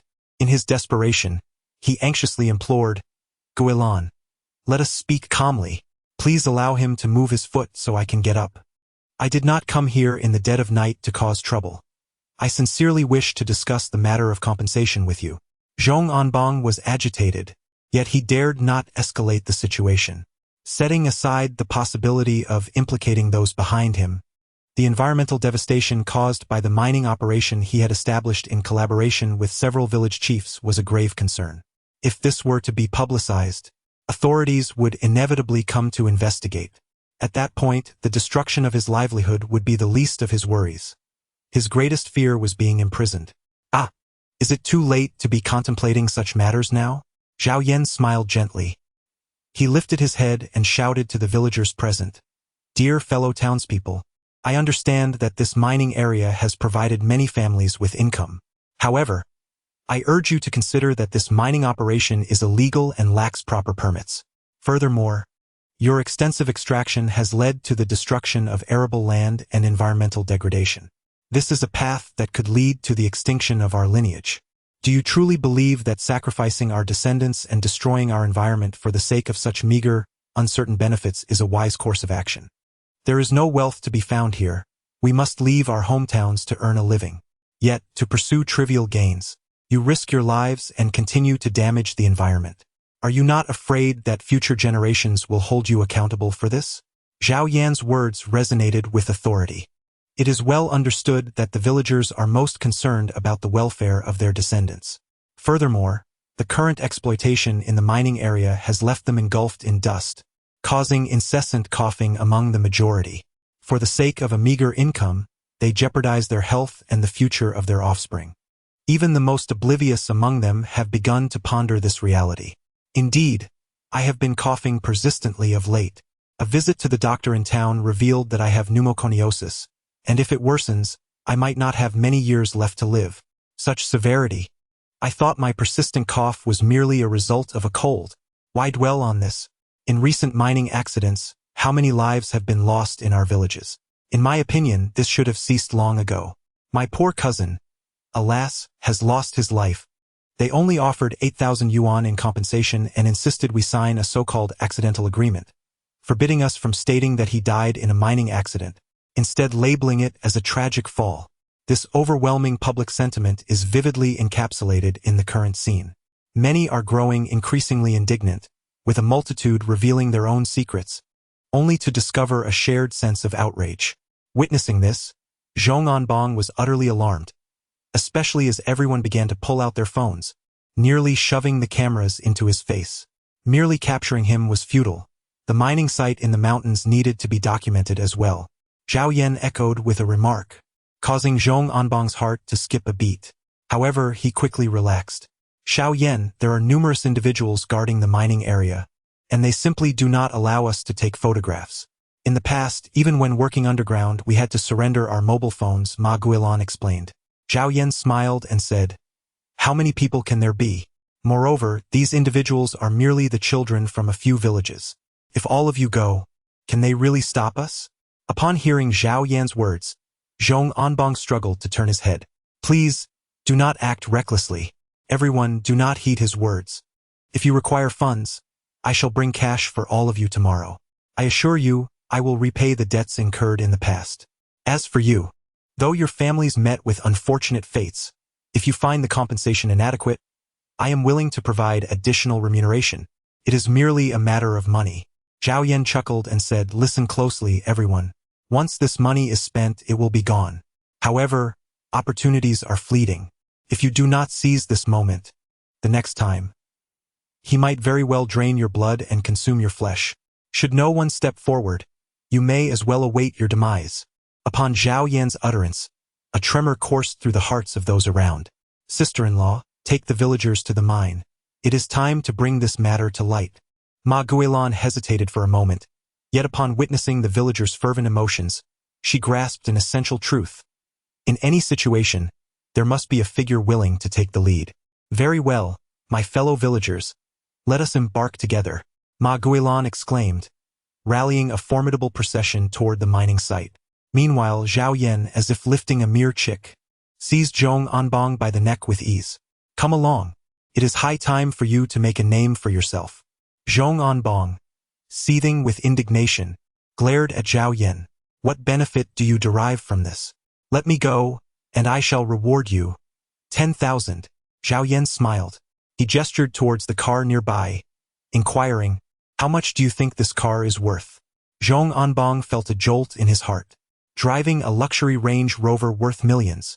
Could he truly be someone who lacked a mere 100,000? Not speaking. Indeed, there was no need for further words. It was best to leave promptly. Zhao Yan propelled Zhong Anbong towards the mine. After a brief interval of several minutes, the group burst through the obstruction posed by the ruffians at the mine, swiftly gaining entry. As a series of videos and live broadcasts emerged, the ruffians began to panic. They were not fools. Upon witnessing Zhong Anbong being restrained, some fled in a state of disarray, while others hastily contacted their unseen masters. Naturally, these puppet masters were not keen on having such a lucrative opportunity squandered by a mere farce. Indeed, it was not long before vehicles arrived at the scene. Among them, several individuals were recognized as law enforcers typically clad in uniforms. Leading the contingent was none other than Zhong Anbong's own nephew, Zhong Jiqiang. Chapter 60. Thunderous purge of evil. Everyone, cease at once. Immediately surrender your mobile phones. Zhong Jiqiang bellowed, seizing a nearby villager's phone and smashing it violently against the ground. The sight of his presence rendered the hundreds gathered utterly silent. One could easily surmise that his reputation within the village was formidable, his capacity for intimidation undeniable. Go. Confiscate all their phones. Erase every video and live stream. Zhong Jiqiang commanded his subordinates, as they prepared to advance. Zhao Yan exclaimed, everyone, continue. Focus the camera on these individuals. As long as we unite in purpose, there is no need to fear these ravenous wolves. As Zhao Yan's words resonated, a few individuals still hesitated.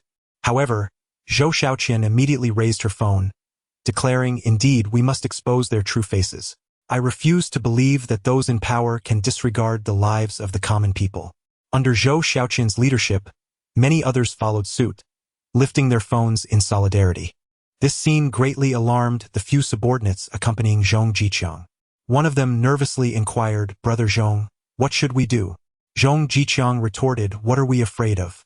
Have we forgotten our purpose? As his words lingered, Zhao Yan rallied the crowd once more, urging, everyone, pick up your hose and any tools you have. Do not be timid.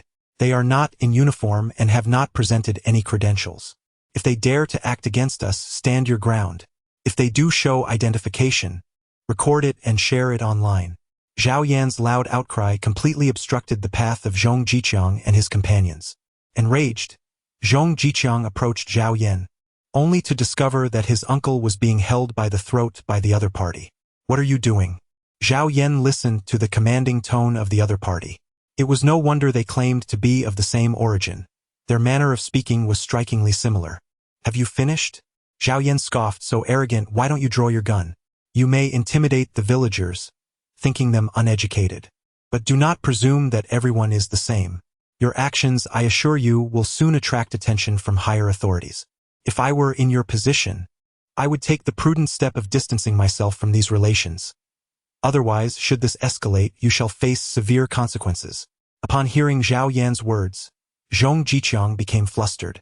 Although no one had disembarked from the several vehicles, a mere glance from Zhao Yan revealed the extraordinary status of those within. Undoubtedly, the most probable identity among them was that of a town mayor or a person of similar stature. You would do well to release him and then ensure the villagers are dispersed, Zhong Jiqiang said, his voice low yet seething with anger. Otherwise, even if I were to fall, I would ensure your demise first. Zhao Yan smiled. Upon hearing Zhao Yan's words, Zhou Xiaoqian smiled and raised her phone. There are already tens of thousands watching. Just now, Director Zhong's words were recorded on your phone. After Zhou Xiaoqian finished speaking, Zhao Yan finally took out the phone that had been resting in her pocket. Oh dear. I forgot to mention that I am live streaming. Everything you said has been captured on my end, and your threatening demeanor is being broadcasted over there. Yes, it's live. Many others around are also streaming. You are becoming quite the sensation. Upon hearing Zhao Yan's remarks, Zhong Jiqiang found himself momentarily bewildered. However, before he could fully process the situation, his phone in his pocket began to ring unexpectedly. Casting a glance at the caller ID, he anxiously stepped aside. Within mere minutes, Zhong Jiqiang, appearing as though he had seen a ghost, hastily fled to his vehicle, neglecting even the few subordinates he had brought along. The remaining cars, too, seemed to sense an impending danger. Yet, just as they prepared to depart, a few stones, seemingly from nowhere, hurtled through the air, striking the windshield. The tempered glass shattered instantly, leaving the driver unable to discern the road ahead, forcing him to halt in place. Indeed, among the occupants were leaders from the Environmental Protection Agency and a deputy town mayor, all of whom were compelled to disembark, exposed to the prying eyes of live cameras. Within just a few hours, this sensational news had surged to the forefront of public attention. That night was destined to be anything but tranquil. Countless souls would likely find themselves sleepless. Witnessing this scene, Zhong Anbong, overwhelmed with fear, collapsed onto the ground, knowing that the ordeal ahead would likely lead him to imprisonment. Meanwhile, the village heads from several nearby hamlets attempted to escape under the cover of darkness. Yet the law's reach is inexorable. Even a figure as formidable as Sun Wukong could not elude the vast mountains of justice. That same night, numerous officials from both the city and province arrived, with law enforcement teams dispatched directly from the provincial level. This was a concerted effort to crack down on similar cases, preventing any potential leaks or schemes from unfolding. The small mountain village, with its muddy roads, was remarkably transformed overnight. During a late-night meal, Zhao Yan articulated the advantages and disadvantages of the situation clearly. In gratitude, most villagers presented him with local delicacies and specialties. On the journey home, Zhou Xiaoqian couldn't help but chuckle at the sight of Zhao Yan burdened with large bags filled with goods. Sister Qian, what are you laughing at? Zhao Yan let out a sigh. Zhou Xiaoqian chuckled. Who would have thought that in just one night? You have become the great hero of several villages. I just overheard that many villagers are inquiring whether you are single. I dare say that come tomorrow morning, numerous families will be bringing their daughters to seek your hand in courtship. Upon hearing Zhao Yan's words, she was momentarily taken aback. Beside her, Ma Guilan chuckled softly. Your sister Qian did not speak amiss. There is indeed a possibility. She continued, by the way, I shall tidy up the side hall for you. It consists of 2 rooms and a living area. You may stay there for the night. With that, only Zhao Yan and Zhou Xiaoqian remained in the side hall. Sister Qian, it is quite late now. I shall take my leave and retire for the night. As Zhao Yan spoke, she turned and walked towards the room. Zhou Xiaoqian stood rooted to the spot, gazing at Zhao Yan's retreating figure, her lips parting as if to utter something, yet ultimately she found herself unable to voice it. It was presumed that the night would unfold peacefully from that point onward. However, in the dead of night, a piercing scream suddenly echoed from Zhou Xiaoqian's room. The scream was not loud, yet Zhao Yan, who was in the same dwelling, abruptly opened her eyes wide. This is bad. Zhao Yan immediately pondered whether there might be a remnant of a foe seeking vengeance. Without a moment to don her coat or shoes, she hastily flung open the door and dashed toward Zhou Xiaoqian's room. Chapter 61. A peculiar encounter. In the instant she opened the door, Zhao Yan discovered Zhou Xiaoqian curled up in the corner of the bed. With terror etched upon her face, she directed a trembling finger towards a nearby spot, exclaiming, Be careful, a snake. Zhao Yan followed the direction in which she pointed, and indeed, on the ground lay 2 snakes, their glossy black triangular heads raised high, flicking their tongues, clearly agitated and poised to strike. Zhao Yan instantly recognized that this was undoubtedly a type of venomous snake. Naturally, had that old Taoist in the prison encountered such a creature, he would have reacted as if he had laid eyes on the beloved of his dreams, certainly not missing the opportunity for a sumptuous feast. However, Zhao Yan held little interest in this creature. He retrieved a silver needle from his pocket, and with a flick of his wrist, a glimmering arc of cold light surged forth. Before the two snakes could react, their heads were already pinned to the ground. Their bodies writhed and coiled momentarily before falling completely still. "Do not fear, Sister Qian. It has been dealt with." Zhao Yan approached with a calming demeanor. In truth, he discerned that this serpent was likely a variety of king cobra. Logically, such a creature should not be found within the village confines. Furthermore, the nearby mountains had long been stripped bare, leaving desolate slopes, and the snakes had retreated to other ranges. The sudden appearance of these two serpents in the bedroom suggested a more sinister motive. How could there possibly be snakes in this room? Xiao Yan exclaimed anxiously. "Do you think this is a deliberate act of retaliation by their people, intentionally thrown in here?" Zhao Yan furrowed his brow upon hearing the sound. "This is not good." He suddenly exclaimed, "Xiaojia, please check on our elder brother and sister-in-law. If this venomous snake is the result of human malice, I fear for their safety." Zhou Xiaoqian, startled awake, hastily ran towards the main house without bothering to change out of her pajamas. After several minutes, Zhou Xiaoqian emerged from the main house, exhaling a sigh of relief. "It's all right. I have thoroughly checked their bedroom. My sister-in-law was exhausted and did not awaken from her slumber. I also secured all the windows. If there were any significant disturbances, they would certainly be alerted." Upon hearing this, Zhao Yan nodded in acknowledgement. He gestured towards the windows. "For tonight, let us make do. Please ensure the windows are tightly shut. Tomorrow morning we shall search for clues. If this is indeed a deliberate act, we must uncover the truth swiftly. Otherwise, once we depart, my sister-in-law and the others may remain in peril." Zhou Xiaoqian nodded in agreement. After a moment of hesitation, she suddenly grasped Zhao Yan's arm. "Could you possibly stay here tonight? That way, no one would discover that we are sharing a room." Her words left Zhao Yan momentarily stunned. Zhao Yan could discern that Zhou Xiaoqian was engulfed in fear. However, the solitary man and woman, coupled with the misunderstandings previously caused to Zhou Xiaoqian, left one wondering what her actions might be tonight. "Sister Qian, do you recall the words I once spoke?" Zhao Yan inquired. Zhou Xiaoqian's body trembled slightly as she bit her lower lip, responding, "Yes, I remember. I merely wish for your company. I shall not compel you to do anything further." Upon hearing this, Zhao Yan smiled and said, "All right, lie down and take a rest." Zhao Yan spoke, urging Zhou Xiaoqian to lie down. A look of delight blossomed on Zhou Xiaoqian's face. The two reclined on the bed, which was rather small, likely a single. In such an environment, the atmosphere grew exceedingly peculiar. Initially, they lay back to back. However, Zhao Yan soon realized that, at some point, Zhou Xiaoqian had turned around and was now embracing him from behind. It is known that women often sleep without undergarments, and thus, Zhao Yan could distinctly feel the gentle warmth of her body.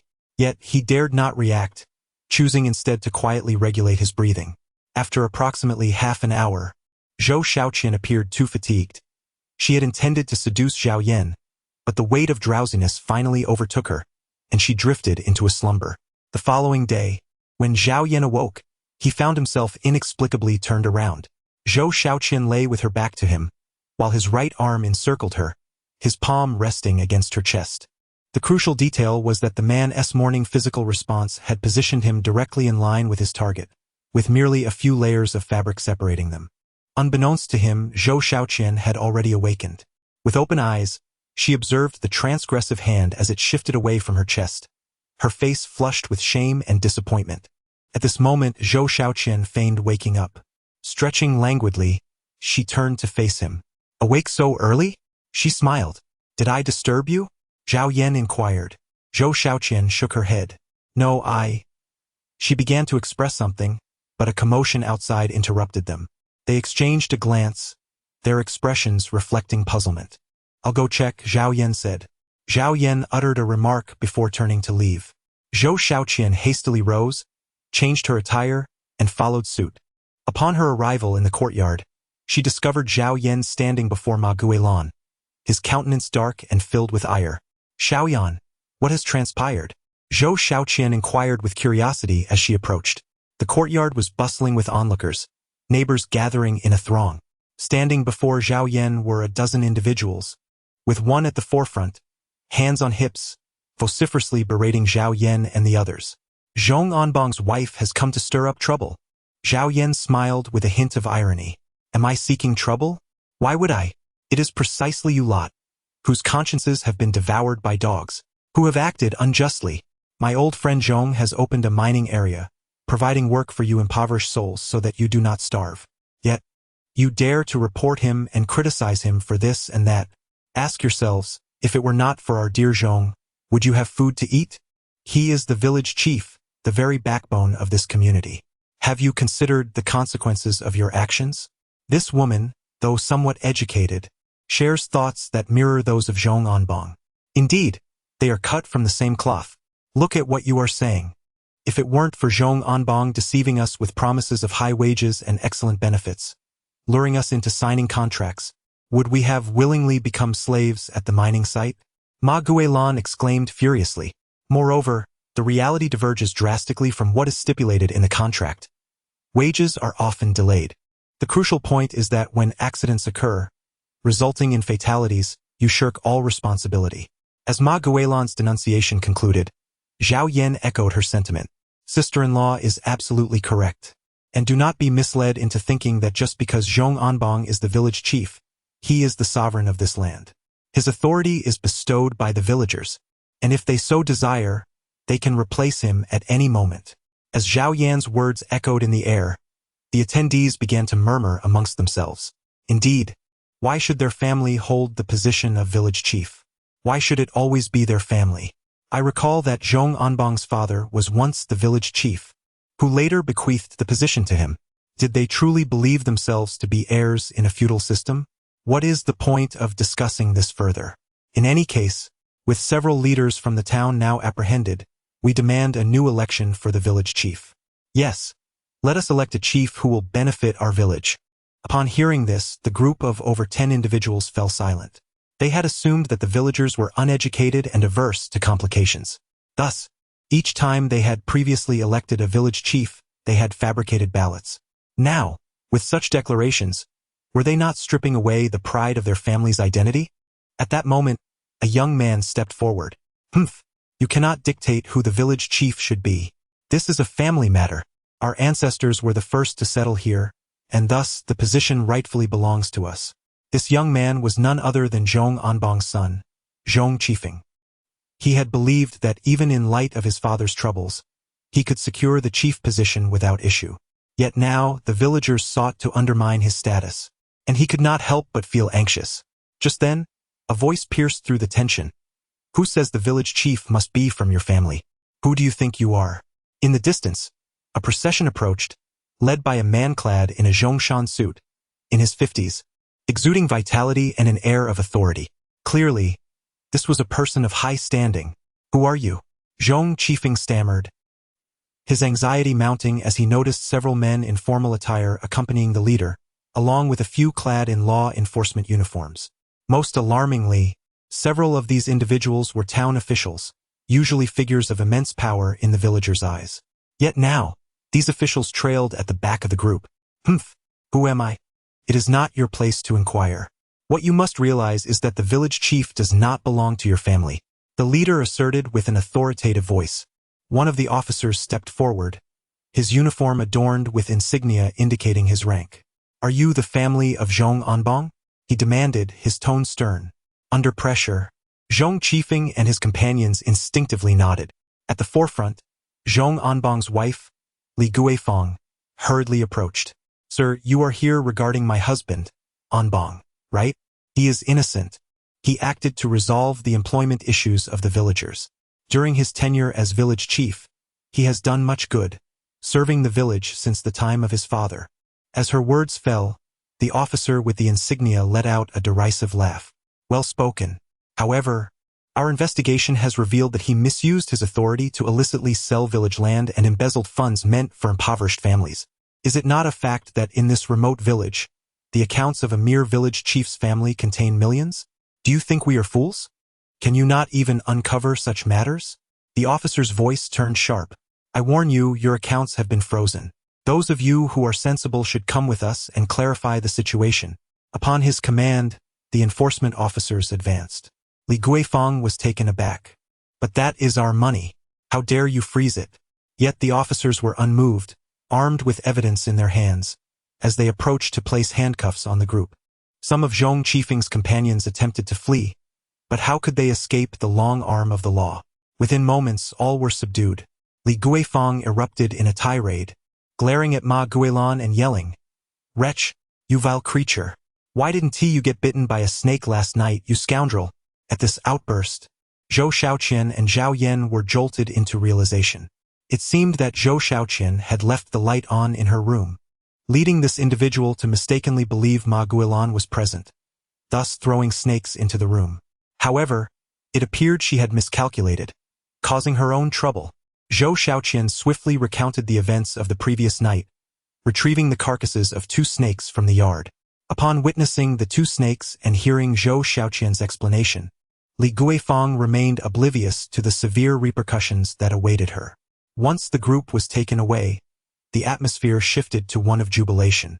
The remaining officials offered a few comforting words to the villagers before making their way towards the barren hills in the distance. Upon witnessing this scene, Zhao Yan felt a sense of relief. They would soon devise a suitable plan to reconfigure the area. With this newfound vigilance, village life would undoubtedly improve, as they were tasked with producing a satisfactory report for the entire nation.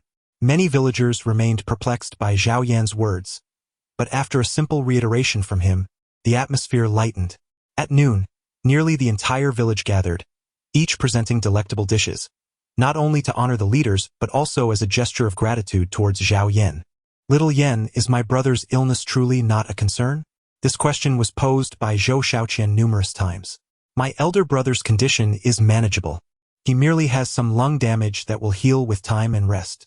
Zhao Yan replied, "Were it not for your assistance, I would not know how to cope, and the villagers hold such affection for you. Why not extend your stay for a few more days?" Zhao Yan smiled helplessly. He did not wish to be in such a hurry, but Zhang Shui had called, informing him that Su Mei was in trouble and had encountered an assassination attempt. "However, Sister Qian, you may linger a while longer. There is no need to rush." Zhou Xiaoqian shook her head. Although Zhou Xiaoqian spoke these words, her heart yearned to spend a bit more time with Zhao Yan. After all, Zhao Guozhong's illness had received treatment, and it was uncertain when she would next see Zhao Yan. Yet, Zhao Yan continued to maintain a stance of emotional distance. "Are you tired? First, let us lower the chair and rest properly. I shall give you a massage." As the vehicle came to a halt, Zhou Xiaoqian offered a gentle smile. Zhao Yan shook his head, initially intending to refuse. However, Zhou Xiaoqian spoke up first. "What's wrong? Are you worried that I might take advantage of you? If you continue with this attitude, I might genuinely cry." As she spoke, Zhou Xiaoqian wore a look of feigned grievance, appearing on the verge of tears. Their vehicle was parked in the courtyard, and if she truly wept, how could he explain her reddened eyes upon entering the house? He hastily interjected, "Sister Qian, Oh, come now, there's no need to be so overly sentimental," Zhou Xiaoqian exclaimed, grasping the waistband of his trousers. "After all, you are a man. Being out there alone without a woman to care for you, you shouldn't always seek those kinds of services. Let me keep you company." With that declaration, Zhou Xiaoqian had already seized the ties of Zhao Yan's trousers and swiftly loosened them. Before he could fully comprehend the situation, Zhou Xiaoqian leaned down, preparing to take action. Zhao Yan stared wide-eyed, her hands at a loss for placement. Suddenly, the shattering sound of glass jolted both of them awake. Zhao Yan seized the opportunity to gently cradle Zhou Xiaoqian's head, lifting it up. A crisis had unfolded within the room. Zhao Yan spoke anxiously. In a rush, he flung open the car door and dashed out, hastily adjusting his trousers. Zhou Xiaoqian expressed her frustration, lamenting that she was on the verge of success, wondering who was causing a disruption at such a critical moment. As they alighted from the vehicle, the two noticed a few individuals nearby who appeared to be attempting to flee, moving with an air of furtiveness. Chapter 63, Midnight Explosion. "Halt!" Zhao Yan called out and hurried after them. However, these rascals could hardly outpace Zhao Yan. "Zhao Yan, stop chasing, quickly." At that moment, Zhou Xiaoqian shouted, "Hurry and take a look at your brother Zhong. It seems he is in trouble." Zhao Yan rushed into the house. only to be met with a peculiar scent of gas lingering in the air. Without a moment's hesitation, she swiftly lifted Zhao Guozhong and urged Zhou Xiaoqian. Hurry. We must leave this house. The two of them dashed outside. Just a few meters away, a resounding explosion erupted, accompanied by a blaze that soared into the sky, resembling a vivid crimson mushroom. It is evident that had Zhao Yan and the others remained in the house moments longer, even if they had survived the blast, they would likely have emerged severely injured. What? Zhou Xiaoqian inquired anxiously. Zhao Yan shook his head. He glanced at the fainted Zhao Guozhong. Extending his hand to take the pulse, he discerned that the latter had merely succumbed to a faint, likely due to inhaling some kind of narcotic smoke. This place is no longer safe.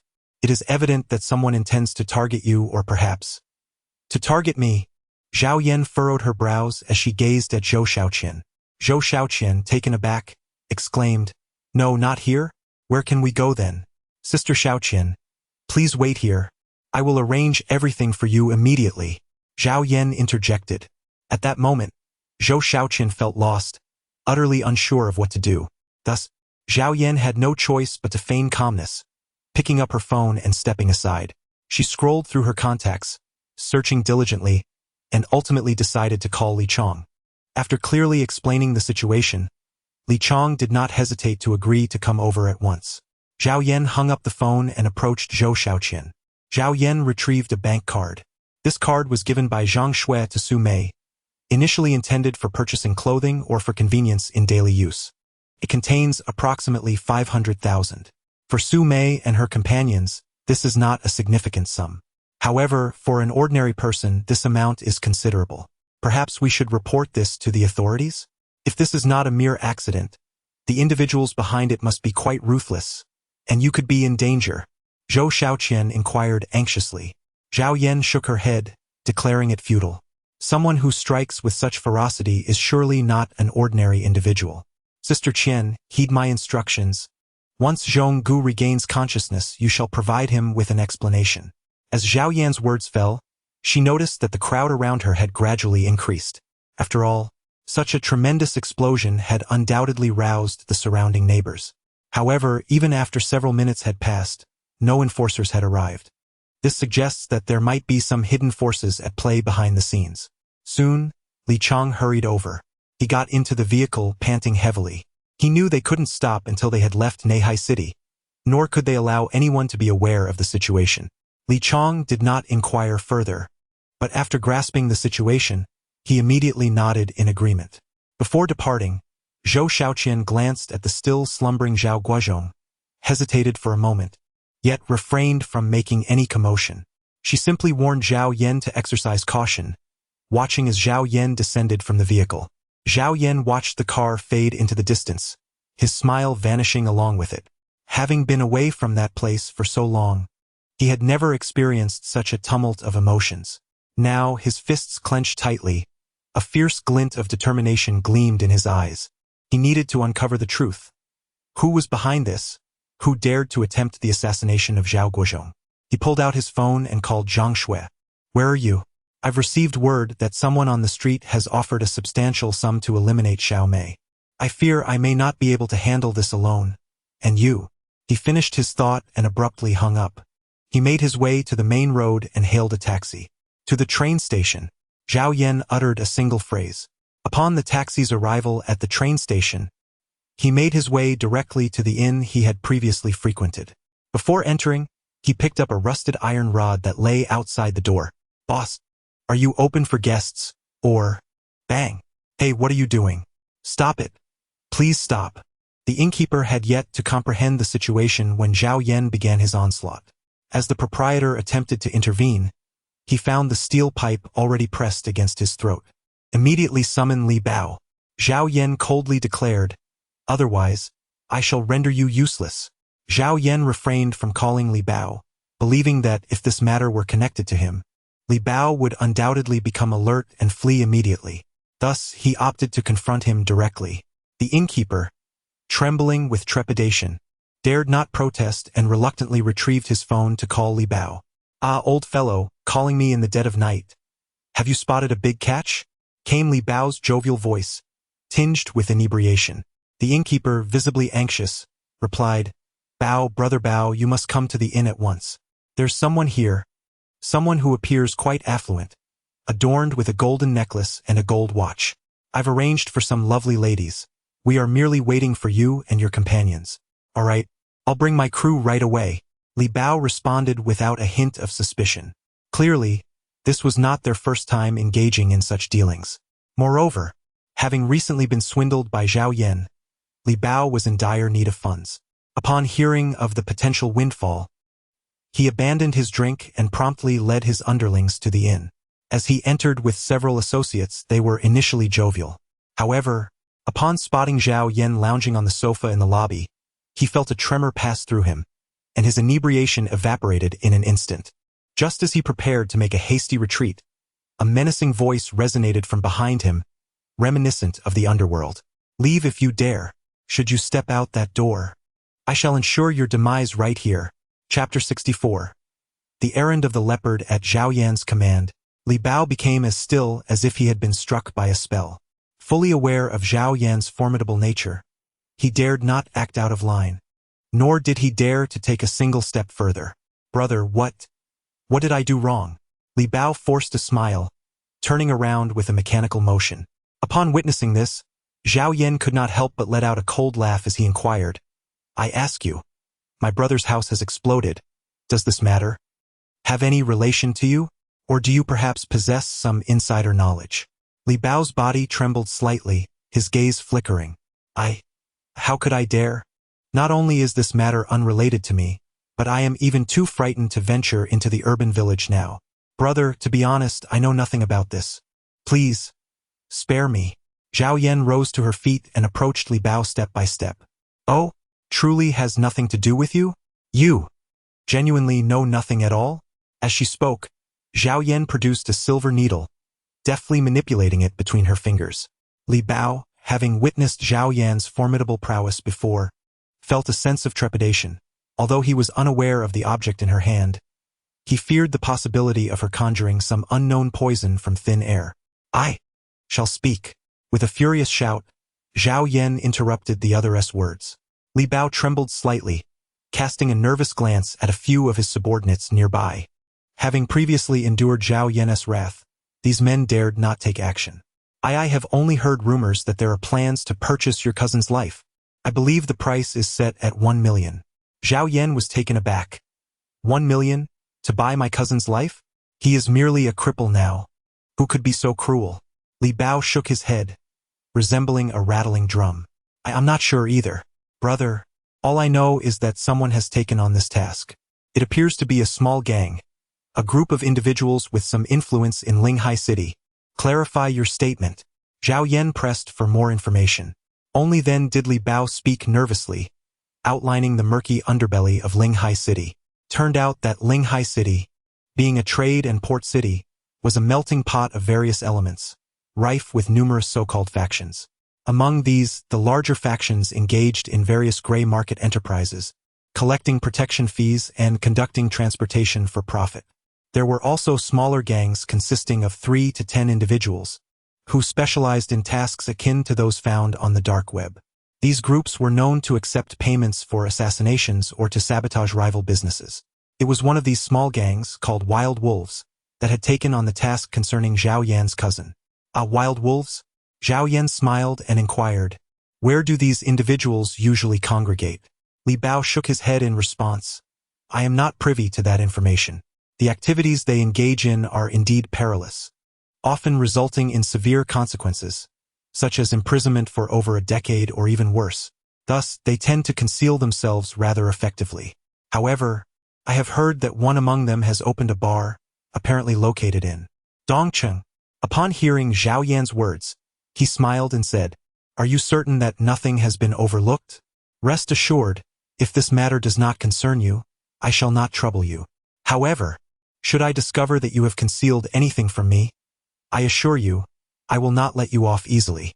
Li Bao replied earnestly, I guarantee, no, I swear, I have disclosed everything I know. I assure you there are no further secrets I have kept from you. Zhao Yan nodded gently and patted Li Bao's shoulder. In that instant, Li Bao's body went limp, nearly toppling to the ground. Witnessing this scene, Zhao Yan couldn't help but chuckle in resignation. Come on, we are both leaders now. There's no need to be so timid. Li Bao offered a forced smile. He wished he could be braver, yet it would be appreciated if Zhao Yan could tone down his intensity and ferocity. Moreover, with Zhao Yan's penchant for handling poison, who could possibly match him? Have your men track down this wild wolf. If they succeed, I shall reward you with 300,000. If that wild wolf possesses any establishments, I will acquire them for you as well. Should you wish to work for me in the future, I assure you that life will be far more comfortable than it is now. Upon hearing Zhao Yan's words, Li Bao was utterly astonished. He lifted his gaze towards Zhao Yan. For some inexplicable reason, had these words been uttered by anyone else, Li Bao would have likely turned on his heel and departed, utterly disbelieving. Yet, spoken by Zhao Yan, his words instilled in Li Bao a sense of conviction, as if everything he said was undeniably true. Very well, I shall send someone to investigate at once. After a brief moment of hesitation, Li Bao earnestly acquiesced. Zhao Yan lifted her chin slightly and said, Go ahead, call me once you find it. Remember, only those who lack experience resort to tricks like the immortal jump. Those who truly aspire to be influential and amass significant wealth do not engage in such petty thievery that brings shame and disgrace. As Zhao Yan's words fell, Li Bao nodded earnestly. Subsequently, he led a group of brothers out of the hotel. A hesitant younger brother finally spoke up. Bao Gu, I feel that he seems to be extraordinary. Quite perceptive. Li Bao replied. Indeed, I also sense he is not an ordinary person. Perhaps the dreams we had in our youth might truly rely on him to help us fulfill them. With a deep sigh, Li Bao commanded, Go. Let all the brothers disperse. Stay safe and gather information on the wild wolves, no, the wild dogs. At Li Bao's orders, the younger brother immediately busied himself with his phone. Meanwhile, shortly after Li Bao and his companions departed, Zhao Yan hailed a cab and set off towards the Su family estate. The night was cool. A figure on a mountain bike suddenly appeared, approaching her vehicle and firing several shots at it. Fortunately, the assailant used a handgun, and Zhang Shui had the foresight to equip the car with bulletproof glass, even reinforcing the doors and roof with 3 centimeters of steel. Otherwise, Su Mei might have faced grave danger. Is he truly as formidable as you say? Is he really a martial artist like you? Su Mei lay on a bed alongside Zhang Shui, who remained close to protect her. He is indeed more powerful than I. Zhang Shui was reluctant to admit this, though she could not forget the events of that night. Of course, she also could not erase the memories of the actions she had been compelled to take. Sister Shui, why is your face flushed? Are you perhaps afraid of something? Su Mei inquired curiously. Zhang Shui snapped back to reality, hastily shaking her head. No, it's nothing.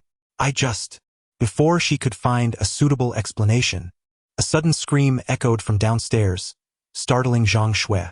She rushed to the window. From her vantage point, she could see the entire courtyard and noticed several figures climbing over the wall, one of whom had collapsed on the ground. Opposing them stood a woman. Is it her? Chapter 65. Timely elimination of enemies. Zhang Shui could hardly believe that Su Haiyan, the so-called demoness of the Su family, was also a martial artist. As she toyed with a pair of Amei daggers, it was evident she regarded the intruding assassins with disdain. At that moment, Su Haiyan seemed to sense Zhang Shui's presence. She lifted her head and glanced in Zhang Shui's direction, displaying a calm smile. It was worth noting that Zhang Shui had turned off all the lights to conceal Su Mei's location, leaving the room in complete darkness, with curtains blocking the moonlight. Zhang Shui had merely poked her head out to observe. Yet, Su Haiyan had somehow detected her gaze, indicating her extraordinary perceptiveness. Her prowess was likely formidable. Nevertheless, Zhang Shui refrained from intervening, wary that this might be a ruse to lure her away or fearing other ambushes. To thwart anyone from using thermal imaging to locate them, she even turned on the air conditioning, making the room uncomfortably cold. I say, you all come barging into someone else's home at night without knocking, and now you're climbing walls? Haven't your parents taught you that such behavior is quite impolite? Su Haiyan mocked the group of intruders. The assailants wore black masks, obscuring their features. They wielded Nepalese kukris, appearing young yet evidently trained, as calluses had formed on their palms. "Kill her," commanded the leader coldly. In the next moment, the group lunged at Su Haiyan, blades drawn. Su Haiyan, not lacking in strength, effortlessly handled the group of attackers. However, she soon encountered trouble. After dispatching 2 assailants, a glint of cold steel flashed past her, a high-velocity bullet grazing her shoulder and tearing her clothing, leaving a wound. The bullet struck the ground, creating a fist-sized crater. "Damn it!" Su Haiyan cursed under her breath. She realized a sniper was positioned at a distance. Each sniper must take aim before firing. The world's top snipers can lock onto a target within 3 seconds. Although the current sniper was of average skill, Su Haiyan still had to change her position or alter her movements every 3 seconds to avoid becoming a target. Meanwhile, she had to contend with the group of knife-wielders, leaving her in a precarious situation. Before long, an assailant seized the opportunity, swinging a blade at her back. Fortunately, she reacted swiftly, lunging forward and driving her ame dagger through the skull of the nearest attacker, rolling on the ground to evade incoming fire. Bullets seemed to follow closely behind her, and any pause could lead to her being shot by the sniper. Suddenly, Su Haiyan sprang to her feet, stumbling backward. To her astonishment, she observed the attackers collapsing one by one, seemingly unaware of how they had met their demise. Eventually, as the last of the assailants fell, Su Haiyan raised her head and gazed into the distance. Fixing her attention on the rooftop of a neighboring 4-story villa, she recognized a familiar silhouette and a playful smile graced her face. Inside the second-floor window, Zhang Shui was perplexed by the sudden turn of events with the sniper. "Sister Shui, why is it so quiet outside now?" Su Mei asked curiously. Zhang Shui sighed. "Your aunt has dealt with everything. It's all resolved." "Su Haiyan?" Su Mei's eyes widened in surprise. "She's a martial artist like you?" "Indeed, this woman, always so mysterious and seemingly foolish, is actually a master," Su Mei exclaimed, astonished. "Humph. Had I known we had such a guardian at home, I wouldn't have needed to call that unreliable person. It's been ages, and not a trace of him has appeared." Su Mei grumbled, unaware that he was merely 10 meters away, right in Su Haiyan's room. "Is everything all right?" Zhao Yan gazed at the woman before her. She was seated at the vanity, meticulously tending to her wounds with a cotton swab and some medicinal solution. "Oh dear, can't you see I'm in distress?" Su Haiyan pouted, her expression marred by a sense of grievance. Zhao Yan scratched his head, offering an awkward smile. "Am I not here just in time? Besides, I never anticipated anyone would arrive so late. Moreover, you are her aunt, her biological aunt. What's wrong with coming to her aid?" Su Haiyan rolled her eyes in response. "Humph. She has never referred to me as aunt." She continued, "The injury on her shoulder will likely leave a scar. In a few days, I shall prepare a special ointment to eliminate it. With its application, all will be well. To express my gratitude, I shall add some unique ingredients to this ointment. I assure you, once you use it, your skin will become even fairer and smoother." Clearly, Zhao Yan had tapped into the universal desire for beauty that resides within every woman. Upon hearing this, a spark ignited in Su Haiyan's eyes. "You better be right. If it doesn't work, I shall hold you accountable." Su Haiyan chuckled lightly. "Now hurry and leave. Otherwise, you might end up staying here with me tonight." Zhao Yan. Even though the majority of men would undoubtedly opt for the latter, Zhao Yan found himself among the exceptions. It was no jest. Su Mei's room was just next door. If he were to remain here, sleeping beside her aunt, it would surely provoke Su Mei's wrath, and he feared she might very well take drastic measures against him. Zhao Yan stepped out of Su Haiyan's room, his gaze directed towards the door of the old Su patriarch. Such a commotion, and yet the old man remained utterly oblivious? Zhao Yan was perplexed, yet he found no justification to push open the door and observe the situation. He stealthily approached his own door and gently pushed it ajar. The room was shrouded in darkness, rendering everything invisible. However, as he reached the bedside and was about to extend his hand to ascertain whether Su Mei was asleep, a sudden voice pierced the silence. "What are you doing?" The voice. "Zhang Shui?" Zhao Yan was utterly astonished, and the lights were subsequently illuminated. Zhao Yan now maintained a poised posture, his right hand extended as if to caress the face of the person before him. Meanwhile, The two women reclining on the bed fixed him with a strange gaze, their eyes brimming with intensity.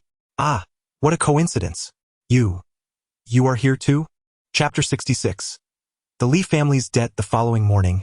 As Su Jinxing led a few individuals in the living room for breakfast, Zhao Yan emerged from the workers' quarters on the ground floor. Su Jinxing's expression shifted to one of astonishment upon witnessing this scene. Zhao Yan, did you sleep in the workers' quarters last night? As soon as Su Jinxing's words fell, Su Mei immediately looked up, her expression darkening with malice, as if to convey, dare to speak nonsense, and I shall deal with you. Meanwhile, Su Haiyan chuckled with intrigue. Grandfather. Su Mei raised her head, displaying a look of frustration. Enough of this, After a moment of hesitation, Su Jinxing declared, I have decided that today we shall consult someone to choose an auspicious wedding date. Since you two have already arranged your marriage on my birthday, it is only right to establish a date for the ceremony. It would be best if you both obtain your marriage certificate soon and bless me with a grandchild, so that I may proudly show him off to the other old men. At this point, Su Jinxing became visibly animated, instructing the elderly butler to arrange for a vehicle and prepare gifts. Su Mei attempted to interject with a few words of refusal, but her efforts were completely disregarded by Su Jinxing. She couldn't help but regret sending him downstairs the previous night. Moreover, this fellow had an uncanny ability to awaken at the most inconvenient times, particularly when everyone was preparing for breakfast. Was this intentional? With these thoughts swirling in her mind, Su Mei's gaze turned resentful, ignited with fury as she glared at Zhao Yan. This scene left Zhao Yan utterly speechless. What does this have to do with me? I am quite satisfied. Unable to contain her frustration, Su Mei rose indignantly. Completing her statement, she led Zhang Shui outside. However, Su Haiyan remained momentarily stunned. As she regained her composure, a foolish smile crept across her face. Little did she know that Su Mei had engaged in a lengthy discussion with Zhang Shui the previous night, which had inspired a means of expression, both as gratitude and as acknowledgement of her relationship with Su Haiyan.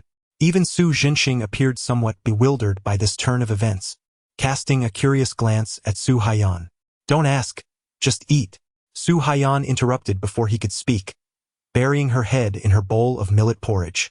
Zhao Yan approached the dining table, and before he could utter a word, Su Jinxing, with his head bowed, busied himself with a handful of peanuts.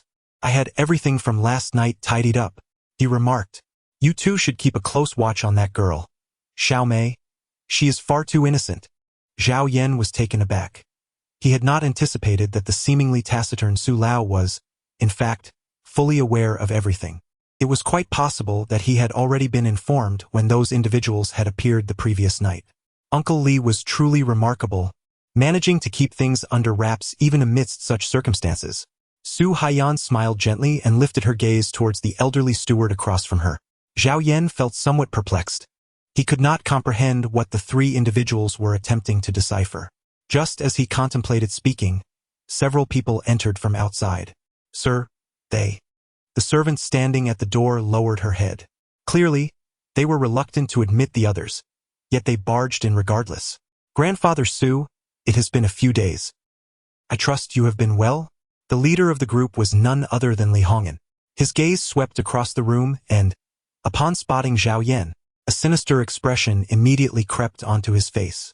Li family brat, what urgent matter brings you to the Su residence in broad daylight? Su Jinxing remained unperturbed, casually munching on peanuts alongside his kanji. Grandfather Su, our families have some rapport, yet your son's actions seem rather excessive, do they not? Li Hongyan took a folder from one of his bodyguards. Your son Su Jinghua and grandson Su Qi have borrowed 13 billion under the auspices of the Su family from our Li family's financial company. They were supposed to repay the debt yesterday, yet neither the money nor their whereabouts are apparent. As a father and a grandfather, you surely ought to clarify your stance on this matter. Li Hongyan approached the dining table, placing the contract before them. Su Jinxing paid no heed, continuing his meal. Grandfather Su, I hold you in esteem, which is why I have refrained from involving the authorities or spreading this matter further. After all, should this issue escalate and cause a significant decline in the stock prices of Su Corporation, it would tarnish its reputation. That would surely be undesirable, would it not? Upon hearing this, Su Haiyan could no longer contain herself. She set down her chopsticks and raised her head. Are you out of your mind? Whoever borrowed your money should be the one you pursue. This is the Su family, not the abode of Su Jinghua and his son. Do you think distancing yourselves from this matter absolves you of the debt? Do you intend to play tricks on us? Li Hongyan's assertions were undeniably valid. Moreover, Su Qi held the position of vice president, making it relatively easy for him to obtain the original project contracts. Utilizing these documents for credit lending would inherently reflect the credibility of Su Corporation. Thus, the funds essentially belonged to Su Corporation, albeit unaccounted for, resting in Su Qi's hands. Li family brat, I am aware of your intentions here. Do not presume you can coerce me. It is futile. Should you push me too far, I will not swallow this grievance quietly, and I shall involve your Li family in the fallout. Su Jinxing's words were light, yet they weighed heavily upon Li Hongyan's heart. He opened his mouth to retort but feared unforeseen consequences. Reluctantly, he nodded. Very well.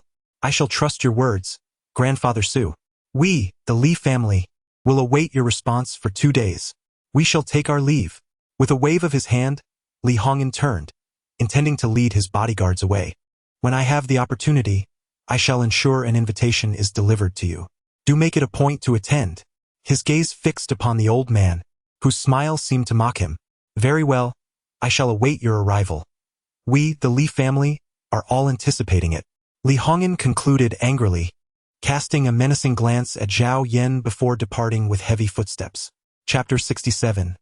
Claustrophobia. Father, what shall we do? Su Jinxing maintained his calm demeanor, smiling gently. We shall address whatever needs addressing. Lao Li, please locate those 2 spendthrifts. Yes. Steward Li nodded earnestly before making his exit. Xiao Yan, for the time being, do not let Xiao Mei and the others know about this. After all, she has just taken over Su Corporation and is quite busy with her responsibilities. Zhao Yan lifted her head and smiled. What does it have to do with me? Ha, ha ha ha. Su Jinxing nodded earnestly. Beside them, Su Haiyan rolled her eyes.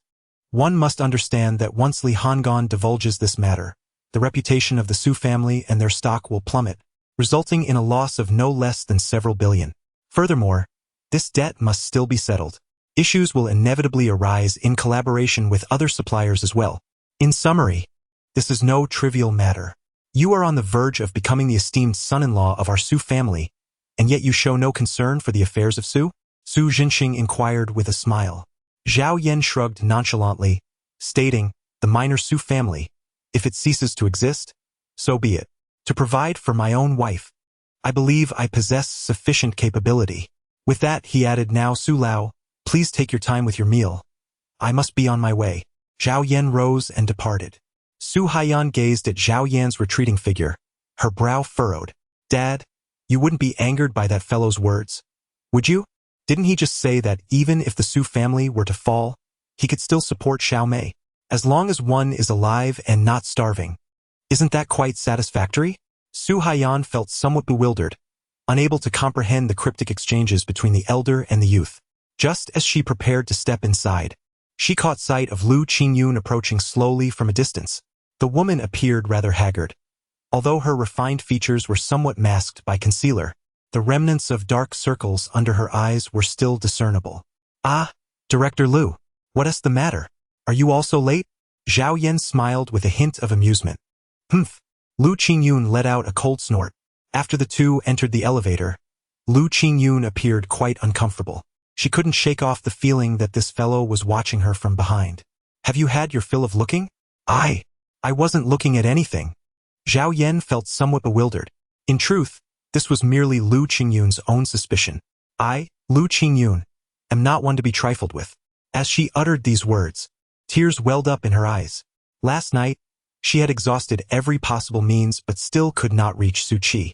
She had contemplated resigning from her position at the Su Corporation in search of new opportunities. However, it seemed that the entirety of Linhai City was aware of her predicament, making it increasingly difficult for her to secure a better job within the city.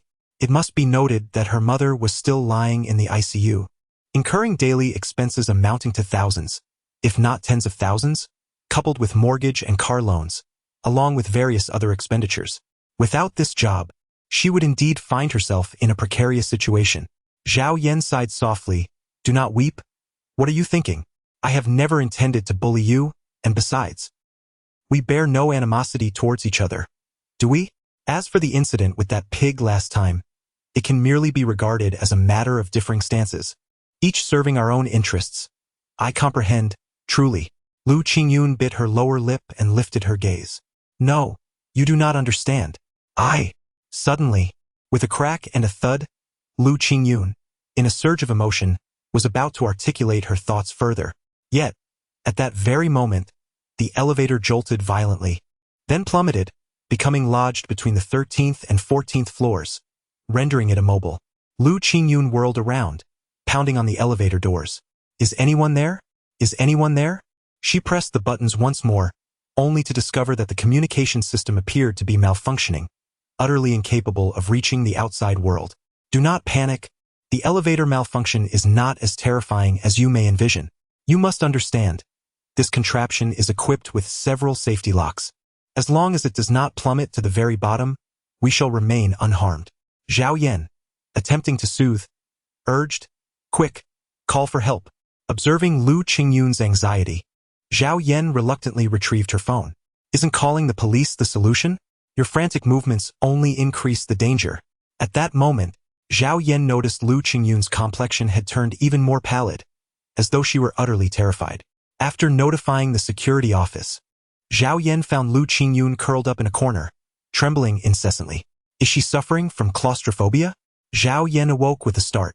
From Lu Qingyun's demeanor, it was evident that she was afflicted with such a condition. Typically, this ailment poses no significant issues, resembling the state of an ordinary person. However, when triggered, it can result in a complete loss of bodily control and in severe instances, may lead to respiratory distress or even death by asphyxiation. Stay calm, he urged. They have already arrived. We shall soon be free. Zhao Yan swiftly crouched before the other. He continuously offered words of comfort, yet Lu Qingyun remained trembling all over. Just as Zhao Yan placed a reassuring hand on Lu Qingyun's shoulder, Lu Qingyun, like a startled bird, shuddered in fear and quickly lunged forward, enveloping Zhao Yan in a tight embrace. Zhao Yan's hands hung limply in the air, uncertain of what to do. In truth, he possessed the means to cure the ailment afflicting the other, but the moment was not opportune. Please wait a moment. It will be ready shortly. At that juncture, a sound emanated from outside the elevator. The security personnel, employing mechanical operations, elevated the elevator to the 14th floor before finally opening the doors. At that moment, several members of the security team stood before the elevator, observing the scene with keen interest. Director Lu, the foremost individual, ventured tentatively. Zhao Yan cast a sharp glance at the other person, then lowered her head to reassure softly. It's all right, let's hurry outside. Upon Zhao Yan's utterance, Lu Qingyun slowly lifted her gaze. She directed her attention towards the open elevator doors, and then to the several security personnel before her. Taking a deep breath, she swiftly rose to her feet, adjusting her hair. No one is permitted to speak of today's events. Do you understand? Although Lu Qingyun had appeared somewhat flustered moments ago, her status commanded respect. At her authoritative proclamation, the group of security guards nodded in unison, akin to chicks pecking at grains. Zhao Yan rolled her eyes, expressing her disdain, and remarked, You are not as idle as you think. With that, she rose and strode towards the exit. Lu Qingyun, witnessing this scene, contemplated pursuing her but hesitated, fearing it would exacerbate the misunderstanding. Reluctantly, she exited the elevator and cast an angry glare in the direction Zhao Yan had departed. Humph, you scoundrel! Lu Qingyun muttered furiously under her breath, just as her phone in her handbag suddenly rang. Hello? Who is this? Greetings. Is this Lu Cuifeng's family member? Please come to the hospital. Your mother's condition has worsened and may require your signature. Chapter 68. Learning from a master remarkable. You truly are something else. The elevator malfunctioned, and you seized the opportunity to embrace Director Lu? How does it feel? The physique. Does it compare to mine? Upon returning to the kitchen, Zhao Yan had only just emerged from the elevator, and yet, within a mere 20 minutes, the news had somehow reached Su Wei's ears. As she listened to Su Wei's teasing remarks, Zhao Yan rolled her eyes in exasperation. How can you even compare? I haven't had the chance to experience yours yet. Why not? Come over and let me give you a hug. As Zhao Yan's words lingered in the air, a group of chefs nearby could not restrain their laughter. How delightful to imagine. Su Wei pouted, her face a picture of feigned anger. I must inquire, Director Su, why do you abandon the comfort of your air-conditioned office to wander into our kitchen? Pray tell, do you have some task to delegate? As Zhao Yan's words lingered in the air, Su Wei hesitated for a moment. Do you have time this afternoon? Su Wei inquired. I would like to ask for your assistance. Rest assured, I will not let your efforts go unrewarded. I shall provide you with compensation. Zhao Yan smiled wryly and said, What task are you referring to? If you do not elucidate, I shall not partake. They all claim you to be as stingy as a miser, unwilling to part with even a penny. Today, you seem inclined to offer me remuneration for my labor. I suspect this matter is not quite so straightforward. As Zhao Yan's words fell, Su Wei glared at several chefs. The men immediately turned their heads, feigning ignorance, murmuring requests for this and that. In essence, she demanded, Will you assist or not? Su Wei placed her hands on her hips, her eyes wide with intensity. Zhao Yan found himself at a loss for words. After all, this woman was his superior. If he were to refuse her again, she might very well reveal her true feelings. Fine, I shall assist you. Is that not acceptable? Zhao Yan let out a sigh. It was only then that Su Wei revealed a satisfied smile. All right, I shall come find you at 5 this afternoon. With that, Su Wei turned and walked out. After Su Wei departed, Chef Chun hurried over. He patted Zhao Yan on the shoulder and sighed. Alas, young one, you might as well prepare some digestive tablets. Zhao Yan wore a perplexed expression, utterly baffled by the meaning behind it all. Just listen to me and be prepared. No questions. Uncle Chen interrupted Zhao Yan's urge to inquire further. After turning away, he resumed his busy tasks. Throughout the day, Zhao Yan ascended to the top floor several times, only to find Su Mei and Zhang Shui tirelessly occupied, akin to spinning tops. Even Su Mei's large 3-meter by 1-meter desk was cluttered with a myriad of documents. Finally, as the afternoon work hours drew to a close, Su Wei unexpectedly appeared, carrying a small handbag and dressed in a flowing white gown, exuding an aura reminiscent of a charming neighbor girl. Come with me, Su Wei called out, leading Zhao Yan to retrieve the car. It must be noted that after spending ample time in the spacious Land Rover, Su Wei's Audi A3 felt somewhat constricted. As they sat in the vehicle, Zhao Yan observed Su Wei's adept driving skills. Curiosity piqued. Where exactly are you taking me? Zhao Yan inquired. Su Wei pondered for a moment. I'm taking you out to eat, but it's not merely a simple meal. Upon hearing her words, Zhao Yan felt even more bewildered. This woman would have been better off remaining silent.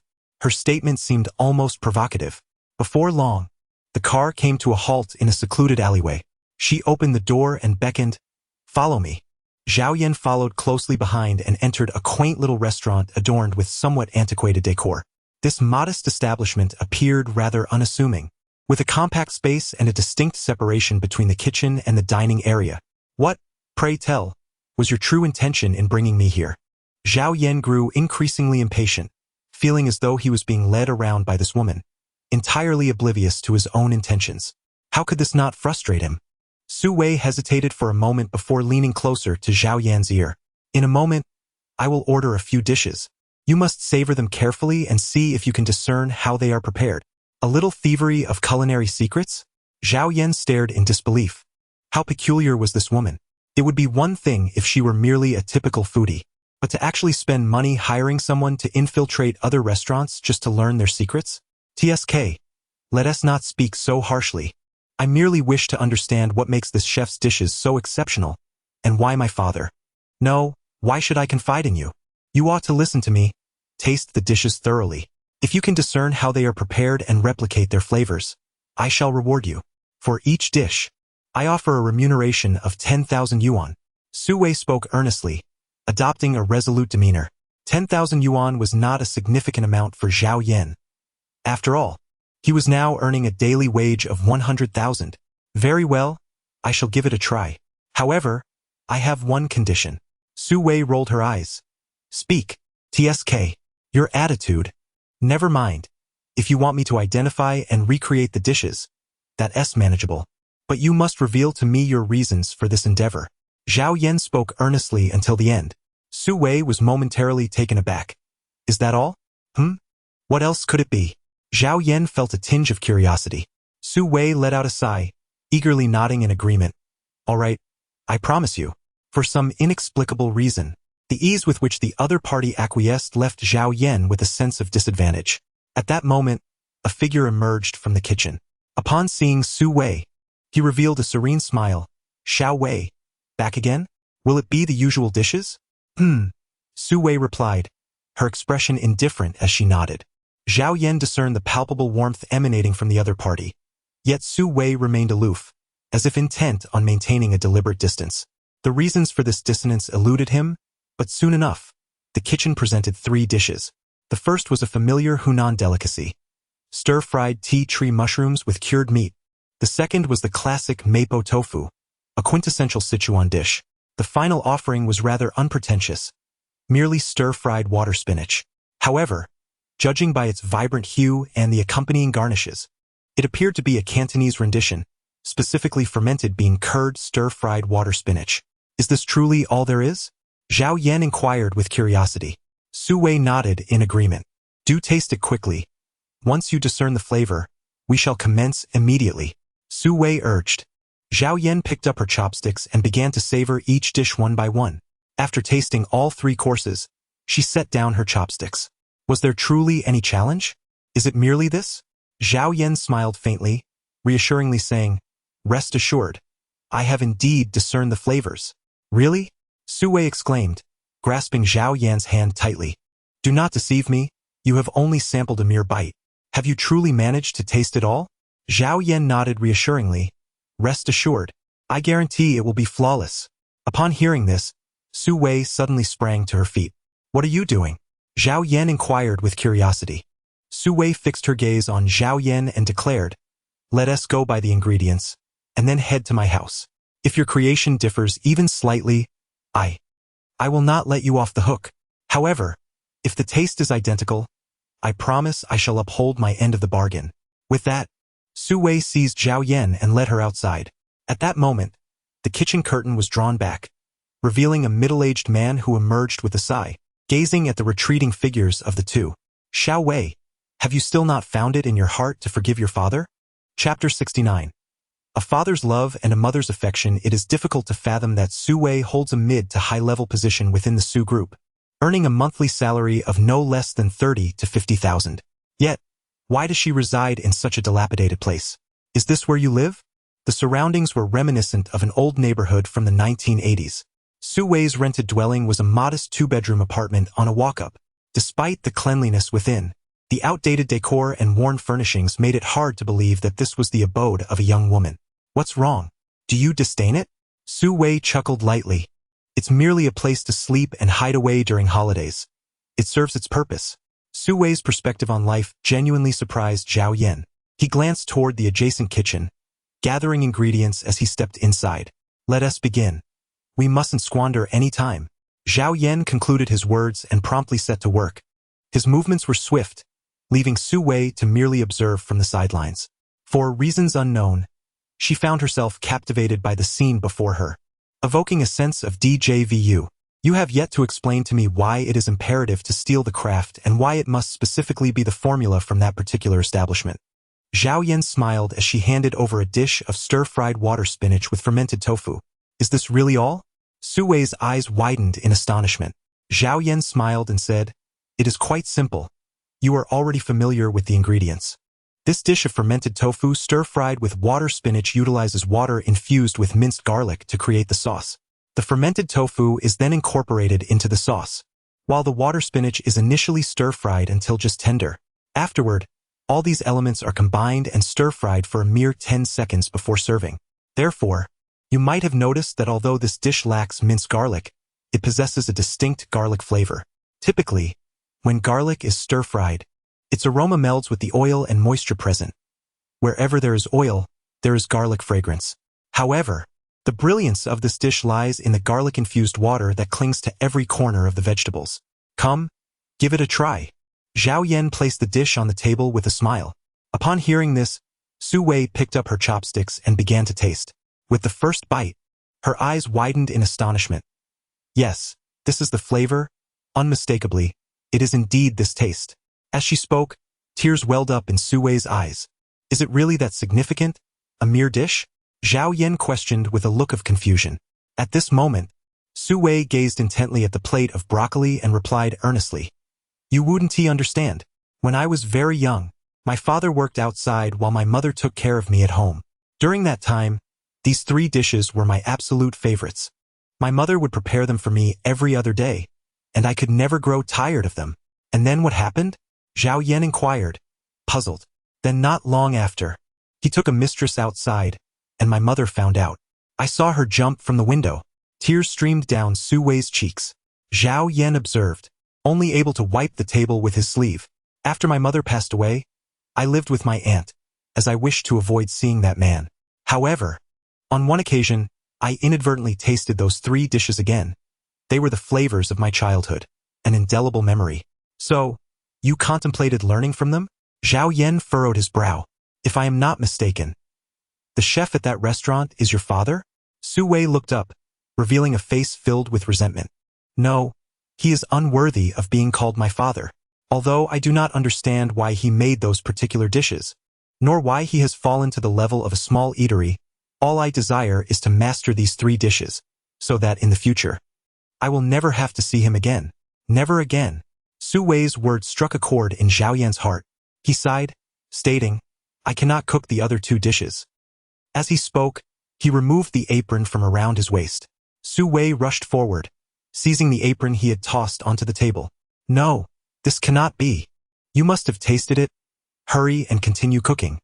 I implore you, I will transfer the money to you immediately. Please teach me how to make them.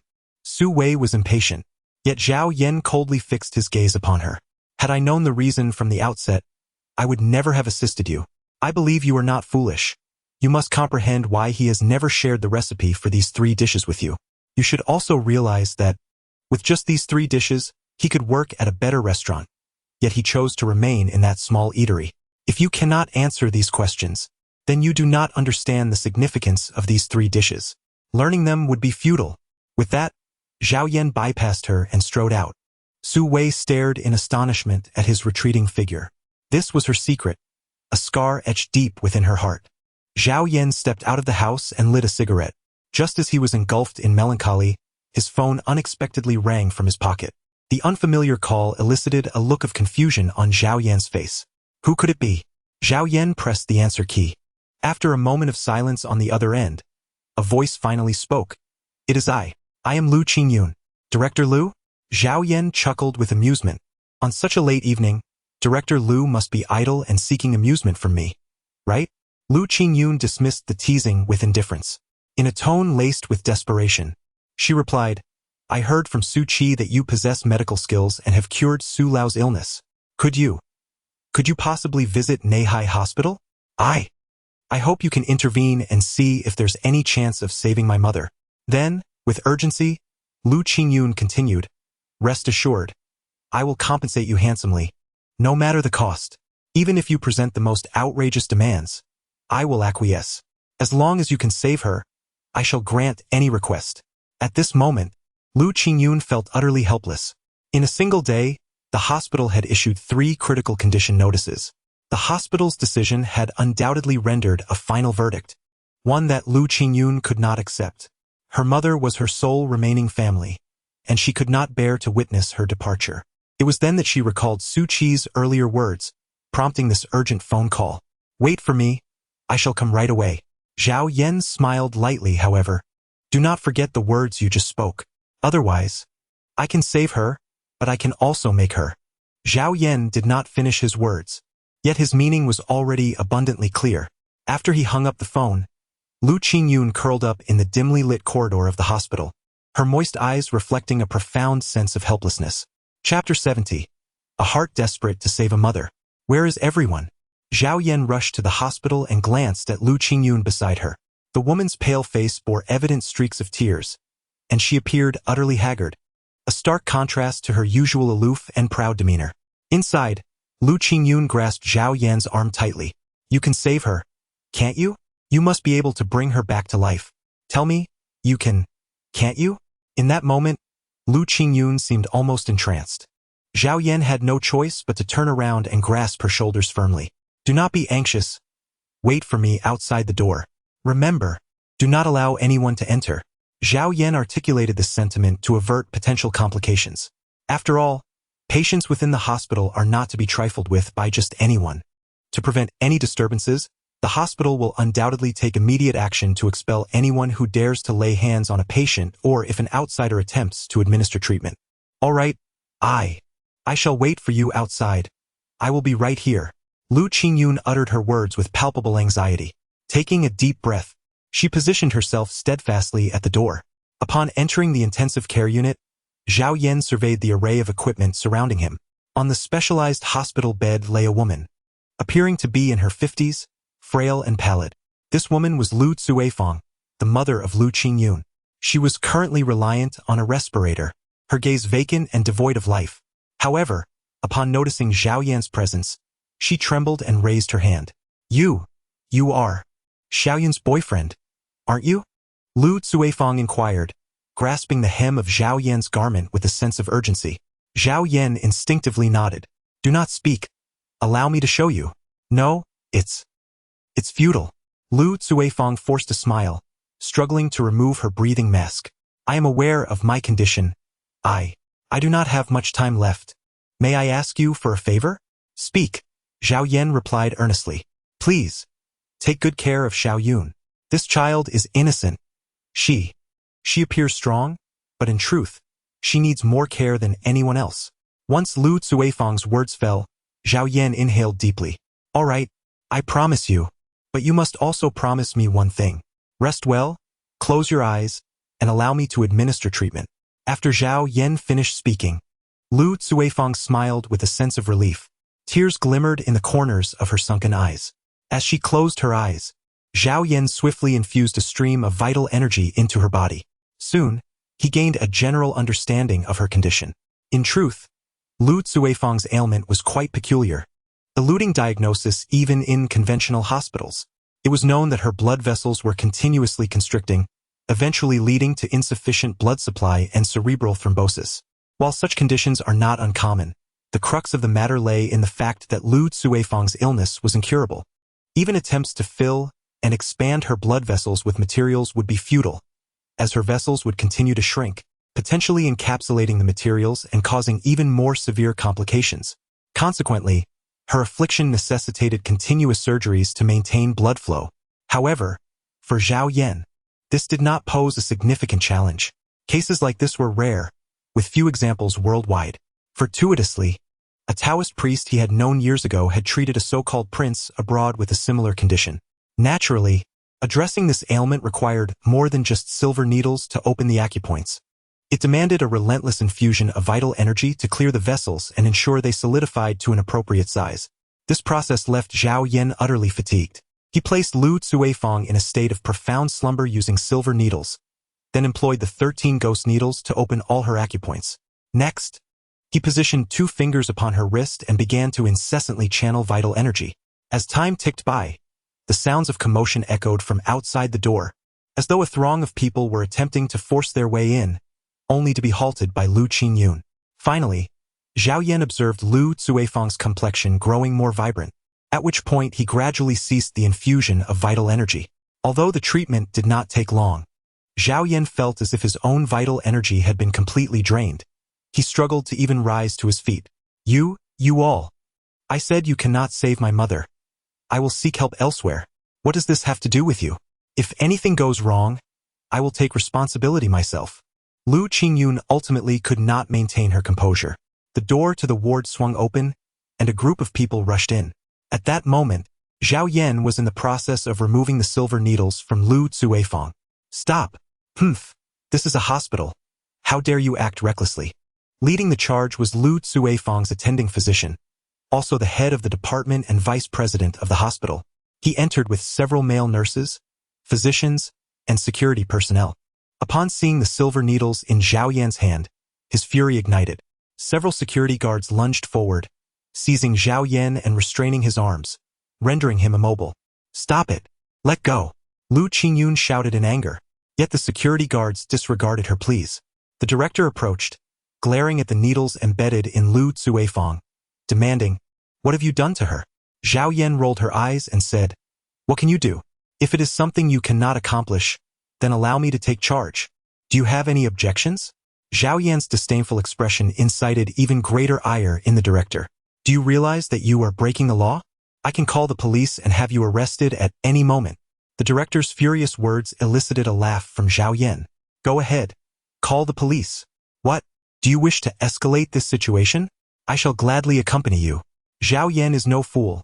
With a simple statement, she transformed the defendant into the plaintiff. The director displayed a conflicted expression. Indeed, the reality was as Zhao Yan had articulated. Once a patient is admitted to the hospital, the institution cannot, under any circumstances, discharge them. To do so would equate to breaching the contract, and should this matter come to light, the hospital's reputation would be irrevocably tarnished. We do not welcome you here. Miss Lu, since you have sought alternative care for your mother, any subsequent issues she encounters will be of no concern to our hospital." The director cast a glance at Lu Qingyun. At that moment, Lu Qingyun remained oblivious to her mother's condition and dared not sign such an agreement. Yet, at that very instant, a voice unexpectedly resonated. As the voice echoed, Lu Cuifang, reclining on the hospital bed, gradually propped herself up and sat upright. Chapter 71. What you desire. This scene was undeniably startling. Yet now, the patient, who had received several critical condition notices within a day, appeared merely weak, devoid of any perilous symptoms. "This is impossible." The director widened his eyes, revealing a look of astonishment. Lu Qingyun, in a surge of emotion, pushed past those before her and rushed to the bedside. "Mother, you're all right? How do you feel? How is your health?" Lu Cuifang smiled at her daughter. "Do not worry, dear. I am fine. Your boyfriend is truly remarkable. He treated me and then gave me a shot, after which I fell asleep. It felt like I slumbered for an eternity, and upon awakening, I heard you all arguing. I feel considerably better now." At present, Lu Cuifang spoke fluently, without any signs of breathlessness. This further substantiated that her body seemed to be in a normal state. Nonetheless, Lu Qingyun remained somewhat apprehensive. "But I implore you to assist me further and conduct a thorough examination for my mother. I wish to understand her current condition. I beg you." Observing Lu Qingyun's beseeching expression, the director sighed. He turned to a nearby physician. "Xiao Li, please take the patient for a comprehensive examination. Remember, be meticulous." Zhao Yan observed everything with keen awareness. However, mere words held little weight. Lu Qingyun yearned to access the information she had witnessed. Thus, she felt no trace of distrust, merely standing silently by. It was not until Lu Cuifang was wheeled away for examination that the tension surfaced. "Regardless of the circumstances, your previous actions were quite inappropriate. As a physician, I trust you can comprehend my perspective." "Ha! Enough. Please leave your contact information. Moreover, Miss Lu, during your mother's stay at our hospital, she was examined by other physicians without authorization. Therefore, a disclaimer must be signed. This is protocol and serves as a safeguard for our institution, and I hope for your cooperation." Lu Qingyun hesitated. Yet being an intellectual, she acknowledged the validity of the other party's words. "Very well, I shall sign." Lu Qingyun assented earnestly. After a series of examinations, 2 hours elapsed, and all the reports were finalized. "Is this indeed the peculiar patient you mentioned earlier? Is this all?" "TSK. It is truly astonishing that a condition our entire hospital's director struggled to comprehend was resolved by a mere youth. Specialization in various fields may have allowed that young man to discern the nature of the ailment. Perhaps. Yet I am reminded of a matter. The patient in room 9 also presents a unique condition and holds a special status. Do you think this young man could possibly provide treatment as well?" While the hospital's upper management deliberated, Lu Qingyun spent a considerable time conversing with her mother in the ward. Zhao Yan was not one to seek out the company of others. Thus she could only await outside. It was not until the early hours of the morning that Lu Qingyun emerged from the hospital room. She glanced at Zhao Yan, who lay sprawled on the corridor bench, and a complex expression crossed her face. "Hey, wake up," Lu Qingyun said, as she gently nudged Zhao Yan. Zhao Yan gradually opened her eyes, still somewhat hazy. Have the examinations concluded? Zhao Yan sat up and smiled, inquiring, how is it? Is everything all right? Lu Qingyun gazed at Zhao Yan with a complex expression. Everything is fine. The doctor's examination report has come out, and there are no issues whatsoever. However, for safety's sake, it is advisable to stay for a few days of observation. That's good to hear. Zhao Yan stretched lazily. I must say, expending so much vital energy leaves one feeling utterly drained. Are you very tired? Lu Qingyun bit her lip, her voice tinged with anxiety. As she rose and headed towards the elevator, he followed Lu Qingyun out of the hospital and arrived at a nearby apartment belonging to the Su group. It was a one-bedroom apartment, modest in size yet elegantly decorated, complemented by hotel-like management. Indeed, residing here was far more comfortable than with Su Wei. You should go take a shower first. After you're done, we can have a proper conversation. Throughout the journey, Lu Qingyun remained silent, only speaking once they entered the apartment. Zhao Yan nodded with an air of amusement. He entered the bathroom, surveying his surroundings, and couldn't help but chuckle. Although Lu Qingyun appeared to be a woman of icy demeanor, the bath balls and towels available were predominantly pink. Such a dainty display from a seemingly proud woman took Zhao Yan by surprise. After freshening up, Zhao Yan turned his gaze towards Lu Qingyun, who sat at the dining table with a complex expression, seemingly burdened by unspoken thoughts. Come, let us converse. Zhao Yan pulled out the chair opposite him and sat down. When he gazed at Lu Qingyun, she dared not lift her head, seemingly fearful of meeting Zhao Yan's eyes. I promised you before that as long as you could save my mother, I would. Just as she began to speak, Lu Qingyun suddenly grew resolute. It was as if she steeled her heart, decisively and efficiently. Zhao Yan smiled. He rose and approached Lu Qingyun, taking a seat beside him. When he placed his hand on Lu Qingyun's shoulder, Lu Qingyun instinctively flinched, yet soon relinquished his resistance. I wonder, do you not comprehend what I am thinking? Zhao Yan smiled. Lu Qingyun abruptly turned around, her eyes glistening with tears as she bit her lower lip, hesitating for a moment. All right, I will give it to you. I hope that if my mother has not recovered after this time, you will still assist me. Come with me, she said, rising and making her way towards the room. Zhao Yan entered with a smile. As he stepped into the room, Lu Qingyun had already removed his gray suit jacket and was slowly unbuttoning his shirt. What are you doing? Zhao Yan suddenly spoke, leaving Lu Qingyun momentarily stunned. Her body began to tremble, her voice tinged with an unmistakable quiver. You must be longing for it, right? Then I shall grant you what you desire. Slowly, Lu Qingyun turned around. A few buttons had come undone, revealing a glimpse of her bosom, reminiscent of a mountain shrouded in clouds.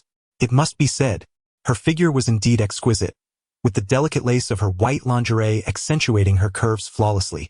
In that moment, the scene was tantalizingly suggestive, a perfect blend of allure and modesty. Chapter 72. A special photograph. What is it that I truly desire? Have you ever inquired? Zhao Yan crossed her arms over her chest, a playful smile dancing upon her lips. Lu Qingyun was taken aback, exclaiming in astonishment, Are you not desiring my body? As she uttered the final words, Lu Qingyun's voice noticeably dwindled. When did I ever utter such a thing? Zhao Yan smiled lightly. Lu Qingyun widened her eyes, and upon realization, she seized her own collar. Then, why did you place your hand on my shoulder and not dismiss my words? Additionally, what exactly do you desire? Lu Qingyun scrutinized Zhao Yan with caution. It dawned on her that she appeared to have been played by this fellow. Zhao Yan rolled her eyes. Isn't it quite common for friends to link arms? Moreover, I never claimed to desire your body. Lu Qingyun furrowed her brows tightly. Do you intend for me to assist you in seizing the Su family? Zhao Yan sighed. Considering your position as a director, can't you engage your intellect a bit? If I were to think in such a manner, I would never have extended my hand to assist Su Mei. With my capability to bring Su Shiji to the conference room, do you truly believe I would rely on others to secure a stake in the Su family business? Lu Qingyun felt flustered. This individual was rejecting every proposition. The more he resisted, the more uncertain Lu Qingyun became. It felt as though something she had anticipated with certainty had spiraled into an uncontrollable situation. In truth, I have a rather awkward request. However, I require your cooperation. Would you be amenable to that? Zhao Yan forced a smile, feeling somewhat awkward. He had never intended to take away the other person's body, yet he was intrigued by a particular matter. This matter could not be validated through Su Mei. However, he noticed that Lu Qingyun seemed to possess a resemblance in bone structure and various aspects of aura to Su Mei. What exactly are you trying to do? Lu Qingyun fixed her gaze upon Zhao Yan. Zhao Yan hesitated for a brief moment before leaning in to whisper softly into the other person's ear. Upon hearing those words, Lu Qingyun's eyes widened in shock. You are quite the pervert, aren't you? Lu Qingyun suddenly recoiled a step. TSK. What's with all the excitement just from a mere glance and a bit of research? Zhao Yan expressed her frustration. Lu Qingyun glared at Zhao Yan and exclaimed. You lunatic. You want me to stand before you completely naked? And yet you would do nothing? Do you take me for a fool? Or is this a deliberate humiliation? Zhao Yan let out a sigh. Never mind. Had I known earlier, it would have been better to act on my own desires. Since you are unwilling, I shall not press you further. I shall take my leave now. Upon concluding her words, Zhao Yan turned away. Soon after, Lu Qingyun heard the sound of the door closing, and she collapsed onto the bed as if paralyzed. At that moment, peculiar thoughts began to blossom in her mind. Although this fellow was merely a chef, his medical skills were remarkably adept. Did he intend to conduct some sort of research? After all, painting often requires a human model, and it appears that there truly exists a course related to the study of medicine. Indeed, he had just mentioned something about research. Furthermore, it remained uncertain whether her mother's condition was entirely resolved. If complications arose and he was needed, what would happen if he were unwilling to assist? Lu Qingyun's emotions were a tangled web, and this complexity instinctively drew her gaze to her professional attire. Just then, her phone in her pocket rang unexpectedly. She glanced at it and noticed a notification from WeChat. Someone had sent a friend request. Qingfeng Yundan? Qingyun? Lu Qingyun? Zhao Yan, filled with perplexity, pressed the agree button. Moments later, a series of notification chimes echoed, and several photographs materialized upon the screen. Zhao Yan widened his eyes in disbelief. He had not anticipated that this woman would actually acquiesce to his request. It is worth noting that he sought comprehensive photographs of her kind for the purpose of studying skeletal structure and physique. This was precisely why Lu Qingyun had been so incensed moments ago, vehemently denouncing Zhao Yan as a pervert. It appeared to be rather unique. Zhao Yan found himself at a loss for words. However, there was one matter he wished to comprehend, and that was to draw comparisons. He intended to seek out photographs of other ordinary women.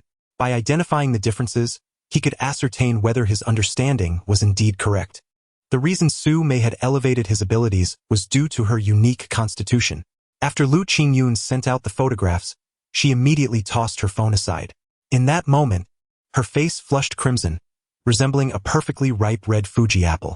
That scoundrel, why couldn't he behave like an ordinary person? Lu Qingyun was thoroughly exasperated, yet she felt utterly powerless. As the photographs were dispatched, a pang of regret washed over her. As an innocent young woman, sending such pictures to him, wasn't he that unjust? Upon returning to the Su residence, Zhao Yan discovered a considerable number of people gathered within the living room, each face etched with seriousness. Upon entering the room, Zhao Yan dared not approach the living room. She only wished to quietly ascend the staircase. Stop! Su Mei exclaimed furiously. Zhao Yan's movements came to an abrupt halt. Or perhaps, you may continue without me.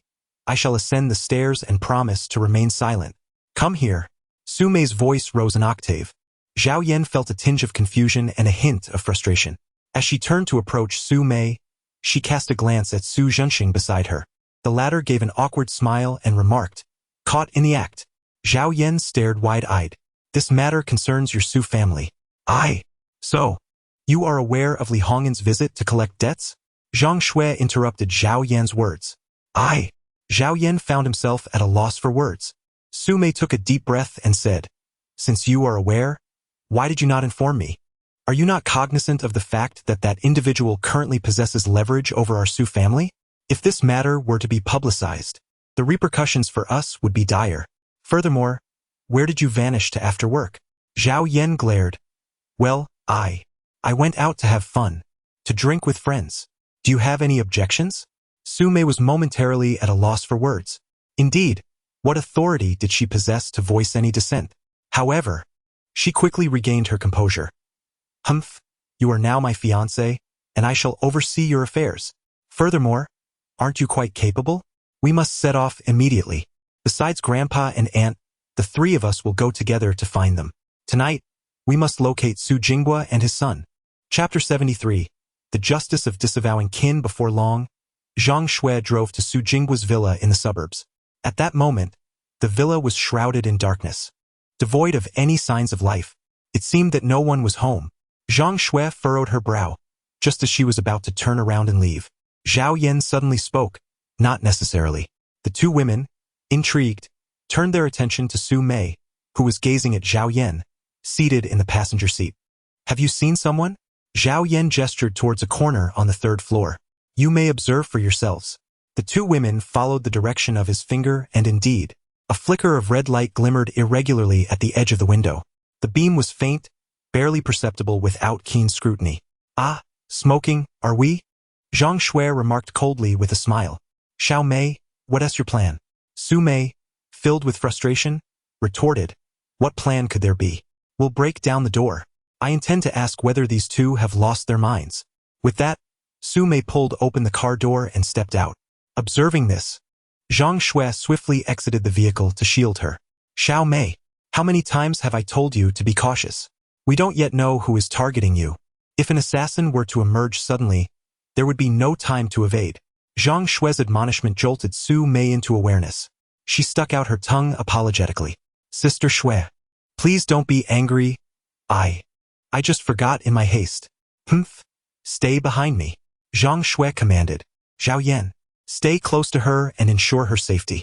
With that, she strode towards the imposing entrance of the villa. Upon reaching the door, Zhang Shui knocked firmly, but received no response. Oh, so you refuse to open? Then we shall enter uninvited. Without waiting for any reaction from within, she delivered a forceful kick. The sturdy wooden door yielded to her might, swinging open with a resounding crash. As the entrance gaped wide, a rustling sound echoed from inside the house. Zhao Yan decisively turned on the lights in the room. Instantly, the space was illuminated with a radiant glow. Leading the way, Zhang Shui ascended the spiral staircase in the living room, step by step, swiftly reaching the third floor. In the next moment, Zhang Shui forcefully kicked open a door. With a thunderous crash, the occupants of the room were startled into a frenzied leap. What are you doing? Su Jinghua exclaimed in terror. Is it really you? A sigh of relief escaped Su Jinghua's lips. Uncle, who did you think it was? Su Mei replied coldly. Were you frightened, thinking we were your creditors? Su Jinghua snorted dismissively. Humph, what are you two doing here? His words elicited a laugh from Su Mei. Initially, I thought the same. Alas, I later discovered that you and your son dared to borrow money in the name of the Su family. Now, several of your creditors from the Li family have come knocking. Shouldn't you stand up and explain yourself? Su Jinghua felt a tremor in his heart at her words. I don't know what you're talking about. Besides, I was not involved in this matter at all. If you want someone to blame, go find your cousin Su Qi. Su Jinghua seemed to be grasping for straws, deliberately referencing Su Qi's identity to make Su Mei understand that they were merely cousins. Oh, is that so? Su Mei replied coldly. Unfortunately, I cannot locate Su Qi, but finding you will suffice. As long as I hand you over to the police, everyone will know that you and your son exploited your authority to misappropriate public funds and misused the company's credit to secure loans. Consequently, the Su family shall bear none of the debts. No, this cannot happen, Su Jinghua exclaimed, agitated. If you proceed with this, we will end up in prison. Are you trying to drive us to our graves? Had you foreseen this day, you might have acted differently, Su Mei replied coldly. By the way, I am unafraid to disclose that the financial manager you have desperately tried to silence has been located by our people. She is now willing to come forward and testify against you and your son. You, Su Mei, I am still your uncle, and I bear the Su surname as well. Since you have already acquired the entire Su family, why concern yourself with our debts?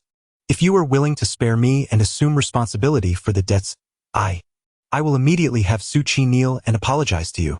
Furthermore, I assure you, we will no longer covet the Su family's interests. Zhang Shui stepped forward. How conveniently you speak. What about the recent assassin? Was it not you who, upon failing in your task, sought someone to eliminate Xiaomei? Assassin? Su Jinghua shook his head vigorously like a rattle drum. I truly know nothing about that. And I assure you, Su Qi did not do this either. All our funds are frozen, and all our properties are mortgaged. Where would we find the money to hire an assassin? Moreover, did that old hag not say that if she were to die, this kid would take over the Su family? Killing her would be pointless. As Su Jinghua spoke, Zhang Shui's brow furrowed in concern. Zhao Yan offered an awkward smile. May you travel safely. Su Mei rolled her eyes. What are you laughing at? Even if the matter with the assassins is unrelated to them, what about everything else? With Su Mei's words hanging in the air, Zhang Shui stepped forward. Su Jinghua attempted to retreat and evade, but Zhang Shui seized her arm forcefully, restraining her. Do not even think of resisting, otherwise, I shall dislocate your arm, Zhang Shui said coldly. Su Jinghua shouted in fury, fully aware of the nature of her own father. Witnessing this scene, Zhao Yan couldn't help but feel a twinge of confusion. As the group descended the stairs, he fixed his gaze on the doorway, as if something had caught his attention. Wait a moment. Zhao Yan extended his hand to stop several individuals. Hand me the car keys. Zhao Yan extended his hand towards Zhang Shui. The latter, believing that Zhao Yan intended to drive, rolled her eyes and handed over her handbag. The keys are inside, Zhang Shui remarked coldly. Zhao Yan grasped the handbag and hurriedly fished out the car keys. He pressed the unlock button for the vehicle parked outside. A faint yet urgent sound resonated in the air. Suddenly, a deafening explosion erupted, engulfing the surroundings in flames, shattering every glass window of the villa. The Maserati quadruport that had been stationed outside was obliterated in the blast, its frame twisted and deformed. Chapter 74, Pursuing the Assassin. In shock, Su Mei's eyes widened in terror, revealing her fear. It appeared that every move we made was under the watchful gaze of our adversary. Zhao Yan forced a smile and said, just as I was about to descend the stairs, I heard a sound from below, and the nearby bushes began to sway. Thus, I suspected that someone had tampered with the vehicle and wanted to investigate. Zhang Shui took a deep breath, stating, had we approached the car and unlocked it, being in such close proximity, we would surely have been blown to smithereens. Zhao Yan continued. Meanwhile, Su Jinghua's complexion turned as pale as a sheet. I do not wish to perish. Being with you is far too perilous. I refuse to accompany you. Silence, Sister Shui. Call Butler Li and have him come pick us up, Su Mei interjected. Zhang Shui nodded in agreement. Shortly thereafter, Butler Li arrived in a Lexus business vehicle. Due to the overwhelming noise and destructive force of the explosion, a considerable crowd had gathered nearby. Following some negotiations outside, Butler Li was finally able to cross the police barricade and enter. He looked at Su Mei, who was recording a statement, and asked anxiously, Young mistress, are you unharmed? Su Mei shook her head. Butler Li then glanced at the law enforcement officer, who had received orders via radio and promptly departed. Let us leave. Butle li urgea e arnasli. Young mistress, stay behind me. I fear the assassin may be among the onlookers. Su Mei acquiesced, questioning, what are you planning to do? Oh, just taking a stroll and perhaps enjoying a drink on this fine evening. Don't worry, I am quite safe. The assassin is focused solely on you, not on me. As Zhao Yan's words lingered in the air, Su Mei shot her a glare. Humph, who is worried about you? You call yourself a fiancé, yet in such perilous circumstances, you are oblivious to the need to remain indoors. Forget it, just leave. I can't be bothered to argue with you. Su Mei spoke coldly, her face etched with resentment. Meanwhile, Zhao Yan watched her retreating figure, a helpless smile forming on his lips. Were it not for his knowledge of the housekeeper Li's formidable prowess, Zhao Yan might have felt a twinge of concern, hesitating to roam freely and preferring to stay by Su Mei's side. He had not anticipated that such a powerful warrior would be concealed within the Su family, willingly serving as a humble steward. Zhao Yan had no desire to uncover the reasons behind this peculiar arrangement. He was only aware that the housekeeper Li possessed strength beyond that of several Su Haiyan combined. Thus, with him present, even if an assassin were to breach Su Haiyan's defenses, they would never penetrate the Su household, let alone lay a hand on Su Mei. Are you intent on seeking the assassins behind this? Zhang Shui suddenly approached, her tone icy. I wish to accompany you, she asserted earnestly. Then who will ensure Su Mei's safety? Zhang Shui cast a glance at the housekeeper Li, who seemed to sense an unusual gaze upon him, momentarily pausing in his stride. With the housekeeper Li around, she is safe, Zhang Shui continued. Upon hearing her words, Zhao Yan chuckled with intrigue. Very well. If you wish to follow, then come along. However, I must caution you, should any danger arise, do not hold me accountable. Humph? Who are you trying to scare? Zhang Shui retorted with a scoff. Wait for me. With that, she dashed off, leaving Zhao Yan wondering what she might have said to Su Mei. Zhao Yan could not help but smile wryly. This woman was exceedingly stubborn. If he were to sever ties with her, it might very well cause an uproar. The two emerged from the villa, unimpeded by anyone. Excuse me, where are we headed? Zhang Shui inquired. Ah, to the Xinlai Hotel. Zhao Yan replied coldly. The hotel? Zhang Shui inquired. Are that group of assassins at the hotel? What else could it be? Zhao Yan smiled and said, before coming here, I took the liberty to observe the entrance of the villa and found nothing of significance. However, just a moment ago, I stumbled upon a box of matches at the entrance. In this day and age, matches have become quite scarce, and the number of individuals who still use them is exceedingly low. Thus, I made it a point to examine the box closely and discovered that it bore the name of a hotel. Following the explosion, the area was immediately cordoned off, and the authorities would not dare to smoke on the scene, as such behavior contravenes their professional ethics. Moreover, the onlookers would not approach, given the potential for unknown dangers. Zhang Shui awoke from her reverie. Oh, so you suspect that the matchbox was left behind by these assassins? Zhao Yan snapped his fingers and nodded. I know where the Xinlai Hotel is. Follow me. With that, Zhang Shui led Zhao Yan to hail a taxi, and they hurried towards the Xinlai Hotel. Upon arriving at the hotel lobby, Zhang Shui was about to approach the front desk to inquire, but was suddenly grasped by Zhao Yan's arm. What are you doing? Zhang Shui asked with curiosity. Just watch me, Zhao Yan replied. Zhao Yan was the first to stride towards the reception desk. Conduct a routine check. Inform me if any unusual individuals have recently appeared, or if there have been any peculiar occurrences. The two young women at the reception exchanged glances. After a moment of hesitation, one spoke up. It seems a few foreigners have arrived on the top floor. They appear somewhat odd. In what manner? Zhao Yan pressed further. The girl hesitated to elaborate. Suddenly, the other woman produced a USB drive and handed it to Zhao Yan. This contains footage that our hotel security department deemed suspicious, which is why we compiled it. Initially, we also found these individuals to be rather strange and considered reporting them. So, enough? Hand it over to me. You may continue with your duties. Zhao Yan replied earnestly. By the way, please provide me with a universal card. Ensure that what has transpired remains confidential, and act as if nothing has occurred to avert any potential danger.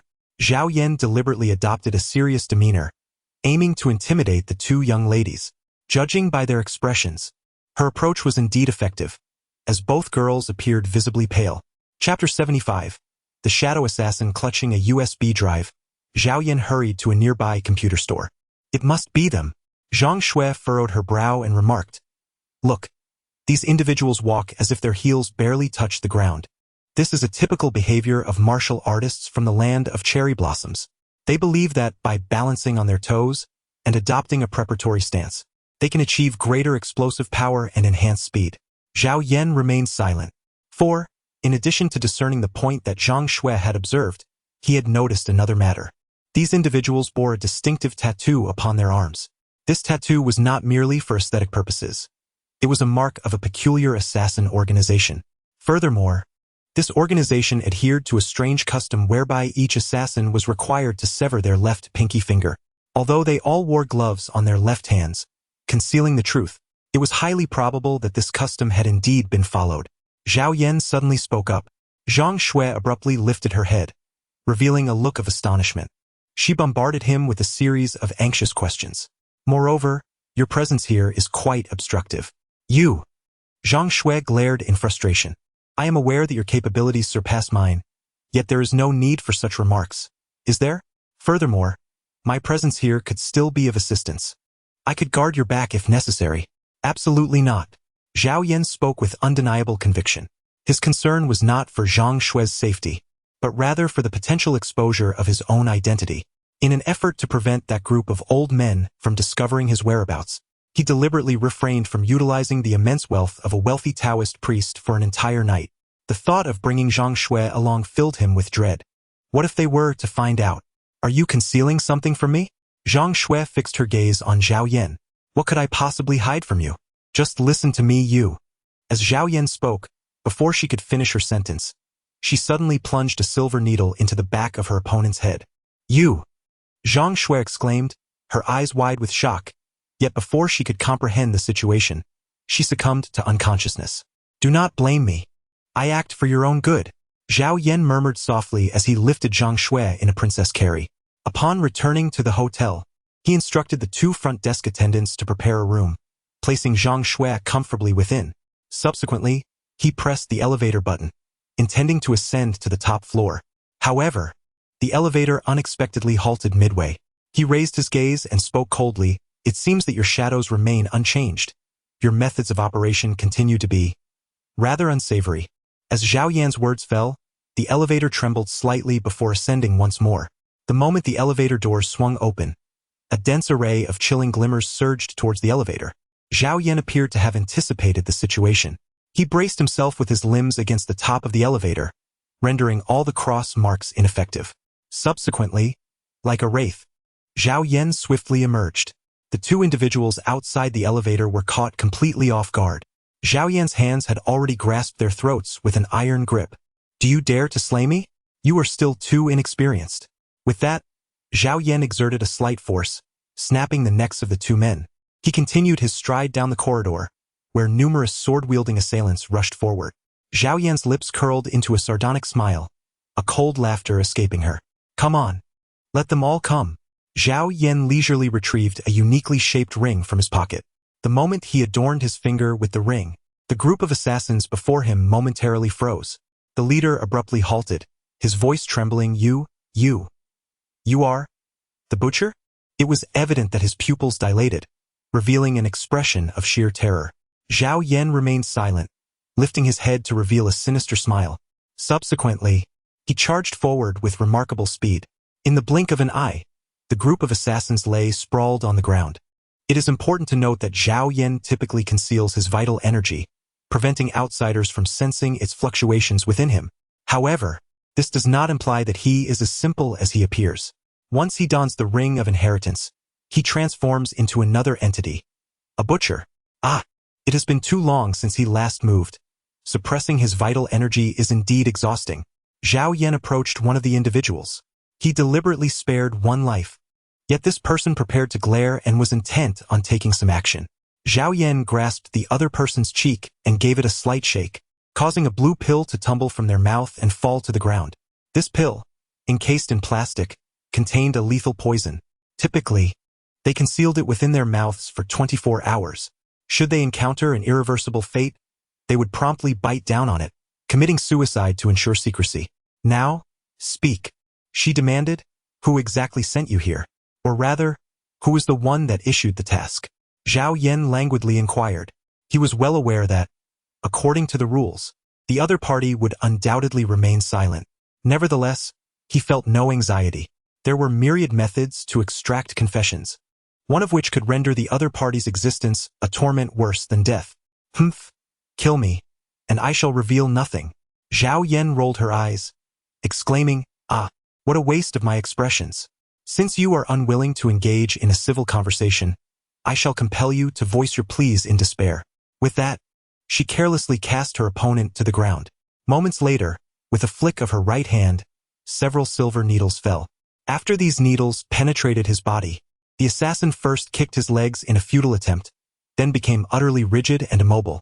In truth, he felt as though ants were crawling all over him, desperately wanting to scratch but finding that his hands, feet, and even any part of his body below the neck refused to obey his commands. What have you done to me? You scoundrel! Stop this at once. You cannot treat me this way. We, the shadows, will never forgive you. Please, release me. Let me go. I beg you, release me.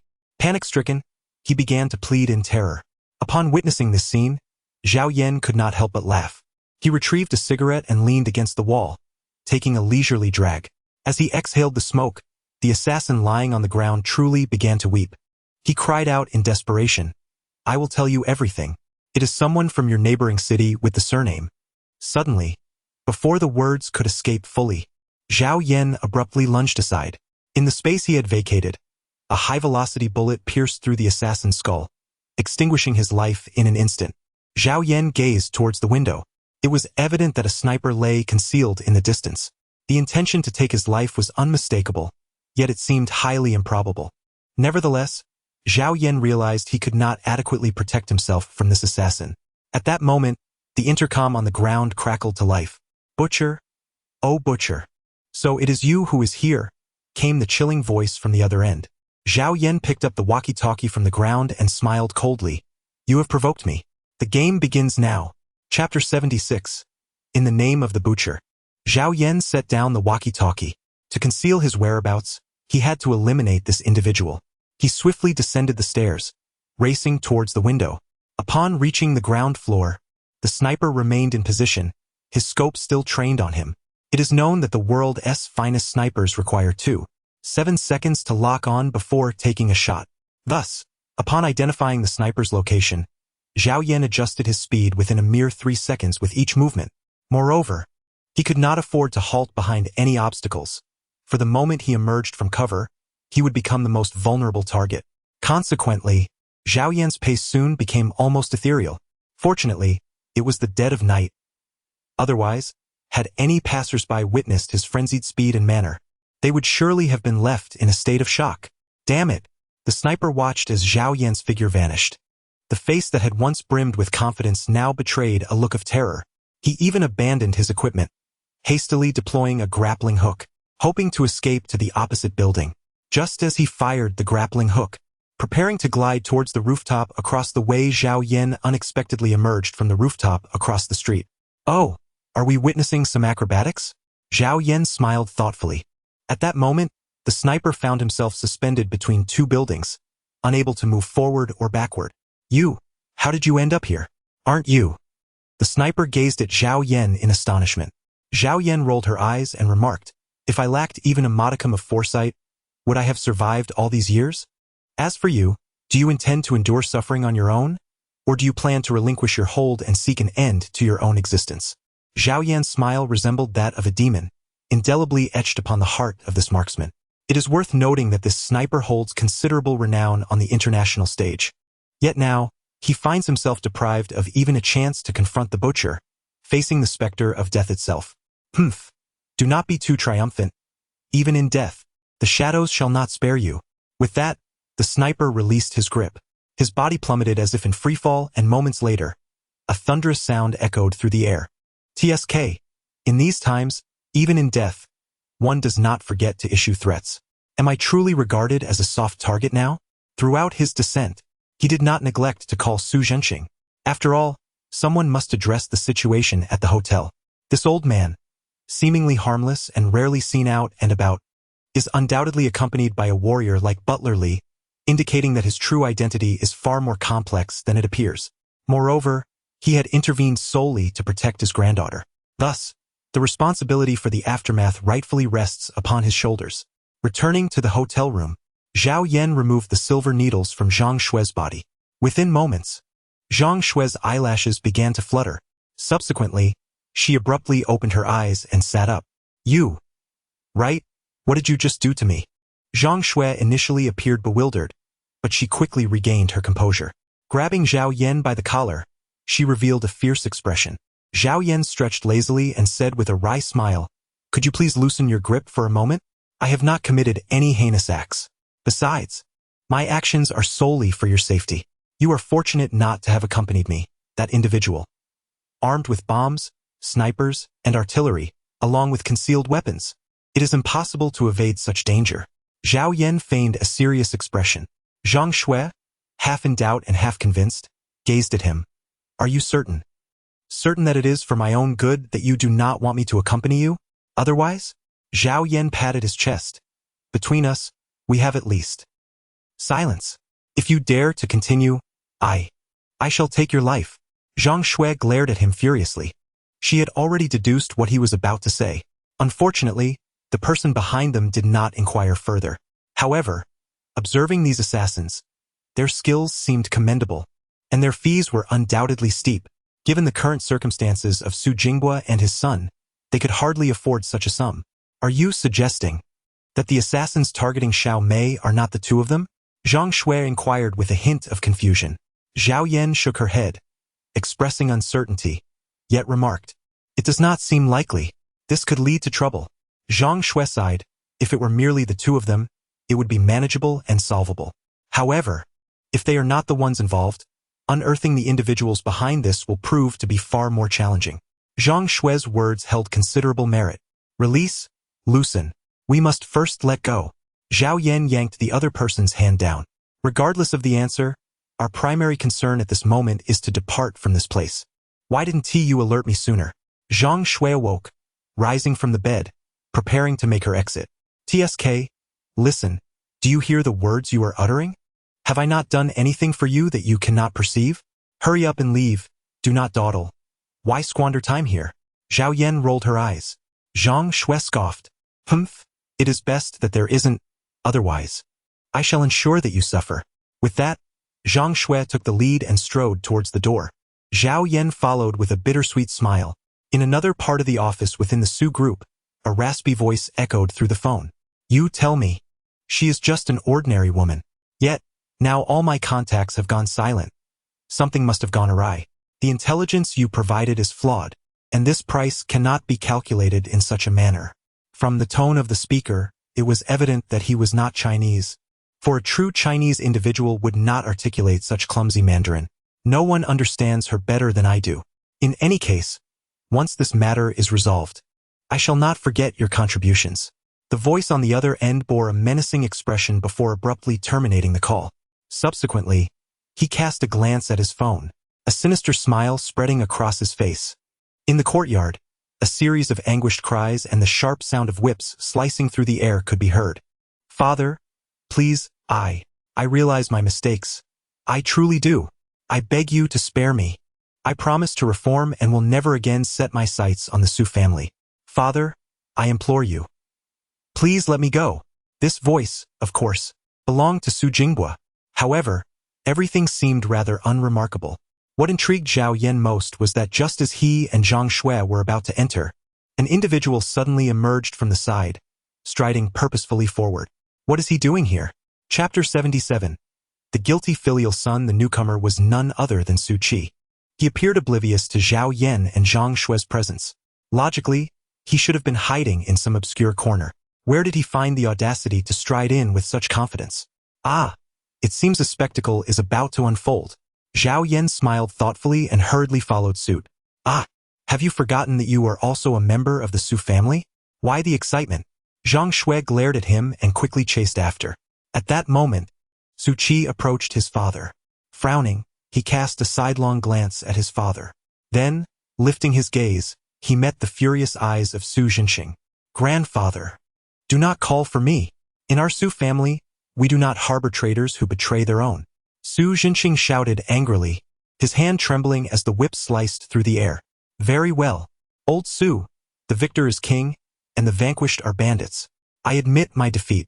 I shall repay you the sum you demand, but my father is to be taken with me. Su Qi pointed at Su Jinghua.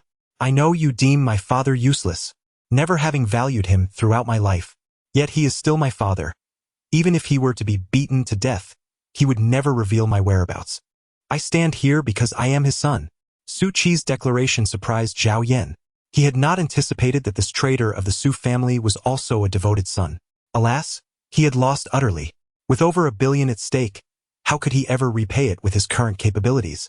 A smirk curved Su Jinxing's lips, his eyes glinting with a flicker of cunning. However, his face soon darkened. 18 billion is no trifling sum. Do you understand that if the Su family were to produce this amount, it would greatly deplete our resources, leaving us vulnerable to the Li family and other powerful clans? I understand. Su Qi nodded. He glanced at Su Mei beside him, hesitated for a moment, then suddenly knelt down. Su Mei, I implore you to spare my father. All of this is my fault. He merely followed my commands. Su Mei was taken aback, momentarily at a loss. Her cousin was kneeling before her. At that moment, Su Zhenxing also turned his gaze to Su Mei. Taking a deep breath, Su Mei declared, "In my capacity as the helmsman of the Su group, I hereby order that from today forth, Su Jinghua and Su Qi are to be expelled from the Su family. Henceforth, they shall have no further ties with the Su family and shall be barred from entering the Su premises for life." "Thank you." Su Qi rose and approached Su Jinghua. "Do not worry. From now on, I will take care of you." Su Qi forced a smile. Su Jinghua, at that moment, forgot the pain in his body and gazed at his son with a mix of concern and confusion. "Silly boy, why did you have to come? You needn't have done this. If you had stayed away, I would have borne all of this alone, and you would still have a chance." "Father." Su Qi laughed. "The clouds of the Su family are too high for us to reach. We should not force it. Let us go."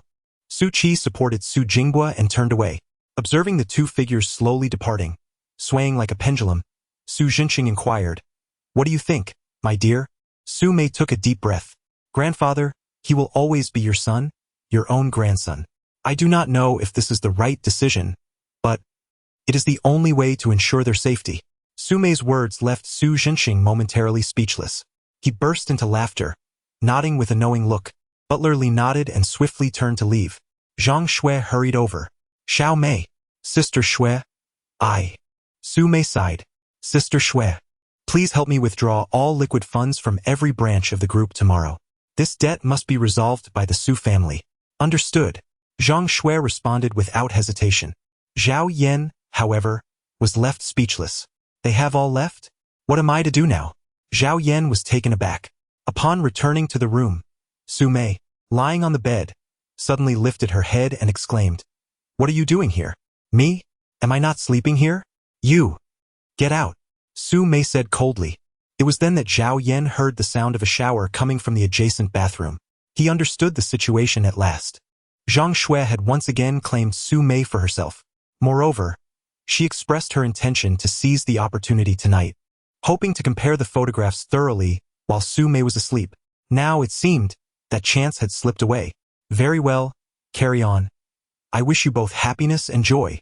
Zhao Yan silently closed the door behind him. Reflecting on the resolution of the individuals sent by the Shadow Sect today, he felt a temporary sense of security. After a moment's hesitation, he decided to leave the Su family and ventured into the night towards Sanqin Group. Zhao Yan called Li Chong, who happened to be on the night shift. "Oh, Chong, life seems to be treating you well." Zhao Yan entered the security room. "Brother Yan, you're here," said Li Chong. "The car is parked at space number 6 right outside. Here are the keys." Li Chong's spirits appeared to be quite low, as if shrouded in melancholy. "What's the matter? Aren't you going to treat me to a couple of drinks?" Zhao Yan inquired. Li Chong forced a smile. "How could I? I was merely concerned that you might not feel at ease in the 3-star group." "All right then. If you have any burdens on your mind, feel free to share," Zhao Yan said as she pulled out a chair and sat down. She had been walking alongside Chun Xian, who had his arm around her shoulder, and the two appeared very close. "Do you believe your sister has already fallen prey to that scoundrel?" Zhao Yan asked. Li Chong nodded.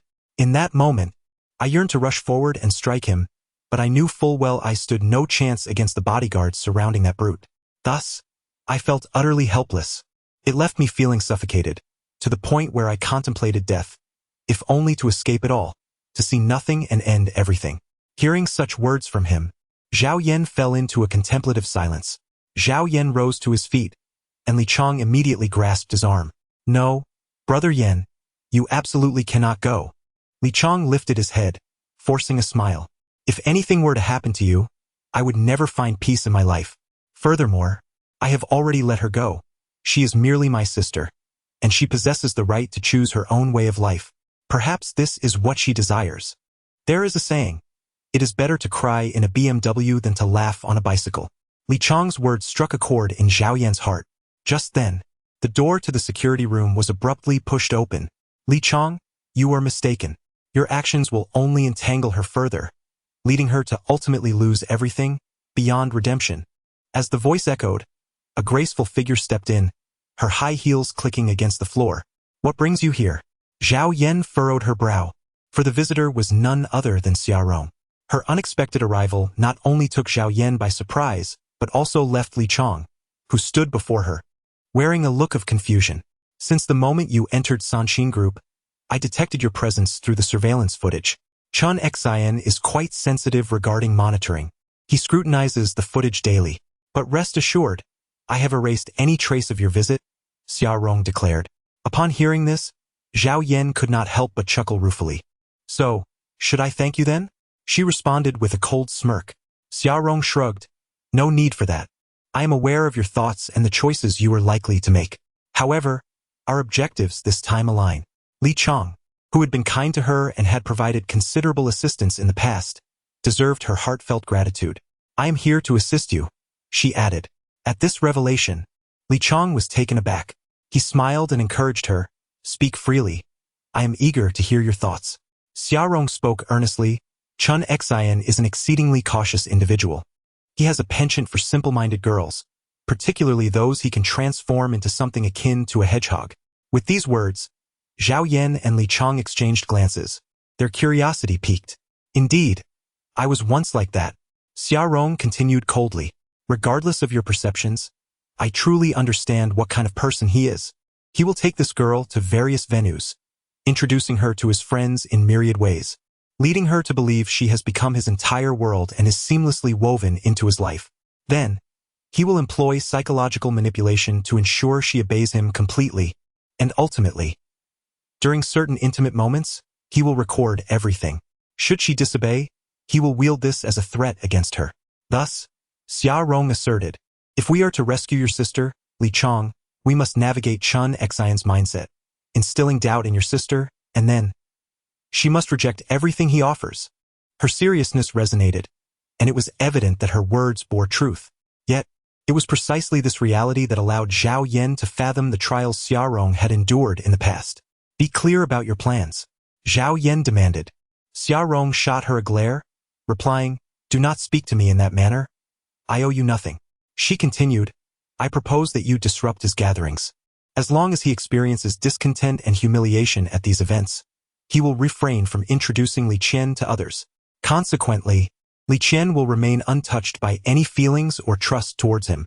While Xia Rong's assertions were undeniably valid, Zhao Yan and the others found themselves entangled in a web of confusion. Your words seem akin to saying nothing at all. Zhao Yan rolled her eyes.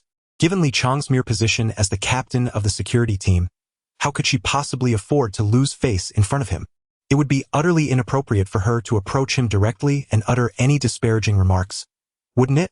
Before she even had the chance to enter, she would likely be thrown out. Upon hearing Zhao Yan's words, Xia Rong smiled. Are you not quite capable? As far as I know, he intends to attend an auction this evening, where numerous wealthy young gentlemen will gather. He aims to acquire a necklace from this event, intending to present it to Li Qian as a gesture of reassurance. If you could snatch that necklace from him, his plan would undoubtedly be thwarted. Moreover, should you manage to outshine him, regardless of what he bids for, wouldn't that result in his utter humiliation? Upon Xia Rong's suggestion, Zhao Yan was rendered speechless. He was acutely aware of his own limitations. What grounds did he have to confront the other party? At that moment, however, Li Chong turned to Zhao Yan, his expression serious. Yan Gu. Upon witnessing this, Zhao Yan noticed Xia Rong secretly reveling in delight.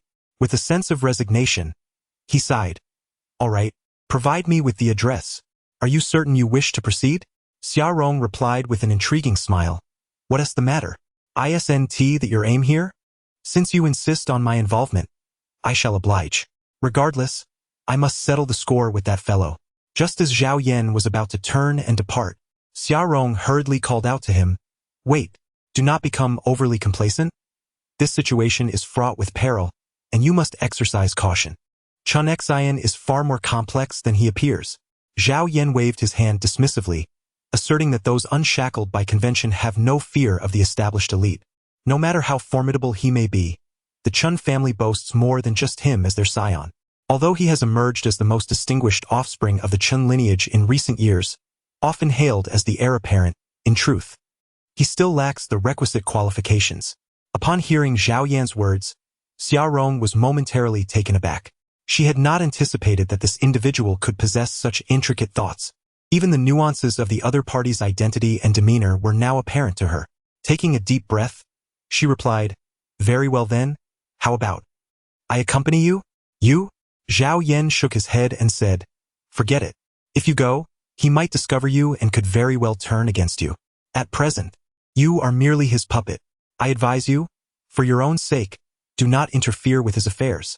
Otherwise, you may end up suffering the consequences. Xiaorong wanted to retort, but she knew that every word Zhao Yan uttered was indisputable. Should she appear at the venue, it would not take long before she would inevitably face torment from him. Watching Zhao Yan depart from the room, Li Chong sighed and asked, Sister Rong, have you ever regretted your choices? Upon hearing his question, Xia Rong displayed a conflicted expression. After a moment of hesitation, she replied, I honestly do not know.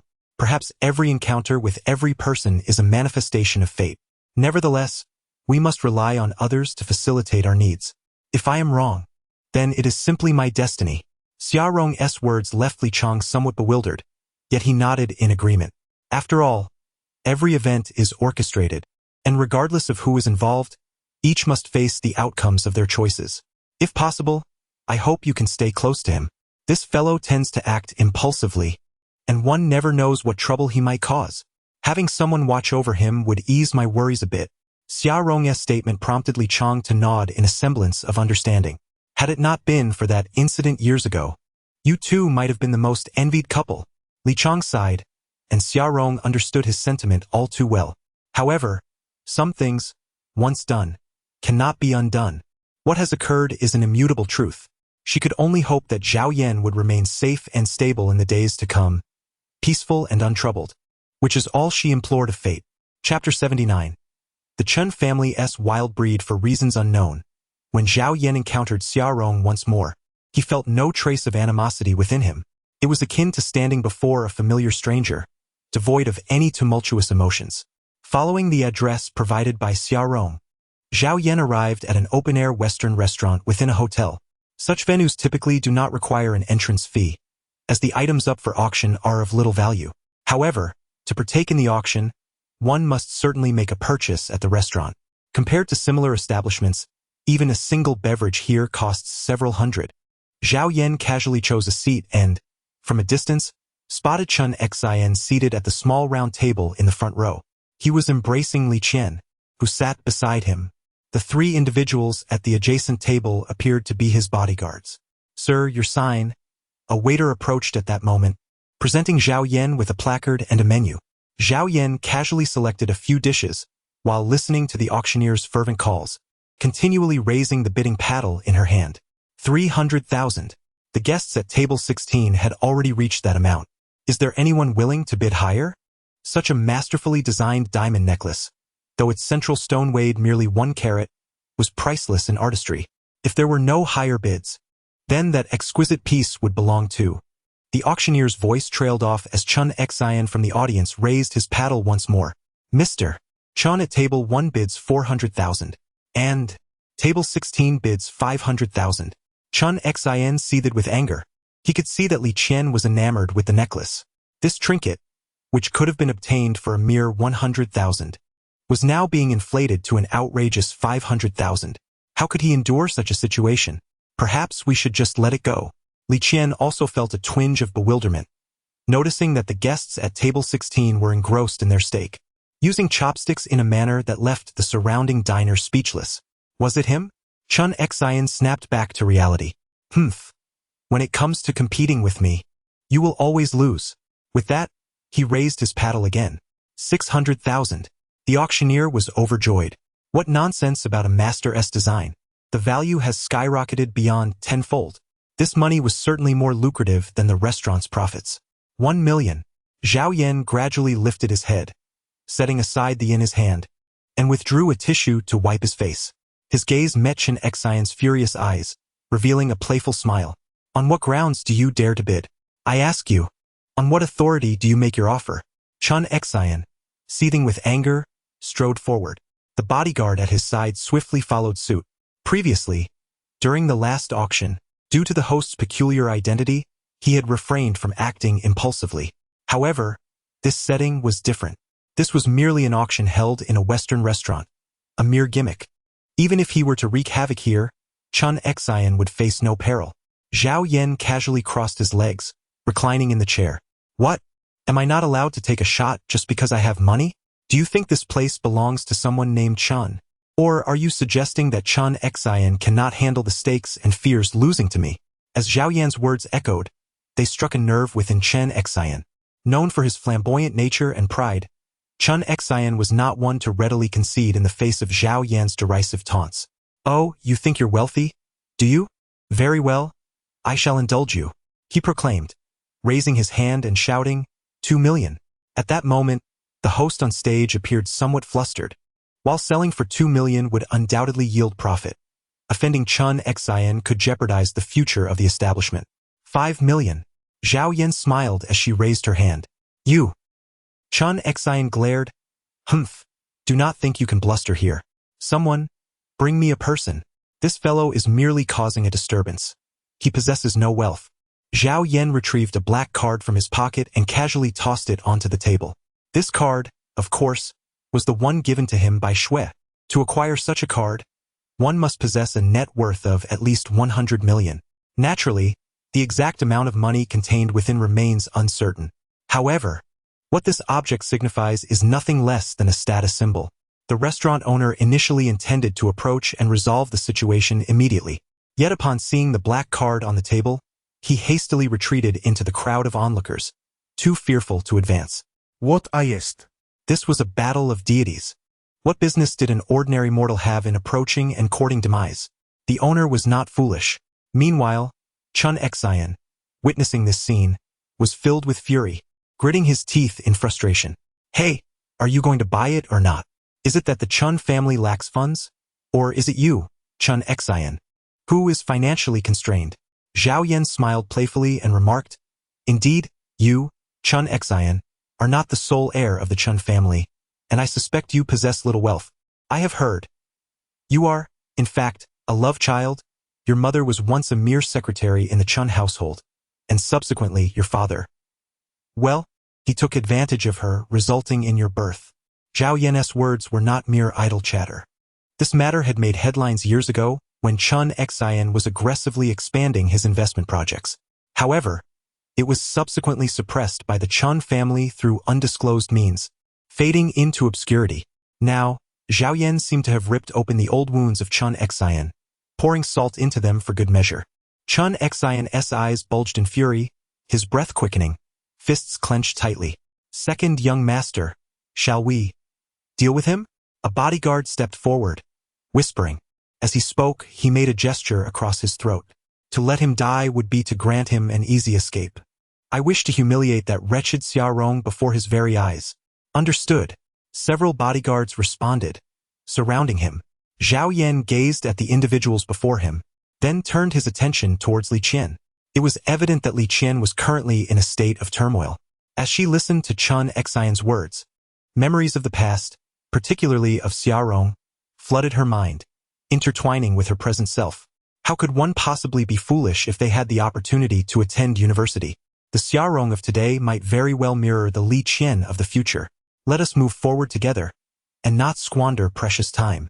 Zhao Yan let out a disdainful laugh. Several bodyguards instantly felt a sense of humiliation.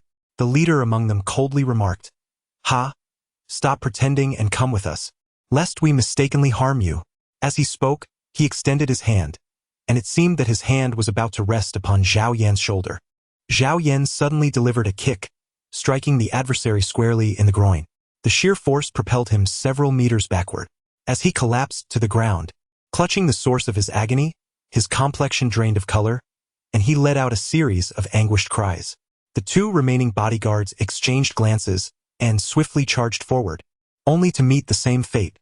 Even the onlooking male crowd instinctively covered their own groins, their faces reflecting sheer terror. These individuals must have caused considerable distress to many young women. Worthless creatures, they ought to be dealt with, otherwise, their presence remains a threat. Zhao Yan coldly smiled and lifted his gaze towards Chun Xian. In Chapter 80, the mysterious Qin family, Chun Xian was taken aback by the ferocity of this individual. He recalled vividly how, a few years prior, he had been pursued by a group of security personnel from the rooftop of the Sanshin group all the way to the underground parking lot. A scene that remained etched in his memory. Don't act recklessly, he stammered. I am a member of the Chun family, and I possess considerable wealth. I can easily purchase your life at any moment. Chun Xian retreated step by step, his face betraying a look of horror. Zhao Yan smiled. Oh, is that so? Then why do I still exist, appearing before you? Chun Xian was also uncertain. When Zhao Yan was incarcerated, he had specifically paid someone to eliminate him within the prison. That individual accepted the money, but subsequently, there was no further news of Zhao Yan. He believed that the matter was settled. Yet now, it seemed he had been deceived by that person. Do not become too complacent. I once forced you to flee Neihai City like a stray dog, and today, I can just as easily make you leave this place on your hands and knees. I offer you one final chance. If you kneel and beg for my forgiveness, and then immediately vacate Neihai City, I shall consider the past events as though they never occurred. Otherwise, bang! Zhao Yan delivered a single punch, shattering the nearby table. This was a tempered glass table, 3 centimeters thick. Even an ordinary person would struggle to break it with a hammer. Yet, with what appeared to be effortless strength, Zhao Yan reduced the table to mere fragments, scattering the pieces across the floor. Continue. Elaborate further, or else. I fear you may find yourself without the opportunity to speak again. Zhao Yan spoke coldly, advancing step by step. Chun Xian panicked. He turned and seized Li Qian's shoulders, pushing her in front of himself. No, don't do anything rash. As long as you let me go, she is yours. You can do whatever you want with her. Chun Xian's words sent a tremor through Li Qian's heart. Just half an hour ago, this man had professed his undying love for her. Yet now, he shamelessly offered her to another man to save himself. Chun Xian, you madman. You just declared your love for me, promised to marry me, and now, slap. Before Li Qian could finish her sentence, Chun Xian struck her sharply across the face. The crisp sound echoed, and Li Qian covered her cheek in disbelief. She could hardly fathom that happiness could be so fleeting, and that this brief moment of joy would lead to a torment akin to hell. Brother, is this really necessary? At that moment, a man strode in. He was impeccably dressed in a tailored suit, his hair neatly styled, exuding an air of authority. Moreover, he was flanked by a dozen men, all with menacing gazes, clearly not the kind of individuals one would wish to cross. Zhao Yan further discerned that these individuals were all martial artists, and their prowess was indeed remarkable. Of course, for Zhao Yan to eliminate such a number of people would merely require a modicum of time. However, he was profoundly intrigued by the fact that the Chun family could cultivate such a formidable group of martial artists. It led him to ponder what kind of influential figures or esteemed sects might lie behind them. I recognize you. I encountered you previously at the Su family estate. You are the betrothed of Su Mei. Am I not mistaken? A figure approached, halting 3 meters away from Zhao Yan. Zhao Yan surveyed the individual before him. Are you here to protect him? The man shrugged and spread his hands in a gesture of helplessness. What can I say? After all, we share the same surname, Chun. Greetings, allow me to introduce myself. My name is Chun Hui, the future heir of the Chun family. As his words settled, a flicker of conflict crossed Chun Xian's face. Zhao Yan had indeed heard of Chun Hui's illustrious reputation. He was celebrated as a paragon among the younger generation of Linghai City, a prodigy in the realm of commerce. It was often said that whether the Chun family could transcend their current limitations and ascend to the ranks of the premier elite in China hinged upon the capabilities of the very man standing before her. While Chun Xian was known for his tabloid exploits, Chun Hui was a frequent feature on the front pages of financial publications. Oh, so you are the illegitimate child. The half-brother? Zhao Yan smiled lightly. Chen Hui remained unperturbed, and even as the bodyguard behind him attempted to step forward, he gestured for him to halt. Regardless of how one might perceive it, even if this individual were akin to a mere dog, he still bore the surname Chun. I must take him away. Upon hearing Zhao Yan's words, he hesitated for a moment. Very well. However, I must caution you that the animosity between him and me cannot be easily erased. He shall not live for long. Moreover, it would be wise not to provoke me or those around me. Otherwise, next time, I shall directly demand a person from the Chun family. As Zhao Yan's words fell, Chun Hui nodded with a smile. His several bodyguards swiftly stepped forward, escorting Chun Xian out. Do not assume that aligning with the Su and Su families grants you free reign in Linhai City. Linhai City is merely a small river leading to the sea, yet it is connected to the vast ocean, a place where one could easily drown. Chen Hui left behind a remark and turned to leave. In truth, it would not be difficult for Zhao Yan to retain the other party. However, he needed to ascertain the true power that lay behind the Chen family. As a Taoist priest once said, one must uproot the weeds. If one cannot eliminate the roots, then there is no need to act. Allow it to grow a bit more, to rise higher, for when the time comes to strike, one can unleash their full force. Watching the Chen family depart, Zhao Yan lifted his foot to take his leave. Hey!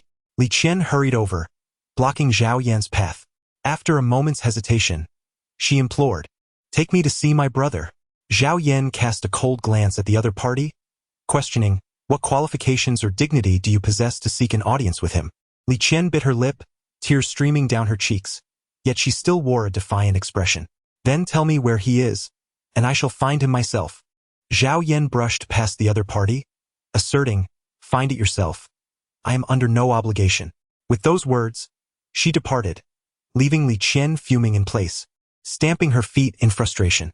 Meanwhile, in a business vehicle, Chen Xian sat opposite Chen Hui, trembling with anxiety. As he began to speak, Chen Hui unleashed a furious slap, striking with unrelenting force. A cascade of blows reddened Chen Xian's face, blood even seeping from the corner of his mouth. Yet, Chen Xian dared not utter a sound of pain, acutely aware that any further protest would invite an even harsher beating. "Useless fool." Chen Hui's icy voice cut through the air. "I warned you. The Chen family is in a precarious situation. You are not to make any ostentatious moves outside. Do you take my words lightly? Brother, I was wrong. I didn't anticipate that scoundrel would." Another slap interrupted Chen Xian's apology. "If our collaboration with the hidden sect becomes exposed, or if we draw their ire, leading to the cancellation of our partnership, the Chen family would be irrevocably barred from that circle. You would bear the weight of such a catastrophe, even unto death." Chen Hui inhaled deeply, continuing, "From this day forth, you must not provoke anyone associated with him.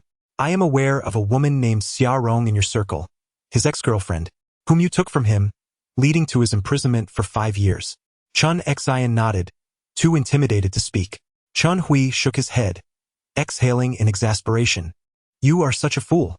You spent a fortune to have him eliminated in prison, yet he not only survived but emerged early. And upon his release, he became the favored son-in-law of the Su family. Do you think this matter is trivial?" At this revelation, Chen Xian shuddered, as comprehension dawned upon him. Su Fengxin. The cunning old fox from the capital was a failure within that circle, but that did not equate to his surrender. Be cautious of the Su family. Furthermore, I have investigated this individual. His records in prison are entirely blank. This indicates he is being protected, his existence meticulously erased. Thus, you must tread carefully. Should you encounter him again, steer clear. If a repeat of today's incident occurs, you would deserve whatever fate befalls you. Chen Hui's chilling words hung in the air. Chen Xian trembled, deep in contemplation. Clearly, Chen Hui's assertions held merit, yet he remained unwilling to accept it. How could this former victim of his torment now pose a threat? His disbelief festered into anger.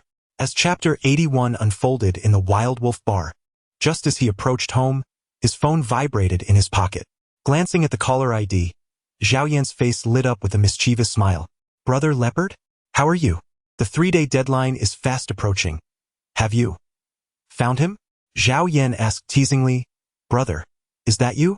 On the other end of the line, Li Bao shuddered slightly, his tension palpable even through the phone. "Brother, I am calling you now, aren't I? I've located the arsonists, and I'm currently watching them from nearby. However, they are not easy to deal with, and my team lacks the confidence to confront them. Perhaps you could." Li Bao's words trailed off, yet his intent was unmistakably clear. "All right, provide me with the address. I shall come over at once." Zhao Yan was no fool. The fact that the other party was able to locate the person was, in itself, a form of assistance. Sending them to their demise seemed rather excessive. After disconnecting the call, Zhao Yan promptly made his way to the address provided by Li Bao. "Brother, Zhao Gu? It is right here." Zhao Yan arrived outside a community park. As soon as he parked the car, Li Bao approached briskly. Standing beside the car window, he pointed towards a bar across the street. "Are you really so timid?" Li Bao? Zhao Yan inquired. Li Bao, feeling embarrassed, scratched his head and replied, "How could I possibly compare to you, Zhaogo? Besides, the wild wolves are excessively ruthless, and I worry for the safety of my brothers." Zhao Yan let out a sigh and took out his phone, swiftly performing a series of operations. "Here, input your card number. The promised 300,000 will be delivered in full. From now on, when I assign you tasks, I expect your cooperation. I assure you that you will enjoy a life of abundance and luxury." Upon hearing Zhao Yan's words, Li Bao was taken aback. Initially, he had not forgotten what Zhao Yan had said, believing the latter was merely jesting. However, it now appeared that the offer was indeed genuine. "Brother Zhao, how? How can you give money without hesitation?" Zhao Yan responded with a wry smile, "Take it. Raising a group of brothers requires a significant investment. Tomorrow, arrange for a construction team to restore my home to its original state. Whatever the cost, I shall transfer it to you." Upon hearing Zhao Yan's words, Li Bao became quite animated. Ah, splendide.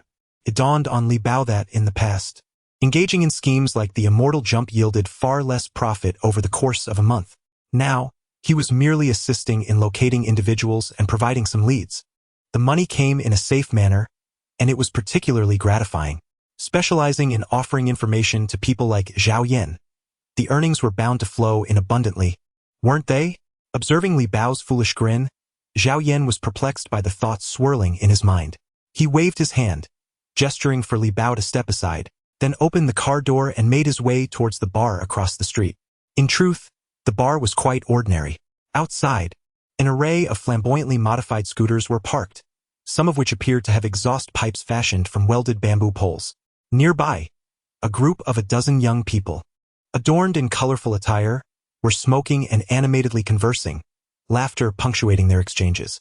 Upon entering the bar, a spacious dance floor welcomed him, alive with numerous provocatively dressed young women who were wildly swaying, their movements chaotic yet seemingly a cathartic expression of their youthful exuberance. Zhao Yan wasted no time. He strode past the crowd and ascended the steps, approaching the DJ booth step by step. The youthful DJ, engrossed in his craft, immediately gestured for Zhao Yan to leave upon noticing his presence. However, what awaited him was Zhao Yan's fist. After delivering a single, decisive blow that incapacitated the DJ, Zhao Yan promptly disconnected the cables at the booth, silencing the music and unleashing a jarring noise from the speakers that roused everyone from their reverie. "Ahem. Good evening, everyone. Please exit in an orderly manner, for the bar will cease operations in 1 minute." Zhao Yan grasped the microphone and spoke coldly. Below the stage, a few young men observing the scene quickly rushed forward. However, these insignificant individuals were hardly worthy of Zhao Yan's attention. In a matter of moments, a dozen had already collapsed around the DJ booth. Instead of being deterred by this spectacle, the young crowd grew increasingly exhilarated. Oh, how audacious for someone to stir trouble in the territory of the wild wolf. This promised to be quite the show. Watch out. Better step aside to avoid being splattered with blood. Look, aren't those the wild wolf's crew? The wild wolf himself is present too. Wow, the wild wolf is so handsome, and the mountain wolf is incredibly cool. Who should I accompany tonight? Confronted by the erratic demeanor of these young individuals, Zhao Yan found himself at a loss for words, particularly regarding the group of infatuated women. They ought to take a moment to reflect on their own appearance. Their eye makeup resembled that of a panda, didn't it? And that frizzy hair, did they suffer an electric shock on their way out? Who are you? The leader of the group was none other than the wild wolf himself. Emerging from the private booth, he surveyed the scene before him, his expression darkening with rage. Behind him stood approximately 20 others, all brandishing various weapons. Little did they expect such an incident to unfold in the bar, while the atmosphere was still lively. "Are you the wild wolf?" Zhao Yan smiled playfully. "I ask you, 3 days ago you set fire to a house. Do you remember this matter?" Upon hearing this, the wild wolf furrowed his brow. "Humph, so it was you. What, do you seek revenge?" He coldly retorted. "Open your eyes wide and see clearly where you are. Do you dare to come to my territory to stir trouble? I presume you are yet unaware of how to write the character for death." The wild wolf exhibited a haughty demeanor. Before Zhao Yan could utter a word, he waved his hand, and his followers lunged at Zhao Yan like madmen. From what he had heard from Li Bao, The wild wolf specialized in activities that most people would not dare to undertake. His subordinates had largely tasted blood. Thus, while they appeared few in number, their ruthlessness and youthfulness made them formidable. Even minor factions would think twice before provoking them. However, this time, they were destined for misfortune, for they had encountered Zhao Yan. In a mere 2 minutes, over 20 men lay sprawled on the ground. Added to the previously dispatched punks, the area surrounding the DJ booth now resembled a battlefield strewn with corpses, stacked one upon another. Zhao Yan sprang to his feet, leaping onto the DJ booth, where the machinery lay in ruins, sparks flying beneath his feet. Now, it is your turn, Zhao Yan scoffed coldly. However, the wild wolf steeled his resolve, refusing to flee. Instead, he rummaged through his bag and produced an antiquated handgun. Damn you! He shouted furiously as he pulled the trigger. The gunshot reverberated through the bar, jolting the onlookers from their stupor. With a cacophony of screams, they hastily sought an exit. Chapter 82. The bar in flames. The wild wolf glanced around in panic, realizing that the DJ was nowhere to be found. Looking for me? A mocking voice echoed from behind him. As the wild wolf turned, he raised his gun abruptly. Before he could pull the trigger, Zhao Yan's right hand shot out, grasping the gun's slide and pushing it backward. In a manner akin to magic, the weapon that had been in the wild wolf's possession was reduced to a collection of disassembled parts, leaving only the grip intact, which clattered to the floor. Run! Zhao Yan chuckled mockingly. The wild wolf, startled awake, attempted to flee. However, it found itself inexplicably paralyzed, collapsing rigidly to the ground. Its incisors had been loosened, and its lips bore the marks of injury, stained with blood. What do you intend to do? The wild wolf stammered in panic. Zhao Yan crouched before the other, coldly demanding, Speak, who sent you to set fire to my home? Your home? The wolf scrutinized Zhao Yan, hastily shaking his head. No, that is not your house. I received a task on the dark web to burn a man named Zhao Guozhong alive. I checked, and that dwelling only contains Zhao Guozhong. It belongs to him. Upon hearing this, Zhao Yan's heart sank. The dark web is a realm where all individuals and clues remain shrouded in secrecy. The currency used for such transactions is solely Bitcoin. Thus, uncovering the mastermind behind the assignment would not be an easy feat. However, from the words of the wolf, it was evident that the objective was to incinerate Zhao Guozhong, not Zhao Yan himself. The only one with a vendetta against Zhao Guozhong who possessed the savvy to operate within the dark web was likely Chun Xian alone. Regrettably, I must inform you that it is indeed my house. It is only just that debts are repaid. You have burned my home. I shall set your bar ablaze, and we shall be even. Do you have any objections? The wolf's eyes widened in disbelief. No, I will compensate you. 100,000, 200,000. I will pay you. Naturally, the wolf could not acquiesce. His bar had cost over $1 million to renovate, and with the equipment and stock, it would take no less than $2 million to replace. The house he had torched was merely a dilapidated structure, far too antiquated. How could such an exchange ever be equitable? Zhao Yan smiled silently, rising to his feet and striding outside. The wolf raised his head, watching as the other lit a cigarette and tossed the lighter onto the leather sofa. The flame ignited the sofa, quickly releasing a pungent odor. The wolf attempted to rise to extinguish the fire, only to discover that his legs were immobilized. He could only crawl towards the sofa, but alas, his speed was insufficient, compounded by the shards of glass littering the floor from their earlier struggle. Before long, his body was marred with wounds, trailing glaring streaks of blood in his wake. Someone, help put out the fire. Damn it, get in here, the wolf shouted. Unfortunately, no one outside heeded his cries. Meanwhile, the flames grew fiercer, the searing heat intensifying his terror. It dawned on him that the assailant intended not only to incinerate the bar but also to roast him alive. He disregarded the fire and began to crawl towards the entrance. The colorful streamers had turned into kindling, and soon the flames spread further. Moments later, screams echoed from the bar. The onlookers outside shuddered at the chilling sounds, yet none dared to rush inside, as the ominous explosions rattled their youthful bravado. By the car, Li Bao observed the scene, instinctively swallowing hard. He had anticipated Zhao Yan would confront the wolf, expecting some trouble to ensue. However, it appeared that the wolf was destined to be the roasted one. Why linger in shock? Zhao Yan called out, rousing Li Bao from his slumber. Oh, all right.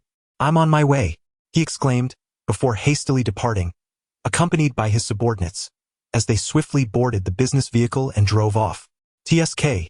In the dead of night, seeking someone to construct a house? Zhao Yan rolled his eyes, displaying his indifference. He could not be bothered to meddle in matters that did not concern him. As long as the other party complied and executed the tasks he had assigned, everything else was of little significance. Upon returning to the Su residence, he found that everyone had already retired for the night. Zhao Yan initially intended to stealthily spend the night in the workers' quarters. However, as soon as he pushed the door open, he discovered Su Zhenxing seated within the room. "Grandfather, what brings you here?" Zhao Yan inquired. Su Zhenxing lifted his gaze to meet Zhao Yan's. For reasons unbeknownst to him, Zhao Yan felt an oddity in his expression, reminiscent of a wolf observing a lamb. "Well, aside from this, do you have anything else to discuss with me?" Su Zhenxing chuckled. "Today, I shared a drink with Steward Li, and we spoke of you. Would you care to know how he regards you?" "Not particularly," Zhao Yan replied with a smile, declining the offer. "I inquired about your prowess." Su Zhenxing's smile broadened. "You may be unaware, but Steward Li once held a formidable reputation in the underworld. He was known as the Thousand Manslayer. To be precise, he was both a warrior and an assassin, having completed 1,000 assassination missions without a single failure, thus earning his moniker.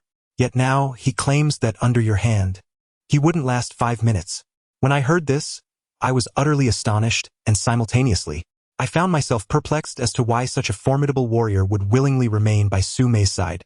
Logically, the waters of Linghai City are too shallow to accommodate you. You ought to seek deeper waters. Therefore, I hope you can provide me with an answer or perhaps the rationale." As Su Zhenxing's words fell, Zhao Yan fell into silence. After a moment of hesitation, he sighed, "Old Su, I believe you must have investigated my background. In truth, I was once an ordinary individual. Certain fortuitous opportunities have rendered me extraordinary. However, rest assured, I harbor no ill intentions, nor do I wish to harm Su Mei, and as long as I am present, I will not allow anyone to bring her harm. As for the rest, I hope you can respect my wishes. When the time is right, I shall disclose what needs to be shared." Su Zhenxing fixed his gaze upon Zhao Yan. Rising from his seat, he placed a hand on Zhao Yan's shoulder. 2 weeks from now is an auspicious date. Be sure to inform your cousin in advance, for I shall arrange a wedding for you both. With those words, Su Zhenxing made his way toward the door, leaving Zhao Yan momentarily stunned. A wedding in 2 weeks? This old man, what on earth is he thinking? Knowing that he is no ordinary person with an unclear past, how could he dare to wed his granddaughter to him? Zhao Yan was perplexed, harboring a curiosity about the thoughts swirling in Su Zhenxing's mind. Simultaneously, she found herself intrigued by the enigmatic nature of Su Zhenxing's past. A man celebrated for his prowess in battle, yet he willingly chose to remain by her side as a steward. Surely, his history must be shrouded in mystery as well. Chapter 83. Hidden Motives. The following morning, Zhao Yan emerged from the workers' quarters. Su Mei and Zhang Shui had already departed early. "Oh, look at you. Cast out once again?" Su Haiyan remarked with a playful smile, scrutinizing Zhao Yan. "Nonsense. I merely require my own space." Zhao Yan, with her stubbornness and bravado, only elicited a more pronounced smile from Su Haiyan. "Zhao Yan," she began, "I have arranged for someone to visit the company in the coming days to custom tailor wedding gowns and suits for you." Su Zhenxing raised his head. His words prompted a strained smile from Zhao Yan. "Grandfather, Clearing his throat, she continued, "I believe this is rather premature, isn't it? After all, my acquaintance with Su Mei has been rather brief. Even if I were to agree, she would certainly not. She has already consented." Su Zhenxing interjected, cutting Zhao Yan off. Zhao Yan stared in astonishment at Su Haiyan, who smiled and nodded in response. Is there perhaps an underlying issue here? Zhao Yan let out a bitter smile. He believed that, given Su Mei's temperament, she would undoubtedly refuse. Yet, this situation seemed to have surpassed his expectations. After a hearty meal, he decided to take a stroll. Observing the vanishing figures of Su Zhenxing and Butler Li, he mused, the rationale is quite simple. If Su Mei were to decline, the old man would arrange another marriage for her. If it were you, what choice would you make? Zhao Yan pondered. I will choose a man whom I can control, one who feels no different from being married or unmarried. Indeed, Su Haiyan chuckled as she rose from her seat. In that moment, Zhao Yan found himself at a loss for words. It seemed he could no longer stomach his breakfast. Anxiously, he rushed to the Su Corporation to seek clarity. Without hesitation, he turned and dashed out. Meanwhile, Su Haiyan observed Zhao Yan's departing figure, a knowing smile playing on her lips, before glancing at her phone, her expression suddenly turning grave. She returned to the Su Corporation. Zhao Yan made her way directly to the top floor. At that moment, both women were preoccupied with their tasks. Upon hearing the sound of the door opening, Su Mei lifted her head and said, "Speak your mind. I have no time to entertain you. Why did you agree to your grandfather?" Zhao Yan pressed further.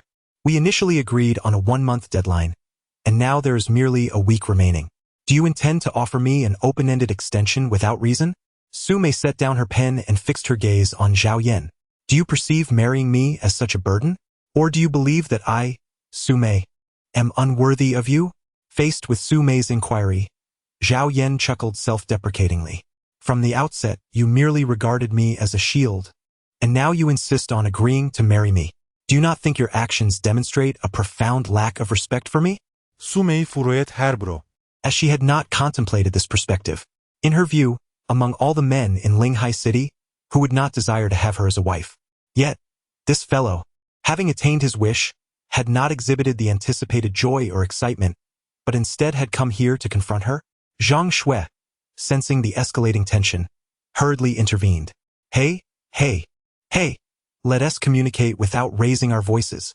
Zhao Yan, you need money, don't you? The situation is quite precarious. If Su Mei does not comply, Su Lao will promptly strip her of her position as the head of the Su family and arrange for her to marry elsewhere. Therefore, she is left with no choice but to acquiesce. After a brief pause, Zhang Shui spoke earnestly. How about this?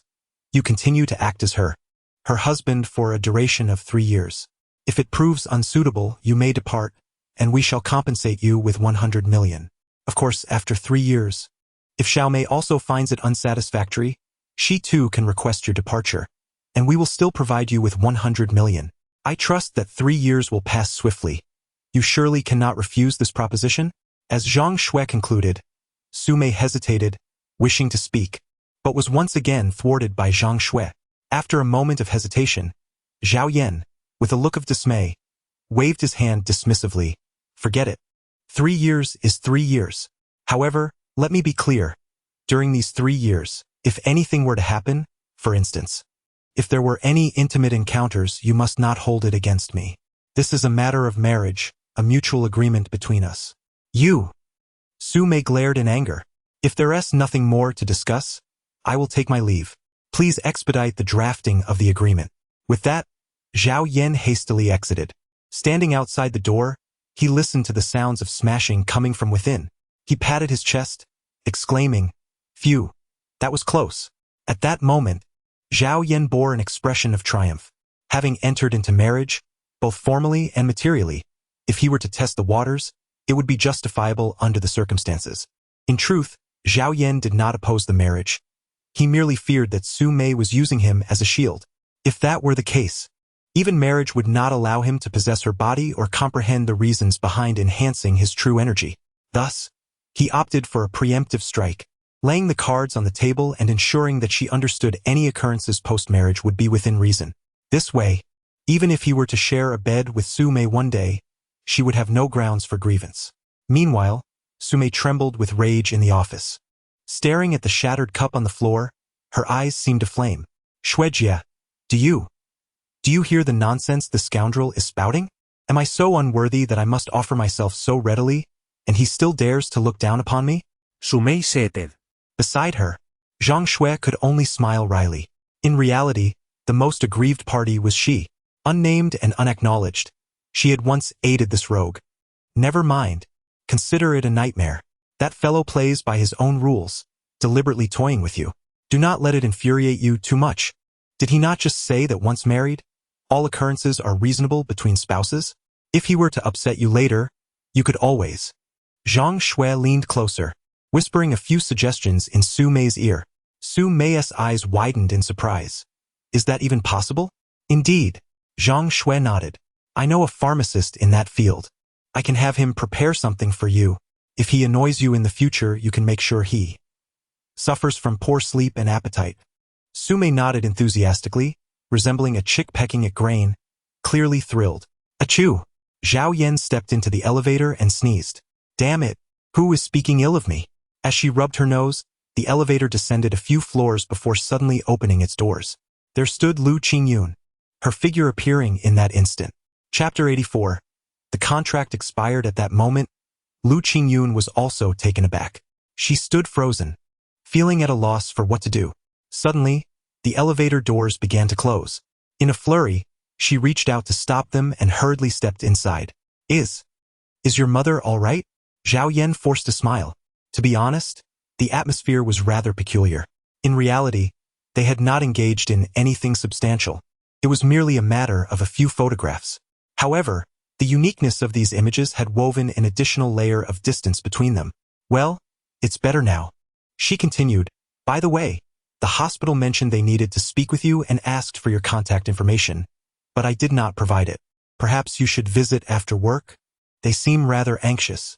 Lu Qingyun's tone softened, a stark contrast to her previous arrogance, as if she had transformed into a different person entirely. All right, I will go after work. I will also take the opportunity to check on Aunt S' recovery. Zhao Yan spoke earnestly. Well, thank you. As the elevator was about to come to a halt, Lu Qingyun hesitated for a long while. Could you please delete the photos from last night? I mean, once you've finished looking at them, could you remove them? Upon hearing the voice, Zhao Yan felt a sudden jolt in his heart. He forced a smile and said, I need to conduct some research. I cannot delete it for the time being. Rest assured, there is no image of you above. No one will be able to recognize that it is you. Zhao Yan's words, once spoken, elicited an immediate blush upon Lu Qingyun's delicate face. She mistakenly believed that Zhao Yan was mocking her, igniting a blend of embarrassment and anger within her, yet she found herself unable to express it. Then, I shall wait for you after work. With that, as the elevator doors swung open, Lu Qingyun deftly sidestepped, almost fleeing from the scene. Such a figure, indeed, was quite a sight as she squeezed her way out. Zhao Yan murmured to herself as she descended to the basement level, intending to prepare a snack in the kitchen. However, she soon discovered that Su Wei had already been waiting there.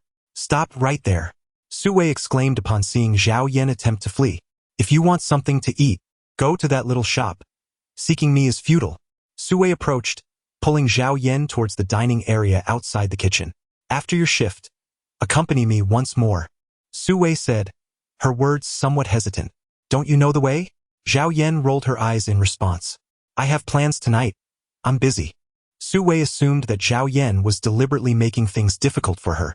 Taking a deep breath, she continued, You've prepared a dish, and I haven't compensated you yet. Don't you wish to be paid? I prefer to earn my keep with integrity. Zhao Yan replied with a smile. Moreover, I assure you, I have an urgent commitment tonight. If you don't mind, let's discuss it later.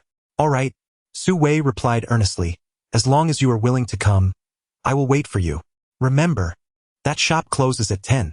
Zhao Yan was rendered speechless. Despite having articulated his thoughts with utmost clarity, this woman still managed to interject with her own opinions.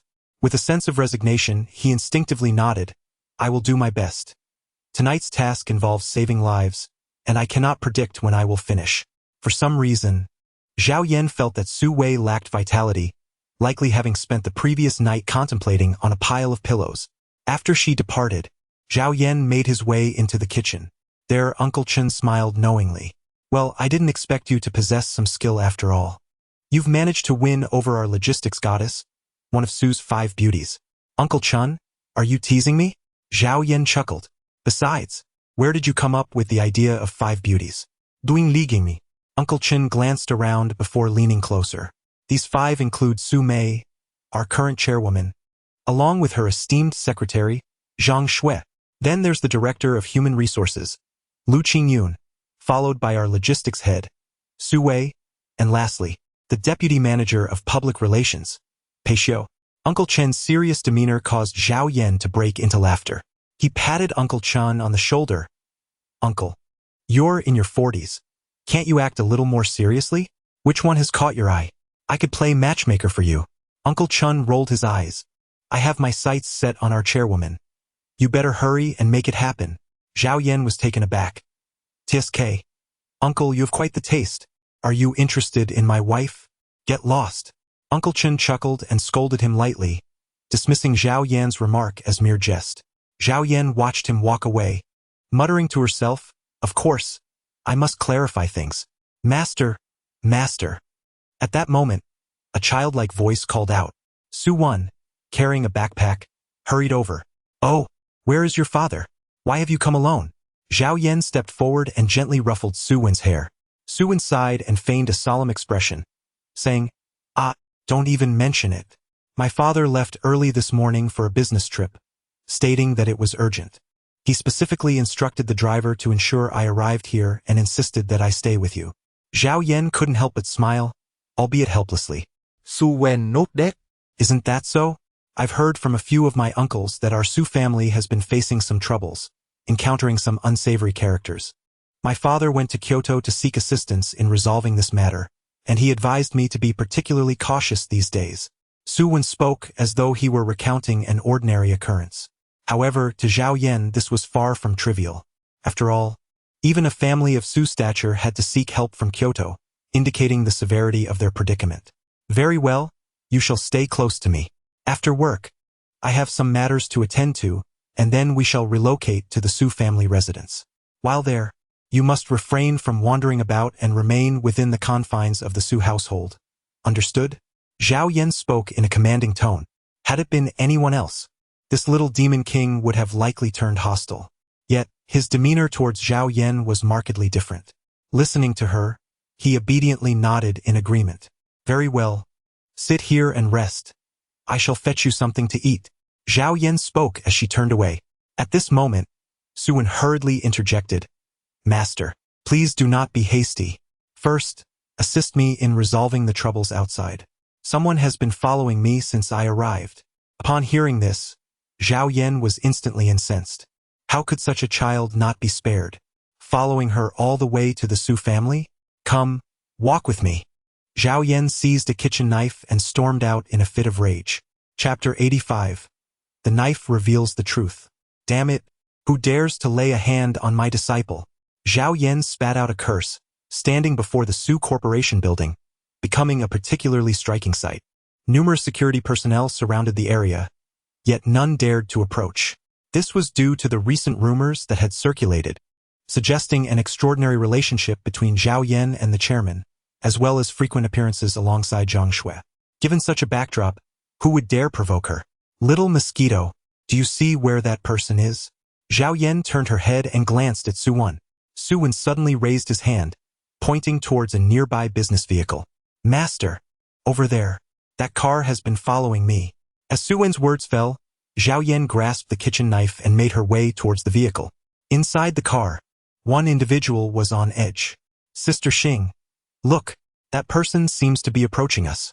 A tall woman, clad in black shorts and a tank top, immediately rolled down the window to peer outside. At that moment, upon seeing the approaching figure wielding a kitchen knife, her anger surged.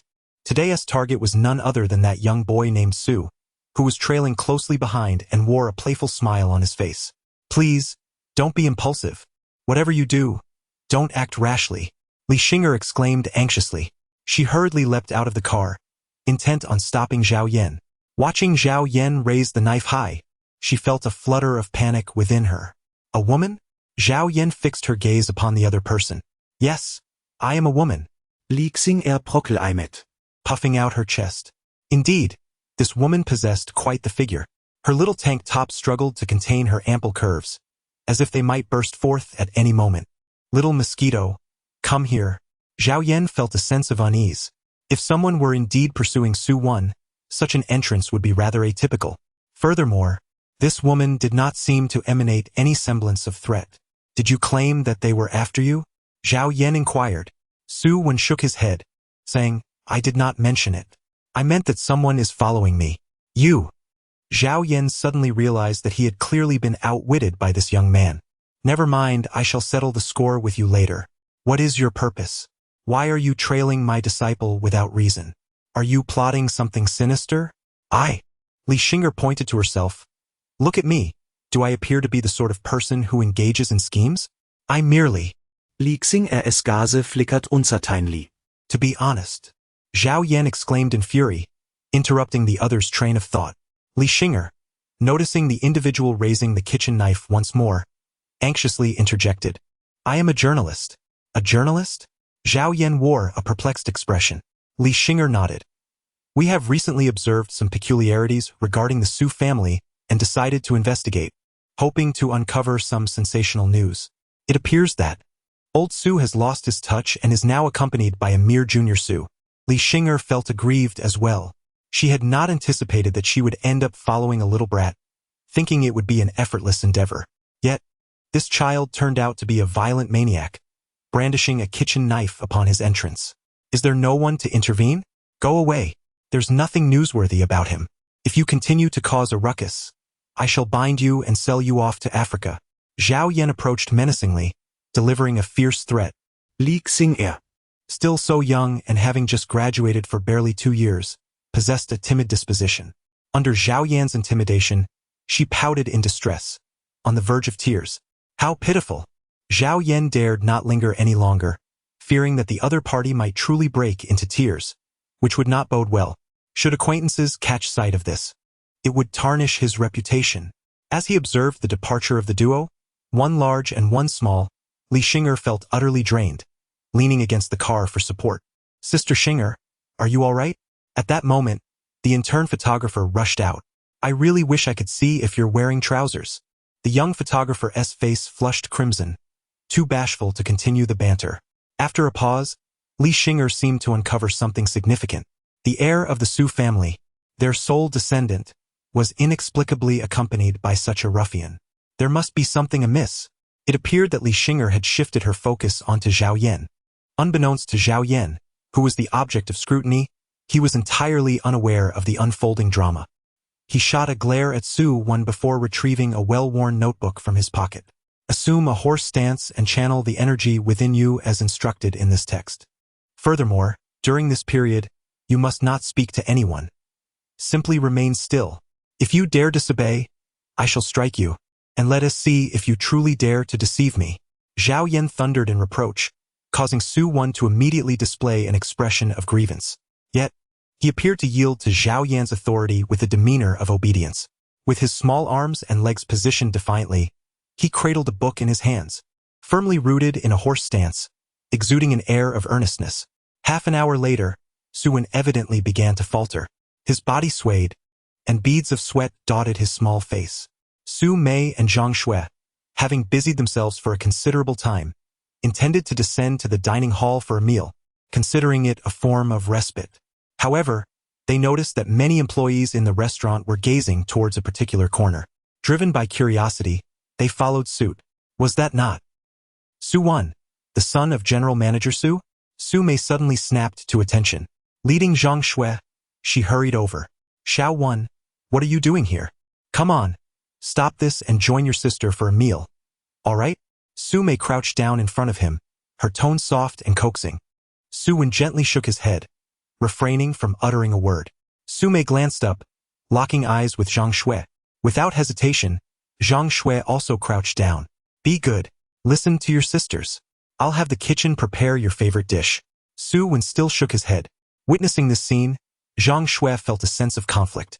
This situation was undoubtedly linked to that scoundrel Zhao Yan. Let us go find him, Su Mei declared, rising to her feet. Just as she prepared to enter the kitchen, she noticed Zhao Yan emerging, cradling a large iron bowl. The contents of the bowl were nearly overflowing, with a generous serving of vegetables piled atop. To manage such a feat of stacking, reaching the height of the bowl, required considerable skill. Do you still have the leisure to eat? Su Mei seethed, positioning herself defiantly in front of Zhao Yan. Zhao Yan still had a piece of vegetable in his mouth. What? He is just a child, and you are forcing him to practice horse stance and recite verses? I don't care. Make him stop and come over for dinner. Su Mei's words lingered in the air. Zhao Yan couldn't help but chuckle. He approached Su-1 step by step, playfully saying, Little mosquito, Your Aunt Sue is calling you for dinner. You're the one who's an aunt. Su Mei shot Zhao Yan a glare. Then, she crouched down, leaning closer to Su Wen, and gently asked, Little one, would you like to have dinner with your sister? Su Wen shook his head. Zhao Yan shrugged slightly, saying, Well, as you can see, despite his youth, he possesses an unwavering resolve. I have matters to attend to after work, so I am unable to assist you. Su Mei was exceedingly vexed. She clenched her teeth, gazing at Zhao Yan's retreating figure, feeling utterly helpless. Chapter 86. Coercion and Temptation After Work. Zhao Yan entered Lu Qingyun's car. As they departed from the parking lot, numerous surveillance cameras pivoted in their direction, capturing their every move. It was evident that the two had left simultaneously and were traveling together in a single vehicle. The scene undeniably exuded an air of strangeness. Do you have some connection with the Su family? Lu Qingyun finally could no longer contain her curiosity and inquired. Zhao Yan shrugged. Su Shiji's son, like your mother, fell ill and fortuitously encountered me. After rescuing his son, I took him on as my apprentice. No wonder. Lu Qingyun chuckled self-deprecatingly.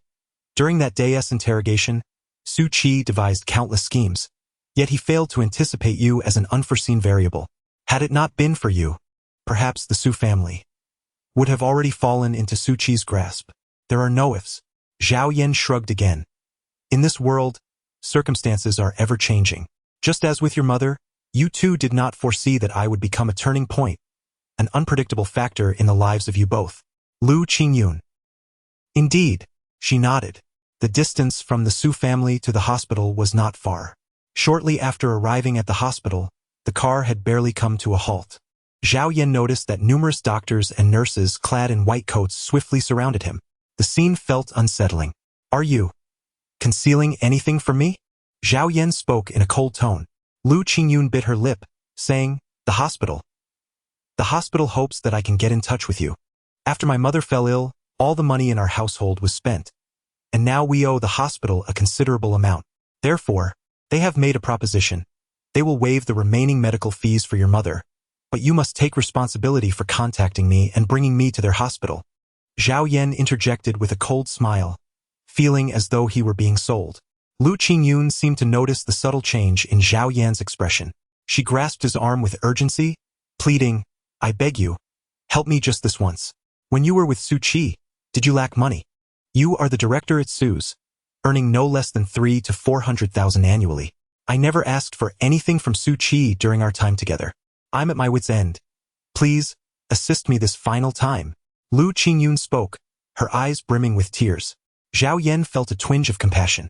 Meanwhile, Lu Qingyun continued, If you are willing to assist me, I could allow you another glimpse, not merely a photograph, but... She left her sentence unfinished. A sense of unease enveloped her, as she couldn't shake the thought that her actions bore an unsettling resemblance to those of women engaged in the flesh trade. Yet, when one finds themselves cornered with no viable options, their thoughts may wander astray. Moreover, having already shared a unique bond with Zhao Yan, and having sent him photographs, what harm could there be in allowing him to witness it all firsthand once more? Very well. Zhao Yan responded with a smile, prompting Lu Qingyun to exhale in relief. Observing Zhao Yan as she opened the car door and stepped out, Lu Qingyun promptly followed suit. You are Mr. Zhao, correct? Our hospital's traditional Chinese medicine physician has witnessed your remarkable techniques in treating patients. He is quite impressed and wishes to request your assistance with a particularly special case. As the individual approached, the smile on his face faltered. He exclaimed in astonishment, Mr. Zhao, do you have any particular taboos? He continued, rest assured, if you are willing to lend your expertise, we will provide our full support and adhere to your guidance. Furthermore, we are prepared to offer you a substantial remuneration to ensure that you. The leader of the group furrowed his brow, stating, Mr. Zhao, I urge you to reconsider.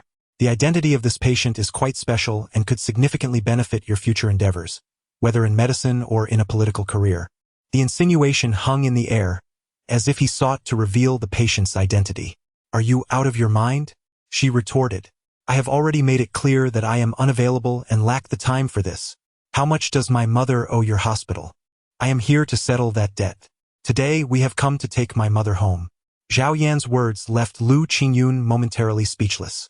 Lu Qingyun had initially believed that bringing the person here would conclude her responsibilities satisfactorily. However, it now appeared that Zhao Yan had fallen out with this group of individuals. Do you have any idea who the patient is? Countless people yearn to establish a connection with him, to earn his favor, to serve him.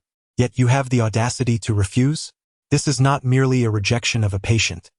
It is a dismissal of an opportunity, a chance for soaring success. The leader exclaimed with indignation. Zhao Yan waved his hand dismissively, saying, "Say what you will. I have no time to engage with you." With that, he strode towards the hospital entrance. Lu Qingyun, witnessing this scene, swiftly maneuvered around the cluster of doctors and hurried after him. "Why are you refusing?" he exclaimed anxiously. He is not mistaken. This is indeed a splendid opportunity. Zhao Yan smiled softly, stating, "It is those devoid of capability who require opportunities from others. Those endowed with ability do not need such trifles." Moreover, the other party mentioned that this individual possesses an extraordinary identity. Healing such a person could lead to troublesome consequences. Who knows, one might find oneself quite occupied in the future. She furrowed her brow, gazing intently at Zhao Yan's profile. She had not anticipated that he would possess such meticulous thoughts. Had it been anyone else, they would have likely succumbed to impatience long ago. Yet he could perceive matters from an alternative perspective which was quite exceptional. Outside the hospital, an elderly professor hurried forward. "Director, this individual is simply obstinate. Should I have the security stop that girl's mother from leaving the hospital?" The leading director shook his head. "No, a mere yellow-haired lad who refuses to heed our advice. We shall not waste our energy. You all take generous gifts and invite the esteemed Dr. Zhou Dashan to come. I have received word that the old master of the Su family suffered from a similar ailment and was ultimately cured by Dr. Zhou. As long as this titan of traditional Chinese medicine is present, we need not be anxious." Upon the director's pronouncement, the individuals behind him swiftly acknowledged and dashed out. Little did they know, the true healer of Mr. Su had just departed from their midst. Chapter 87. The ideal boyfriend without the hospital's hindrance. Zhao Yan settled the bill for Lu Qingyun. On their way back, Lu Qingyun's mother regarded Zhao Yan as a prospective son-in-law. The two chatted and laughed, leaving Lu Qingyun feeling somewhat like an outsider. "Auntie, the dishes earlier were delightful, weren't they? I must tell you, Asan's cuisine is quite unique. Although a tad spicy, it is rather tasty. Just be wary when you visit Asan's territory. A single chicken leg could likely comprise half of the periodic table." Ha ha ha. Lu's mother laughed heartily. "Indeed, I recall reading about it in the news. There was a host who drank Ganges water in the morning and was rushed to the hospital by the afternoon. That stuff is even more dangerous than paraquat." "Mom, we've arrived home." Lu Qingyun interrupted their banter. Lu's mother nodded, grasping Zhao Yan's arm. "Come, let's go upstairs. I must say, conversing with you is truly enjoyable. Unlike my daughter, she is far too reserved. The two of us could sit in a room for ages without uttering a word." Zhao Yan glanced up at Lu Qingyun, who was biting her lower lip, appearing somewhat conflicted. "Auntie, not today. I have other matters to attend to," she said. "How about this? Once I finish my current tasks, I will come to find you, just the two of us for morning tea." Upon hearing this, Lu's mother replied earnestly, "You must remember your promise." Zhao Yan nodded and turned to leave. Just as he stepped out of the community, Lu Qingyun's call came through. "Today. Thank you. I owe you money, and I will find a way to repay you as soon as possible. As for what I promised you, please come to the office tomorrow. My mother is home, and it's inconvenient." The mention of the office caused Zhao Yan's eyes to widen in surprise. Oddly enough, the thought of engaging in such activities at the office seemed rather intriguing. "Also, your mother must not miss her medication. Please continue as I instructed." "All right," Lu Qingyun replied earnestly. After hanging up, Zhao Yan glanced at the time. It was just past 7, and according to Su Wei's earlier words, he should still be able to make it if he hurried. Ultimately, Zhao Yan hailed a cab and rushed over. Upon arriving at the secluded alley, he had scarcely stepped out of the vehicle when he spotted Su Wei lurking at the alley's entrance. She appeared enigmatic, frequently peering into the alley as if anxious about something. "What are you doing here?" Zhao Yan stepped forward and suddenly spoke. The sound startled the other party considerably. "Ha! How is it that you walk without making a sound?" Su Wei exclaimed angrily. Zhao Yan rolled her eyes. "Is this your attitude? Fine, I apologize for startling you. I shall take my leave, shall I?" "Wait, don't go." Su Wei hurriedly stepped forward, grasping Zhao Yan's arm. "I implore you, please do not abandon me." "Well, what do you truly desire? If it is merely a meal you seek, you could easily dine alone. I assure you, I have just eaten and am still quite full. Who wants to eat?" Su Wei tugged Zhao Yan toward the alley. "Come with me, quickly." In no time, the two entered the alley. Su Wei was greeted by a familiar face right before her. The individual was wiping their hands with a towel and smiled. "Same old. Same old?" Su Wei slightly parted her lips, but the person turned to head toward the kitchen. "Wait," Su Wei suddenly called out. The person flinched, for it had been quite some time since Su Wei had spoken to him. Though it was merely two simple words, they were met with astonishment. He turned around, nervously gazing at Su Wei, who was equally anxious. Her grip on Zhao Yan's hand was quite firm. "Could you sit down and have a proper conversation with me?" Upon hearing her words, he momentarily thought he was imagining things. "Hey, I'm asking you a question," Zhao Yan urged. Only then did the person snap back to reality. All right, just wait a moment. I'll whip up a few dishes. I promise it will be quick." With excitement, he swiftly turned and went back inside. Before long, he emerged with 3 plates of food. Zhao Yan now felt as if she were a colossal light bulb. In this father-daughter dynamic, words seemed superfluous. They fell into a prolonged silence, during which Su Wei bit her lower lip and inquired, "I am quite curious. Why did my mother, before her passing, implore me not to harbor hatred towards you? Why did you choose to abandon both her and me? Why did you heartlessly forsake us?" As Su Wei's words lingered in the air, the other party hesitated. After much inner turmoil, he managed a strained smile and replied, I am not the person you imagine, someone who is capricious and forgetful of the past. Your mother was ill, and I did not wish to witness her suffering. Hence I chose to leave. You scoundrel! I should never have come to seek you out, nor should I have laid eyes on you again." Su Wei seethed with rage, abruptly rising to her feet. Just as she prepared to turn away, Zhao Yan abruptly reached out and firmly grasped her wrist. "Do not be in such haste to depart. He is merely deceiving you." As Zhao Yan's words lingered in the air, Su Wei was momentarily taken aback. The middle-aged man before her abruptly lifted his head, revealing a look of astonishment. "No, I did not deceive her. I have not lied," he asserted earnestly, a pained expression etched upon his face. Zhao Yan smiled. When one lies, their eyes often shy away from meeting the gaze of others. Moreover, from your expression, I can discern the turmoil brewing within you. When you spoke, there was a hesitation. It was not that you lacked the courage to articulate your thoughts, but rather, you were reluctant to voice them. Zhao Yan reached out and gently tapped the other person's shoulder, saying, "This is your sole opportunity, and indeed your final chance. If you truly believe it is inconsequential, that her misunderstanding is of no matter, then I have nothing further to say. It is time for you to speak the truth." As Zhao Yan articulated his thoughts, Su Wei displayed a look of perplexity beside him. She fixed her gaze upon him. "Is what he says true? Are you deceiving me?" Su Wei felt a surge of anxiety. She had mustered the courage to speak out, hoping for a beautiful answer rather than a complete shattering of her dreams. The middle-aged man took a deep breath. "You are not mistaken. I have indeed lied. The true reason is, when you were very young, I witnessed your mother in bed with another man." Chapter 88.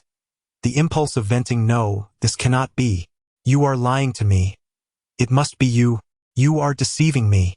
Su Wei staggered back a couple of steps, only to be caught by Zhao Yan, who immediately reached out to steady her shoulder, preventing her from colliding with the table behind. I did not wish to tarnish her image in your heart, which is why I have refrained from revealing the truth. This matter is known even to your grandmother. She urged me not to harbor hatred towards you. I believed she merely wished for me to possess the dream of a father's love, but it seems. The middle-aged man sighed. "If you still do not believe me, you may inquire with your cousin. He is also aware." In that moment, Su Wei was engulfed in panic. She lifted her head, her eyes brimming with tears, and stared imploringly at the man before her. No, it cannot be this way. It simply cannot be. You are lying to me, you are lying to me. With that, Su Wei turned and fled through the door. Zhao Yan hurriedly pursued her, opening the passenger door and taking a seat.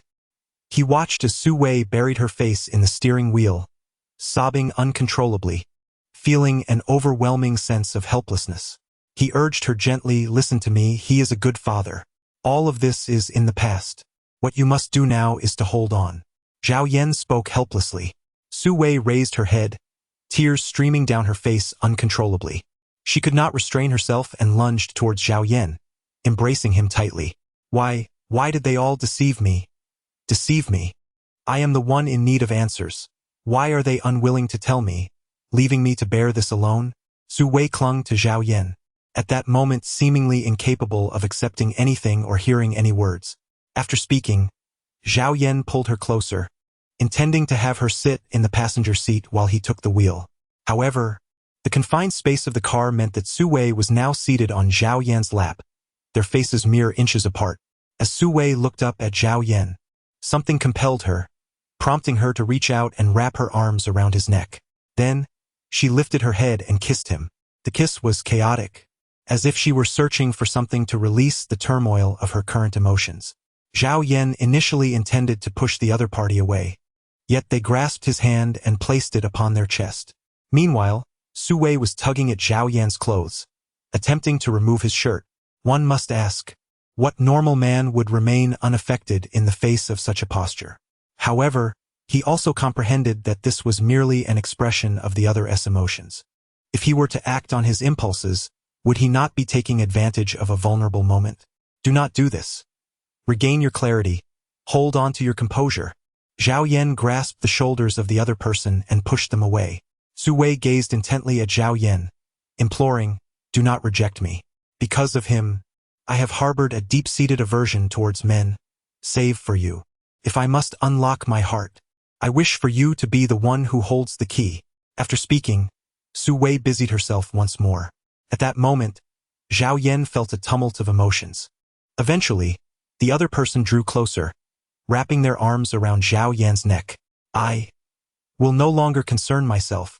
Subsequently, this woman seemed to be consumed by fervor, as the flame of passion ignited within her, spiraling out of control. The vital energy within her began to surge, akin to a kettle being filled with water, gradually reaching a boiling point. After more than 40 minutes, he exhaled deeply, declaring the conclusion of the encounter. Meanwhile, Zhao Yan sensed that his strength was teetering on the brink of a breakthrough.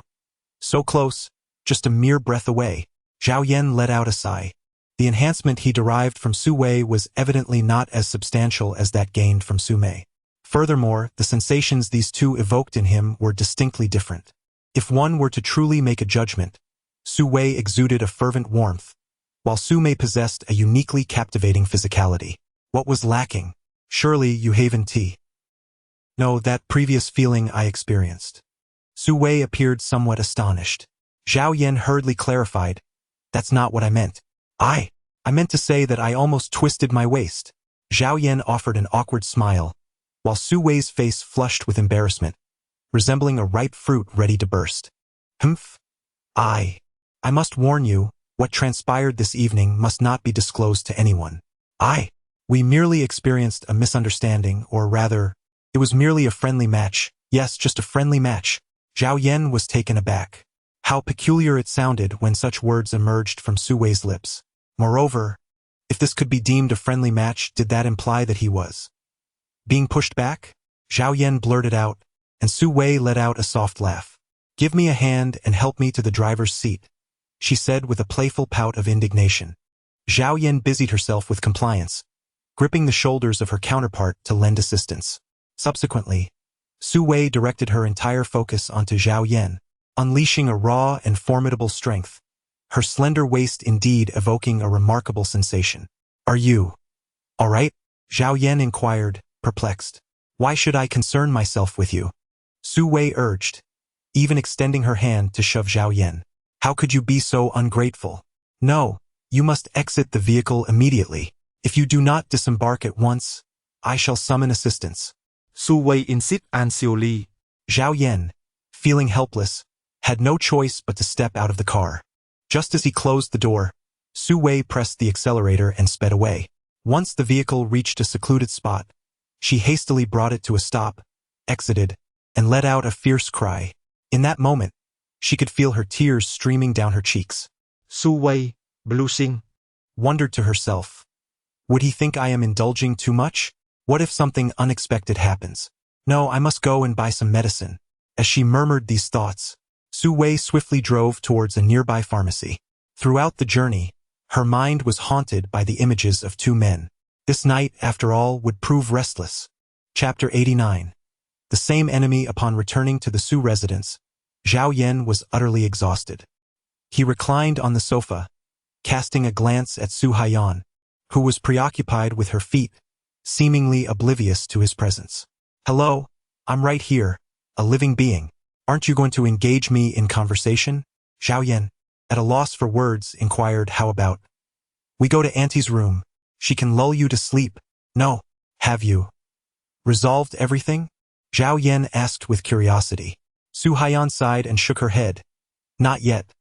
I still have to go out tonight. Do you have time? Will you accompany me? No. Zhao Yan chuckled. I am weary and simply wish to indulge in a good slumber. If you, esteemed elder, have matters to attend to, then I bid you farewell. With that, Zhao Yan rose and made his way to the servants' quarters. In the room, he settled himself cross-legged, channeling his energy as he allowed it to circulate throughout his body. Yet, he still felt a slight deficiency.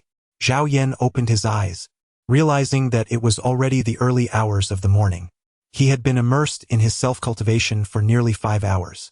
Raising his gaze towards the ceiling above, he noted that the room he occupied was merely separated from Su Mei's by a thin ceiling. Moments ago, he had heard the playful laughter of the two women, yet now a profound silence enveloped the space, devoid of any sound. Zhao Yan rose to take a shower, and as he stepped out of the door, he was taken aback to find Zhang Shui standing outside. What on earth? When did you come in? What do you want? Zhao Yan clasped her hands across her chest. Zhang Shui rolled her eyes and remarked, What are you covering? I've seen everything there is to see, both what should be seen and what should not.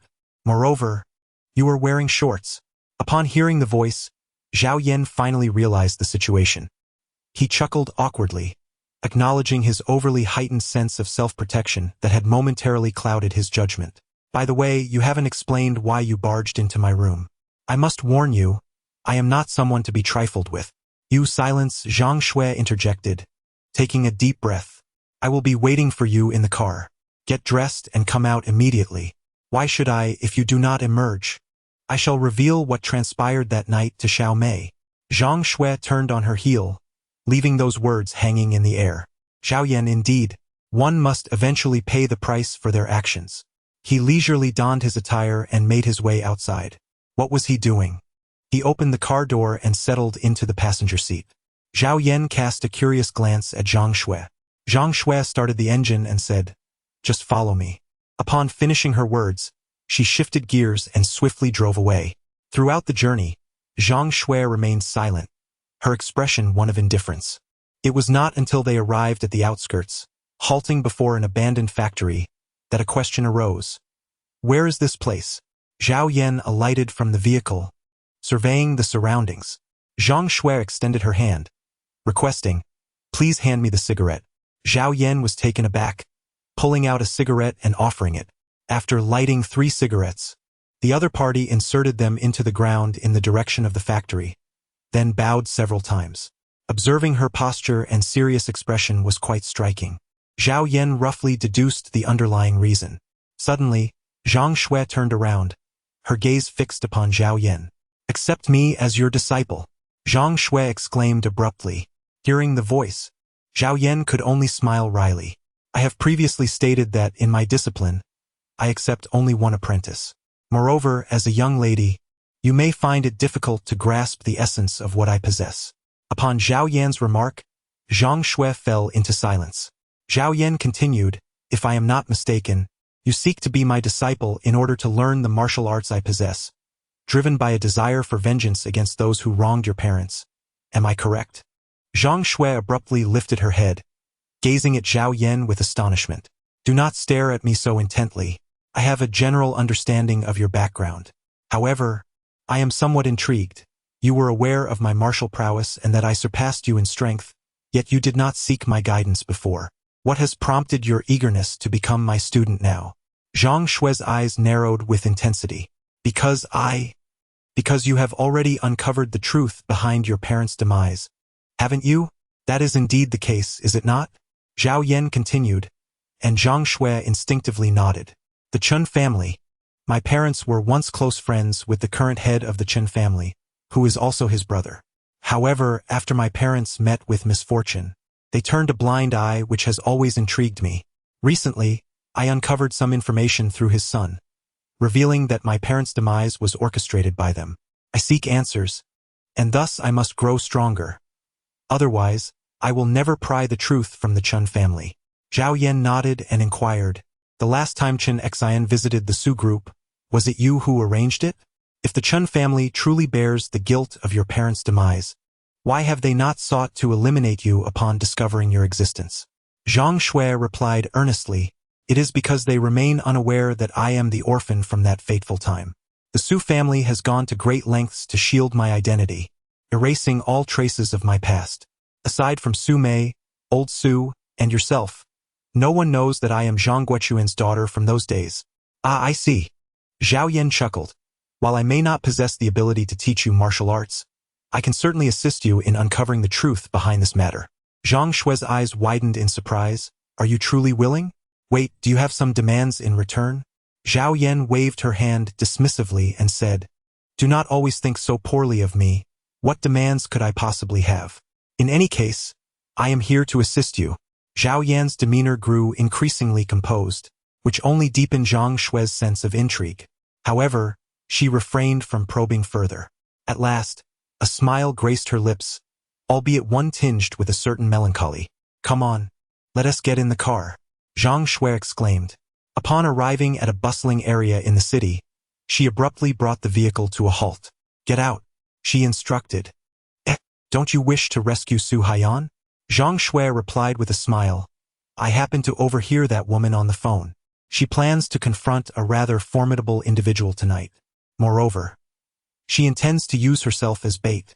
TSK. The women of the Su family are certainly not to be underestimated. Zhao Yan sighed in resignation as he opened the car door and stepped outside. Just a few paces away, she called out, no matter the cost, as long as the truth can be uncovered, I shall grant you anything, including continuing what was left unfinished last time. Zhao Yan's eyes widened in astonishment. Yet, just as he took a step forward, the woman abruptly pressed down on the accelerator, darting away right before his eyes. Goodness, could she not articulate her intentions more clearly? TSK. Merely verbal communication is insufficient.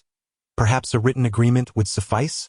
Zhao Yan shouted towards the direction in which the car was departing. Chapter 90. The Alluring Assassin.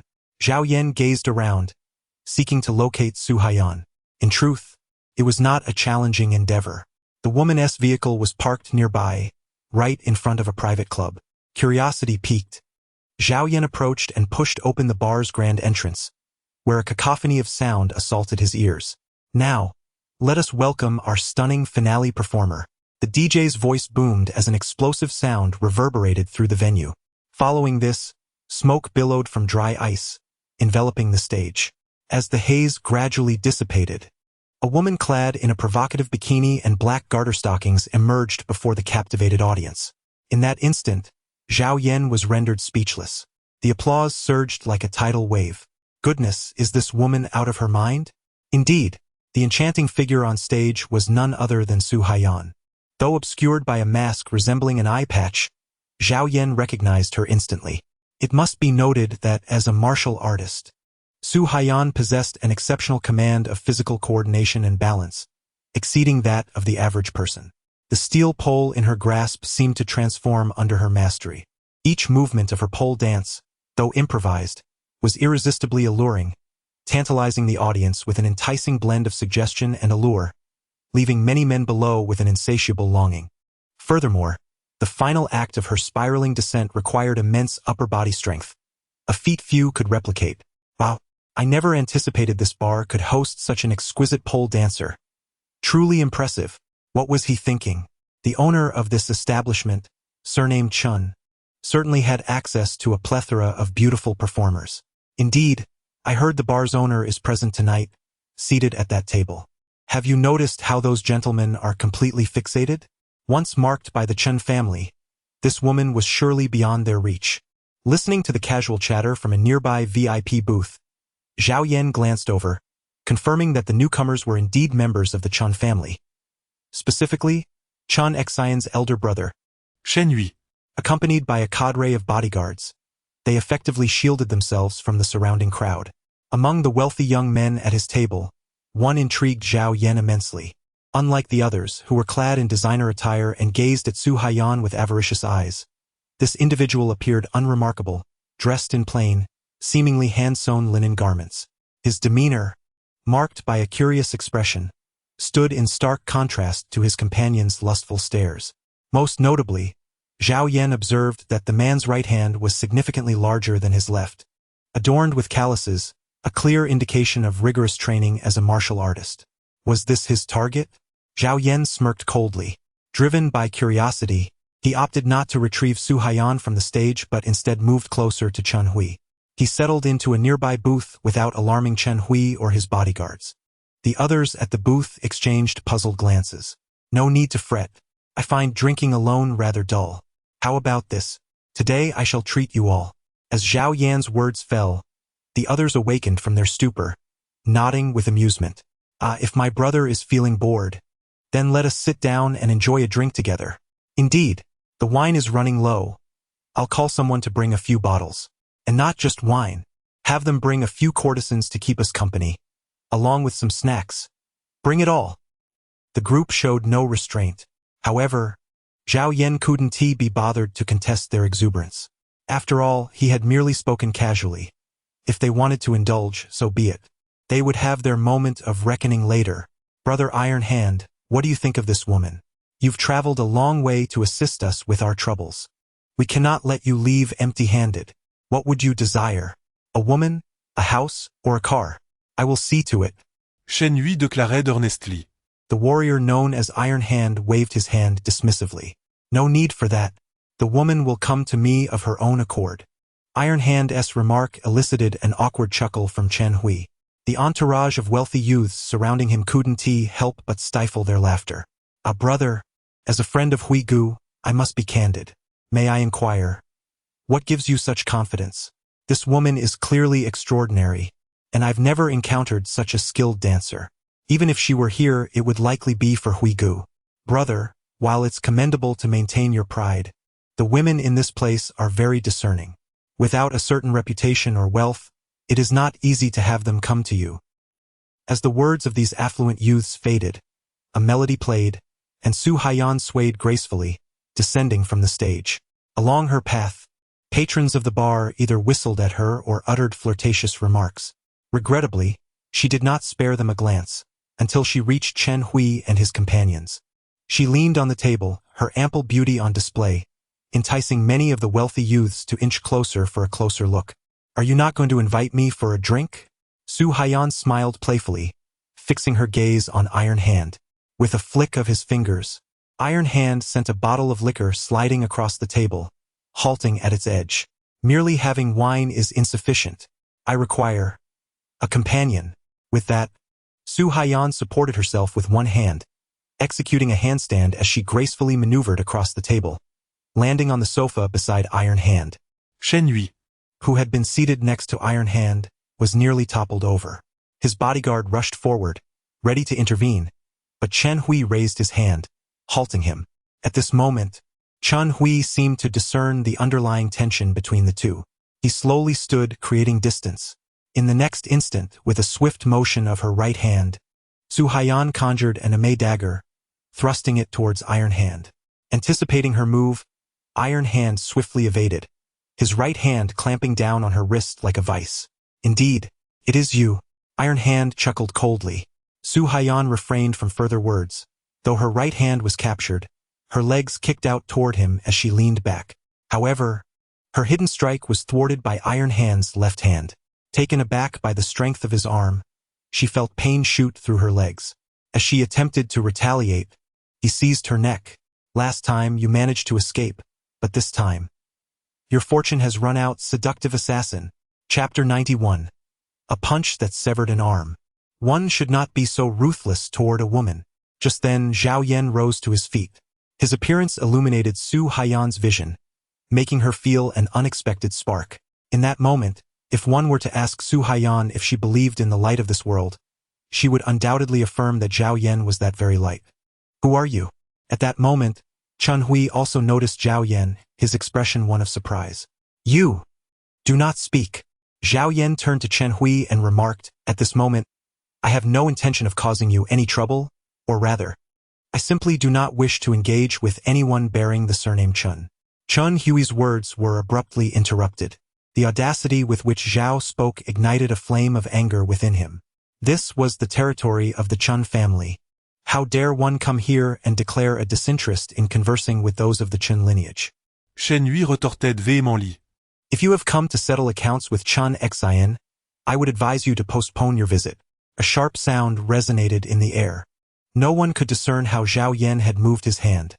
All that was evident was that Chen Hui was abruptly silenced by a resounding slap, a vivid imprint of 5 fingers blossoming on his cheek. I must say, you are no longer a child. Why do you behave so thoughtlessly? I have already instructed those with the surname Chen to remain silent. What more do you have to say? Zhao Yan spoke with disdain. Others only knew that Zhao Yan had taken action, but only Tai Shou understood that the opponent's movements were so elusive that even he could not perceive them.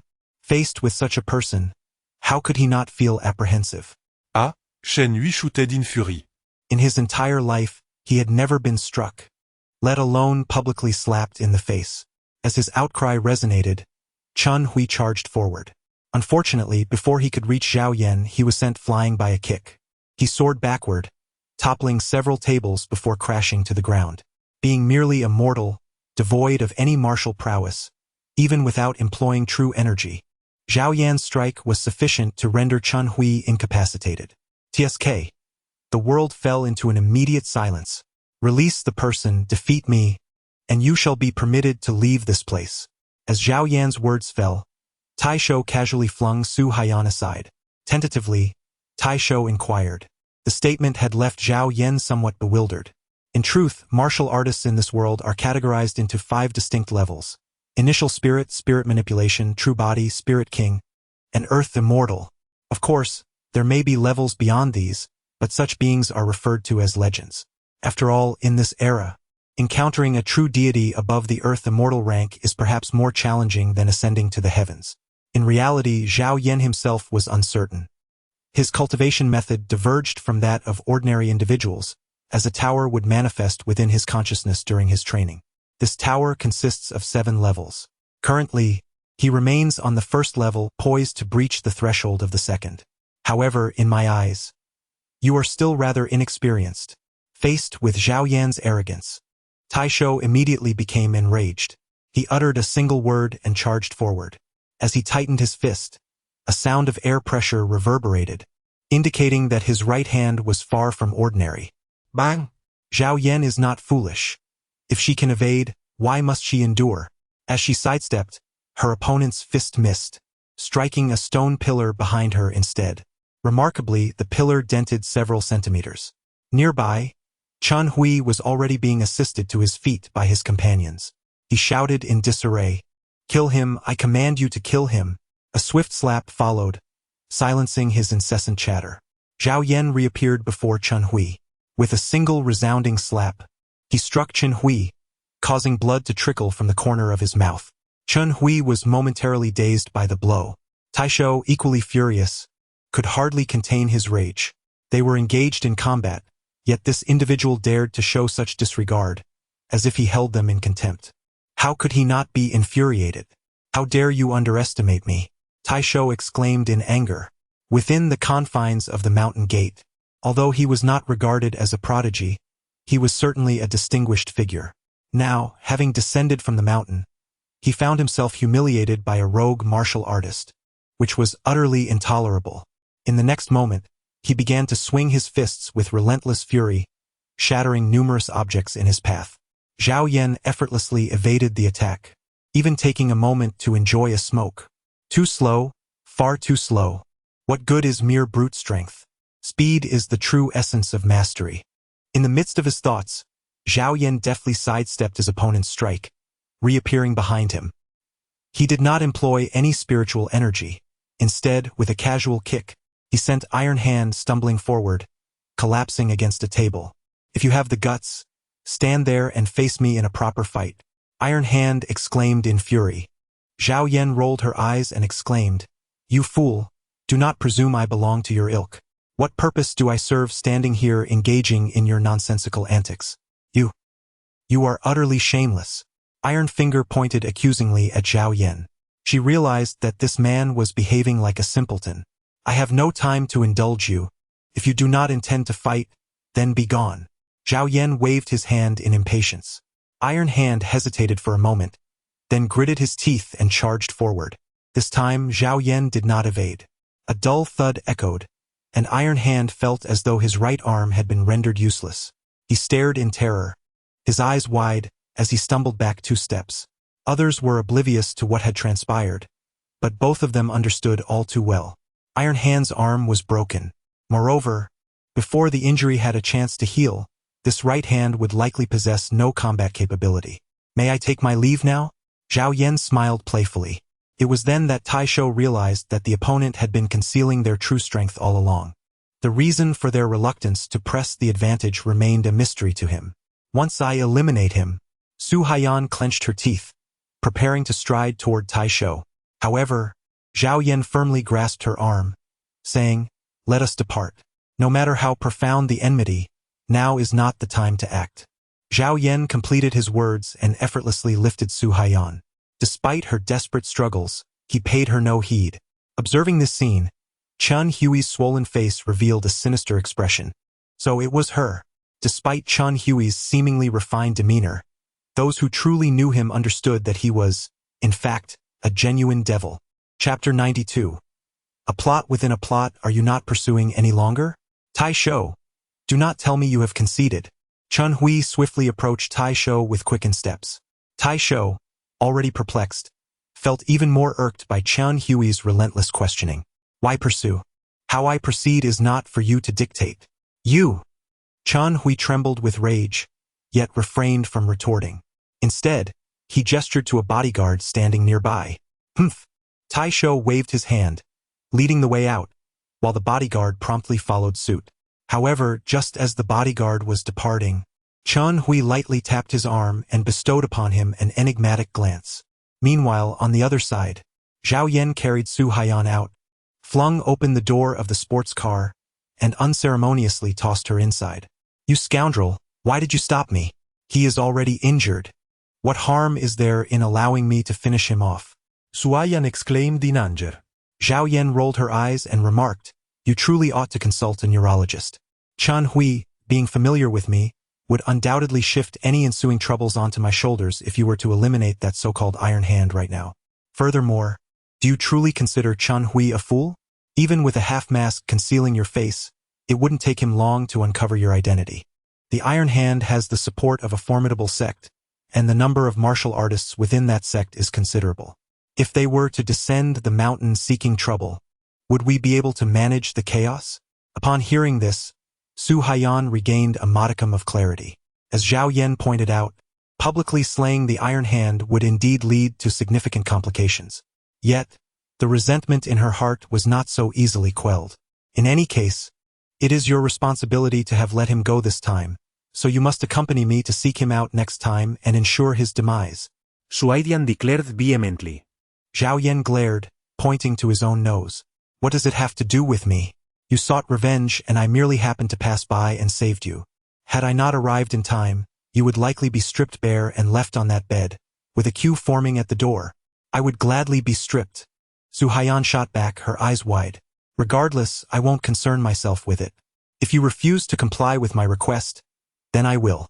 Before Zhao Yan could react, Su Haiyan inexplicably produced a mobile phone. She swiftly leaned in beside Zhao Yan, striking an exceedingly intimate pose for a photograph. I'll send this to that girl, Su Mei. Su Haiyan chuckled playfully, waving her phone. Upon witnessing this, Zhao Yan felt utterly speechless. This woman must be unwell. Otherwise, how could she possibly engage in such behavior? Alas, matters concerning the future shall be addressed in due time. Zhao Yan urged with a hint of impatience. Su Haiyan pouted her lips, her eyes twinkling as if a mischievous idea had just crossed her mind. Slowly, she lifted her long, elegant legs and placed them upon Zhao Yan's thigh. Oh dear, I'm utterly exhausted from dancing earlier. Could you perhaps give me a massage? She inquired. Rest assured, this little arrangement will remain solely between the two of us. Observing her slender legs clad in sheer black stockings, he felt a stir of intrigue. Zhao Yan couldn't help but swallow hard. Just a moment ago, from a distance, he had perceived those legs as nothing short of a flawless work of art. Now, they lay before him, captivating in their exquisite form. Zhao Yan was certainly eager to give it a try. However, this woman was indeed a formidable enchantress. Who could fathom what cunning scheme she might concoct next? What's wrong? Is it too much to ask for a little massage? Su Haiyan said playfully in a melodramatic tone. I warn you, you are playing with fire. Zhao Yan inhaled sharply. What is there to fear? If you find the streets and alleys unsuitable, shall we perhaps relocate to another venue? Su Haiyan bit her lower lip, revealing a captivating expression. As Zhao Yan was about to speak, he suddenly noticed Tai Shou emerging from the bar. He entered a luxury vehicle and drove off into the distance. Ah, the opportunity for revenge has arrived. Whether to take action is entirely up to you. Zhao Yan smiled faintly. Su Haiyan hastily turned around to gaze out of the window. The alluring expression that had graced her face vanished, replaced by a visage of sheer excitement. Hurry up. If we eliminate him tonight, I shall grant you any request you desire. Zhao Yan stared in disbelief. How could this woman possess such knowledge? Had she been hiding somewhere that night, eavesdropping on them? Do not speak nonsense. Steady yourself. Zhao Yan started the vehicle and pressed the accelerator to pursue. Su Haiyan gazed at Zhao Yan's profile, yearning to laugh yet suppressing the urge. She understood that Zhao Yan was intentionally adopting a serious demeanor, avoiding conversation with her, merely evading the question posed earlier. Before long, the other party's business vehicle approached a secluded road. Just as Zhao Yan prepared to accelerate and catch up, the business vehicle abruptly reduced its speed and ejected an individual from within.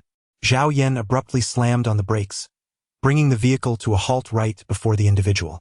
It appeared to be that fellow. Su Haiyan was somewhat taken aback. Let us get out and take a look. With that, Zhao Yan flung open the car door and dashed out. Upon turning over the person's body, he discovered that it was indeed the defeated Iron Hand from earlier. His attire was tattered, and his face bore numerous wounds. More significantly, there was a fatal gash on his neck, from which blood continued to seep. So, is he dead? Su Haiyan inquired with curiosity. Zhao Yan nodded. He rose to his feet and gazed in the direction where the business vehicle had departed. It seemed that trouble was looming on the horizon. Zhao Yan murmured softly. Su Haiyan dismissed her concerns with a scoff. What trouble could there possibly be? If someone is dead, it might be for the better. Although I am unaware of who orchestrated this, I must extend my gratitude to them. Who? Su Haiyan's eyes widened in surprise. Shenhui. Zhao Yan replied coldly, I just slapped him twice. He must be harboring resentment. He likely took advantage of Iron Hand's injury to act. With Iron Hand deceased, he can conveniently shift the blame onto us. How devious! Su Haiyan exclaimed in astonishment. Suddenly, a thought struck her, and she hurried towards her sports car. In no time, she retrieved an SD memory card from the front of the vehicle. What a pity! He was overconfident. He truly believed his plan was flawless. If he intends to use others as pawns, we can very well turn the tables on him. Upon hearing this, Zhao Yan could not help but smile. Indeed, it was fortunate that they had arrived. Otherwise, it would have been impossible to fabricate such evidence. Now, he found himself somewhat eager, contemplating the possibility of the Mountain Gates people being incited to come to Linghai City. Once they uncover the truth, How will the Chen family respond?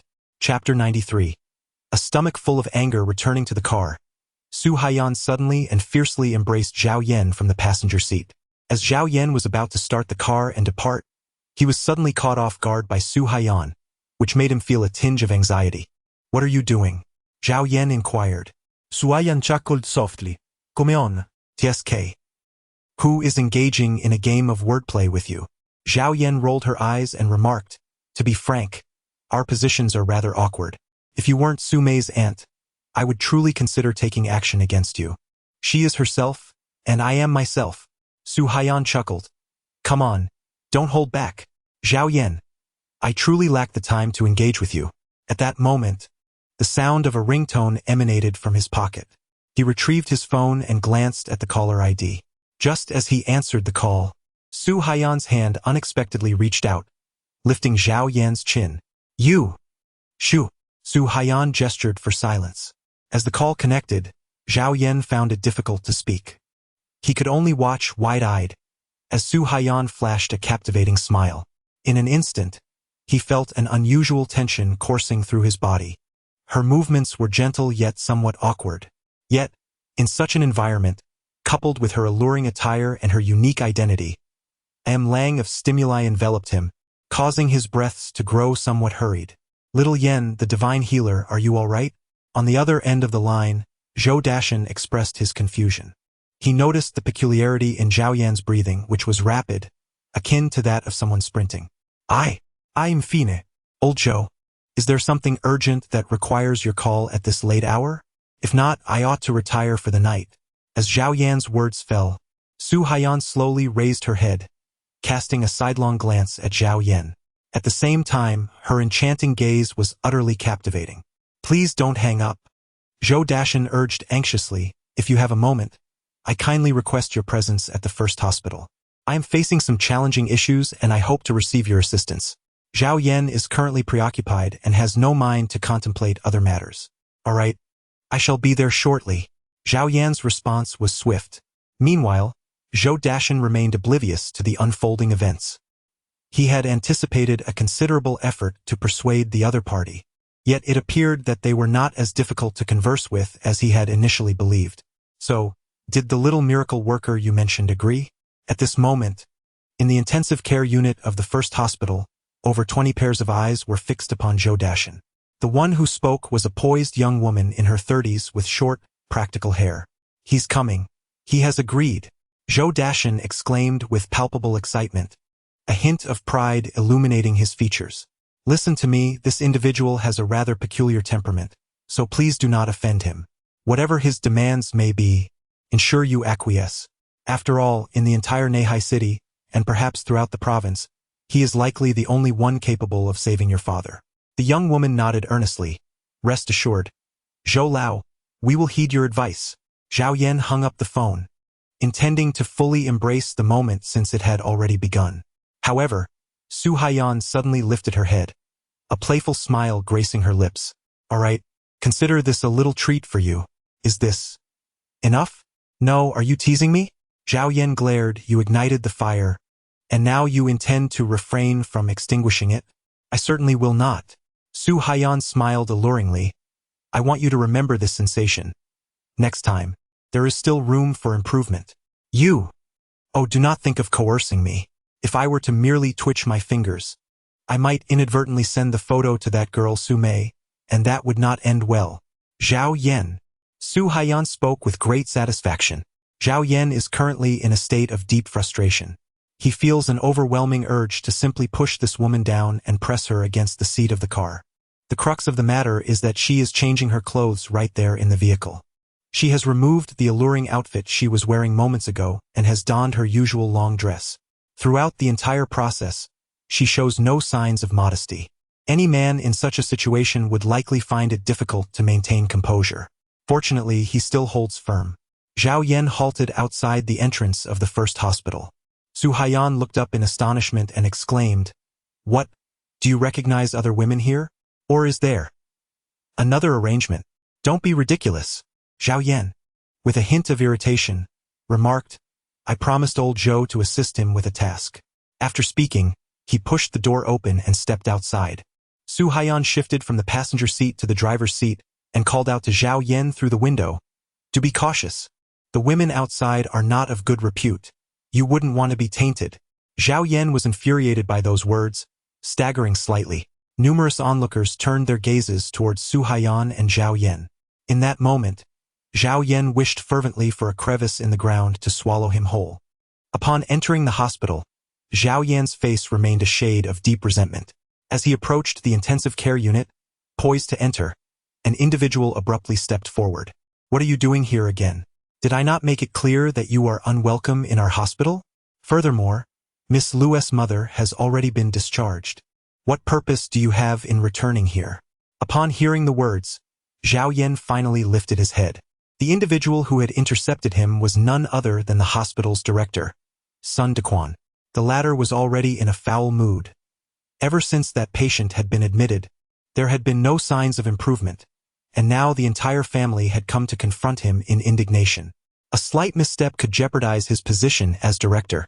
Therefore, upon learning that Zhou Dashan had sought the assistance of a miraculous healer, he promptly instructed his associates to wait outside. Little did he expect that when the elevator doors opened, it would be this man who entered. "Are you not pleased to see me?"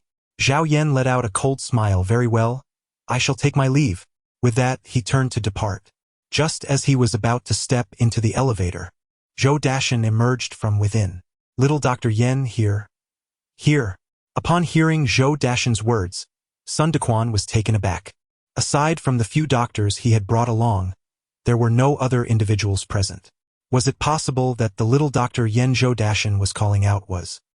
"Quick, stop him," Sun Dequan urged, pushing a young man beside him. As the elevator doors opened, the young man swiftly stepped forward, blocking Zhao Yan's path. "Little Dr. Yen I. Why is it that the more I call you, the further you go?" Zhou Dashan panted as he hurriedly approached, followed closely by an attractive young woman and several family members of the patient. "I heard you. However, you told me to leave, saying I was unwelcome here. Thus I shall take my leave." Zhao Yan pointed at Sun Dequan not far away. His words made Sun Dequan tremble. In the next moment, the beautiful woman and her family cast furious glances towards him. Chapter 94. The Li family of Longqing. No. This is a misunderstanding. A complete misunderstanding. Zhou Dashan hurriedly approached little Yen, the divine doctor. "He might. Are you going to speak in their favor?"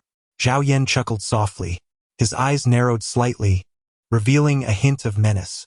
Zhou Dashan trembled. He understood Zhao Yan's temperament. If he were to speak up, he might inadvertently offend him.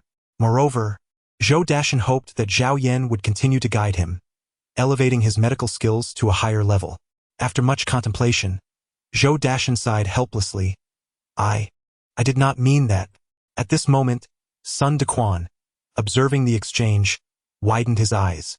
He was acutely aware of Zhou Dashan's social standing and his background and capabilities. To his astonishment, the other party displayed such an attitude, which only intensified his anxiety. Just then, the beautiful woman approached. "If you refuse to stay and treat my father, I see no reason for you to continue being the director." Her words were soft yet carried an undeniable authority. Sun Dequan shuddered and hurried over. Divine Doctor.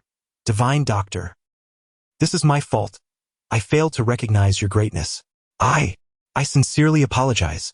It was all a misunderstanding. Why not stay? After all, saving a life is worth more than building a 7-story pagoda. Moreover, healing the sick is the fundamental duty of a physician, is it not? You cannot turn a blind eye to suffering. Can you? Are you attempting to morally coerce me? Zhao Yan replied with a smile, "What I wish to do, no one can hinder. Step aside." Zhao Yan's furious reprimand echoed as Sun Dequan instinctively took a step back, feeling the piercing gaze of the former, which was both intimidating and fierce. The beautiful woman, witnessing this, hurriedly approached. "Wait, how much do you need? Name your price." Her words elicited a bemused smile from Zhao Yan. "Money? This trinket is of little use in excess. Enough is sufficient." With that, Zhao Yan resumed his stride towards the elevator. "If you stay and successfully rescue my father, whatever you desire, the Li family of Longqing can provide." The woman earnestly dropped this weighty proposition. It is important to note that Longcheng is not like Neihai City. It is the provincial capital, and the Li family of Longcheng is an enormous entity, akin to the prominence of the Su family in Neihai City, wielding immense power. Are you finished? My medical endeavors depend on my mood. I have no regard for your Longcheng Li family or the Zhao family of Longcheng. He paid no heed to her beauty, nor did he consider her background or identity. Step aside.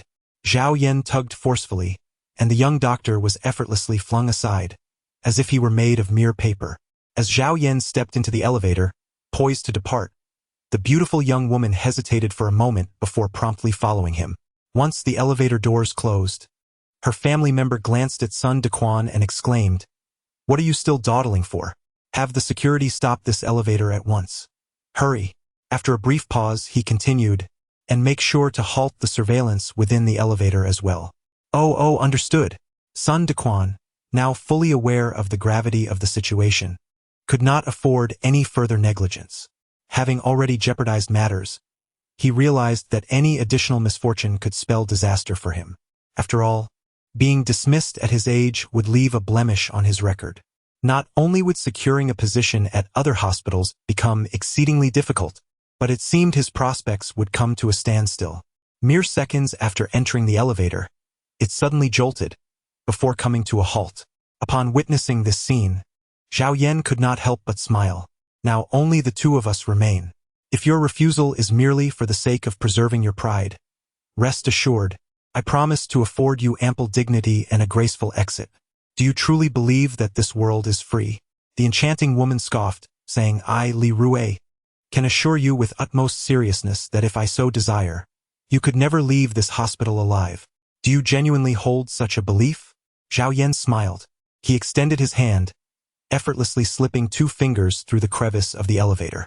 With a slight exertion, he pried the elevator doors open. This spectacle left Li Rue wide-eyed in astonishment. Are you a martial artist?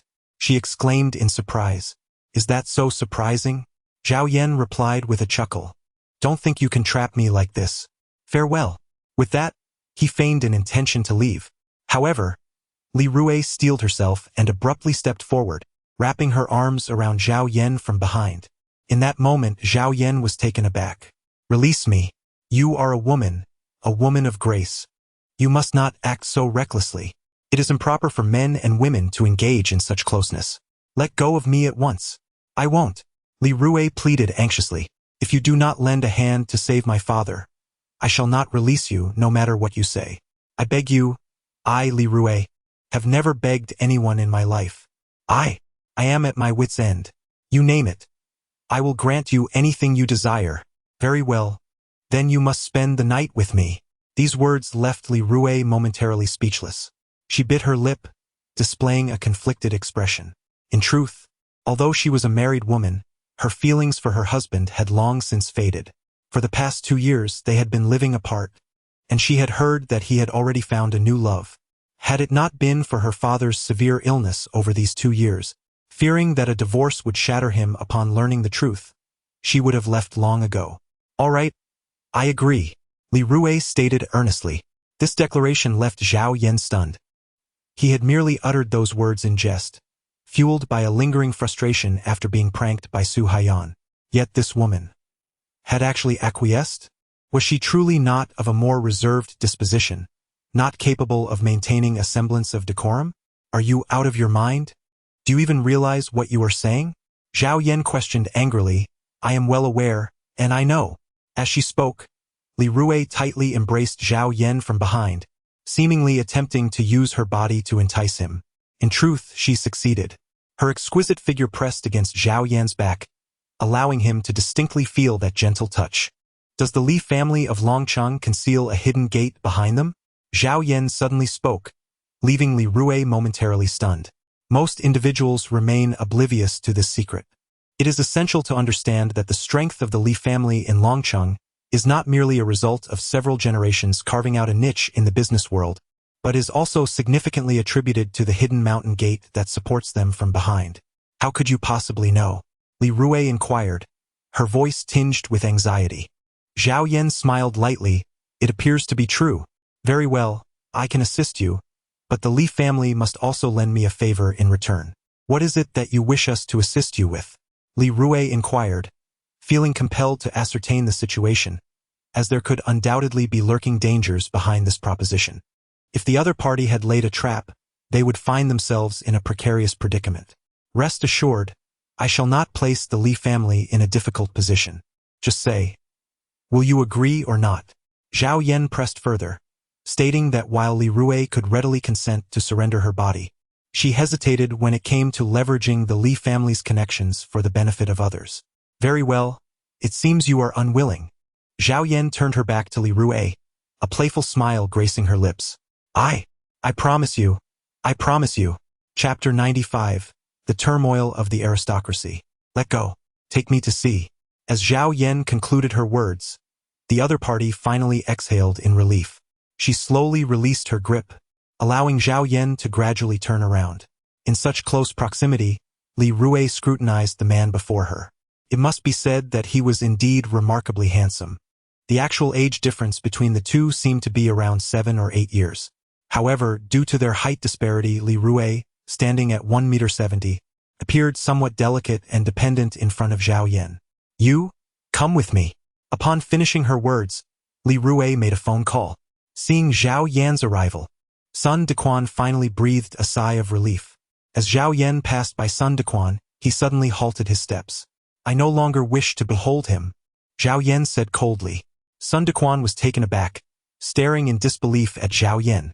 Li Rue glanced at her family beside her and nodded. No, I realize my mistakes. I truly understand my errors. Divine Healer, I implore you for another chance. I beg you.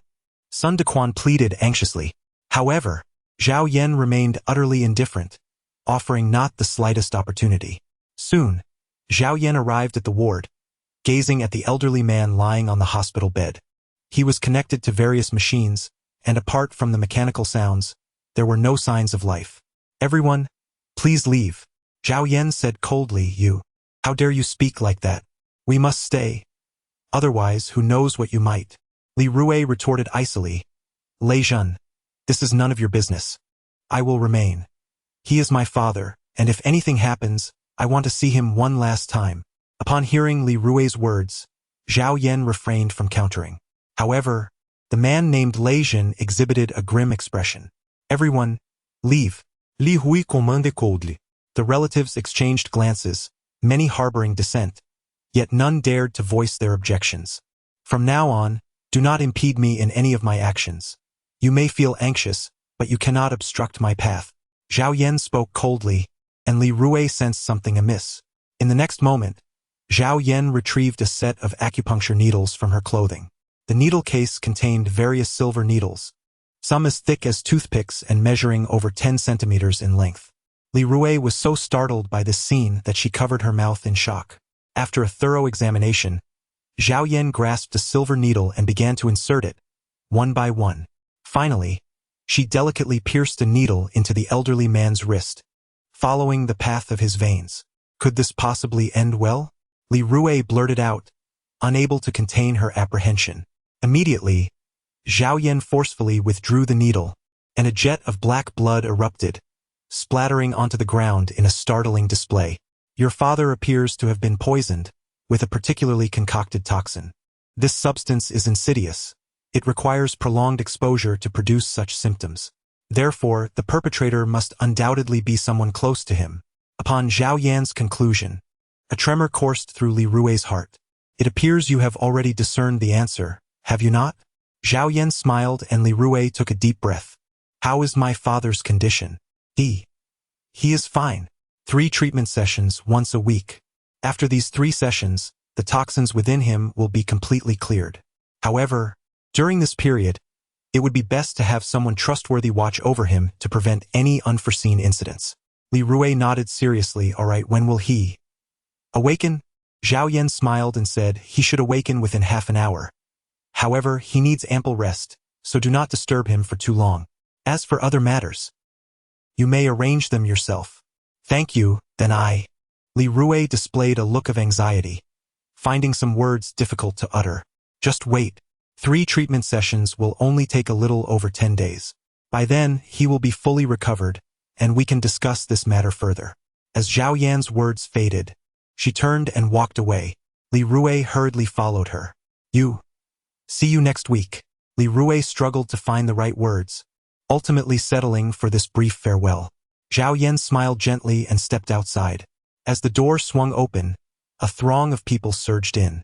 Observing this scene, Zhao Yan paid it no mind.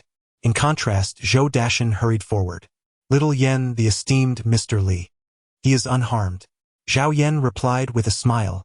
It would be wise for you to refrain from getting too involved in this matter, lest you encounter any trouble. As Zhao Yan's words fell, Zhou Dashan was momentarily taken aback. Then after a moment of contemplation, he nodded in agreement. I shall inform them, and then I must take my leave. With that, Zhou Dashan concluded his statement and turned to head towards the hospital room. Zhao Yan did not wait and directly descended the stairs, preparing to hail a taxi at the entrance. At that moment, a group of individuals approached briskly. Leading the pack were several elderly women, followed closely by Sun Dequan and a few young men. It is you. You are the one who dismissed my old son even in his twilight years. The foremost woman began to berate Zhao Yan, pointing an accusatory finger at her. Zhao Yan furrowed his brow, poised to speak. At that moment a figure approached. I warn you, if you do not leave, do not blame me for being impolite. The words of this individual rendered Zhao Yan momentarily speechless. He could not recall knowing such a woman, yet why had she suddenly intervened on his behalf? Are you trying to intimidate me? We have done nothing wrong. Even if you call the police, it would be futile. Just as the elderly woman was about to continue, Sun Dequan abruptly awakened. He swiftly stepped forward, gripping the woman's arm. Let us go, quickly. What is the matter? Why are you so timid? She is just a woman, one of the bystanders remarked. Are you intimidated simply because she is attractive? Silence. Sun Dequan gritted his teeth. She is the second young lady of the Li family. Do you not realize who she is? We must leave at once. Upon hearing Sun Dequan's words, the elderly woman stood frozen. They were not well acquainted with the significance of the Li family. They only knew that a single word from the eldest daughter had brought their household to ruin. But what of the Li family? This world operates on reason. Are you leaving or not? If you refuse, I shall depart. Sun Dequan exclaimed, delivering a sharp slap. The crisp sound startled the elderly woman. The nearby youths were equally perplexed by the unfolding events.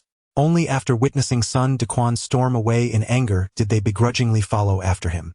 Meanwhile, Zhao Yan's gaze rested upon the woman. Clad in a sleek black dress, she possessed an attractive figure, appearing to be in her late 20s. It was then that Zhao Yan recognized the striking resemblance she bore to Li Rui.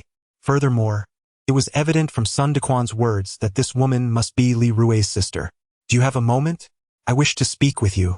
The woman turned to Zhao Yan and implored, Can you save my sister? Chapter 96. A turn to rescue. Zhao Yan felt a sense of confusion. She had just emerged from the hospital and had seen Li Rui a mere 5 minutes ago. How could she have encountered danger? Are you Li Rui's sister? Wasn't she doing well in the hospital? Why the need to save her? Zhao Yan instinctively inquired. The woman swiftly approached and grasped Zhao Yan's arm. My name is Li Yin, and Li Rui is my elder sister. I witnessed everything that transpired in the hospital just now, but I am unable to intervene directly. I implore you to save my sister.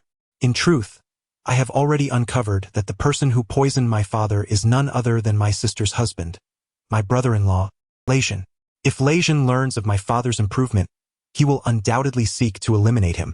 The only obstacle standing in his way is my sister, which means, will he resort to killing your sister first? Zhao Yan interjected, pressing for clarity. Precisely. Zhao Yan felt a sense of helplessness. Rescuing their father was an act born of necessity. Now, this situation had unfolded, entangling him further. However, Li Rui still owed him a debt. Moreover, Zhao Yan required the support of the Li family's mountain gate to resolve some minor troubles. Thus, he could only instinctively nod in agreement. Abruptly, he halted his steps. Why could you not appear? Zhao Yan inquired with curiosity. Li Yin paused momentarily, biting her lower lip. Well, Upon his arrival at the hospital building, he was taken aback to find it enveloped in utter darkness. Logically, even in the event of a widespread power outage, a hospital should possess sufficient backup power. After all, numerous patients within the hospital rely on machinery to sustain their lives. Such a complete blackout is an inconceivable occurrence for any medical institution. Has the operation commenced? Zhao Yan furrowed his brow as he rushed up the fire escape. Upon pushing open the door to the intensive care unit, a cacophony of shouts reached his ears. "You lunatic! Get out! Immediately!" My father had already notarized his estate while he was alive. Even if the Li family were to perish, you could never inherit anything. If you wish to live a carefree life for the rest of your days, I can offer you a sum of money. Just take your people and leave. It was Li Rui's voice, emanating from a nearby hospital room. Meanwhile, a group of individuals stood in the corridor, one of whom was relentlessly kicking the door of the room. Fortunately, the hospital's intensive care unit was equipped with sturdy, anti-theft doors. Otherwise, the door would have succumbed to the assault. "Damn it, Li Rui, you whore. Open the door this instant. Do you think hiding inside will keep you safe? Today, I will ensure the annihilation of the Li family. Once they are gone, everything belonging to the Li family will be mine." The man bellowed. He took a step back and shouted, "You lot, stop dawdling. Don't you want money? Eliminate them, and I will be the sole heir of the Li family. At that point, I will use the Li family's wealth to generously support the people of Aohu Mountain." Aohu Mountain? Zhao Yan chuckled softly. Within the confines of the prison, the itinerant monk often recounted tales of his travels across distant lands, occasionally mentioning the formidable Aohu Mountain. In the late Ming and early Qing dynasties, Aohu Mountain was a sect of considerable power. However, by the end of the Qing dynasty, due to the emergence of a greedy sect master, the disciples were dispatched to amass wealth.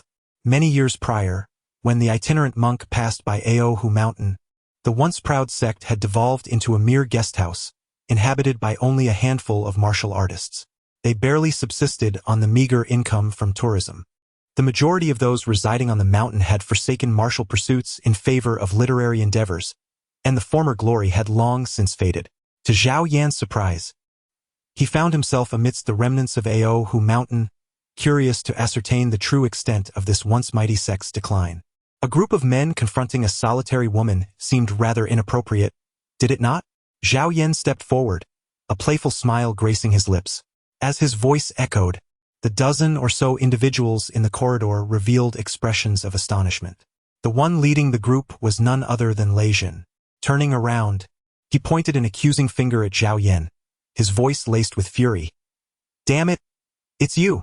If it weren't for your meddling, this old man would have undoubtedly met his demise. Then I could have dealt with that bitch Li Rui without any hassle." Lei Jin's words only served to amplify the smile on Zhao Yan's face. "Oh dear, I sincerely apologize for disrupting your delightful plans." Zhao Yan chuckled. In the hospital room, Li Rui immediately shouted upon hearing Zhao Yan's voice. "Is that you, Zhao Yan? Hurry, resolve this. They are the side branch of the Li family, attempting to seize everything from us." It dawned on him why Li Rui had hesitated to speak moments before he left the room. She had other requests. She had wagered that Lei Jin would not dare to act in front of so many people. Unfortunately, she had miscalculated. Not only had Lei Jin colluded with the side branch of the Li family, but he had also bribed the hospital staff. The moment they discovered that old man Li had awakened, they intended to ruthlessly eliminate both father and daughter. "Humph, I knew it. You two scoundrels must have made some unspeakable deal in the elevator. Damn it, just because I have grown tired of that harlot Li Rui, it does not mean anyone can place a green hat upon me. Get him. First, take him down." Lei Jin waved his hand, and the warriors behind him charged towards Zhao Yan. One cannot deny that the proud Tiger Mountain possesses a certain foundational strength as an established sect. Their martial skills are quite cunning, and their prowess is commendable. Alas, it seems that in this generation, these individuals have reached the peak of their current abilities. Amidst the chaos in the corridor, Zhao Yan dispatched over a dozen opponents in less than 3 minutes. Some lost consciousness, while others clutched their twisted, severed limbs, crying out in agony. "Is this all?" Zhao Yan smiled softly and lifted her gaze towards Lei Jin. "You, just wait for me." Upon witnessing this scene, Lei Jin immediately turned and dashed towards the fire escape at the other end of the corridor. Zhao Yan had no intention of pursuing the matter, After all, such a petty fool was better left for Li Rue to handle on her own. If it were me, I would have resolved it and opened the door. Zhao Yan stood outside the door, speaking softly.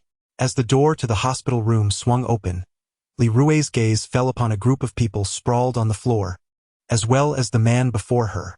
Without hesitation, she rushed forward and embraced Zhao Yan tightly. In that moment, the arrogance and aloofness she had previously displayed vanished, replaced by the panic of a frightened woman. Meanwhile, Zhao Yan, with his arms raised, was uncertain of where to place them appropriately. Li Ru lifted her gaze. Her eyes shimmering with tears. This pitiful appearance evoked an indescribable sense of tenderness in any man who beheld it. Zhao Yan nodded slightly. Li Hui, with both hands cradling Zhao Yan's head, unexpectedly rose on her tiptoes and pressed her lips against his. Chapter 97. The Allure of a Mature Woman. This kiss left Zhao Yan's thoughts in disarray. It was only after they parted that Zhao Yan managed to regain a semblance of composure. Zhao Yan let out a sigh. He lifted old Li and made his way to the parking lot, where he entered Li Rue's car. Throughout the journey, old Li was exceedingly weary, prompting Zhao Yan to employ silver needles to seal his acupoints, allowing him to rest properly. Meanwhile, Li Rue's emotions began to gradually stabilize. Zhao Yan chuckled helplessly. Do you perhaps have a younger sister? Just then, Li Rue abruptly slammed the brakes on the car. Zhao Yan instinctively nodded. After a moment of silence, Li Rue began to explain. It turned out that Li Yin was indeed her half-sister. In the past, due to the intense power struggles within the family, coupled with the fact that Li Yin's mother was of a servile background, Li Rue had ruthlessly expelled her from the Li family. Later, she heard that Li Yin had taken refuge under a martial artist and settled in Linghai City. To her astonishment, the very person who came to my rescue was the sister I had cast out from the Li family. Why would she help me after all I've done to her? We had not seen each other for years. Yet how did she know that Lei Zhan, that scoundrel, was the true mastermind behind it all? A deep sorrow was etched across Li Rue's face. Zhao Yan could discern that Li Rue was filled with regret. Can you get in touch with her? Alternatively, did she leave any contact information? Li Rue anxiously turned her head, grasping Zhao Yan's arm. Zhao Yan gently shook her head. Rest assured, she is well aware of the happenings within the Li family, and she undoubtedly keeps a vigilant eye on your affairs. Should the opportunity arise, you shall surely meet again. Zhao Yan's comforting words brought clarity to Li Rue. Yes, indeed, we shall meet again. Once she finished speaking, a spark of excitement spread across her face.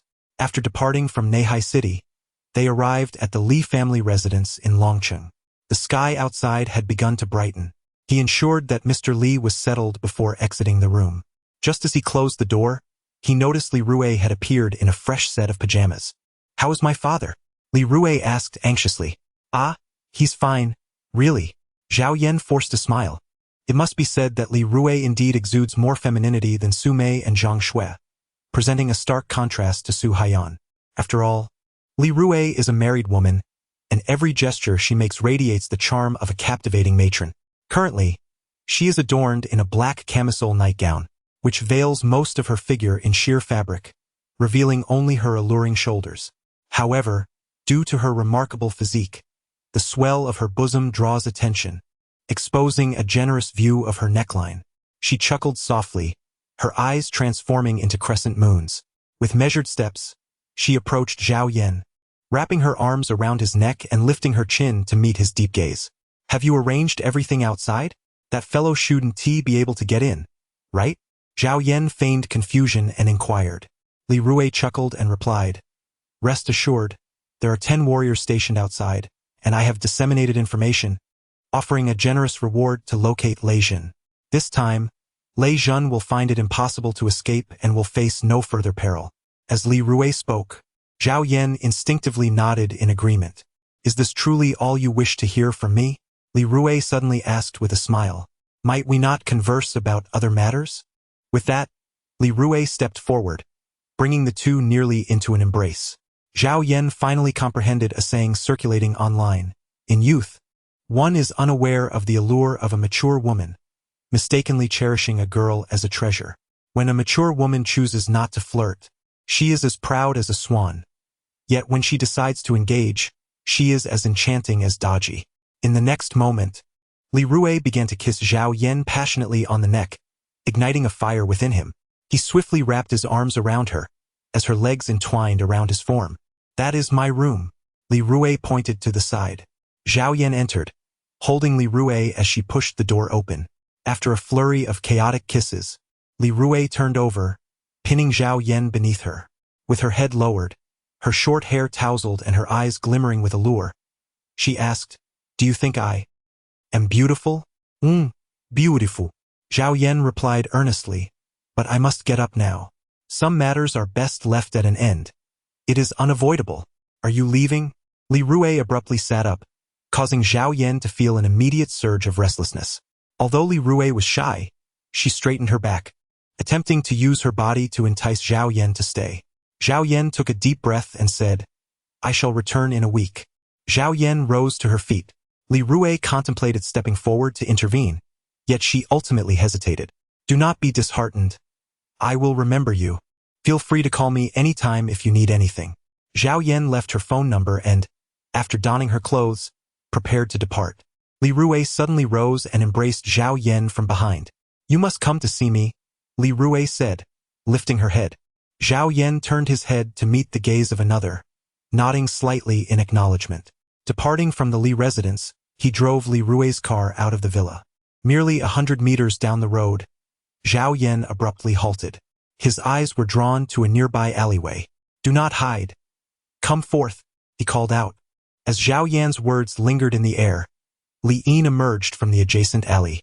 She retained the attire from the previous night, yet her face bore an additional hint of weariness.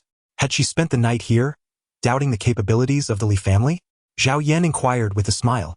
Li Yin rolled her eyes and retorted, "How come you just emerged from there? Last night." "Well, this matter is not for you to question." Zhao Yan interrupted her. "I have fulfilled my promise to you. Now tell me, how shall you repay me?" Zhao Yan raised an eyebrow. At that moment, Li Yin, who stood beside the passenger seat, appeared somewhat conflicted. Observing her expression, Zhao Yan couldn't help but chuckle. "All right, I was just teasing you. Hurry, get in the car." Li Yin opened the door and took a seat. Just as Zhao Yan was about to start the engine, Li Yin suddenly turned to face him, her gaze fixed intently. "Tell me the truth. Did you spend the night with my sister?" Noticing Zhao Yan's silence, Li Yin furrowed her brow and continued, "You slept with my sister, and now you wish to pursue her younger sister? Isn't that rather unbecoming?" Upon hearing this, Zhao Yan couldn't help but chuckle. He tilted his head, raising an eyebrow with a hint of intrigue. The fertile waters should not flow to outsiders. Chapter 98. A Gathering of Women. Returning to Linghai City, Zhao Yan never anticipated that Li Yin resided so close to the Su family. Who would have thought? The proximity was astonishing. "You should be silent." Li Yin finally understood. This individual possessed remarkable medical skills and strength, yet his incessant chatter was utterly irksome. She regretted her decision to climb into his car. The journey had been filled with his incessant teasing and inquiries about various matters. As soon as the vehicle came to a halt, Li Yin could hardly bear to wait another moment, hastily flinging open the door and rushing outside. "Ah, what a coincidence it was to meet. Why must it be so cruel?" Zhao Yan murmured to himself. At that moment, a Maserati came to a halt beside his vehicle. "What brings you here?" Zhang Shui inquired, her gaze fixed intently on Zhao Yan. Indeed, the license plate was remarkably distinctive. A fleeting glance from Zhang Shui ignited a sense of wariness and curiosity within her. This was a license plate from Longcheng, bearing the number 00011. It is well known that such plates, especially in provincial capitals, are not easily possessed without a certain status. Moreover, this was a customized Bentley valued at nearly 10 million. "This car belongs to a friend." Zhao Yan smiled awkwardly and said, "By the way, are you all heading to the company? Let's go together." Zhao Yan spoke earnestly. Beside him, Sumei immediately interjected, "No way, don't you have a car? Drive yourself." "Shuejie, let us go." With that, Sumei left no room for debate, and Zhang Shui, feeling helpless, started the engine and drove away. Suddenly, Sumei remarked, "Shuejie, I seem to have seen this car before. It's Li Jia, Li Rui's car." Zhang Shui immediately joined in the conversation. A few years ago, under the guidance of Old Master Su, Su Mei and Zhang Shui attended a grand family wedding in Longcheng, where they had indeed encountered this vehicle. While Su Mei's recollection was somewhat vague, Zhang Shui possessed an extraordinary memory. Li Rui's car? How many secrets is this guy hiding from us? First, his connection with the Su family, and now an even more formidable association with the Li family. Su Mei expressed her surprise. Zhang Shui chuckled helplessly. Xiao Mei, are you smitten? To be honest, if he hadn't brought Su Shiji to assist, the Su family might have changed hands by now. Regardless of your relationship with him, I believe you should consider accepting him or perhaps reevaluating your attitude towards him. Shui Jie, how could you change your opinion of him too? Su Mei exclaimed in disbelief. You know well how I came to know him. I never anticipated his identity to be so enigmatic. The private investigator we hired recently could uncover nothing beyond his past before incarceration. If it weren't for the archived verdict at the court, I would have thought he had been engaged in significant undertakings all these years. Su Mei's words left Zhang Shui feeling equally helpless. Indeed, the more mysterious Zhao Yan appeared, the stronger their sense of unease became. Nevertheless, from the current circumstances, Zhao Yan seemed to pose no threat to them. On the contrary, he was always the one who stepped forward to turn danger into safety. Let us not forget, you cannot alter the arrangements set by old Su. Just wait quietly. You will soon become his bride, Zhang Shui remarked, unable to suppress a smile. Su Mei pouted, looking aggrieved as she retorted, Humph, Shui Jie, don't get too smug. We are two sides of the same coin. If I marry him, then you will be like an ancient handmaiden, unable to escape the fate of becoming his concubine. Zhang Shui was taken aback by her words, nearly swerving the steering wheel. Nonsense. Don't say such things. If old Su hears you, he might think I'm someone else. Though Zhang Shui feigned bravado, an inexplicable quickening of her heartbeat revealed an unusual emotion stirring within her. Could it really be possible? The audacious thought left Zhang Shui momentarily speechless.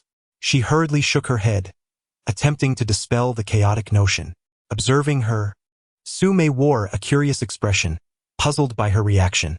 They made a swift U-turn and followed Zhang Shui's vehicle. Upon arriving at the company, Zhao Yan had just parked when he called out to Su Mei, who was not far away. Hey, wait for me. The more Zhao Yan called out, the faster the two women ran. Ultimately, he watched the elevator doors close, his face etched with a profound sense of frustration. What is wrong with them? Asking what dish they would like for lunch seemed to frighten them as if they had seen a ghost. Am I truly that intimidating? Zhao Yan mumbled to himself. At that moment, he noticed someone approaching him from a distance. However, upon realizing Zhao's presence, the person abruptly turned on their heel and feigned an intention to depart. What could this imply? Zhao Yan was taken aback. The person before her was none other than Su Wei. How could she have turned around so suddenly after clearly seeing her? Shortly after, Lu Qingyun appeared, her actions mirroring those of Su Wei. This left Zhao Yan rooted to the spot, feeling utterly foolish. What on earth? Are they all unwell? Why are they avoiding me? Zhao Yan scoffed disdainfully as the elevator doors slid open. He trudged inside, making his way directly to the dining hall. Upon arriving, Uncle Chen promptly approached him. So, what transpired last night? Did anything noteworthy occur? Zhao Yan was momentarily taken aback. He glanced at the others present. Goodness, each one of them feigned busyness. Yet in reality, they were all eavesdropping intently. What do you hope will transpire? Zhao Yan remarked with a playful smile. Come now, we are merely engaging in conversation. Once we finish here, we shall disperse. What are you afraid of? Hurry and tell your Uncle Chun everything that transpired last night. Uncle Chun appeared quite anxious, as if he were entangled in some sort of conspiracy. Zhao Yan gazed at him, her expression tinged with confusion. At that moment, someone approached from a distance. Ahem! The sound of a dry cough jolted Uncle Chun awake. He immediately straightened his back and said, Xiao Yan, we have no potatoes in stock today. Would you consider using sweet potatoes as a substitute? Zhao Yan appeared utterly bewildered. Not far away, Su Wei waved at Zhao Yan, beckoning, Come here and head to the office. Zhao Yan was momentarily taken aback, rolling his eyes in exasperation. Meanwhile, Uncle Chun had long since fled, as if the entire situation were none of his concern. Ultimately, Zhao Yan could only let out a sigh and make his way toward the office. Upon entering, he found Su Wei standing behind the door, who promptly shut it with a decisive click. Before Zhao Yan could fully comprehend the situation, she leaned against the wall with one hand, effectively cornering him. "What are you doing?" he stammered. Zhao Yan gazed intently at Su Wei, who was so close, and observed her demeanor, feeling a twinge of anxiety. Chapter 99. In the office, Su Wei suddenly spoke. "Did you find it pleasant last night?"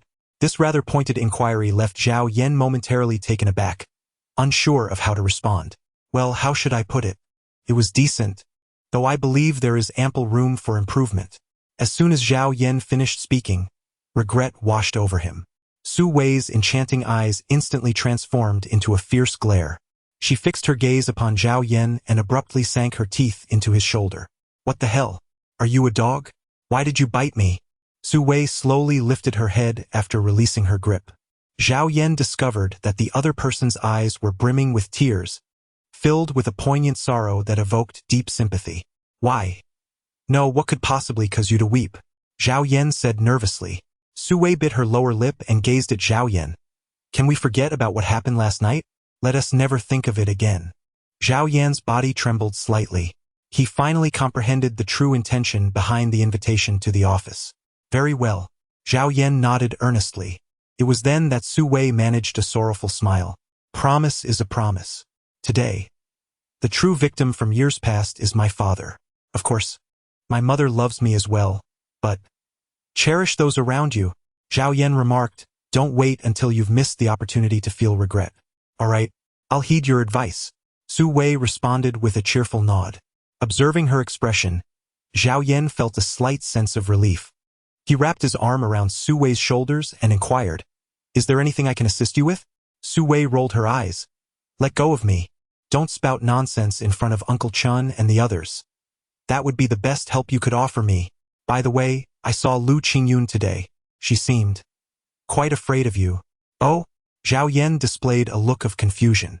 "In the parking lot, I noticed that as soon as she spotted you, she immediately turned and fled." "Wow! I never expected you could intimidate her like that." Zhao Yan forced a smile. "Indeed. Isn't there someone else who feels the same?" "I can hardly be bothered to discuss it with you." Su Wei's eyes flickered uncertainly. "Hurry and leave. I must attend to my work. Please do not disturb me." Zhao Yan was rendered speechless. Engaging in rational discourse with a woman was his gravest misstep. Just as he had reclined, his phone unexpectedly rang. "Hello, have you arrived?" On the other end, Lu Qingyun seemed to have transformed entirely, her tone softened and imbued with gentleness. Zhao Yan suddenly sat up in shock. "Ah, what had I forgotten?" It turned out to be this matter. After finishing her conversation, Zhao Yan hung up the phone and immediately dashed towards the elevator. What on earth is wrong with him? Not far away, Su Mei and Zhang Shui were preparing to leave. Upon witnessing this scene, they exchanged puzzled glances. Zhang Shui, with a wry smile, shook her head and remarked, "Who knows? By the way, is it really all right to leave that little rascal Su Wen in the office? What is there to worry about?" Su Mei replied with a smile, "If anything happens, the Su family will take care of it." Su Mei's words jolted Zhang Shui back to reality, leaving her to smile bitterly. At that moment, Zhang Shui suddenly noticed that the elevator had stopped on the 11th floor. "Isn't that where the finance and human resources departments are located? What could he possibly want there?" "Sister Shui, let us go." Su Mei erith. Snapping Zhang Shui out of her thoughts. "Oh right." Just then, Zhao Yan arrived at the human resources department. At that moment, the large office was devoid of any personnel. It was hard to believe that this was during working hours. Where had everyone gone? Zhao Yan gazed at the office door at the far end, upon which the words Director of Human Resources were prominently displayed. A few gentle knocks echoed. Knock, knock, knock. After a considerable pause, Lu Qingyun's voice resonated from within. "The door is unlocked. Please come in." Zhao Yan pushed the door open. At that moment, Lu Qingyun was dressed as usual, adorned in a tailored blazer paired with a crisp white shirt. Her lower half was clad in a gray pencil skirt, elegantly accentuating her long, beautiful legs, which were sheathed in sheer black stockings. The ensemble exuded professionalism while simultaneously possessing an alluring charm. "Hey, I have arrived. Today. Is it?" As Zhao Yan entered, a lewd smile crept across his face. Upon seeing this, Lu Qingyun's cheeks flushed crimson. You should lock the door," she stammered. Lu Qingyun indeed acquiesced to Zhao Yan's request. Once in the office, she would showcase herself for his observation. Yet, being a woman, particularly one untouched by worldly affairs, she felt an immense surge of courage was necessary to engage in such acts before a man. When Zhao Yan turned to close the door and draw the blinds, he found Lu Qingyun standing by the sofa. Under his gaze, she stepped forward, revealing the demeanor he desired. In that moment, Zhao Yan could hardly fathom that this woman possessed such boldness. Do you like it?" Lu Qingyun inquired, her eyes fluttering shut. For reasons unknown, Zhao Yan felt an overwhelming sense of wickedness, even a tinge of lewdness, at that instant. However, it was undeniably a splendid opportunity. Taking a deep breath, he resolved to observe her closely, hoping to glean the answers he sought from her. Approximately half an hour later, Lu Qingyun finally adjusted her skirt. Her face now resembled a ripe red Fuji apple, radiant and alluring. When Zhao Yan glanced at the sofa, he couldn't help but chuckle. What are you laughing at?" Lu Qingyun retorted, her face aflame with embarrassment and indignation. His gaze rendered her uneasy, causing her to fidget. Nonetheless, Zhao Yan had indeed honored his promise, refraining from any tangible harm. Thus, Lu Qingyun's trust in him was not misplaced. "Well, silence.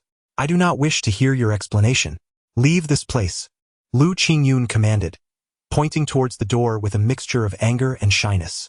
Upon witnessing this, Zhao Yan realized that it was unwise to continue his explanations, as he had likely grasped the essence of the situation. He understood why the physical forms of Su Mei and Su Wei were of considerable aid to his cultivation. Zhao Yan slowly exited the office. As he turned around to close the door, he suddenly noticed Zhang Shui standing not far away, her gaze piercing and her expression somber. "You come here," Zhang Shui said softly. Zhao Yan did not hear, but he could roughly infer the meaning from her gestures. A pang of unease struck his heart. Could it be that he had been discovered? Chapter 100. The agreement in the fire escape. Zhang Shui fixed her scrutinizing gaze upon Zhao Yan. "What brings you here?" she inquired, her tone laced with curiosity. Furthermore, just now, as Zhang Shui's words hung in the air, Zhao Yan felt a tremor in his heart. Indeed, this woman had arrived much earlier. "Well, she has a slight ailment and I was asked to treat her. Isn't that just acupuncture?" It sounded like a wailing ghost, leaving me utterly bewildered. Zhao Yan chuckled wryly and said, "By the way, what do you think?" "Goodness. Zhao Yan is quite adept as well." I thought nothing of it. I must warn you, she is not someone to be trifled with. Had it not been for her significant importance to the Su family, we would have dealt with her long ago. Do not venture too close to her, lest you be led astray." Zhang Shui spoke coldly. After a pause, she suddenly recalled something.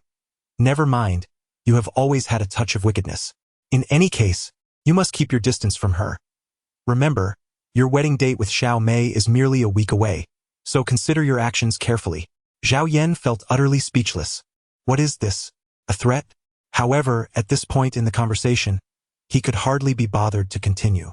He stretched languidly and turned to Zhang Shui, saying, "By the way, today marks the final day of the contract. Please settle my accounts." Upon hearing Zhao Yan's words, Zhang Shui was momentarily taken aback. She suddenly recalled the agreement that this individual had previously signed, a duration of 1 month, with a daily fee of 100,000. Zhao Yan's intention in uttering such a statement was merely to convey to Zhang Shui the nature of his relationship with Su Mei. I understand what you wish to express. However, given the present circumstances, there is no need for you to struggle. Moreover, Su Mei is not lacking in merit, is she?" Zhang Shui sighed. Zhao Yan smiled slightly and said, "If it were you, I would be more than willing, for you possess intelligence and an understanding of human nature.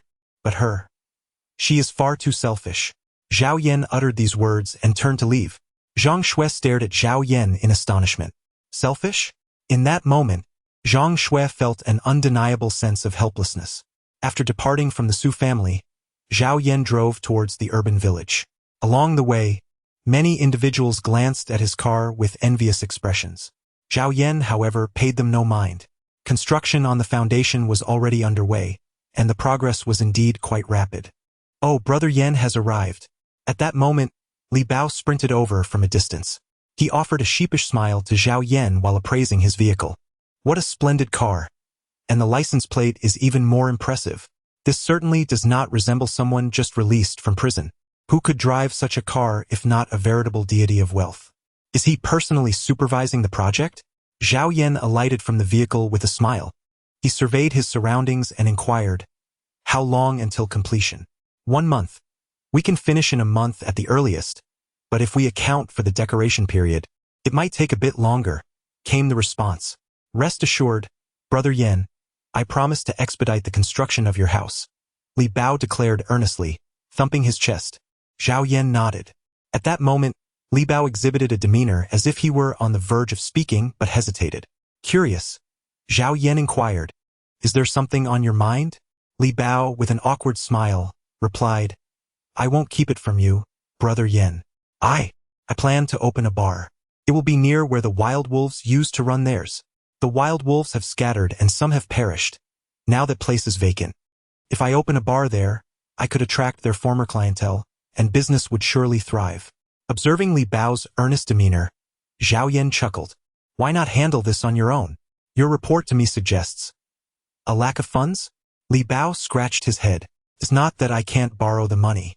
I just worry that once the bar opens, there will inevitably be troublemakers. You know I'm not cut out for confrontations.